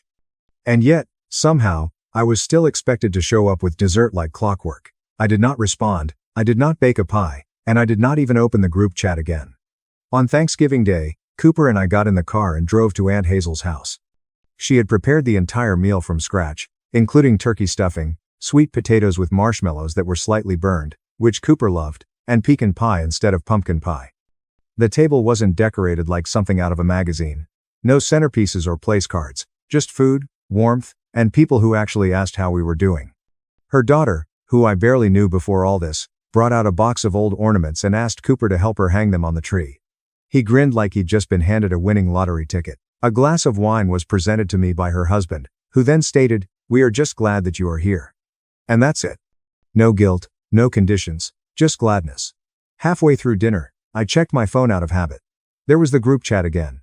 My mom had posted a photo of the dinner table back at their house. Everyone gathered around, plates full, candles lit, and then right after that, another message from Eleanor. "So, you're not going to show up after all? It's not even a book."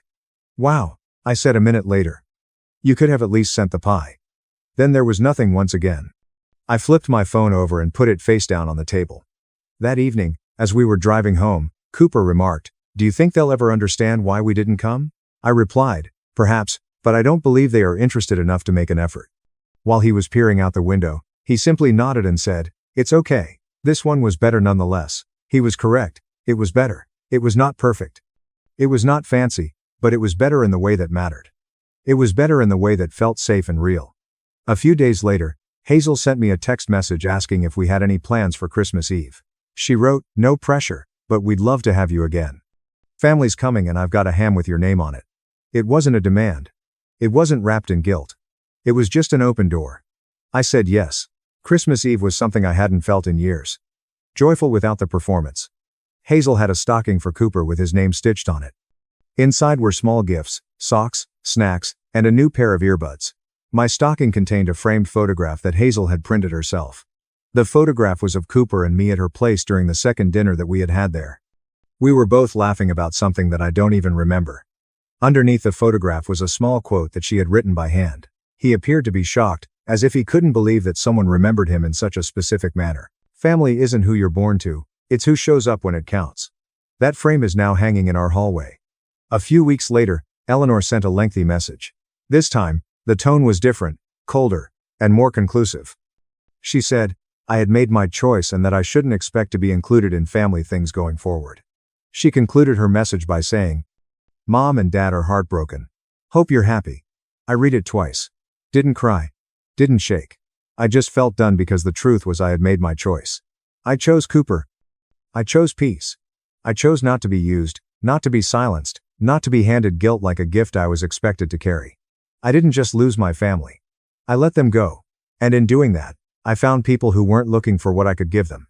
I came to the realization that I was now a member of a family that I did not have to work for the very first time in my life. People who saw me, selected me above others. I found out that my girlfriend was texting my brother, which made me feel betrayed. Then, he proposed to her to prove that I stole her. After a number of years, My brother broke up with my fiancée because he was bored. As evidence that I had stolen her, he proposed to her over the weekend, when we were eating dinner together as a family. For the entirety of his existence, my brother Ethan has been the most cherished child. What he desired, he was able to have. Any and all of his actions were excused. To the point that he would go to any lengths to outdo me in every aspect of life. He detested the concept of me possessing anything that he did not own. As we were younger, he was able to persuade my parents to give him permission to use my car whenever he pleased. This was due to the fact that he had smashed his own automobile, and they did not want him to feel awful about it. After years of being subjected to that abuse, I decided to cut off all communication with him as soon as I moved out. My ignorance at the time prevented me from being aware of the fact that Ethan had a brief relationship with a woman named Rachel. They had barely been together for about a month when he decided to break up with her because he was bored and didn't want to commit to a relationship. The two of us never actually met. And he never brought her up. I returned back to my hometown a few years later, and it was a pure and utter coincidence that I ran across Rachel in a bar. She was without a doubt the most stunning and brilliant woman I had ever had the pleasure of meeting. As soon as we met, we were a perfect match. And we began dating not long after that. For a number of months, until things became more serious and I finally introduced her to my family, I was completely unaware that she was Ethan's ex-girlfriend. I showed my parents some images as we were eating dinner, and when Ethan was given the phone, he suddenly lost all sense of reality. In addition to demanding that I quickly end my relationship with his ex-girlfriend, he began yelling that I was a terrible brother for dating his ex-girlfriend. I did not agree. I asked Rachel about it, and she verified that they had a brief relationship. She went on to explain that he was the one who ended things because he did not want to commit to this relationship. I was under the impression that Ethan would ultimately get over it.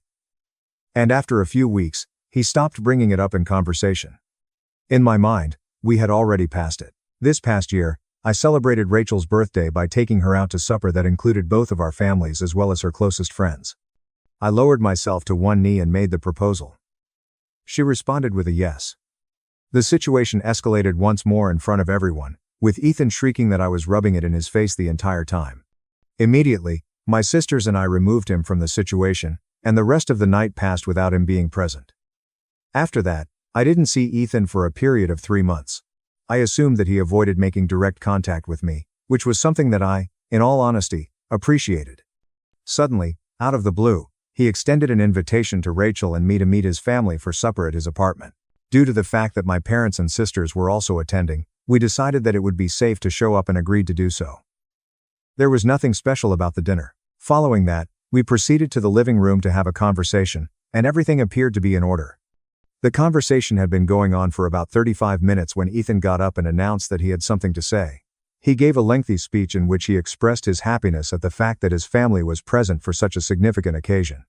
After that, he lowered himself to one knee, retrieved the most inexpensive ring I have ever seen, and proposed to Rachel that they should get married.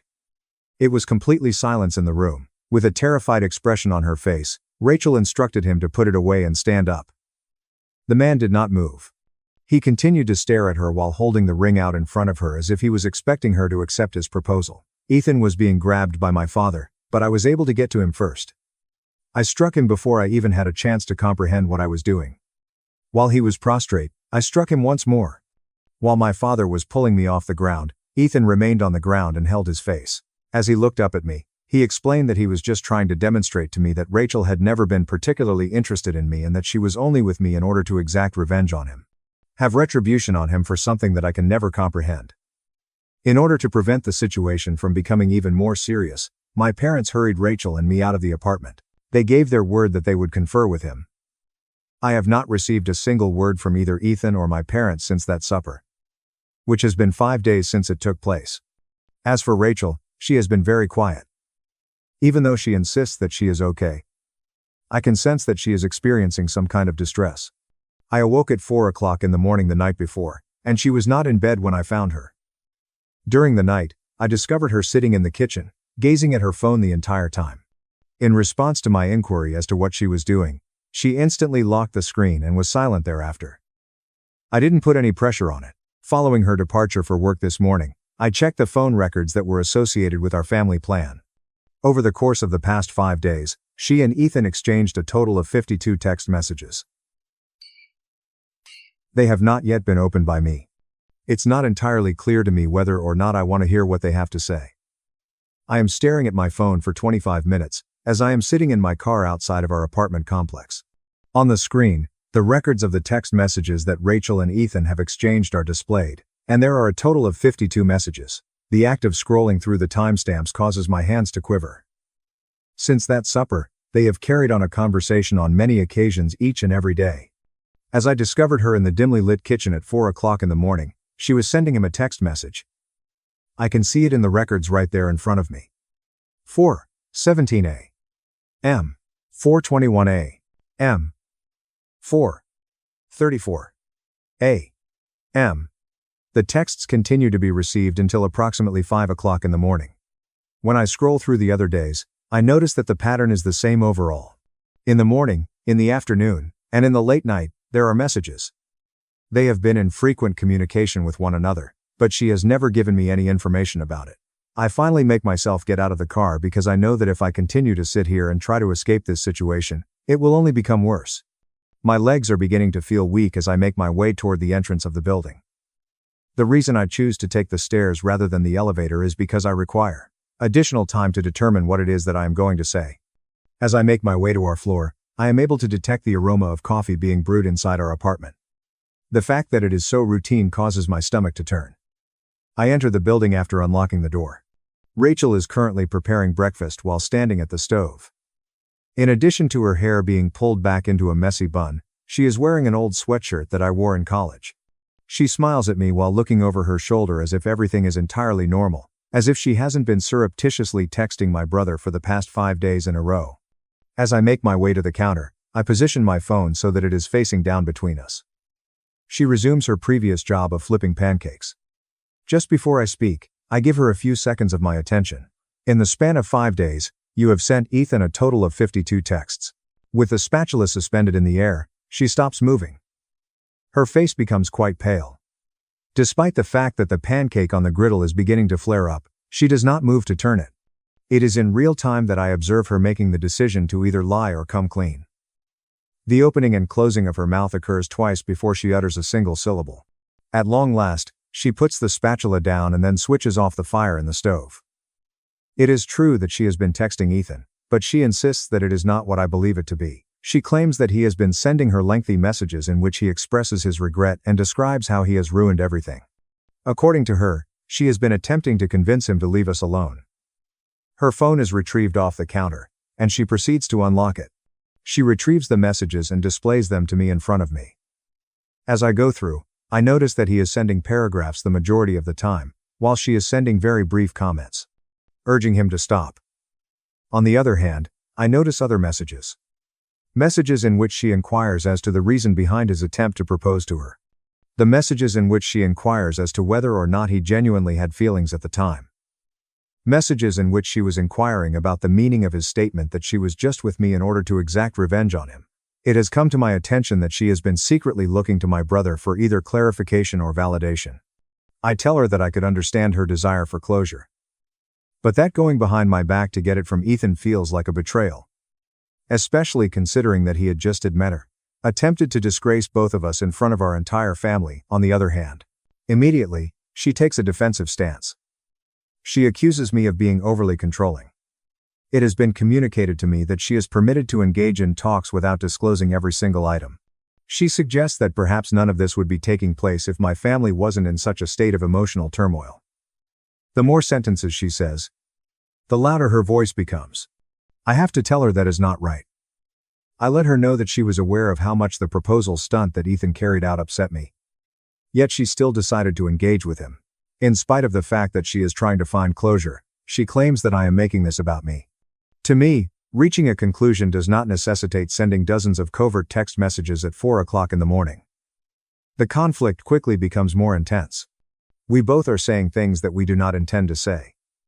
I am never going to want to deal with issues that arise within my family, she says. I bring up the fact that she is constantly in need of support from other individuals. We continue to go back and forth until neither of us is paying attention longer. In the end, she is able to get her keys off the counter. She claims that she requires some time to reflect on whether or not she wants to marry into this turmoil within the family. Before I get a chance to answer, The door slams shut behind her. While I am standing in the kitchen, surrounded by the aroma of charred pancakes, I listen to the sound of her car starting up in the parking lot in the distance. It has been 3 hours. I make 4 attempts to call her, but she does not pick up the phone. After cleaning up the kitchen, I dispose of the pancakes that have been burned. I am sitting on the couch, staring at my phone, and I am curious about whether or not she will return. After that, Grace makes a call. I tell her that I am not interested in another ambush in which they make excuses for Ethan, and she responds by saying, "Mom and Dad want to have a family meeting tonight without Rachel being there." This time, she assures us, things will be different. Ethan reportedly came to their house yesterday, crying about how I had ruined his life by snatching his ex-girlfriend. She claims that he was upset about this. According to Grace, our parents are finally beginning to have an understanding of how manipulative he is being. I am not holding my breath, but I confirm that I will be present.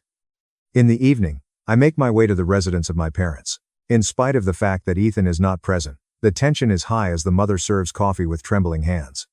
The father begins by stating that they have been exerting a great deal of thought over the dynamics of the family. Over the years, he says, they have come to the realization that they may have been too tolerant with Ethan. The phrase too lenient doesn't even begin to capture the decades of tolerating his entitled conduct, and I nearly find myself laughing it out. I maintain my silence and allow him to proceed. When he is not able to get what he wants, Ethan has always been tough to deal with, according to Mom. She claims that they attempted to justify their actions by stating that he was their first child, and they did not want to undermine his self-assurance. It was yesterday when he came over crying about me kidnapping Rachel that she really recognized how crazy he has gotten, according to her.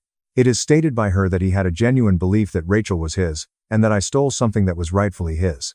According to Dad, they have come to the conclusion that Ethan should visit a therapist. Due to the fact that he is still largely dependent on them at the age of 32, they are making it a condition that they continue to provide him with financial support. I explained to my parents that, although having Ethan go to therapy is a good idea, it does not address the underlying problem. Over the course of my whole existence, they have put his sentiments ahead of mine. That pattern will not be eliminated by a single talk. My argument is supported by Grace, who then goes on to provide concrete examples from our upbringing. She brings to their attention the time when they allowed Ethan to do whatever he wanted with my automobile after he had crashed his own. In addition, Sophie explains that she has been avoiding family gatherings for a number of years since it has become intolerable for her to watch them play with baby Ethan while ignoring everyone else. A change occurs in the discourse when the father inquires about Rachel and whether or not we are still engaged after everything that has transpired.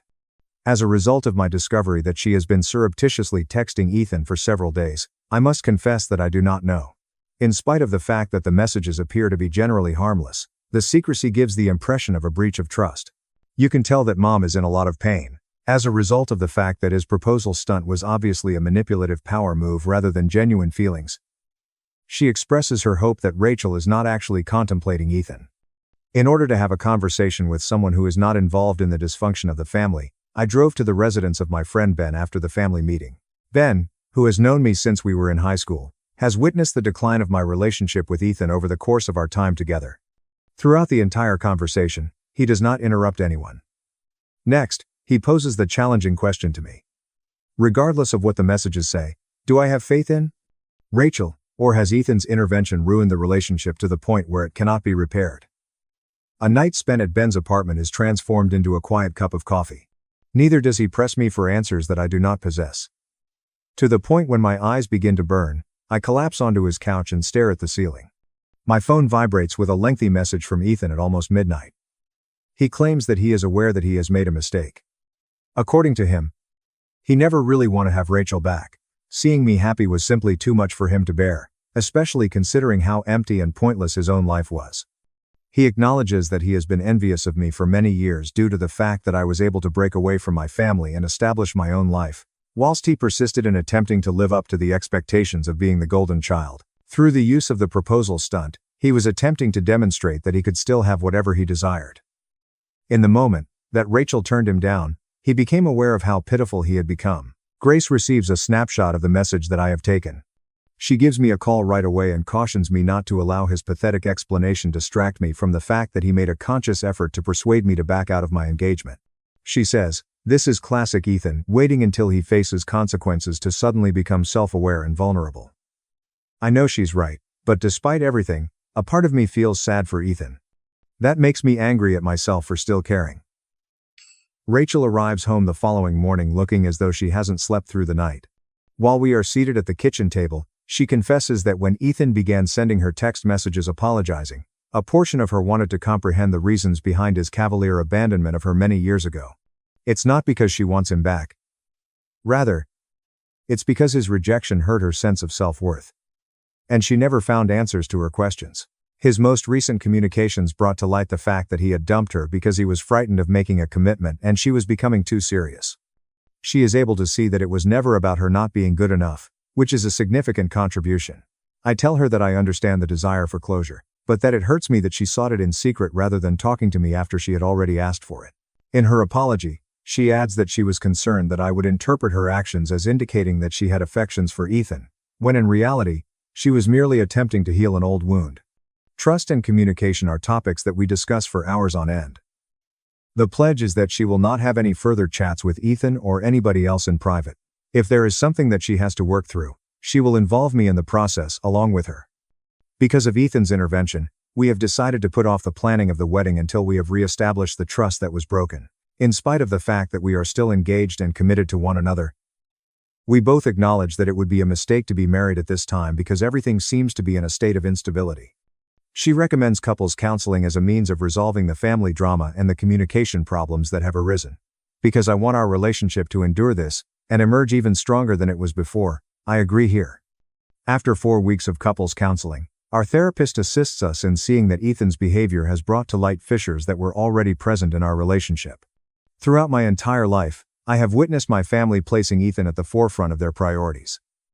The rejection that Rachel experienced from Ethan made her abandonment issues from her childhood even more severe. It is brought to the counselor's attention that Ethan is not the one who caused these issues. It was merely the pressure that he applied that brought them to light. The way we approach healing is altered as a result of this, since we are now addressing our own personal traumas rather than simply pointing the finger at Ethan. Grace claims that Ethan has begun therapy, as our parents had required, and that he is, for the first time in his life, taking the treatment process seriously. It is said that his therapist told him that he possesses characteristics that are a result of being overpraised when he was a child. His need for constant validation is causing harm to the people around him, and he is attempting to comprehend how this affects them. Even while I'm not quite convinced that Ethan is capable of making a change, Sophie insists that at least he's making an effort, which is more than he's ever done before. After a month has passed since the catastrophic dinner, Ethan approaches Grace with the request to meet me for coffee in order to express his regrets in person. Rachel urges me to give him a chance to explain himself, but I'm not entirely convinced about it. She claims that harboring anger is more detrimental to me than it is to Ethan. However, she is right. It is my knowledge that a single apology will not solve everything, but I'm willing to meet him in a neutral coffee shop with the understanding that it will be a beginning anyhow. For the very first time in his life, Ethan seemed to be displaying a true sense of humility. In his apology, he does not offer any justifications or attempt to downplay the gravity of his actions. He freely admits that he has been a subpar brother. Our connection was tainted by his feelings of envy. The deception surrounding the proposal was nasty and deceitful. He claims that his therapist is assisting him in comprehending the fact that the favoritism of our parents caused harm to both of us. It was me who was neglected, and it was him who never learned to take responsibility for his actions. It is not immediately clear that he is requesting forgiveness. Simply a chance to gradually develop trust over the course of time. My response to Ethan is that I am grateful for the apology, but before I can trust him again, I need to know that he has truly changed. To put that into practice, I need to cease being manipulative toward Rachel and respect the boundaries I have set with her. In addition, he adds that he is working with his therapist to get his own life in order, which includes obtaining a job that is not financed by our parents, moving into his own apartment, and developing an identity that is distinct from being the golden kid. There is a glimmer of hope that we might one day have a genuine brotherly relationship, and this is the first time in years that I have experienced this feeling. Rachel and I are in a much better place now, 3 months after the proposal episode, as a result of constant counseling and honest communication. A new wedding date has been decided upon for the fall of next year, which will provide us with more time to strengthen our foundation and ensure that we are getting married for the appropriate reasons. Despite the fact that my relationship with my parents is still tense, they are making legitimate efforts to treat all of their children in the same manner and to admit the mistakes they have made in the past. Ethan is able to fulfill his commitments and secure a position as a sales manager at a small business. On the other side of town, he relocates to a little flat. In the beginning, he begins a relationship with a new woman named Olivia. Olivia is unaware of our family history, and treats him as if he were a regular person rather than the golden kid. The last time Grace saw Ethan, he appeared to be more content and grounded than she had seen him in years. However, rather than presuming that he has undergone a total transformation, we are all exercising caution. At the Thanksgiving dinner that takes place 4 months later, the dynamic inside the family feels different in ways that are subtle but significant. Instead of focusing the conversation on Ethan, Mom and Dad make an attempt to inquire about the lives of everyone else by asking them the same questions. Ethan himself is more reserved and thoughtful, rather than taking the initiative to dominate the conversation. Whenever Ethan's father makes a toast to the family, he adds his own toast, which is directed directly toward Rachel and myself. In addition to wishing us happiness, he expresses his regret once more for attempting to destroy our engagement. When Rachel gives my hand a gentle squeeze under the table, I have the realization that everything is going to be all right. Rather than being tainted by the drama that has been going on in our family, Rachel and I are planning our wedding for November of next year, and this time the enthusiasm feels pure. Ethan has been able to establish appropriate boundaries, and he is even assisting his father with some of the preparations for the wedding. Instead of competing with me, he is taking it as an opportunity to show his support for me.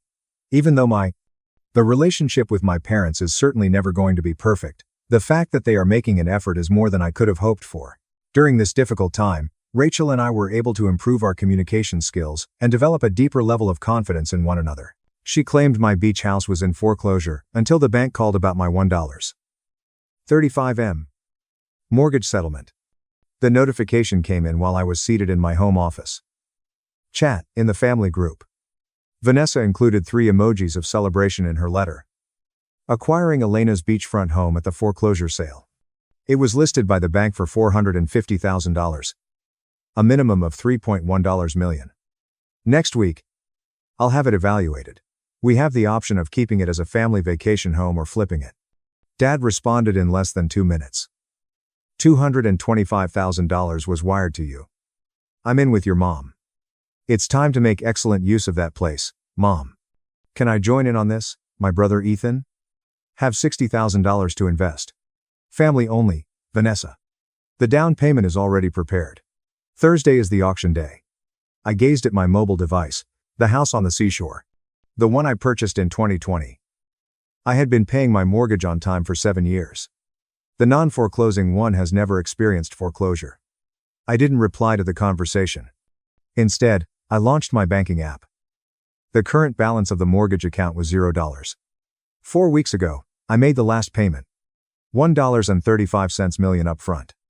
I had the house, free and clear. It buzzed on my phone. Vanessa's private message. Don't stress over the house. I am aware of your difficulties. In this manner, it remains within the family. If you ask politely, you might even be able to visit occasionally.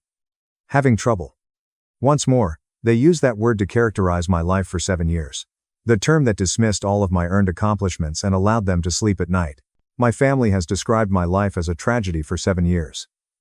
I made the rash decision to buy the seaside cottage. My debt was anchored by the mortgage.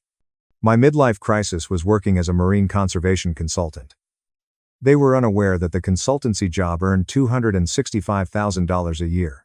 My home, office, and research station were all at the beach house. The mortgage had been easy. It had been a calculated early payoff.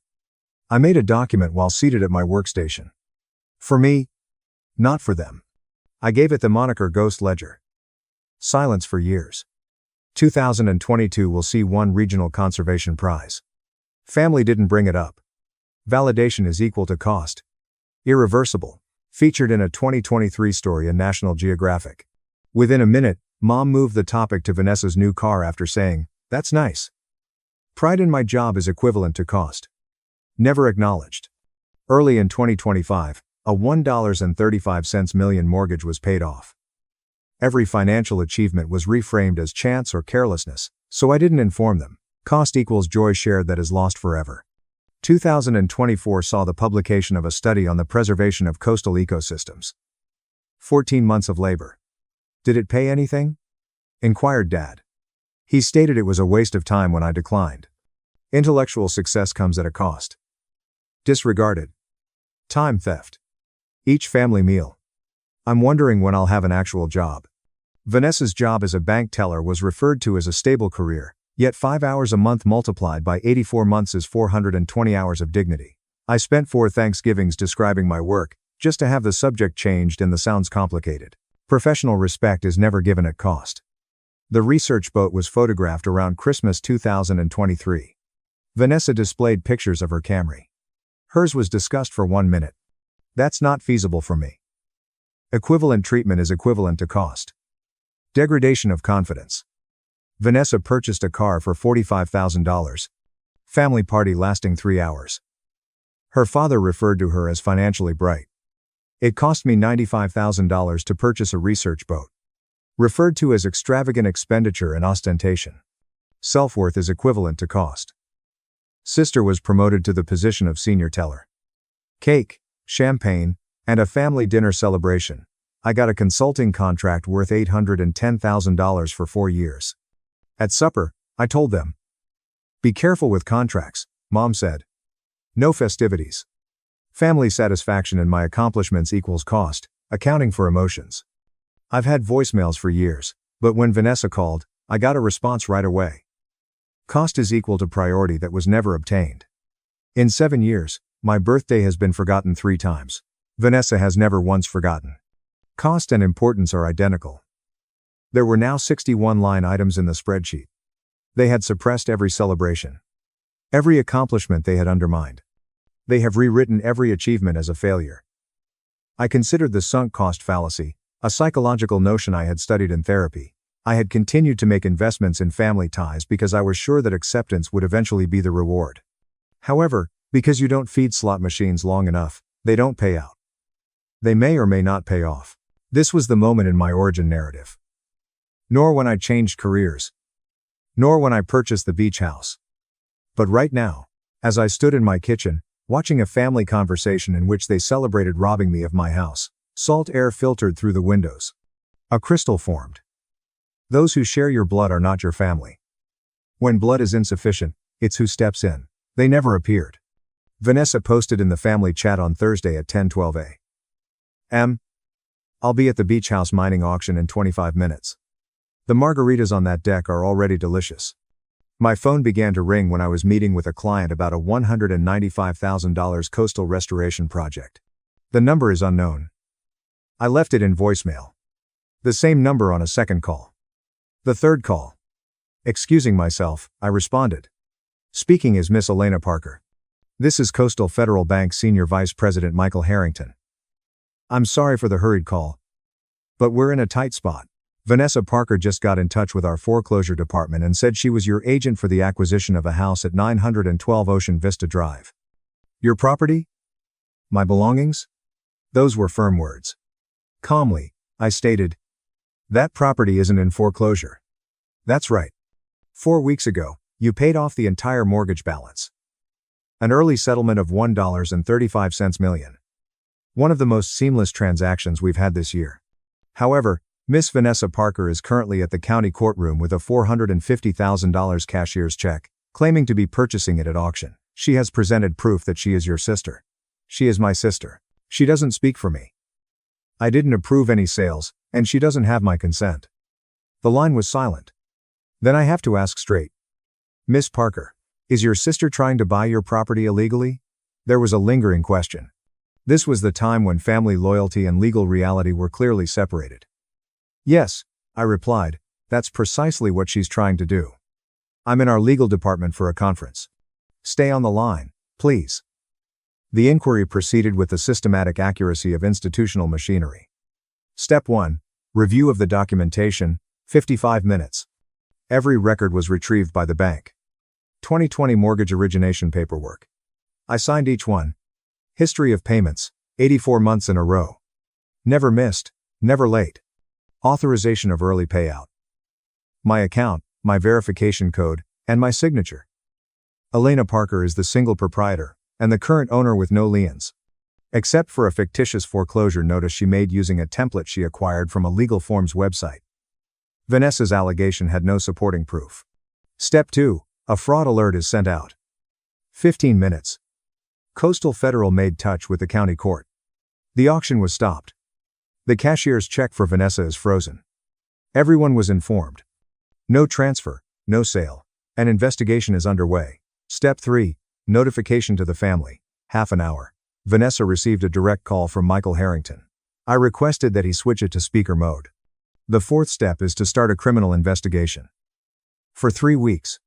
The case was taken up by the County Fraud Division. Laura Reynolds, the detective, went over the evidence. The group chats, Dad's wire transfer, Vanessa's fictitious foreclosure notice, and her cashier's check. Detective Reynolds told me over the phone that this is rather straightforward. In order to buy property she knew she didn't own, she made up paperwork. Things are complicated by your father's involvement. He gave the scheme substantial financial backing. He is an accessory, in a technical sense. Are there going to be fees? The DA is doing a review. Your sister will be charged with at least forgery and attempted real estate fraud.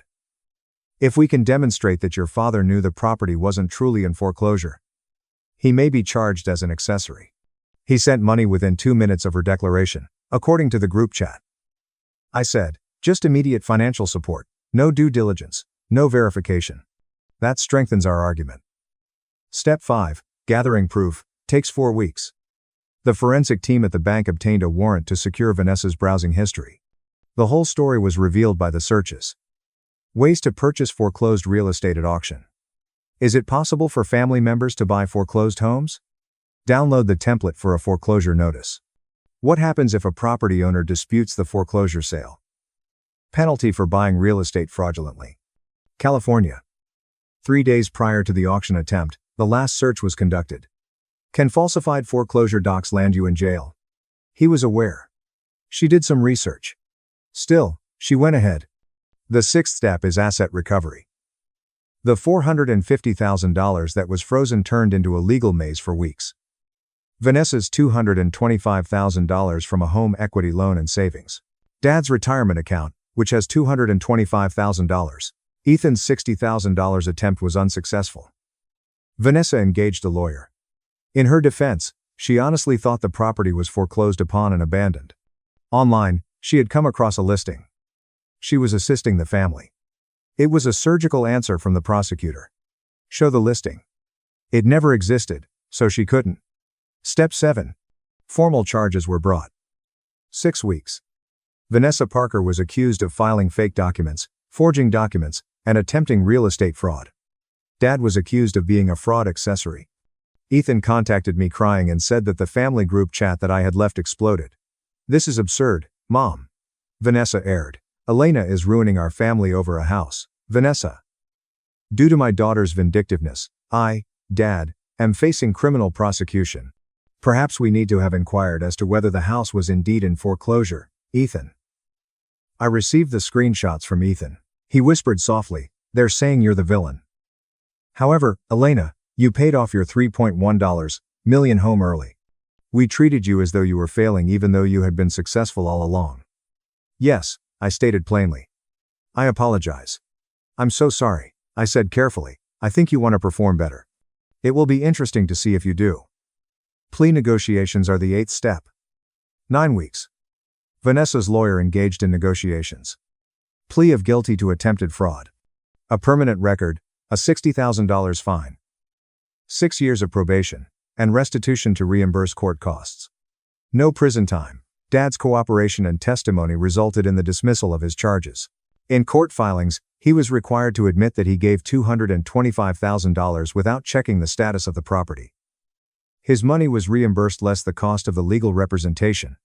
$52,000 was lost by him. Step 9. Professional repercussions. 14 weeks. Vanessa was a bank teller. The past tense. The day the accusations were filed, her employer fired her. Financial services cannot hire a bank employee who has been found guilty of fraud. She had been enrolled in online real estate classes. Her conviction prevented her from being licensed. Those convicted of real estate fraud are not eligible to receive real estate licenses from any state. Step 10. There is still social fallout. The court case was made public. It was covered by local news. A woman tries to buy her sister's $3.1 million beach property fraudulently. Before the deception was discovered, Dad had boasted about the family investment opportunity. He informed his golf club friends that they were purchasing a $3.1 million foreclosure for $450,000. Everyone now knew that he had attempted to make money off of the alleged foreclosure of his daughter. The invitation ceased. Other foursomes were found by the golf partners. Mom texted me once. "You had the option to deal with this in private." Her number was blocked by me. I learned something about retaliation from the ghost ledger. Rage is not the same as revenge. It's strategy refined via patience. It involves letting others fully express themselves before disclosing what you know. Vanessa made more than one attempt to purchase my home. She attempted to take advantage of what she saw as my failure. She rejoiced. She extended an invitation to her family to join her in celebrating. She made a family investment out of my alleged foreclosure. And in only 2 minutes, Dad sent $225,000 not to support me, but to enable Vanessa to benefit from my presumed demise. That wire transfer speed told me everything. No call to see how I'm doing. There was no doubt that I needed assistance. Just quick financial involvement in what they thought would be my downfall. The ghost ledger recorded that. They disregarded not only the accomplishments but also the underlying pattern. They needed me to fail so that, in contrast, their normal lives would seem successful. When I made an early mortgage payment of $1.35 million. Since it contradicted their story, there was no celebration. Instead of thriving, I was meant to be drowning in debt. I wasn't intended to be entirely self-sufficient, but rather in need of rescue. Vanessa's effort at fraud was merely the most overt manifestation of their covert 7-year practice. They were being generous by trying to take what was rightfully mine. I still live at the seaside house 3 years later.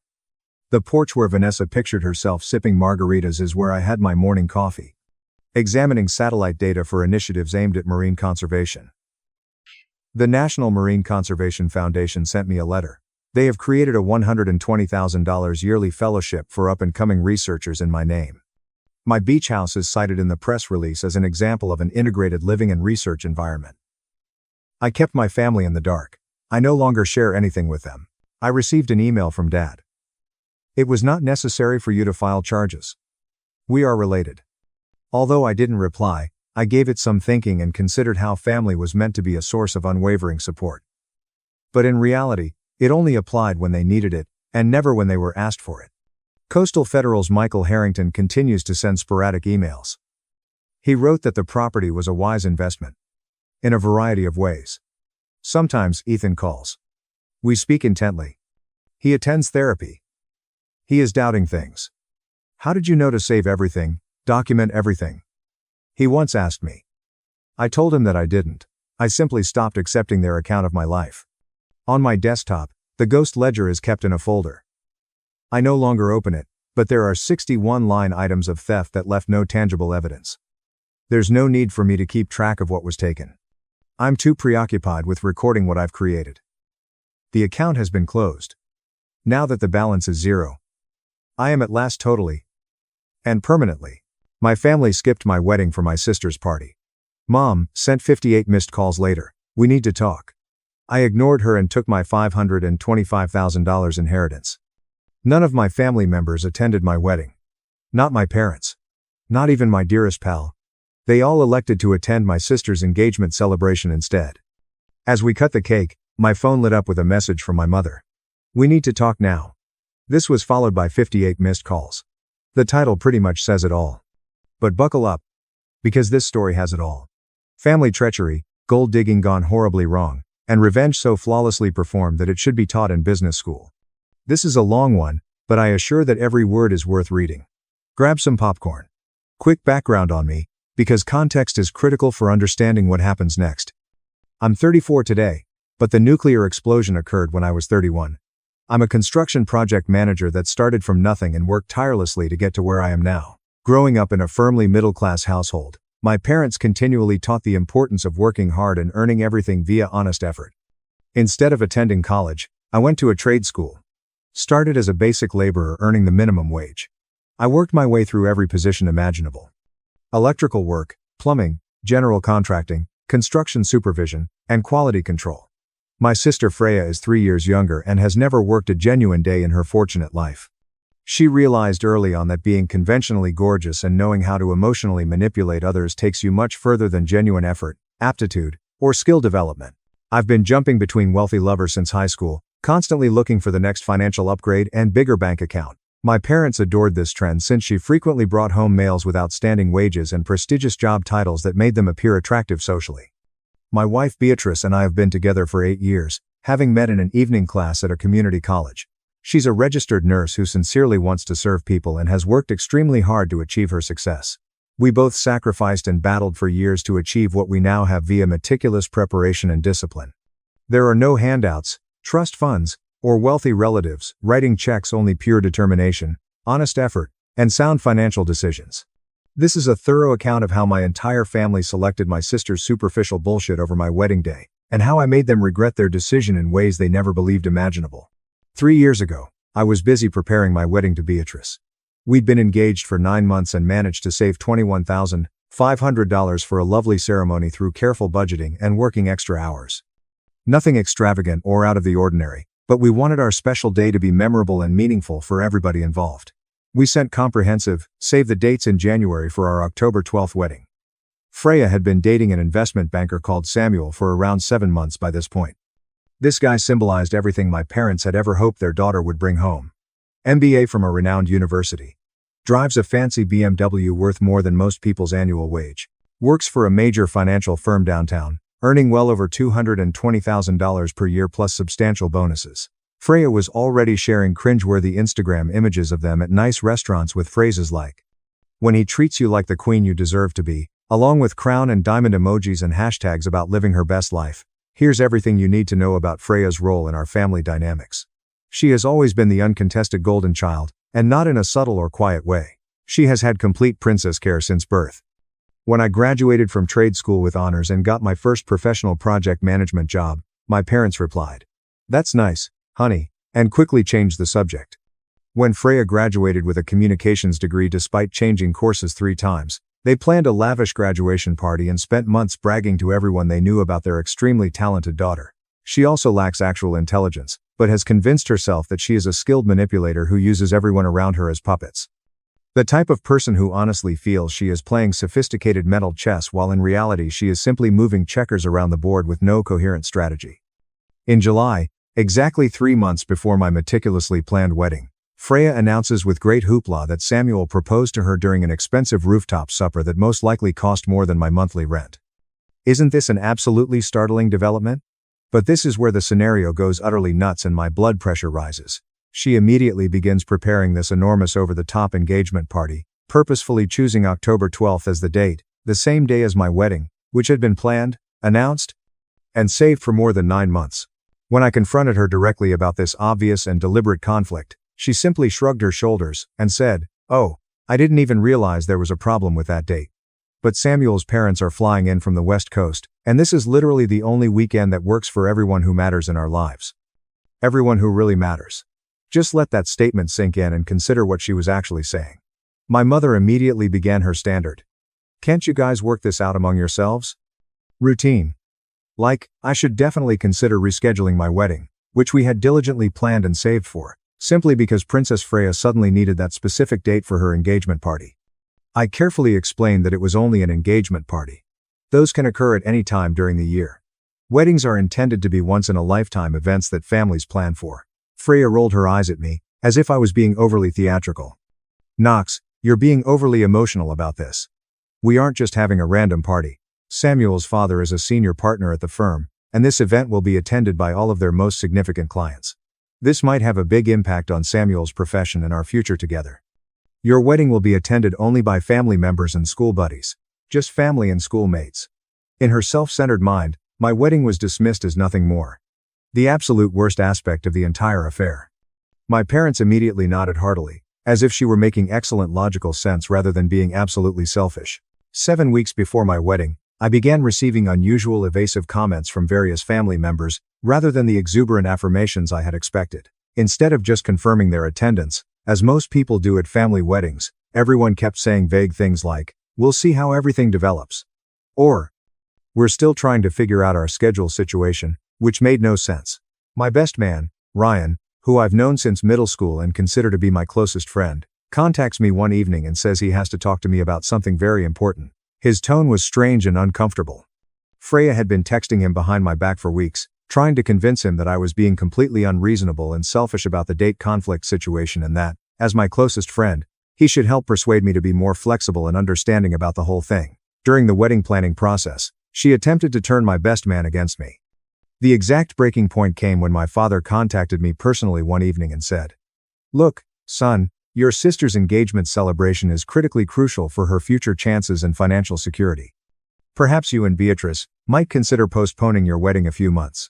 You are both already established and stable in your careers." I absolutely lost control and began raising my voice.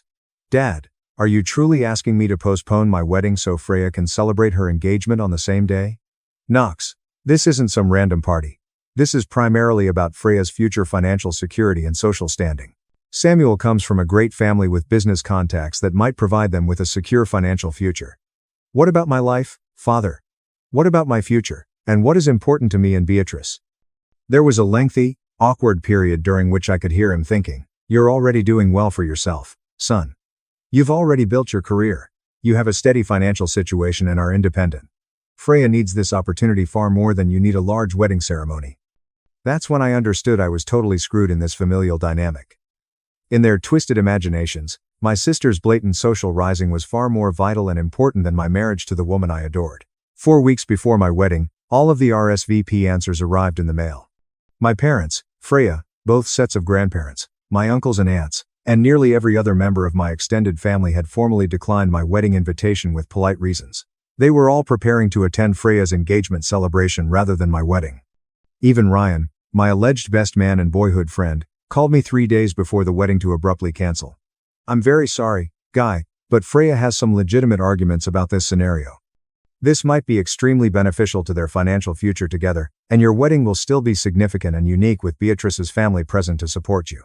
I wanted to reach through the phone and physically shake him until his teeth came free. My wedding day turned out to be both the finest and worst day of my life up until that moment. Beatrice looked very lovely and radiant in her dress.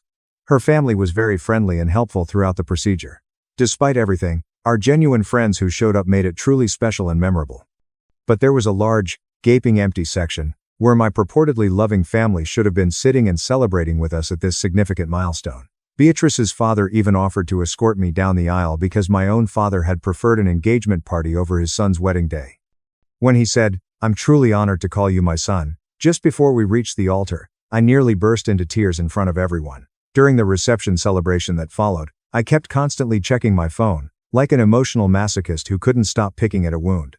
Freya had been uploading Instagram tales from her party all evening long. Exquisite ice sculptures, delicious catering settings, live musical entertainment, and professional photography are the absolute works. She even shared a video of Samuel giving a poignant speech about how he felt immensely privileged and glad to be joining such a lovely, caring family. My family, the same family that couldn't be bothered to go to their son's wedding because they had anything else to do. 4 months after my wedding, my grandfather on my mother's side died unexpectedly while sleeping. He was 91 years old and had been in steady decline for some months, so no one was particularly surprised by the death. What happened during the official will reading ceremony stunned everyone and caused considerable family conflict. It turned out that my grandfather had been paying far more attention to our family dynamics than anyone had previously known or given him credit for. He handed me his entire house, a stunning 4-bedroom craftsman-style home in one of town's most desired districts, properly valued for $525,000. He also gave me his totally restored antique automobile collection, which included 2 classic Mustangs that he had personally worked on in his garage for decades, as well as a $95,000 life insurance policy that I had no information about. He left Freya his personal book collection and a $3,000 government savings bond that had been sitting unopened for years. The family attorney read this information aloud in front of our entire family, and I watched Freya's face change from smug assurance to full amazement to absolute wrath in a matter of seconds. Her mouth literally dropped open. "That's completely impossible," she said loudly. "Grandpa always told me that I was his favorite granddaughter and that he was preparing something special for me." The attorney simply glanced down at his professional paperwork, emotionless. Mr. Patterson was quite clear and detailed about his dying desires. He actually updated his entire will just before his death. Later, my cousin Wesley informed me that my grandfather had updated everything exactly 3 weeks after my wedding day. The wise old guy had meticulously kept track of who showed up when it genuinely mattered most to the people they claimed to love. My parents were furious about this development and continued complaining about unfairness. However, because everything was adequately documented, they had no legal recourse. So there I was at 30 years old, married to an incredibly great woman who supported my aspirations, living in a $525,000 property I owned outright, with 2 valuable classic Mustangs, 1 Camaro, and a lot of money in the bank. But, rather than simply sitting on this unexpected windfall, as some people may do, I took the strategic decision to use it as a solid basis for something far bigger and more substantial for our future. My first major move was selling one of the Mustangs for $42,000 to a collector who'd been admiring it for years, and I used the proceeds, along with the life insurance payoff, to make down payments on 2 well-positioned rental homes in up-and-coming neighborhoods. The real estate market in our neighborhood was just starting to heat up, and I was able to buy in just before prices skyrocketed. At my regular job, I was already doing well as a project manager and had acquired the respect of my colleagues. But now I had the courage and the resources to take considerably larger professional risks. On weekends and evenings, I launched my own construction consulting firm, focusing in project management services for large-scale commercial renovations and new construction projects. With a fully paid-off property, I was able to take on projects with longer payment schedules and drastically undercut the cost of more established organizations while keeping excellent profit margins.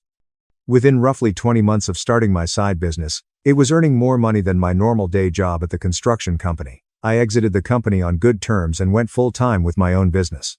By the end of year 2, I was earning roughly $215,000 per year and owned 5 distinct rental properties that generated consistent passive income every month without requiring much hands-on management. Beatrice and I were indeed enjoying our absolute dream life together.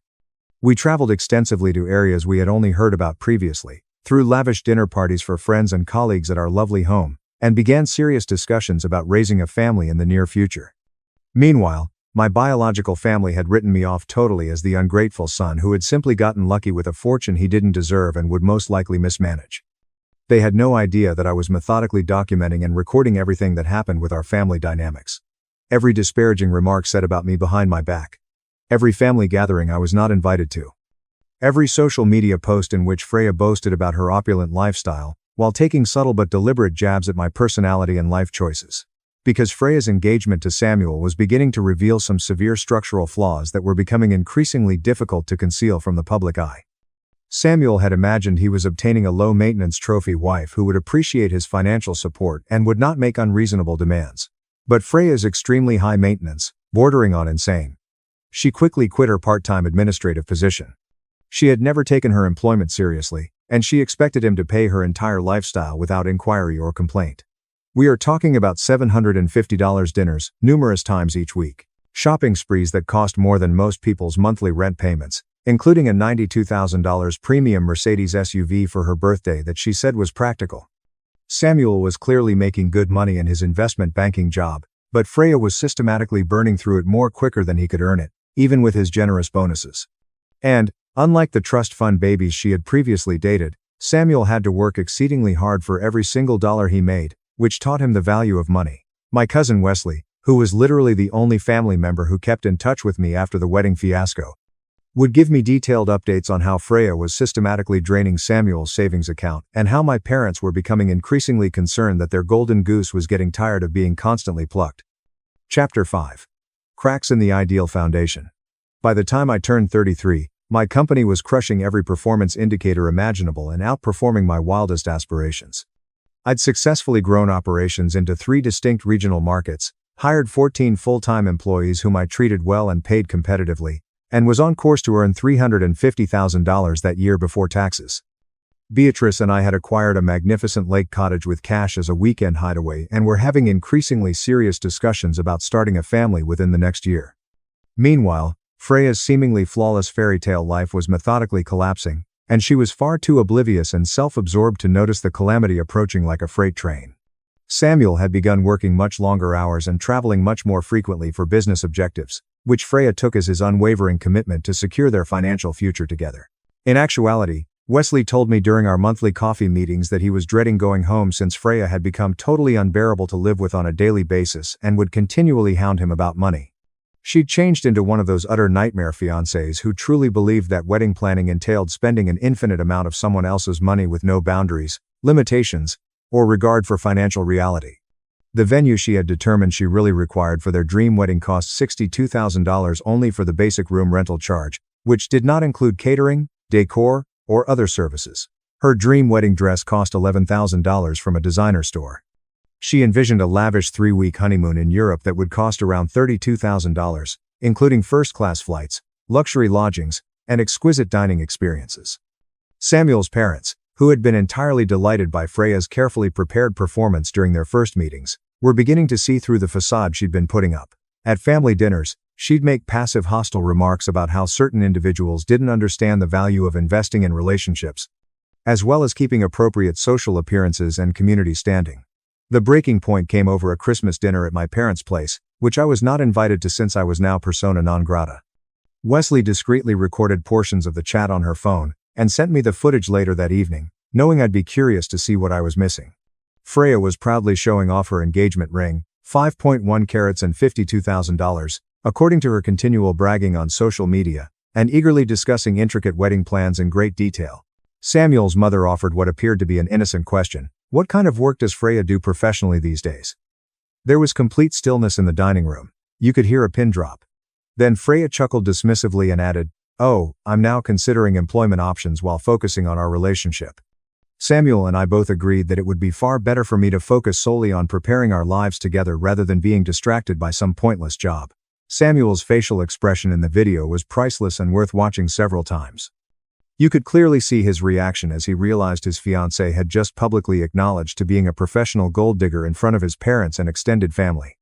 That's when I realized it was time to put the strategy I'd been working on for months into action. Freya's wedding was formally set for June 12th, exactly 3 years after my own modest celebration. Unlike my carefully budgeted ceremony, which emphasized significance over materialism, this would be a $145,000 magnificent extravaganza, funded entirely by Samuel and his increasingly concerned family members, who were beginning to raise uncomfortable questions. Through my growing business network and professional contacts, I met a forensic accountant who specialized in conducting financial investigations for family law and divorce matters. We formed a true connection through a professional association. And during one of our frequent coffee chats, I casually addressed my sister's increasingly difficult financial circumstances. "Your sister sounds like a real piece of work," he remarked thoughtfully as I detailed her spending habits. "Exactly the type of woman who would systematically drain someone's accounts and disappear if she thought she could get away with it without consequences." That chat generated an idea that would eventually affect everything for everyone involved in this family drama. I started meticulously tracking Freya's purchasing habits, using her own proudly posted social media information as proof. Every costly dinner she brags about going to, every elaborate shopping excursion she photographs and posts online with extensive notes. I constructed an extremely extensive spreadsheet monitoring her lifestyle, spending based only on her own proof and continual boasting about her extravagant lifestyle. When the data was collated and carefully analyzed, the results were truly stunning. Freya had been enjoying a lifestyle that cost around $10,400 per month for the 22 months since her engagement. Every cent is funded solely by Samuel's income and savings, with no input from her. But here's what made my idea so brilliant and almost fail-safe. I had also been closely following Samuel's career advancement through numerous industry ties and professional contacts in the finance sector. His company has been dealing with big market developments and regulatory challenges. There were also growing suspicions that significant layoffs will be implemented soon in order to reduce costs. Freya regularly boasted about her large promotion in order to excuse her extravagant spending. My sources said that was never going to happen. 3 months before the wedding, I began making carefully planned strategic steps to set things in action. First, I contacted Samuel's father via respectable business channels and professional networking. I addressed myself as a fellow professional and expressed my genuine concern about some troubling industry reports about Samuel's company's overall financial stability and future prospects in the current market. "You've heard about Meridian Capital's major problems, too?" he answered instantly, clearly concerned. "We are becoming increasingly concerned about Samuel's position. He's been particularly secretive about work issues lately, and some of what Freya has said contradicts what we've heard from other trusted industry connections." I instilled just enough genuine worry to encourage him to ask all the proper questions without appearing suspicious. Second, I contacted someone I knew who worked directly for Samuel's company in a separate department. Without indicating my personal relationship to Freya, I inquired about the firm's stability, claiming to be interested in prospective commercial agreements with them.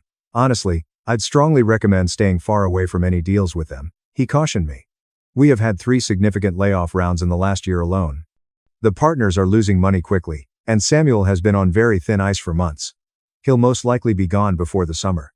According to office gossip, everything was going exactly as I planned. 4 weeks before Freya's extravagant wedding, which she had been carefully arranging for months, the perfect storm struck with catastrophic intensity, changing everything. Samuel was laid off altogether from his investment banking position. Not only was he fired for performance difficulties, but his whole section was abolished as part of a significant cost-cutting reorganization and downsizing. His annual income of $225,000 evaporated instantly, as did his large incentive structure and expensive stock options, on which Freya had been banking. However, Freya had no idea this dreadful tragedy had occurred since Samuel was too embarrassed and afraid to tell her the truth about their financial position. He'd been feverishly putting wedding expenses on various credit cards for months, hoping to find another equivalent job before anyone realized his true financial circumstances and the house of cards crashed. This was the ideal time for me to attack decisively and carry out the strategy I had been developing. I set up a completely anonymous email account and provided Samuel's father a detailed study of Freya's documented spending over the previous 3 years. I submitted extensive screenshots of her social media posts where she frequently brags about pricey purchases, luxury restaurant visits, designer shopping sprees, and extravagant vacations. The analysis clearly indicated that Freya had been methodically spending around $185,000 per year of Samuel's money on pure lifestyle expenses and status symbols, with no consideration for their true financial condition. I enclosed a well-prepared statement stating that I was a concerned business associate who believed the family should be fully informed of the financial position before making any large commitments or investments.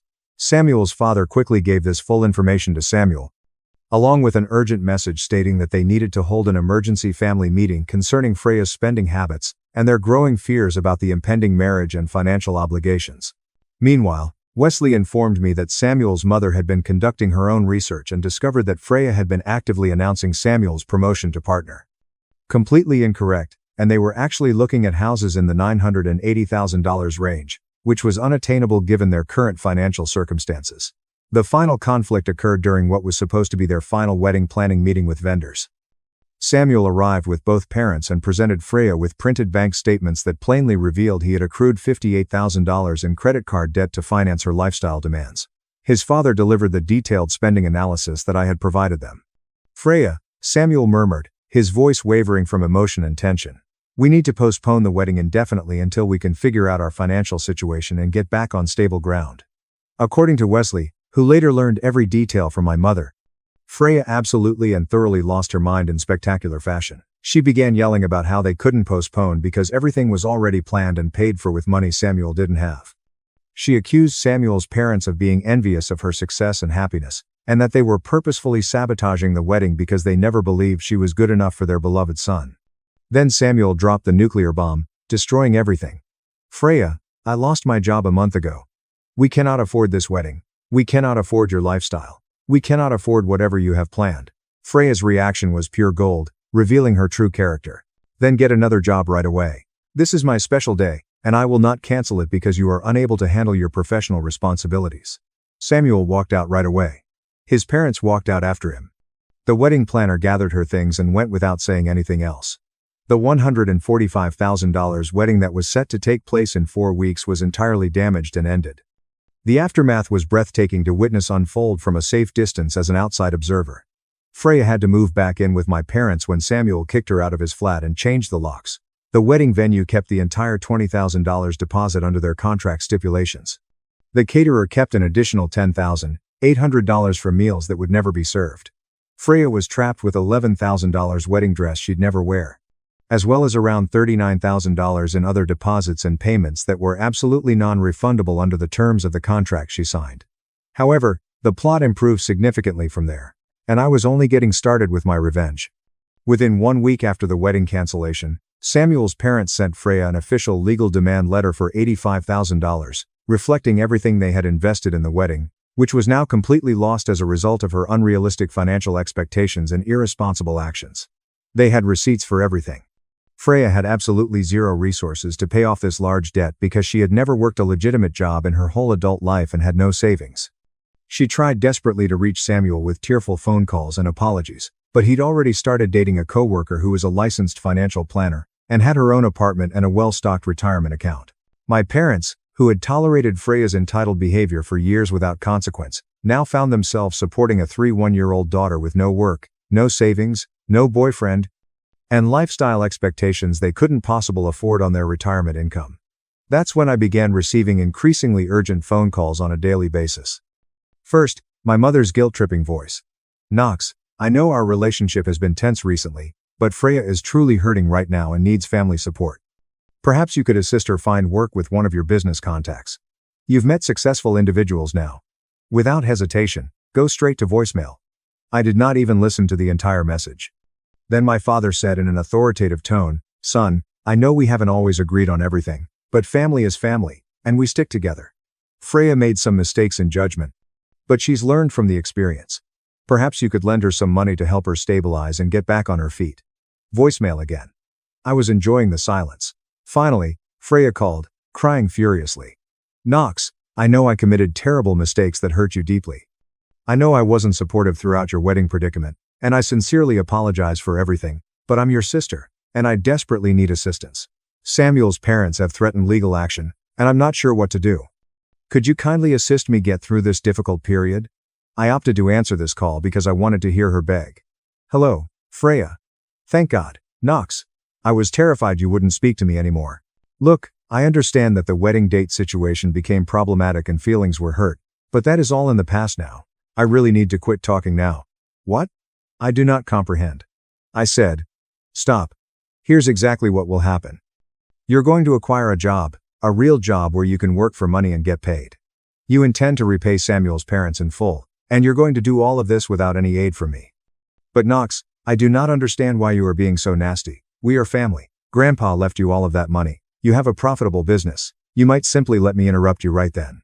Grandpa handed me the inheritance since I attended his funeral while you were shopping. You remember where you were that day? Using Samuel's credit card at the mall. He left me that money because he understood that I had accomplished something worthwhile in my life through hard effort. That is not fair. I had no idea Grandpa was keeping track of who. Of course you did not know. You never pay attention to anything that does not directly benefit you, just as you did when you purposefully booked your engagement party on my wedding day after I had advertised the date months in advance." Long, uncomfortable stillness in which I could hear her breathing. "Look," she continued, shifting into the seductive tone she'd perfected since infancy. "I know I've made mistakes in the past, but I am your baby sister. Don't you want me to be satisfied and successful? Do you mean I don't want you to be comfortable without earning it? No, Freya. I honestly do not want that for you anymore. Thank you, Knox. I am literally begging you and swallowing my pride. I will do whatever you ask of me. Here is what you can do. Get a job at a retail store, a restaurant, or any other place that will hire someone with no genuine work experience or useful abilities. Move into a little apartment that you paid for with your own money. And maybe in a few years, after you've demonstrated your ability to operate as a responsible adult, we may talk about starting a relationship again. But what should I tell people? Samuel's parents are suing me, and all of my friends will know about it. This is totally unpleasant and degrading. Welcome to the consequences, Freya. I've heard they're extremely educational when you finally get to experience them. I hung up, feeling better than I have in years. That conversation occurred 11 months ago. This is where everyone ended up in the story. Freya ultimately got work at the mall's department shop, folding clothes for $15 per hour. She lives in a cramped one-bedroom apartment with a roommate and drives a 2012 Honda Civic she got from a used vehicle lot. Her Instagram has transitioned from luxury lifestyle bragging to generic inspirational words that no one believes or engages with. She's only been on 4 dates in 11 months, all with men who clearly cannot and will not support the lifestyle she used to demand. Most of her former pals quit hanging out with her after the money ran out and she couldn't afford to go out anymore. Samuel accepted a position at a lesser firm paying approximately $140,000 and became engaged to the financial planner. They are planning a small wedding that they will pay for totally on their own, with no family turmoil. My parents have started contacting me again, but only because they need advice on retirement planning and have recognized I know a little bit about money management. It's funny how that works when they need something. Ryan, my former best man, sent me a long sorry text last month, saying he didn't fully comprehend the issue and asking if we could meet to sort it out. I never responded and erased his phone number. Beatrice and I recently purchased a second holiday property in Costa Rica and hope to start trying for our first child next year. My company is expected to generate $460,000 this year, and I'm considering expanding into 2 new regions. I never gave Freya a cent during her entire struggle. Not when Samuel's parents sued her, forcing her to pay for $45,000 over 6 years. Not when she was evicted from her first residence due to late rent payments. Not after she smashed her car and needed money for repairs and insurance. When my parents propose that I aid family at difficult times, I remind them that family is meant to attend weddings and other key life events. The finest part was last month, when Beatrice and I went to our buddy Archer's wedding at a lovely venue downtown. Guess who was part of the catering staff who served the visitors? Freya didn't see me, but I could see her plainly all evening. Hair tied back in a regulation ponytail, wearing a black uniform polo shirt and pants, bringing appetizer trays to customers celebrating someone else's beautiful day while earning the minimum pay plus tips. Life can be incredibly just and ironic at times. Sometimes the most satisfying form of vengeance is not to destroy someone's life. Sometimes it's just standing back and letting them trash their own lives while you build something amazing and watch from a. My wife said, "I want to marry my boss," in front of 58 colleagues. So I slapped her, then canceled her credit cards and everything that same night. Happy Valentine's? Maybe I'm the joke. She betrayed me after promising eternity. The bouquet cost $150. But seeing my wife's face when I entered her office on Valentine's Day afternoon was priceless. But not as I expected. My name is Jake Mitchell and I believed I knew my wife. Meridian Tech's sparkling 12th floor elevator doors opened strangely. That feeling when everyone stops talking when you enter a room? Indeed, that happened.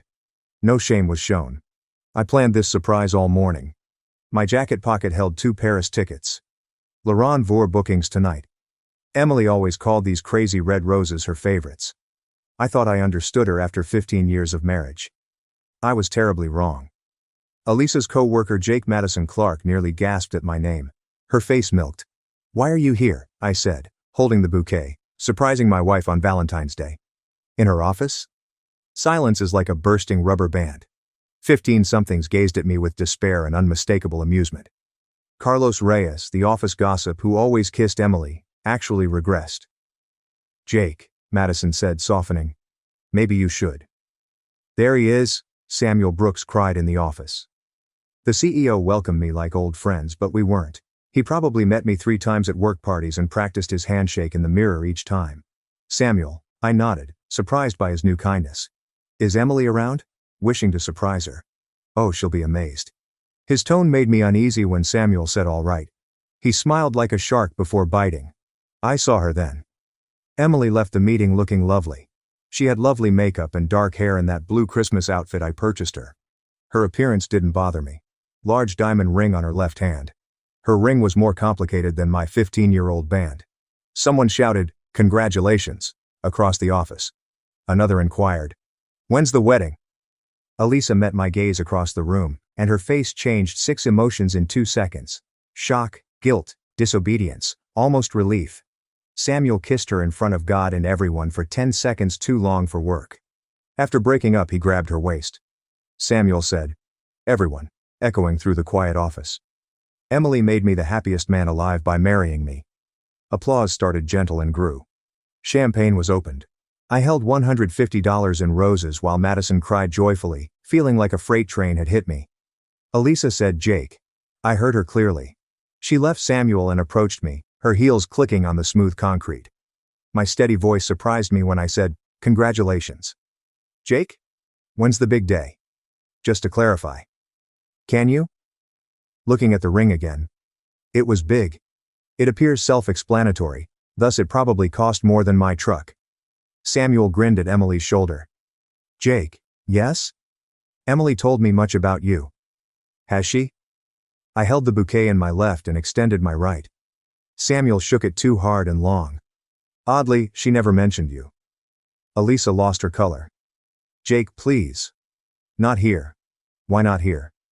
I looked around at our drama's audience. Everyone appears to know. I received the memo last. Emily denied it, but her voice was weak. "It's like?" I asked. "Because my wife appears engaged to another man while married to me, I may be interpreting the situation." Carlos Reyes probably captured it on his phone's social media. Madison still cried but embarrassedly. Champagne stopped. As Samuel protected Emily by stepping in front, my jaw clenched. Jake. I know this is awkward. Awkward? One laugh. It was harsher than planned. My wife getting engaged to her boss at her office Valentine's Day party while I hold flowers is embarrassing. No, Samuel. Accidentally entering the wrong washroom is awkward. Totally different. Emily said we must talk. Privately. Do we? I gazed at her. Was interested in her. The mother of my son and my wife, whom I trusted completely. You know Emily? I think you covered everything. I placed the bouquet at the nearest desk. On the sleek white surface, the roses appeared ludicrous like blood on fresh snow. Emily called. Jake, wait. But I was off to the elevator. I felt like the universe helped me when the doors opened quickly. Everyone in the office observed me enter and turn around. Emily wept. Samuel looked uncomfortable for the first time since I arrived, and everyone was glad the act finished. Enjoy the party, I said as doors closed. I took out my phone as the elevator fell silent. Lucas, 17, missed 18 calls. I received texts all morning asking whether I wanted to surprise mom at work. Smart kid. Apparently smarter than dad. I returned his call in the lobby. Dad. Lucas spoke tensely. Are you okay? Trying to call. I'm okay, son. Leaving mom's office. How went? I pushed through the glass doors into February's chill. The morning snow had left slush everywhere and the sky was old concrete. Ideal weather for my worst day. I said, your mother's getting married. What? Dad, that doesn't make sense. She's already married to you. Yeah, I said, taking my keys out. That's what I thought too. Got in my pickup and started it. It vibrated with notifications, texts, missed calls and Facebook messages. Word spread fast. I wasn't ready for that. Instead, I canceled on my banking app. Paris trip, dinner reservations, joint credit cards, mutual account auto deposits. I terminated all financial ties to Emily Mitchell when I got home. Everything except the house, which I managed. My phone rang. Emily. Leave voicemail. Ringing instantly, then again. I said what? On call 4. Allow me to explain, Jake. Say what? You cheated on me with your boss, got engaged to another man while married, and humiliated me at your office. Not easy. As simple as that. I admired our 12-year-old house in my driveway. That house was where we raised our son, planned our future, and felt happy. I adored Jake. I was most struck by her 4 words. Not sorry, I erred or didn't mean to tell you. I admire him. How long? I requested quiet. Emily, how long? 6 months. 6 months. I worked 60-hour weeks to build my construction business, planned romantic surprises, and lived my life like nothing was wrong, but my wife was dating another man. I said divorce papers will be ready Monday. Wait, Jake. I hung up and turned off my phone. Lucas's car was in the driveway. He knocked me home from school. Good kid. Probably skipped last class since he couldn't reach me. He deserves better than Valentine's Day family strife. He did homework at the kitchen counter as usual. His pencil grip was too tight, tensing his shoulders. Hi, Dad. Keeping his eyes on math. Hi, Self. I sat opposite him. We must talk now. He looked up and I saw myself in his dark eyes. Same eyes that blindly trusted me. Hope it stays like way after today. Mom remarrying. It seems so. Getting divorced? Yes. Lucas nodded slowly, expecting this response. Are you okay? Was I okay? After 15 years, my wife humiliated me in the most shocking way. My marriage ended. Family broke. My son stared at me like I'd collapse. I found something shocking when glancing at my soul friend in my kitchen. Furious. Extremely angry. But I wasn't broken. We're okay. Like I told Lucas. I meant it for the first time since entering that office. My phone buzzed for 2 hours. 30 missed calls, 25 messages, and enough Facebook notifications to crash a server. After turning off the ringer, the screen strobed every few seconds. Lucas was watching me out of the corner of his eye, waiting to see whether his old father would break down or punch a hole in the wall while pretending to do schoolwork. End result? Neither. My activities was therapeutic. Surgically dismantling 15 years of combined finances. Lucas quit pretending to learn algebra, Dad. You doing what? Handle business? I stared at my laptop. Dad, have you seen your mother buy her lover gifts with our joint credit card? Expensive gifts. Extremely costly. Turning to him on screen. The credit card statement showed jewelry store, high-end restaurant and upstate resort weekend charges. She advised me to cut household spending 2 months prior. Lucas's jaw tensed. She bought him stuff with your money. Not our money anymore, I said. I moved my business accounts to a different bank, changed passwords, canceled credit cards, and removed a lease as a life insurance beneficiary. Computer clicks and phone conversations can reveal so much about a common life. Phone erupted again. Unknown number this time. Jake Mitchell, I said. Dear Mr. Mitchell, David Chen from First National. Calling regarding account activity concerns today. What flaws? Sir, you've swiftly closed accounts and transferred large amounts. Our fraud detection system marked it suspicious. I nearly laughed. It's not fraud, David. It's divorce. A break. I see. Can we help you further today? Actually, yes. I need help removing someone from a joint mortgage. To our mortgage department.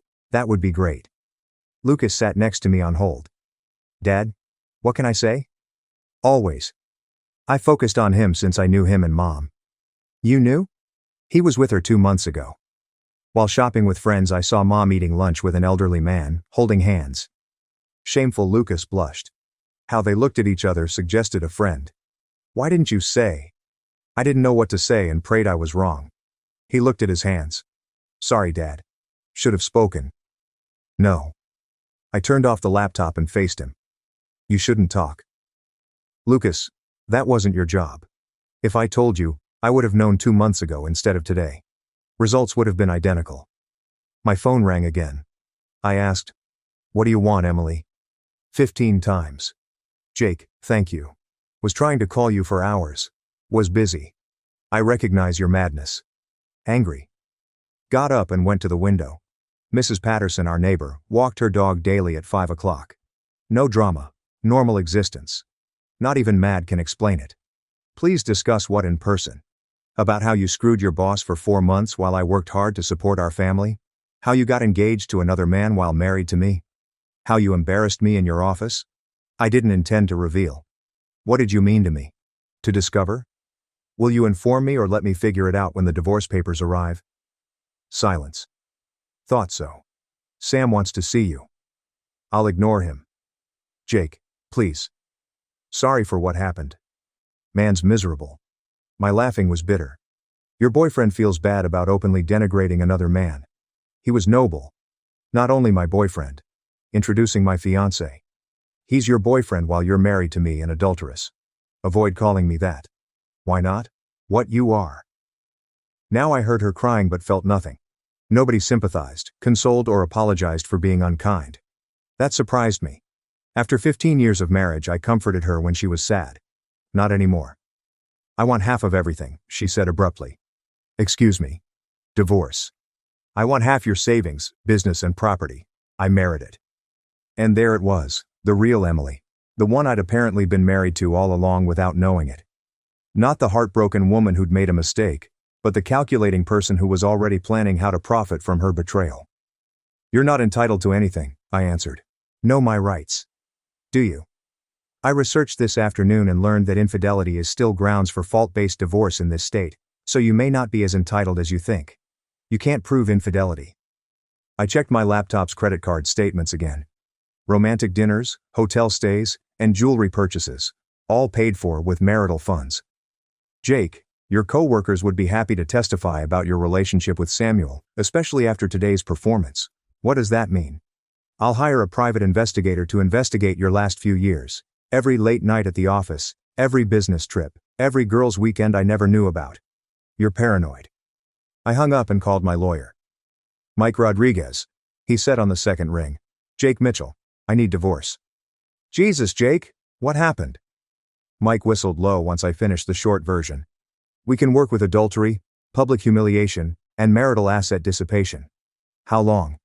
It depends on her cooperation. If she fights, can take a year or more. I want her out of the house. It's likely we'll get exclusive use and occupancy.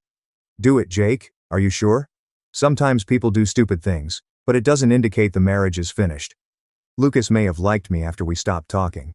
Lucas, I bought this house and pay the mortgage since your mother destroyed our family. What about me?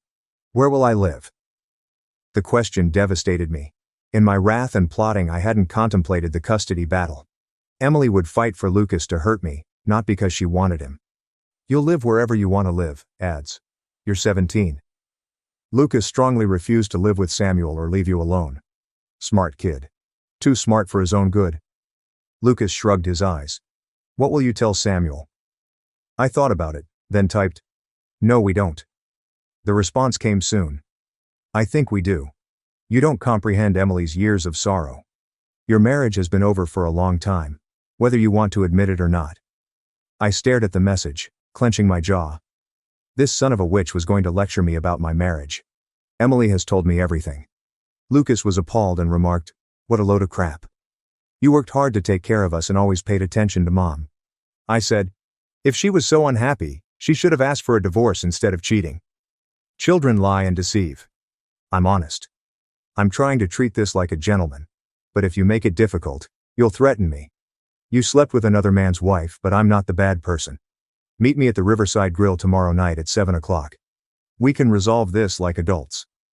I stared at the message for a while. My gut told me to steer clear, let my lawyer handle it, and avoid risk. Dad.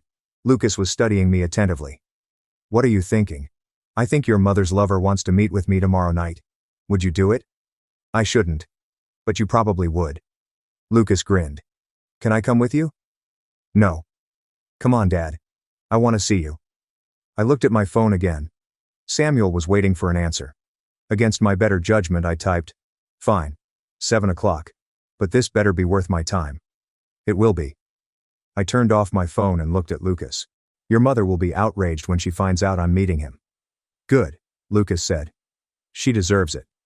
Smart kid. Too smart for himself. He was right about one thing. Emily was right to be outraged. I was giving her little for what she deserved. Riverside Grill tried too hard to be classy without success. Dull lighting and imitation wood paneling made everything dirty. A wine list probably outdated since Clinton. Perfect place for an unwanted conversation with a disliked individual. Samuel waited for me at a corner table with a fine scotch. Instead of work clothes, he donned black pants and a cashmere pullover that cost more than automobile payments. His well-combed hair and Italian leather shoes conveyed wealth and status. Because I'd just come from work and knew it would annoy him, I wore my work boots and flannel shirt. Jake. He stood up and offered drinks like old friends when I reached the table. I sat across from him without shaking hands. I requested clarification. Non-friends. Not co-workers. You cheated my wife, and I'm your betrayed husband. Avoid small conversation and express what you want. Samuel quickly recovered his smile. Fair enough. I admire your honesty. I doubt. An early 20s waiter appeared at our table with a phony smile, suggesting she was working for tips. Can I buy you men a drink? Scotch, I said. Your affordable goods. Sam said the same with a full glass. When the waitress left, Samuel sat back and examined me like a problem. You're not what I expected, he remarked. Expected what? A tired oldster. Emily claimed you stopped life. Emily chatters. Not many are real. She says you work too much to see her. Family support is my goal. Husbands do it. Is it? How do you avoid domestic issues? My waitress delivered scotch. Samuel's question lingered as I sipped. What was wrong at home? Saying finally. My wife cheated at work. Was the issue. All else was symptoms. Loneliness drove her to cheat. She cheated because she's greedy and dishonest. Sam clenched his jaw. Know her better than you. I married her 15 years ago. How long have you known her? 8 months. 8 months. One laugh. You think you know her better than me after 8 months? I know her needs. We'll hire a divorce lawyer, therefore she needs one. Samuel drank a long scotch to calm down. Good. His fury was my goal. Angry people erred. He said he didn't ask you to dispute about who knows Emily better. I requested this be simple for everyone. Painless for who? You. It hurts me already. For everyone. Especially your kid. The mention of Lucas elevated my blood pressure. Do not involve my son. How we handle this affects him. No, we exists if you and Emily can agree peacefully. I'm my unfaithful wife. You, her cheater. Are you sure Lucas will be fine living with me? I looked closer because of his tone. That means what? Emily is a good mother. She adores Lucas. Funny way she exhibits it. Valentine's Day family destruction doesn't seem maternal. She didn't mean that. How did she plan? After college or graduation?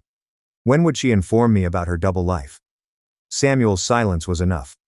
Would she not tell me? I said she'd prolong both lives. Quite complicated. It's not. It's simple. She desired her cake and ate. Stay married while she enjoys you. It wasn't. So how was it? Samuel asked the waitress for more scotch after finishing. She was in a poor marriage. She found truth in me but couldn't leave without hurting others. She still damaged people, but more spectacularly. That was her fault. She chose many months of alternatives. Not a typo. Repeated conduct. Sam got his second drink from the waitress. Before proceeding, he drank considerably. He wished to marry her. It seemed that way when you proposed to her this afternoon. Marry her. Real marriage and life. Not a symbol. Finalizing our divorce will take time. That takes how long? Depends on her collaboration intent. What if I rewarded cooperation? Watching him, I put down my drink. You bribing me? I want a universal answer. The answer is simple.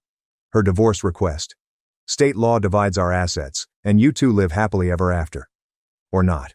Don't care. How about improving your finances? Keep talking. Samuel lowered his voice like he was revealing state secrets. I'll pay for this hassle. You pay me? Yes. Want you pay me to divorce my wife so you may marry her? Please don't let this affect you financially. I stared at him long to assess his earnestness. Discussing how much? What would cost? Think money is involved? Not everything? It existed. Our main distinction. To Samuel Brooks, nothing was free and money could fix anything. He probably thought I was another blue-collar worker who could be paid well. He erred. I mentioned money. I've got plenty of it. My construction business is worth about $1.5 million. I own my house free and clear. I've got retirement accounts, investment portfolios, and enough cash in the bank to last me the rest of my life if I'm careful, Samuel said. Emily noticed your financial struggles. Emily chatters. Not many are real, remember? Want what? My wife should stop cheating. Since that won't happen, I desire divorce. No more seeing you after tonight. Story over.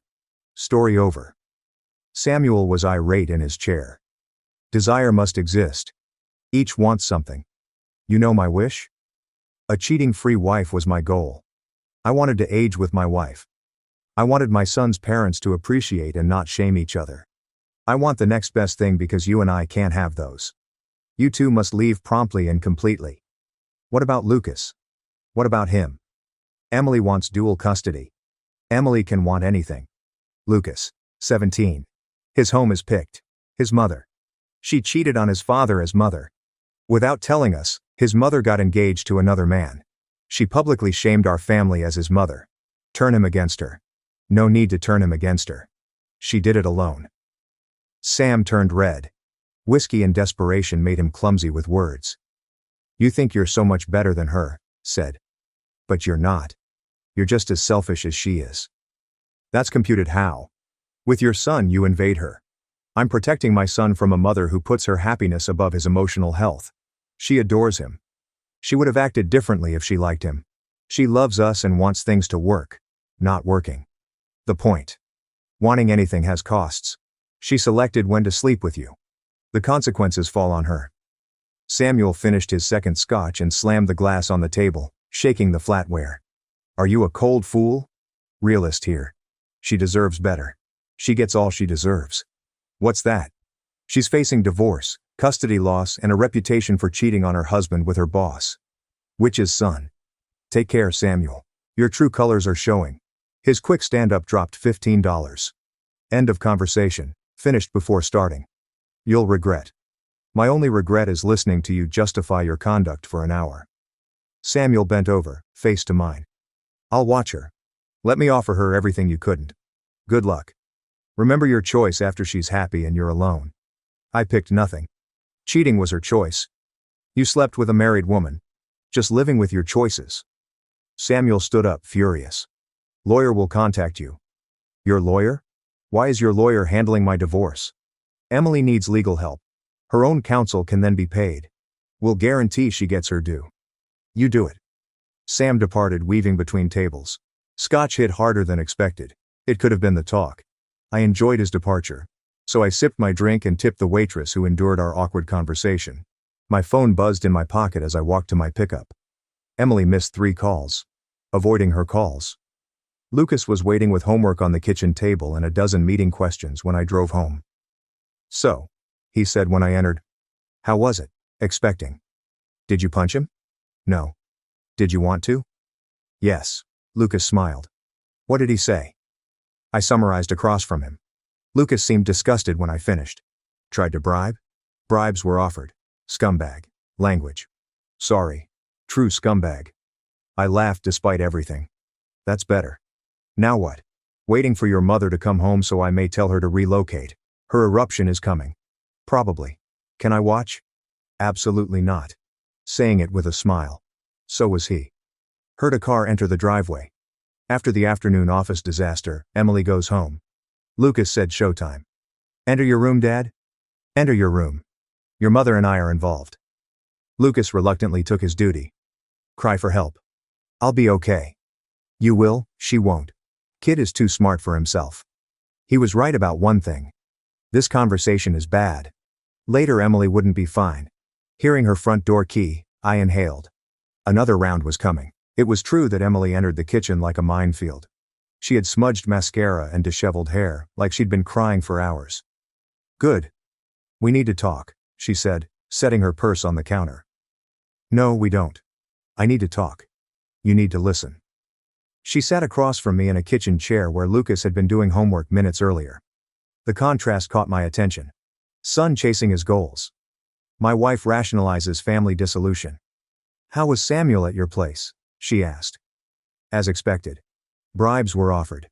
Emily's eyes widened. "What's he?" "He offered me divorce funds. He seems to perceive me as a buyable gold digger." "He wouldn't." "He did. Which reveals everything about your prospective partner." Emily hid her face in palms. "Very messy." "You messed up."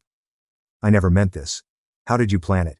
Did you mean to tell me about Samuel? Do you want to live 2 lives forever?" Her quiet sufficed. "Thought so." I said, "You were delighted to lie to me as long as you could get away with it. It's not that simple, Jake. Stop saying that. You chose to cheat, lie and get engaged to another man while married to me. I was unhappy. Get a divorce. Don't cheat. I hadn't known how to tell you. You might have started with the truth." Emily looked up at me and I saw tears again. "I was afraid of hurting you, tearing up our family, and beginning over. So you did it in the most humiliating way." "I fell in love with Jake." She balked at my terminology, but I didn't care about her delicate sensibilities. "You didn't fall into his bed by mistake, lie to me about where you were spending your time, or become engaged to him this afternoon. I can see you're upset, so I filed for divorce, withdrawn you from all our joint accounts, revoked your credit cards for buying gifts for your lover, and you need to find a new home to live. I live in this property, pay the mortgage, and my name is the only one on the deed. You gave up your rights when you cheated on me. I spoke to my lawyer this afternoon." Emily stared at me like I'd slapped her. "You're going to make me homeless. I'm not making you anything. You made your choice. Samuel has a house, right? Go live with him. We're not ready. You don't understand. You've been sleeping with him for 4 months, but living with him is a big step. I know you desire a new relationship without giving up your marriage to me, but if you wanted Samuel, you would have divorced months ago." Emily was crying openly now, but I felt nothing. After 15 years of marriage, that surprised me most. "Where am I supposed to go?" she asked. "That's not my problem anymore. What about my things?" "Pack what you need tonight. I'll have the rest delivered wherever you want it." "Jake, please." "You cheated on me? You lied to me for months? You got engaged to another man while married to me? People make mistakes." For a while we didn't speak. "No, you don't," I said slowly. "I do. I adore Samuel and you. Not rational but true. Stop cheating if you loved me. Love 2 people concurrently. You decided. Because I thought you didn't want me, I chose Samuel. I had Paris tickets and flowers for you this afternoon. How can you not want you? You work non-stop. You're always at work, with friends, or doing anything else because you never want to do anything. I work hard to support our family. I invited you to supper last weekend, but you stated you were exhausted. I suggested a movie the weekend before. You mentioned Madison plans, but these weren't invitations. How could you know my actions? Did you ask? Did you try other plans? Did you suppose I didn't mean it and spend time with Samuel? Emily's silence was enough. Excuses are all you have to explain your actions. I'm sorry, Jake. Sure you are. You regret being found.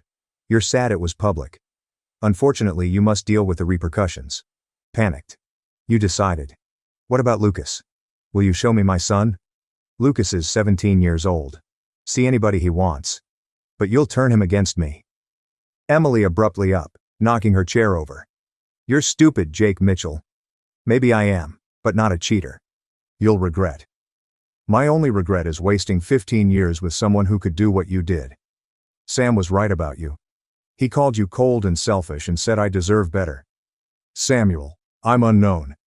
You think I like my marriage falling apart? Am I relishing my family's destruction? Do you think I like being humiliated in your office? No stopping you. Emily carried her purse upstairs. Packing a bag. Be patient. Jake, this continues. Yes, it is. I'll battle you for Lucas's custody, the house, and the business. She climbed the stairs and faced me. I was alone in my kitchen listening to her walk around our bedroom, drawers opening and closing, hangers scraping against the closet rod and suitcases thudding. Lucas texted.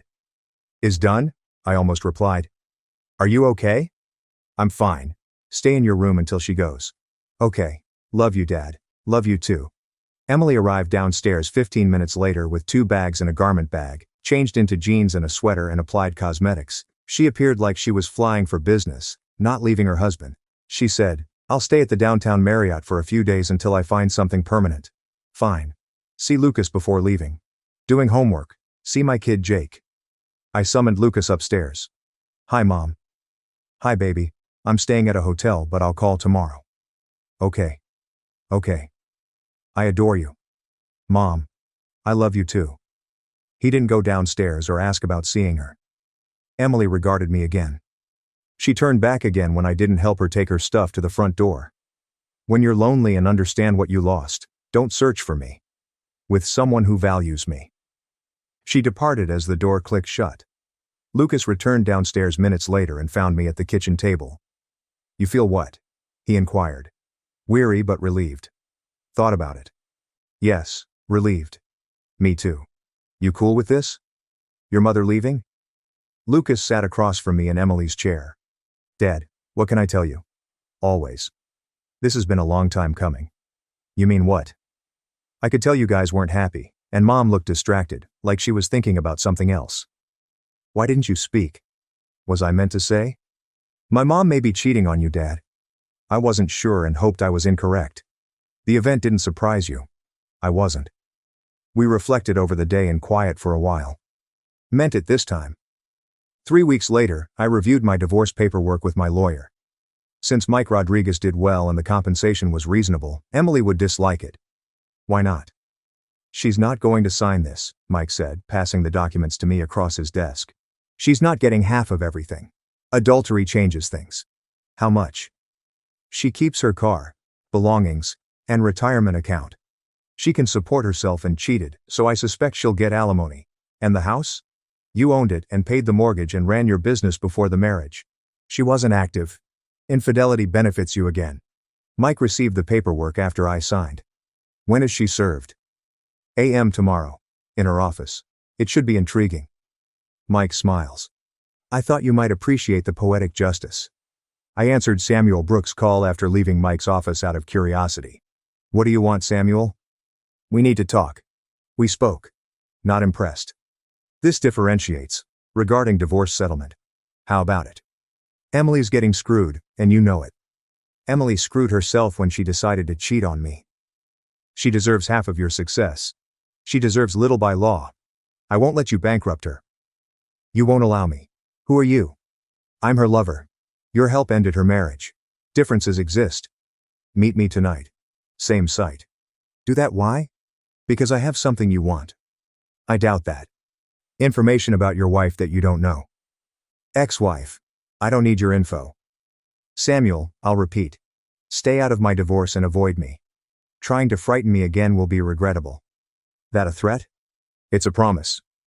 Lucas was waiting for news when I drove home. Mom called, he said when I entered. What did she want? She wants me to have dinner with her and Samuel tomorrow night. You want? Lucas frowned. Not really, but should I?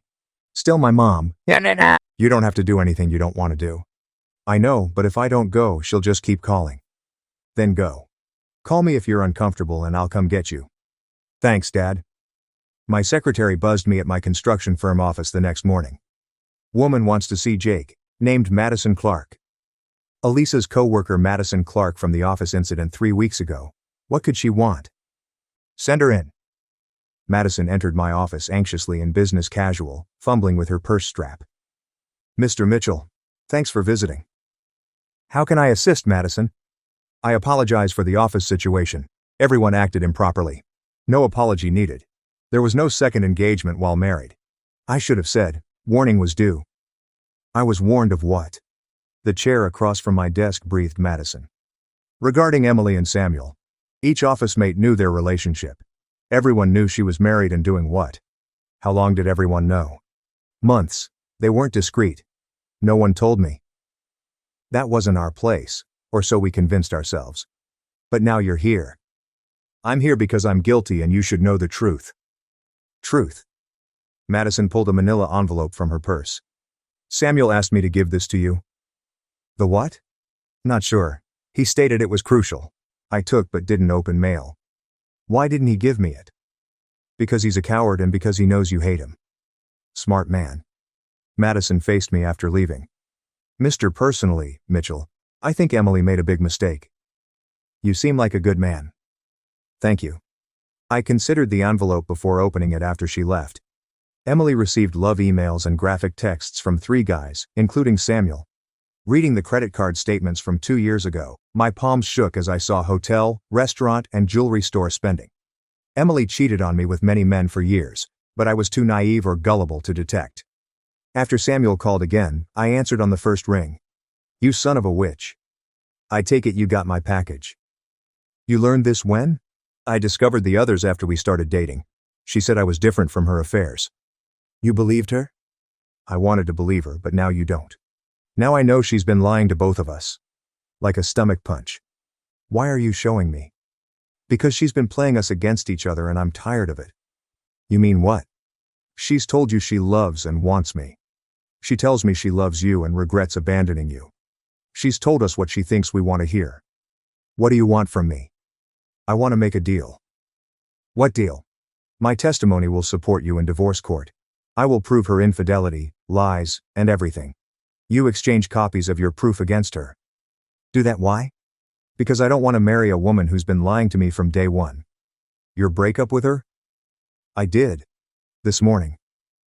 This knowledge was processed in my chair. She must have taken that well. She threatened to sue me for breach of promise. Can she? Probably not. But she can make my life miserable for a while. So you want to ruin her life first? I want to make sure she doesn't destroy either of us. I checked my desk papers. Years of betrayal, lies, and deception. Saying, I'll consider. Avoid overthinking. She's interviewing lawyers about suing us both. For what? Your suffering, my deception and sexual abuse. Sex abuse. She claims I forced her into the relationship by threatening her career.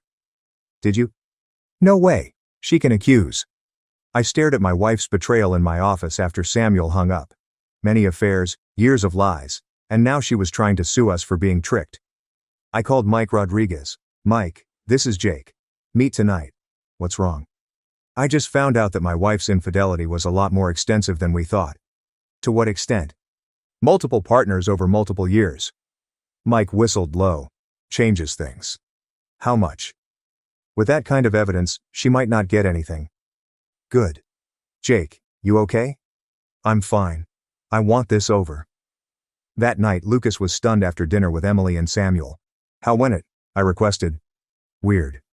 Very odd. What happened? First, Mom and Samuel hardly spoke. They maintained knife-thick tension with their passive-aggressive remarks. Was their fight explained? Not specifically, but Samuel joked about Mom not being honest with him and Mom said Samuel wasn't the man she thought he was. Anything else? Quotation mark. Mom spent much of dinner trying to convince me you were unfair about the divorce settlement. She claimed you were trying to abandon her. You told her what? I told her that maybe she should have thought about that before she cheated on you. How did she react? She cried. Samuel came after me for making her cry. Samuel's ranting outraged me with disastrous repercussions. I'm sorry you had to go through that. It's okay.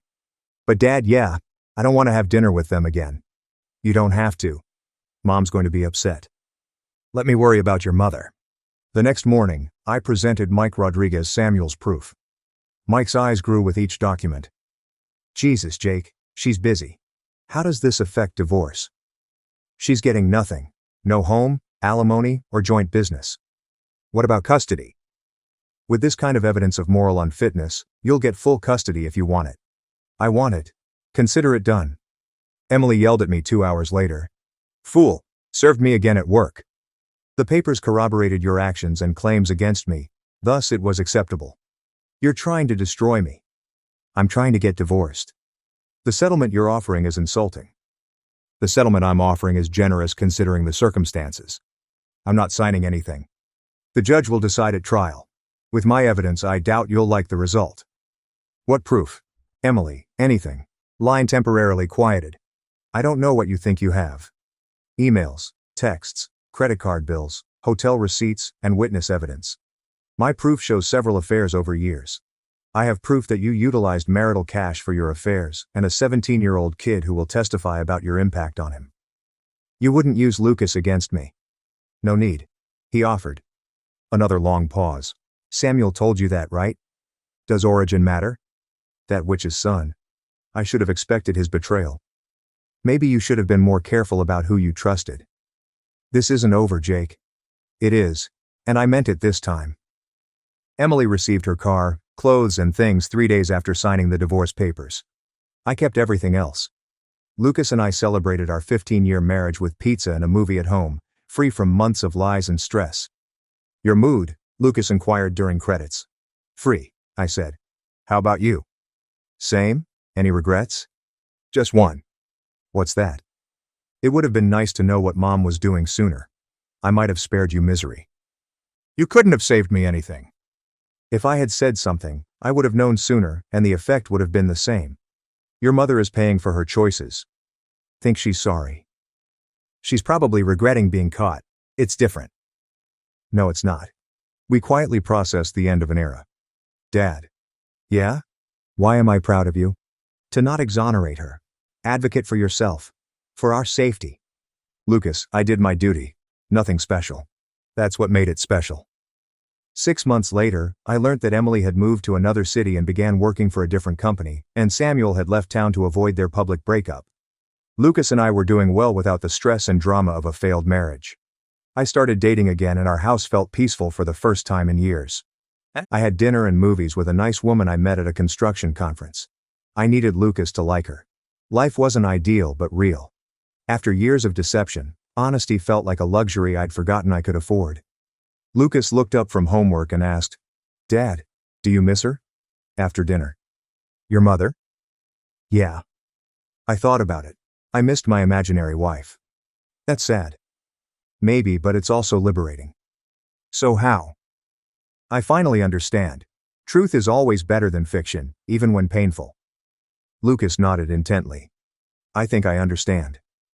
Telling the truth, especially when it's hard, is my most important lesson. I will, Dad. I know you will. And I did know it.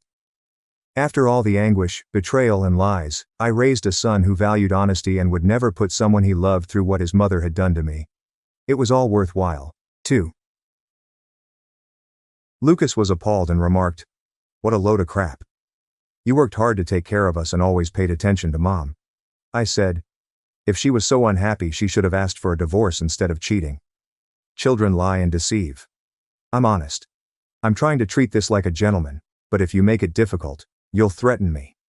You slept with another man's wife. But I'm not the bad person. Meet me at the Riverside Grill tomorrow night at 7. We can resolve this like adults. I stared at the message for a while. My gut told me to steer clear, let my lawyer handle it, and avoid risk.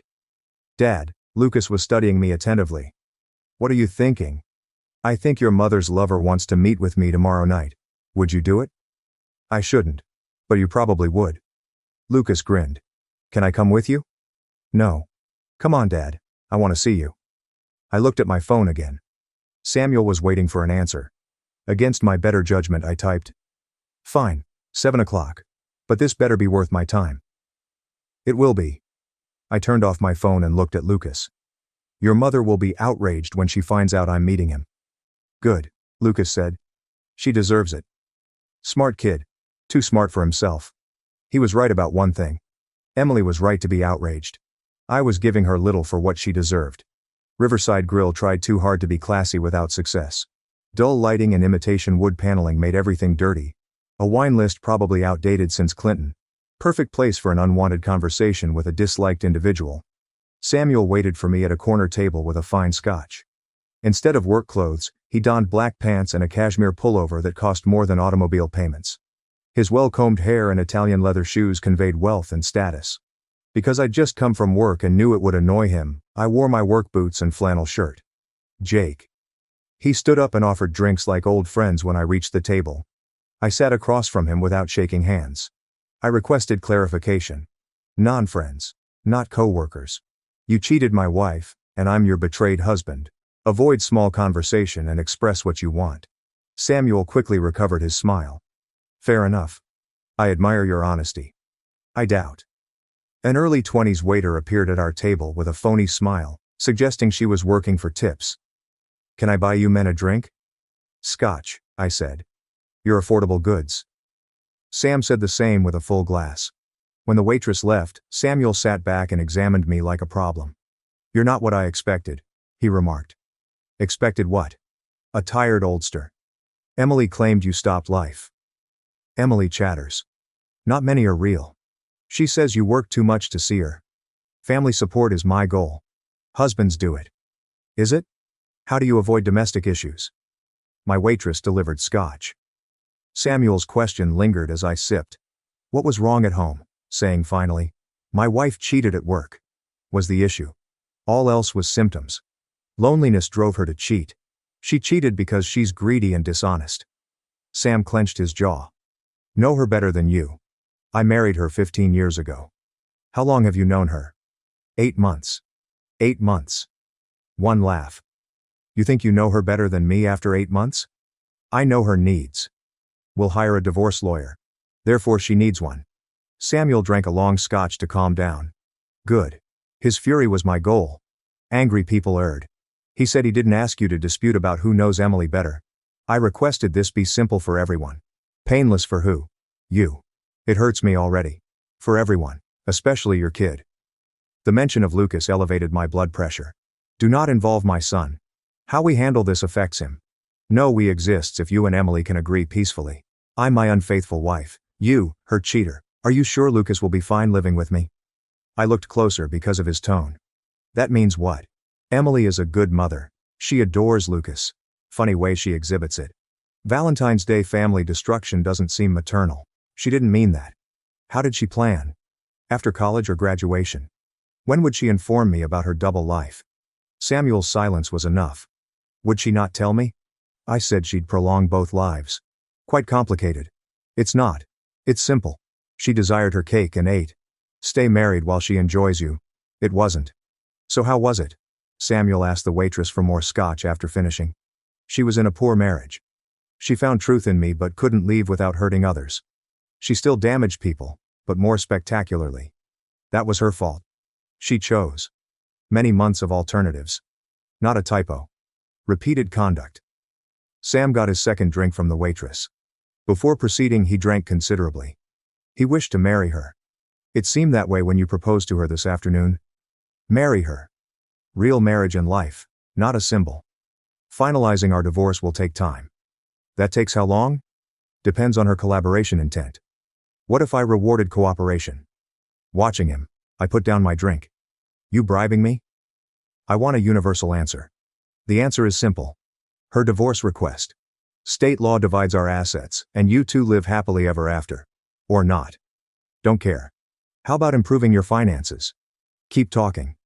Samuel lowered his voice like he was revealing state secrets. I'll pay for this hassle. You pay me? Yes. Want you pay me to divorce my wife so you may marry her? Please don't let this affect you financially. I stared at him long to assess his earnestness. Discussing how much? What would cost? Think money is involved? Not everything? It existed. Our main distinction. To Samuel Brooks, nothing was free, and money could fix anything. He probably thought I was another blue-collar worker who could be paid well.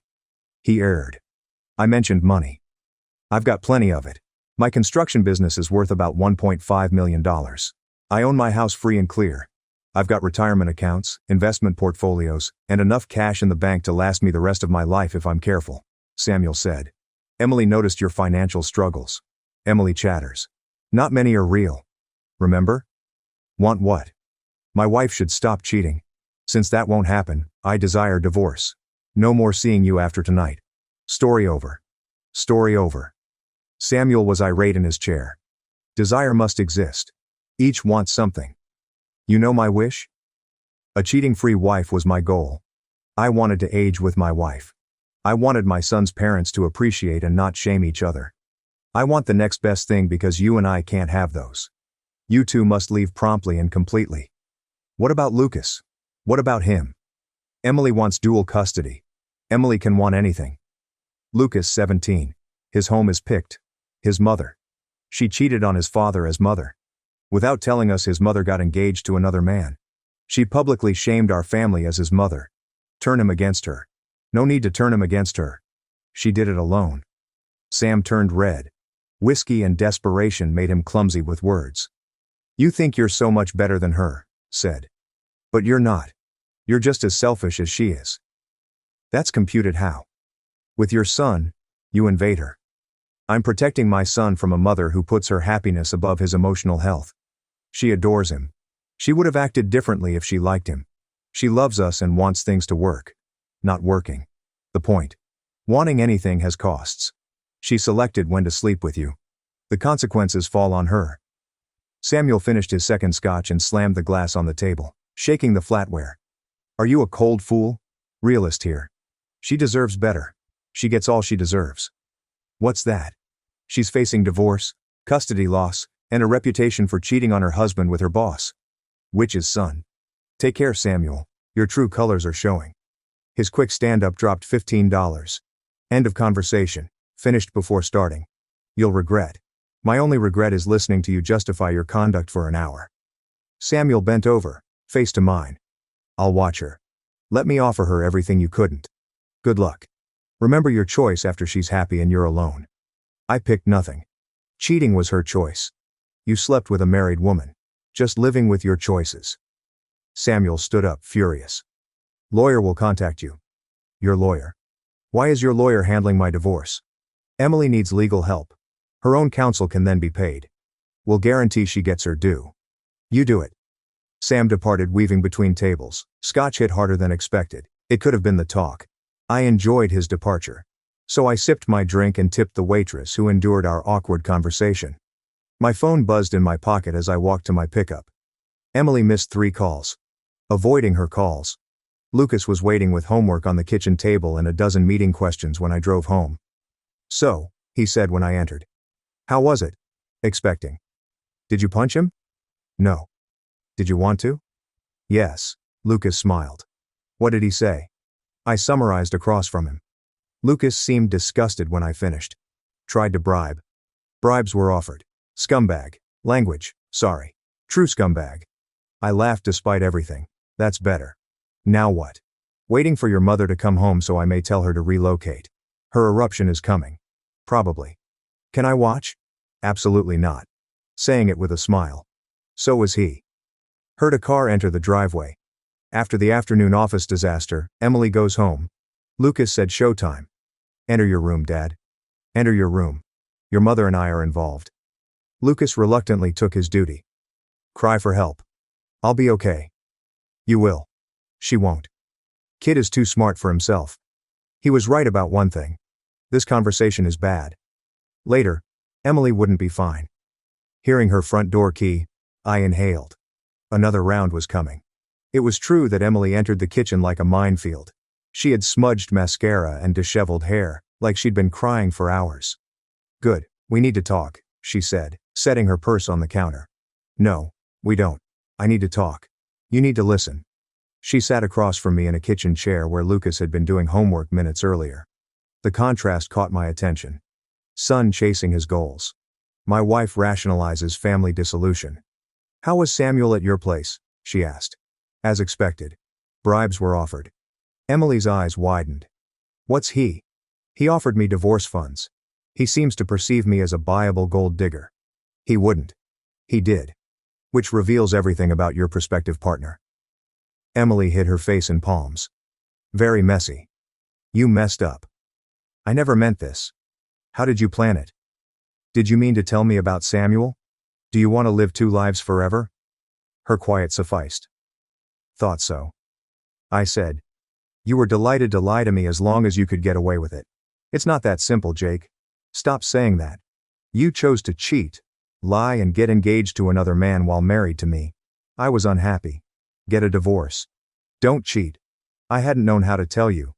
You might have started with the truth. Emily looked up at me and I saw tears again. I was afraid of hurting you, tearing up our family and beginning over, so you did it in the most humiliating way.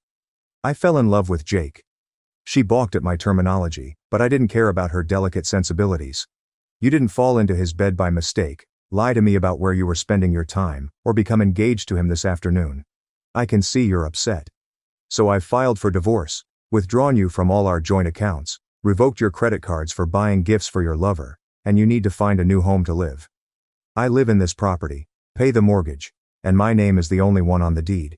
You gave up your rights when you cheated on me. I spoke to my lawyer this afternoon. Emily stared at me like I'd slapped her. You're going to make me homeless. I'm not making you anything. You made your choice. Samuel has a house, right? Go live with him. We're not ready. You don't understand. You've been sleeping with him for 4 months, but living with him is a big step. I know you desire a new relationship without giving up your marriage to me, but if you wanted Samuel, you would have divorced months ago. Emily was crying openly now, but I felt nothing. After 15 years of marriage, that surprised me most. Where am I supposed to go? She asked. That's not my problem anymore. What about my things?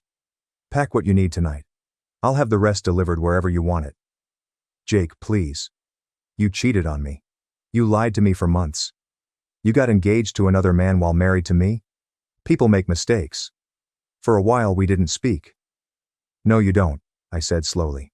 I do. I adore Samuel and you. Not rational but true. Stop cheating if you loved me. Love two people concurrently. You decided.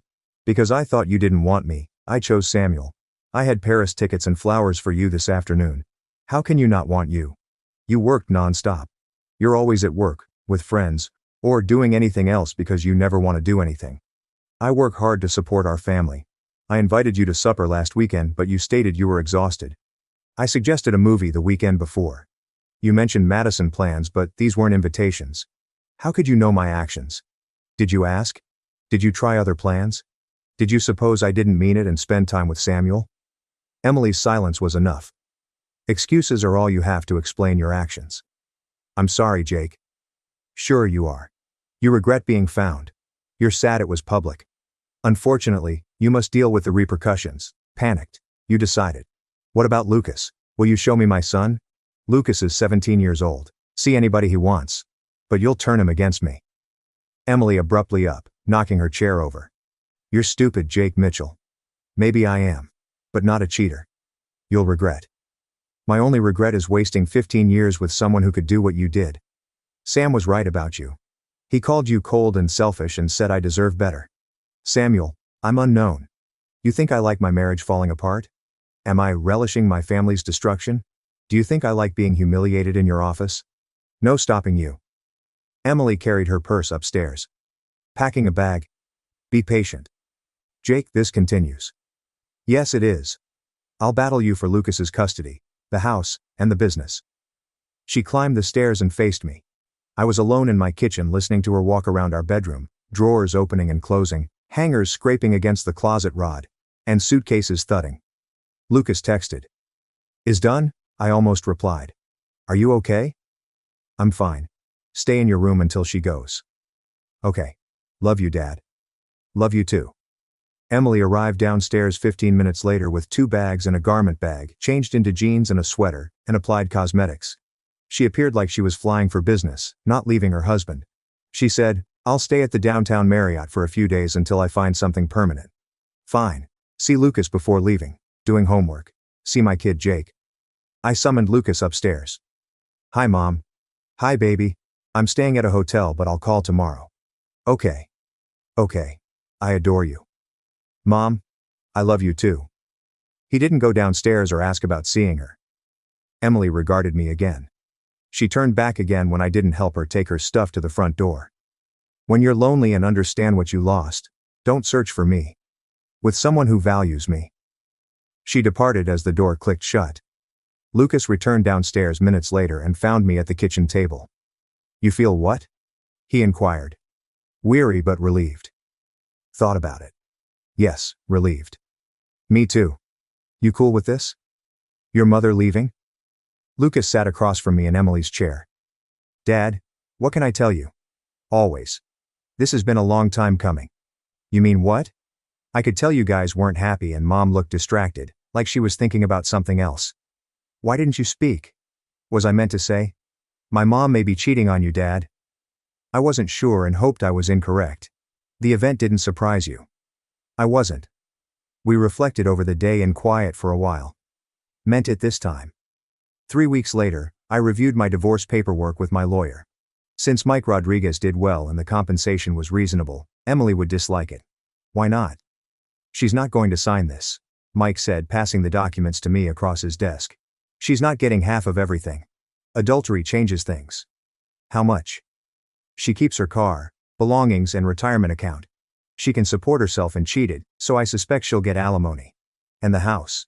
You owned it and paid the mortgage and ran your business before the marriage. She wasn't active. Infidelity benefits you again." Mike received the paperwork after I signed. "When is she served?" "A.M. tomorrow. In her office. It should be intriguing." Mike smiles. "I thought you might appreciate the poetic justice." I answered Samuel Brooks' call after leaving Mike's office out of curiosity. "What do you want, Samuel?" "We need to talk." We spoke, not impressed. This differentiates. "Regarding divorce settlement." "How about it?" "Emily is getting screwed and you know it." "Emily screwed herself when she decided to cheat on me." "She deserves half of your success." "She deserves little by law. I won't let you bankrupt her." "You won't allow me." "Who are you?" "I'm her lover." "Your help ended her marriage." "Differences exist." "Meet me tonight. Same site." "Do that why?" "Because I have something you want." "I doubt that." "Information about your wife that you don't know." "Ex-wife." "I don't need your info." "Samuel, I'll repeat. Stay out of my divorce and avoid me. Trying to frighten me again will be regrettable." "That a threat?" "It's a promise." Lucas was waiting for news when I drove home. "Mom called," he said when I entered. "What did she want?" "She wants me to have dinner with her and Samuel tomorrow night." "You want?" Lucas frowned. "Not really, but should I? Still my mom." "You don't have to do anything you don't want to do." "I know, but if I don't go, she'll just keep calling." "Then go. Call me if you're uncomfortable and I'll come get you." "Thanks, Dad." My secretary buzzed me at my construction firm office the next morning. "Woman wants to see Jake, name Madison Clark."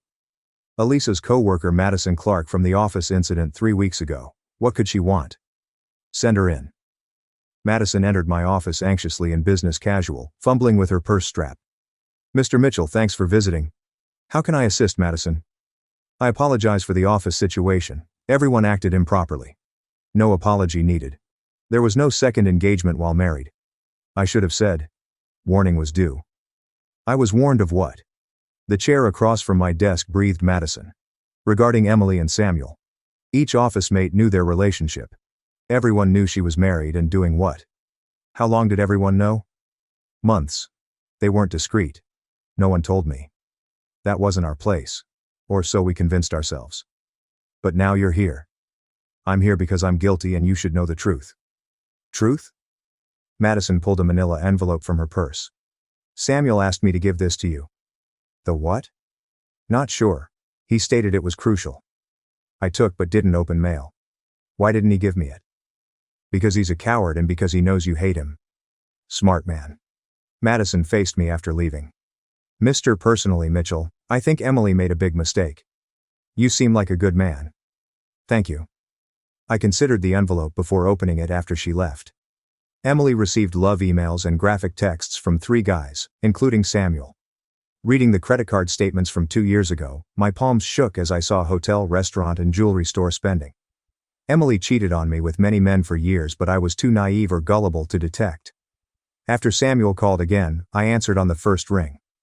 You son of a witch. I take it you got my package. You learned this when? I discovered the others after we started dating. She said I was different from her affairs. You believed her? I wanted to believe her, but now you don't. Now I know she's been lying to both of us. Like a stomach punch. Why are you showing me? Because she's been playing us against each other and I'm tired of it. You mean what? She's told you she loves and wants me. She tells me she loves you and regrets abandoning you. She's told us what she thinks we want to hear. What do you want from me? I want to make a deal. What deal? My testimony will support you in divorce court. I will prove her infidelity, lies, and everything. You exchange copies of your proof against her. Do that why? Because I don't want to marry a woman who's been lying to me from day one. Your breakup with her? I did. This morning. This knowledge was processed in my chair. She must have taken that well. She threatened to sue me for breach of promise. Can she? Probably not, but she can make my life miserable for a while. So you want to ruin her life first? I want to make sure she doesn't destroy either of us. I checked my desk papers. Years of betrayal, lies, and deception, saying, I'll consider, avoid overthinking. She's interviewing lawyers about suing us both. For what? Your suffering. My deception and sexual abuse. Sex abuse. She claims I forced her into the relationship by threatening her career. Did you? No way. She can accuse. I stared at my wife's betrayal in my office after Samuel hung up. Many affairs, years of lies, and now she was trying to sue us for being tricked. I called Mike Rodriguez. Mike, this is Jake. Meet tonight. What's wrong? I just found out that my wife's infidelity was a lot more extensive than we thought. To what extent? Multiple partners over multiple years. Mike whistled low. Changes things. How much? With that kind of evidence, she might not get anything. Good. Jake, you okay? I'm fine. I want this over. That night Lucas was stunned after dinner with Emily and Samuel. How went it? I requested. Weird. Very odd. What happened? First, Mom and Samuel hardly spoke. They maintained knife-thick tension with their passive-aggressive remarks. Was their fight explained? Not specifically, but Samuel joked about Mom not being honest with him and Mom said Samuel wasn't the man she thought he was. Anything else? Mom spent much of dinner trying to convince me you were unfair about the divorce settlement. She claimed you were trying to abandon her. You told her what? I told her that maybe she should have thought about that before she cheated on you. How did she react? She cried. Samuel came after me for making her cry. Samuel's ranting outraged me with disastrous repercussions. I'm sorry you had to go through that. It's okay. But Dad, yeah. I don't want to have dinner with them again. You don't have to. Mom's going to be upset. Let me worry about your mother. The next morning I presented Mike Rodriguez Samuel's proof. Mike's eyes grew with each document. Jesus, Jake. She's busy. How does this affect divorce? She's getting nothing. No home, alimony, or joint business. What about custody? With this kind of evidence of moral unfitness, you'll get full custody if you want it. I want it. Consider it done. Emily yelled at me 2 hours later. Fool, served me again at work. The papers corroborated your actions and claims against me. Thus it was acceptable. You're trying to destroy me. I'm trying to get divorced. The settlement you're offering is insulting. The settlement I'm offering is generous considering the circumstances. I'm not signing anything. The judge will decide at trial. With my evidence, I doubt you'll like the result. What proof? Emily, anything. Line temporarily quieted. I don't know what you think you have. Emails, texts, credit card bills, hotel receipts, and witness evidence. My proof shows several affairs over years. I have proof that you utilized marital cash for your affairs and a 17-year-old kid who will testify about your impact on him. You wouldn't use Lucas against me. No need. He offered. Another long pause. Samuel told you that, right? Does origin matter? That witch's son. I should have expected his betrayal. Maybe you should have been more careful about who you trusted. This isn't over, Jake. It is, and I meant it this time. Emily received her car, clothes, and things 3 days after signing the divorce papers. I kept everything else. Lucas and I celebrated our 15-year marriage with pizza and a movie at home, free from months of lies and stress. Your mood? Lucas inquired during credits. Free, I said. How about you? Same? Any regrets? Just one. What's that? It would have been nice to know what Mom was doing sooner. I might have spared you misery. You couldn't have saved me anything. If I had said something, I would have known sooner and the effect would have been the same. Your mother is paying for her choices. Think she's sorry? She's probably regretting being caught. It's different. No, it's not. We quietly processed the end of an era. Dad. Yeah? Why am I proud of you? To not exonerate her. Advocate for yourself. For our safety. Lucas, I did my duty. Nothing special. That's what made it special. 6 months later, I learned that Emily had moved to another city and began working for a different company, and Samuel had left town to avoid their public breakup. Lucas and I were doing well without the stress and drama of a failed marriage. I started dating again and our house felt peaceful for the first time in years. I had dinner and movies with a nice woman I met at a construction conference. I needed Lucas to like her. Life wasn't ideal but real. After years of deception, honesty felt like a luxury I'd forgotten I could afford. Lucas looked up from homework and asked, Dad, do you miss her, after dinner? Your mother? Yeah. I thought about it. I missed my imaginary wife. That's sad. Maybe, but it's also liberating. So how? I finally understand. Truth is always better than fiction, even when painful. Lucas nodded intently. I think I understand. Telling the truth, especially when it's hard, is my most important lesson. I will, Dad. I know you will. And I did know it. After all the anguish, betrayal and lies, I raised a son who valued honesty and would never put someone he loved through what his mother had done to me. It was all worthwhile. My partner lied about girls' night to meet her ex. I called the concierge, canceled her ticket, and upgraded mine. 12 minutes to undo 2 years. I scheduled a solo trip after canceling our vacation and receiving the reimbursement. Where are you? She texted. And I replied with a selfie from the beach. Before we continue with the video, viewers, if you would like to see more stories like this, please hit the like button and subscribe to the channel. Regards. For the 3rd time, I was looking at the bag on the bed and reviewing the itinerary. 5 days, an overwater bungalow in the Maldives, and a nightly rate higher than my first automobile. In order to make this happen, I had saved for 4 months. I worked extra hours, took on side consulting jobs, and skipped every boys' night out to make sure the bank account was secure. It was meant to be a celebration of our 2-year anniversary. It was a Hail Mary though.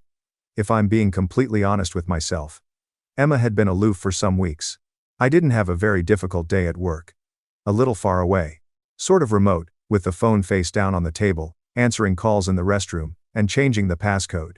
I always received the same gaslighting menu when I asked her what was wrong. I believed the vacation would resolve the usual. Why do you always have to make everything about you?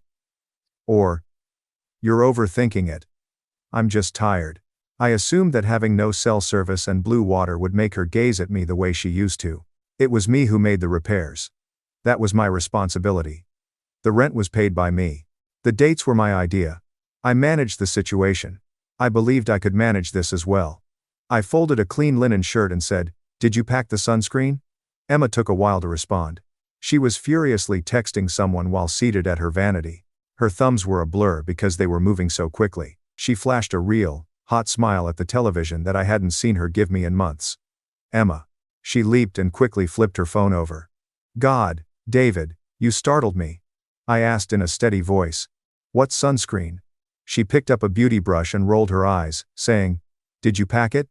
We leave for the airport in 48 hours. Yes, David. I packed the sunscreen. You don't have to micromanage me. I'm capable of packing a bag. I know you are. I'm just excited," she murmured. Yeah, well, contain it. And turned back to the mirror. It's just a vacation. You're acting like we're going to the moon. Just a trip. I paid for the entire $9,500 vacation. It was okay that she hadn't added a smell. The lack of enthusiasm stung. But I made a lot more than she did. Instead of taking my partner to paradise, it seemed like I was dragging a teenager to a family reunion. I approached her and touched her shoulder. I wanted to make a connection. I was in need of some warmth. She tensed up. She became rigid like a statue waiting for a pigeon to fly away, but she didn't pull away. "I'm almost done packing," I murmured.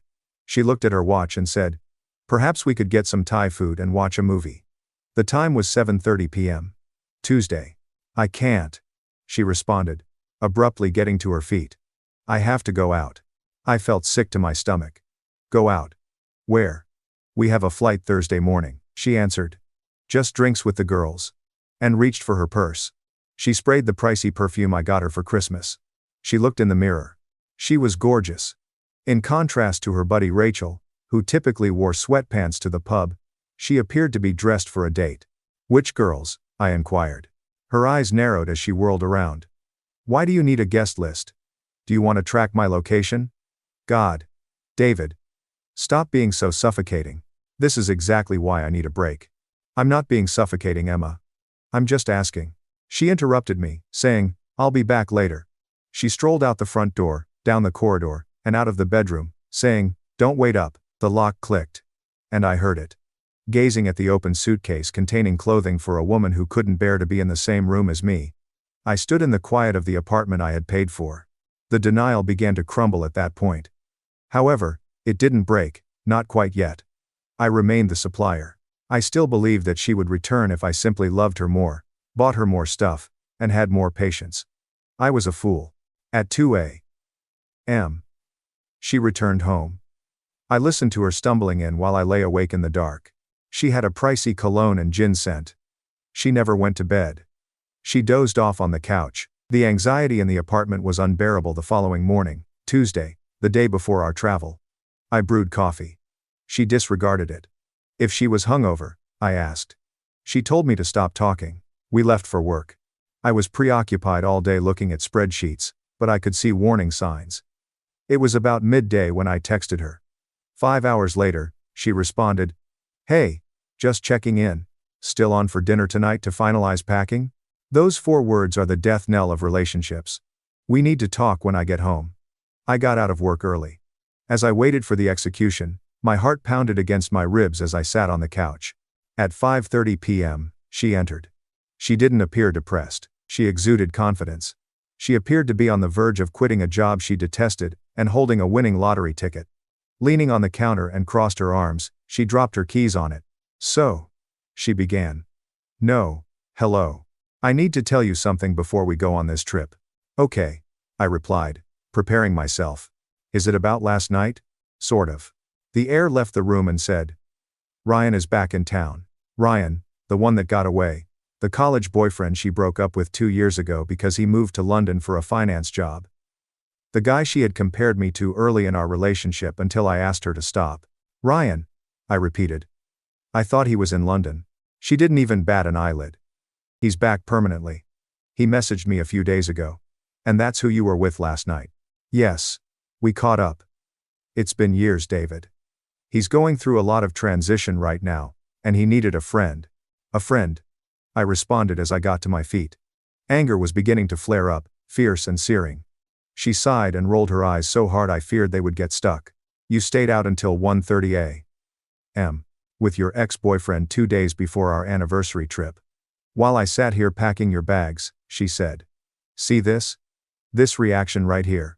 This is why I didn't tell you. You get so insecure and jealous." "It's unattractive, David." The group fell still as someone said, "It's not insecurity, Emma. It's respect. Did you sleep with him?" For a moment, I could see the calculation in her eyes as she gazed at me. As she considered her options with him, she was trying to figure out how much truth I could take or how much of a lie she needed to tell to keep her safety net me intact. She said, "We just talked." But her tone was unconvincing. "He's different now. He's successful. He's exciting. He wants to take me to dinner tonight to finish our conversation, because we didn't have enough time last night." "Tonight?" I gazed at her. "The evening before our Maldivian flight." "Yes.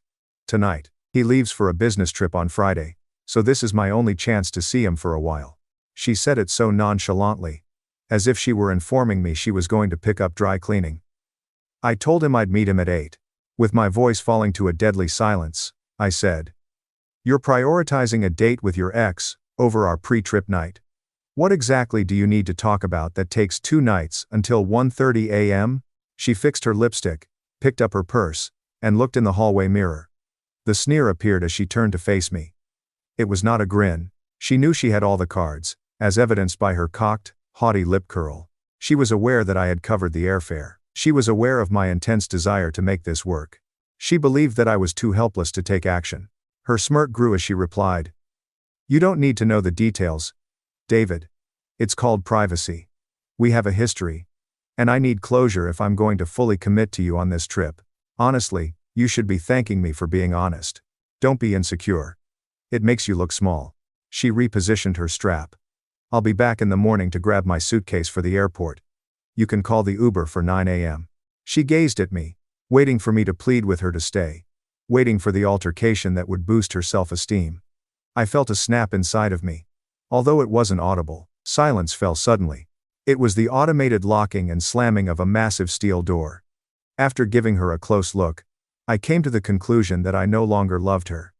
I wasn't even hostile toward her. I had held onto her for too long, and she was just a lousy investment. I let my shoulders down. I relaxed my clenching. I let my expression to become totally neutral. "Sure," I replied. For a brief moment, her grin wavered. She anticipated opposition. She anticipated crying. "Sure, yeah," I replied as I went to get a drink of water from the refrigerator. "If you need closure, go get it." "Makes sense." She looked for the trap as she examined me. "No." The sneer reappeared, more victorious than ever. She believed she had shattered me. She believed that I was giving in. As she walked past me, she patted my arm and murmured, "Good," feeling condescending. "I'm glad you're finally growing up. See you in the morning, David. Have the bags by the door." "Have fun," I said. The door shut behind her. I waited for 10 seconds. Through the peephole, I saw her walking down the hallway with a bounce in her step while texting Ryan. I went to the counter, grabbed my phone, and unlocked it as soon as she turned the corner. I refrained from crying. I refrained from hurling a glass against the wall. I called the concierge travel company I had used to make the reservation. "Good evening, this is Platinum Travel Support." The other person's voice said, "Hi. My name is David. I have a reservation for 2 to the Maldives tomorrow morning. I need to make some changes immediately. I need to split the reservation," I remarked to the agent in a firm, cool, and exact manner. "Keep the itinerary for David, last name. Cancel the ticket for Emma, last name." The line paused for a moment. "Sir, this is a non-refundable booking. If you cancel her portion less than 24 hours before departure, you won't receive a credit." "I understand," I replied. "I don't want a credit. I just want her name off the manifest. And I want to use the remaining seat availability to upgrade my ticket to first class. That will be a significant upcharge, sir." "Do it. Card is on file." 12 minutes passed. I undid 2 years of planning in 12 minutes. I experienced an odd feeling when the confirmation email pinged. I anticipated sorrow. Rather, I felt lighter. It was the sensation of letting go of a bulky backpack following a 20-mile trek. I continued after that. I entered the bedroom. On the bed, the bag that she had made fun of me for packing was remained open. Everything that may be deemed shared was removed. The first aid pack, the additional chargers, and the high-end camera she enjoyed using for Instagram. I just packed the things I needed. I then proceeded to the closet. Then I reached for my duffel bag. I packed my birth certificate, my passport, my laptop, my watches, and the money I kept in the sock drawer. I wasn't simply going on vacation. I was leaving. I surveyed the apartment. It was stuffed with items I had purchased. She insisted we have the Dyson vacuum, the leather sectional, and the 65-inch OLED TV. I was unable to handle it all. Not this evening. However, I could ensure that she didn't settle in. I used my phone to access the landlord's site. I agreed to pay the lease break fee, and filed a notice of intent to quit with immediate effect. I then made calls to the internet provider and the power company. The disconnect was planned for the day I got back from the Maldives. For 5 days, she would be able to use Wi-Fi and lights to figure out her life. She was in the dark after that. I glanced at the timepiece. 45 p.m. She was probably chuckling about how predictable and safe I was while having her second martini with Ryan. She was correct. I was foreseeable, consistently effective. I gave the apartment one last glance. No note was written by me. Cash was not left on the counter by me. No rose was left by me. She hated carrying her house key, so I snatched the spare one she always kept in the bowl. I then put it in the trash can. I didn't activate it. I simply left it there, a metal object concealed in the shadows. After wheeling my bag to the door, I got out and secured the deadbolt. I made a black Uber call. The airport hotel is the destination. I had no intention of waiting until morning. At 1:30 a.m. She staggered in, intoxicated. And I wasn't going to risk a confrontation. I was going to get up early, sleep in a king-sized bed with soundproof windows, and begin my vacation without any worries. My phone buzzed as the Uber drew away. Emma texted. Emma and Ryan are having such a serious conversation. Time flies. Avoid staying up late. I may be running late. My carry-on should be by the door. I adore you.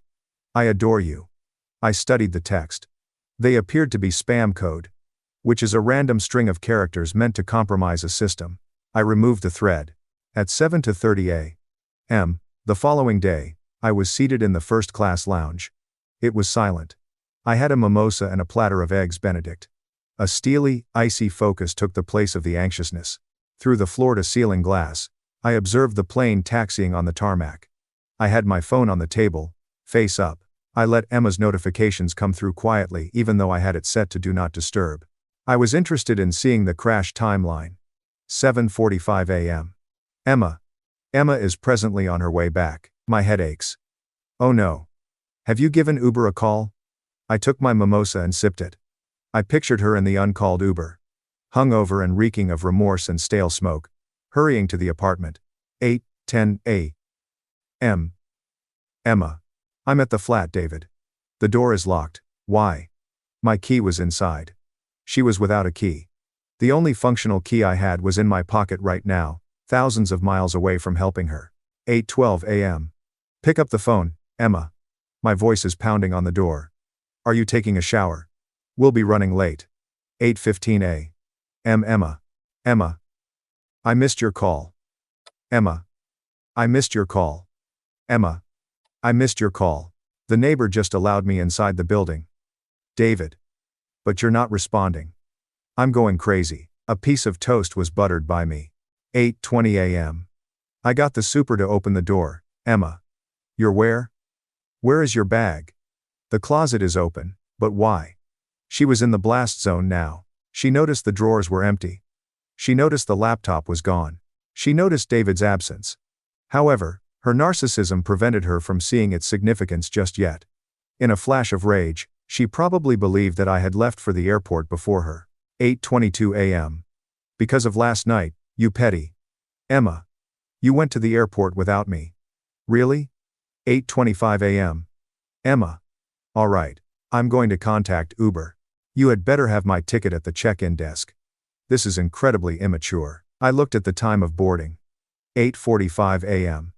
The morning traffic took her 25 minutes to get to the airport. She was going to be brutal.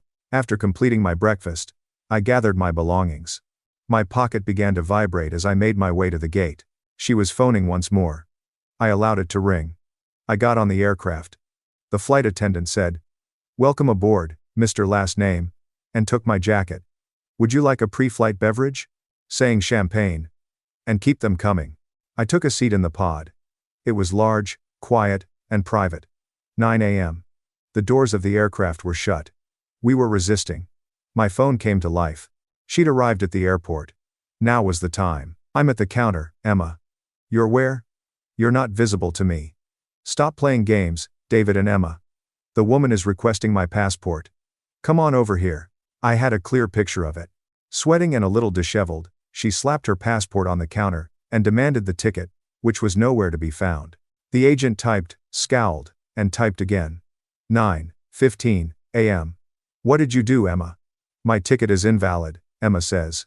It was cancelled, she claims. David, Emma, please answer the phone immediately. You're on the plane, she says. Voice message 014, Emma. I plugged in my AirPods. I hit the play button on the voicemail. It was a chaotic masterpiece. Airport announcements can be heard in the background. Her voice broke and was high-pitched. David. This isn't funny. She responds. You're in 1A. Get off the plane. You can't just leave me here. I don't have any money on me.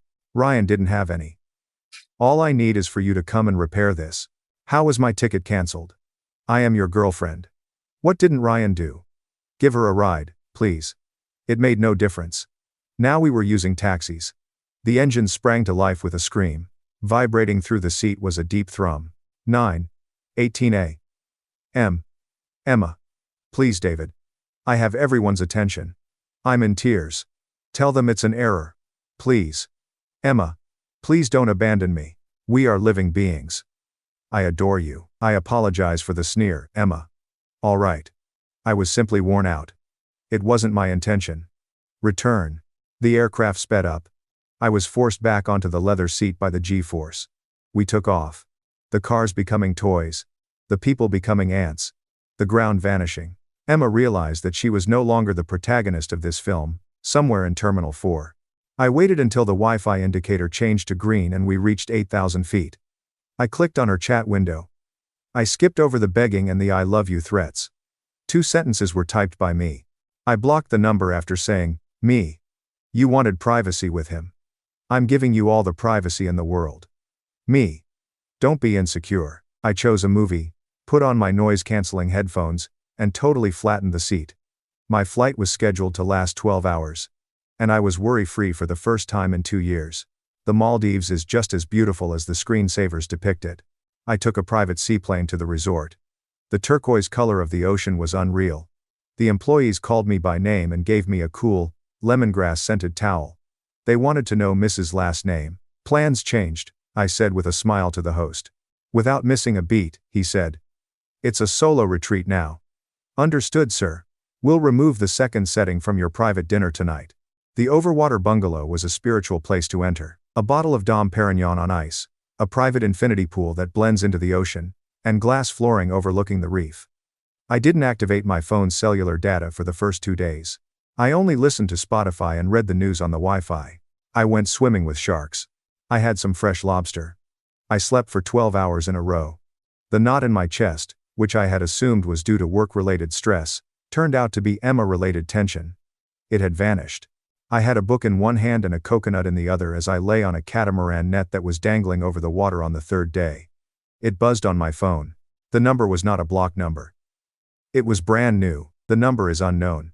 David, it's Emma. I'm using Rachel's phone because you blocked me. You need to stop this. I'm scared. The landlord just emailed me saying we're being evicted, and the power company sent a final notice. The number is unknown.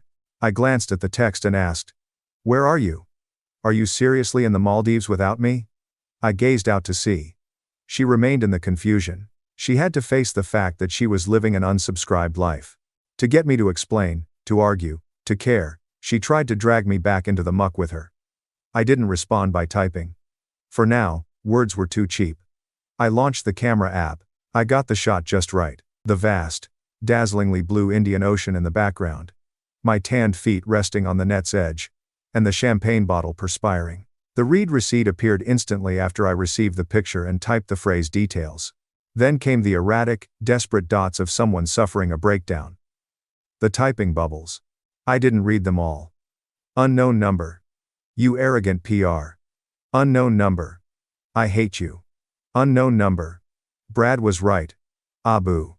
Rachel's number was also blocked by me. I then threw the phone in the safe after turning it off entirely. I learned how to scuba dive for the remainder of the week. 10 days later, I was back in the city with a fresh outlook and a tan. In actuality, I had accepted a lease for a loft downtown that was farther from our previous area, and closer to my workplace. As I pieced things together from common friends who continued to communicate with me, the fallout was disastrous. As it happens, Ryan was not the hero Emma believed him to be. He lived in an Airbnb, and worked as a crypto consultant. Ryan refused to give Emma a key when she arrived at his house sobbing, bags in hand, and said that her dull boyfriend had canceled her ticket and turned off the utilities. He offered to drive her to the home of her parents. He didn't want a destitute girlfriend with problems. He wanted a casual fling with a taken woman. 2 days later, he abandoned her. The sneer was irrevocably erased from her face. I saw Rachel, the friend whose phone Emma had used to text me, about a month after I returned. I was in a suit at a coffee shop on my way to a meeting. Rachel appeared uncomfortable. She made an attempt to run away, but I got her attention.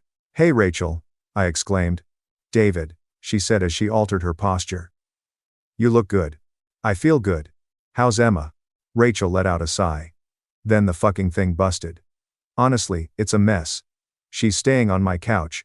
She had to sell her designer bags to pay off her credit card debt. She keeps talking about how you ruined her. But honestly, David, even the girls are tired of hearing it. She bragged about meeting Ryan. We all told her she was being an idiot. She made a choice," I informed myself. As Rachel said, "She misses you, you know." Her voice trailed off. "She knows she messed up." She said, "If you just talk to her." Maybe I raised my hand. "Rachel, stop. She just wants closure." When I said, "She got closure," I said it was in the cancellation email. I left the coffee shop without turning around. I received a promotion to partner at my firm 6 months later. I began dating Sophia, a woman who doesn't have catch-up dinners with ex-boyfriends, packs her own baggage, and pays her own bills. We had a vacation to Tokyo planned. One evening, when we were making travel arrangements, Sophia asked me, "Are you sure you want to go? I know you just did a big trip a while ago." I grinned. The Maldives sprang to mind.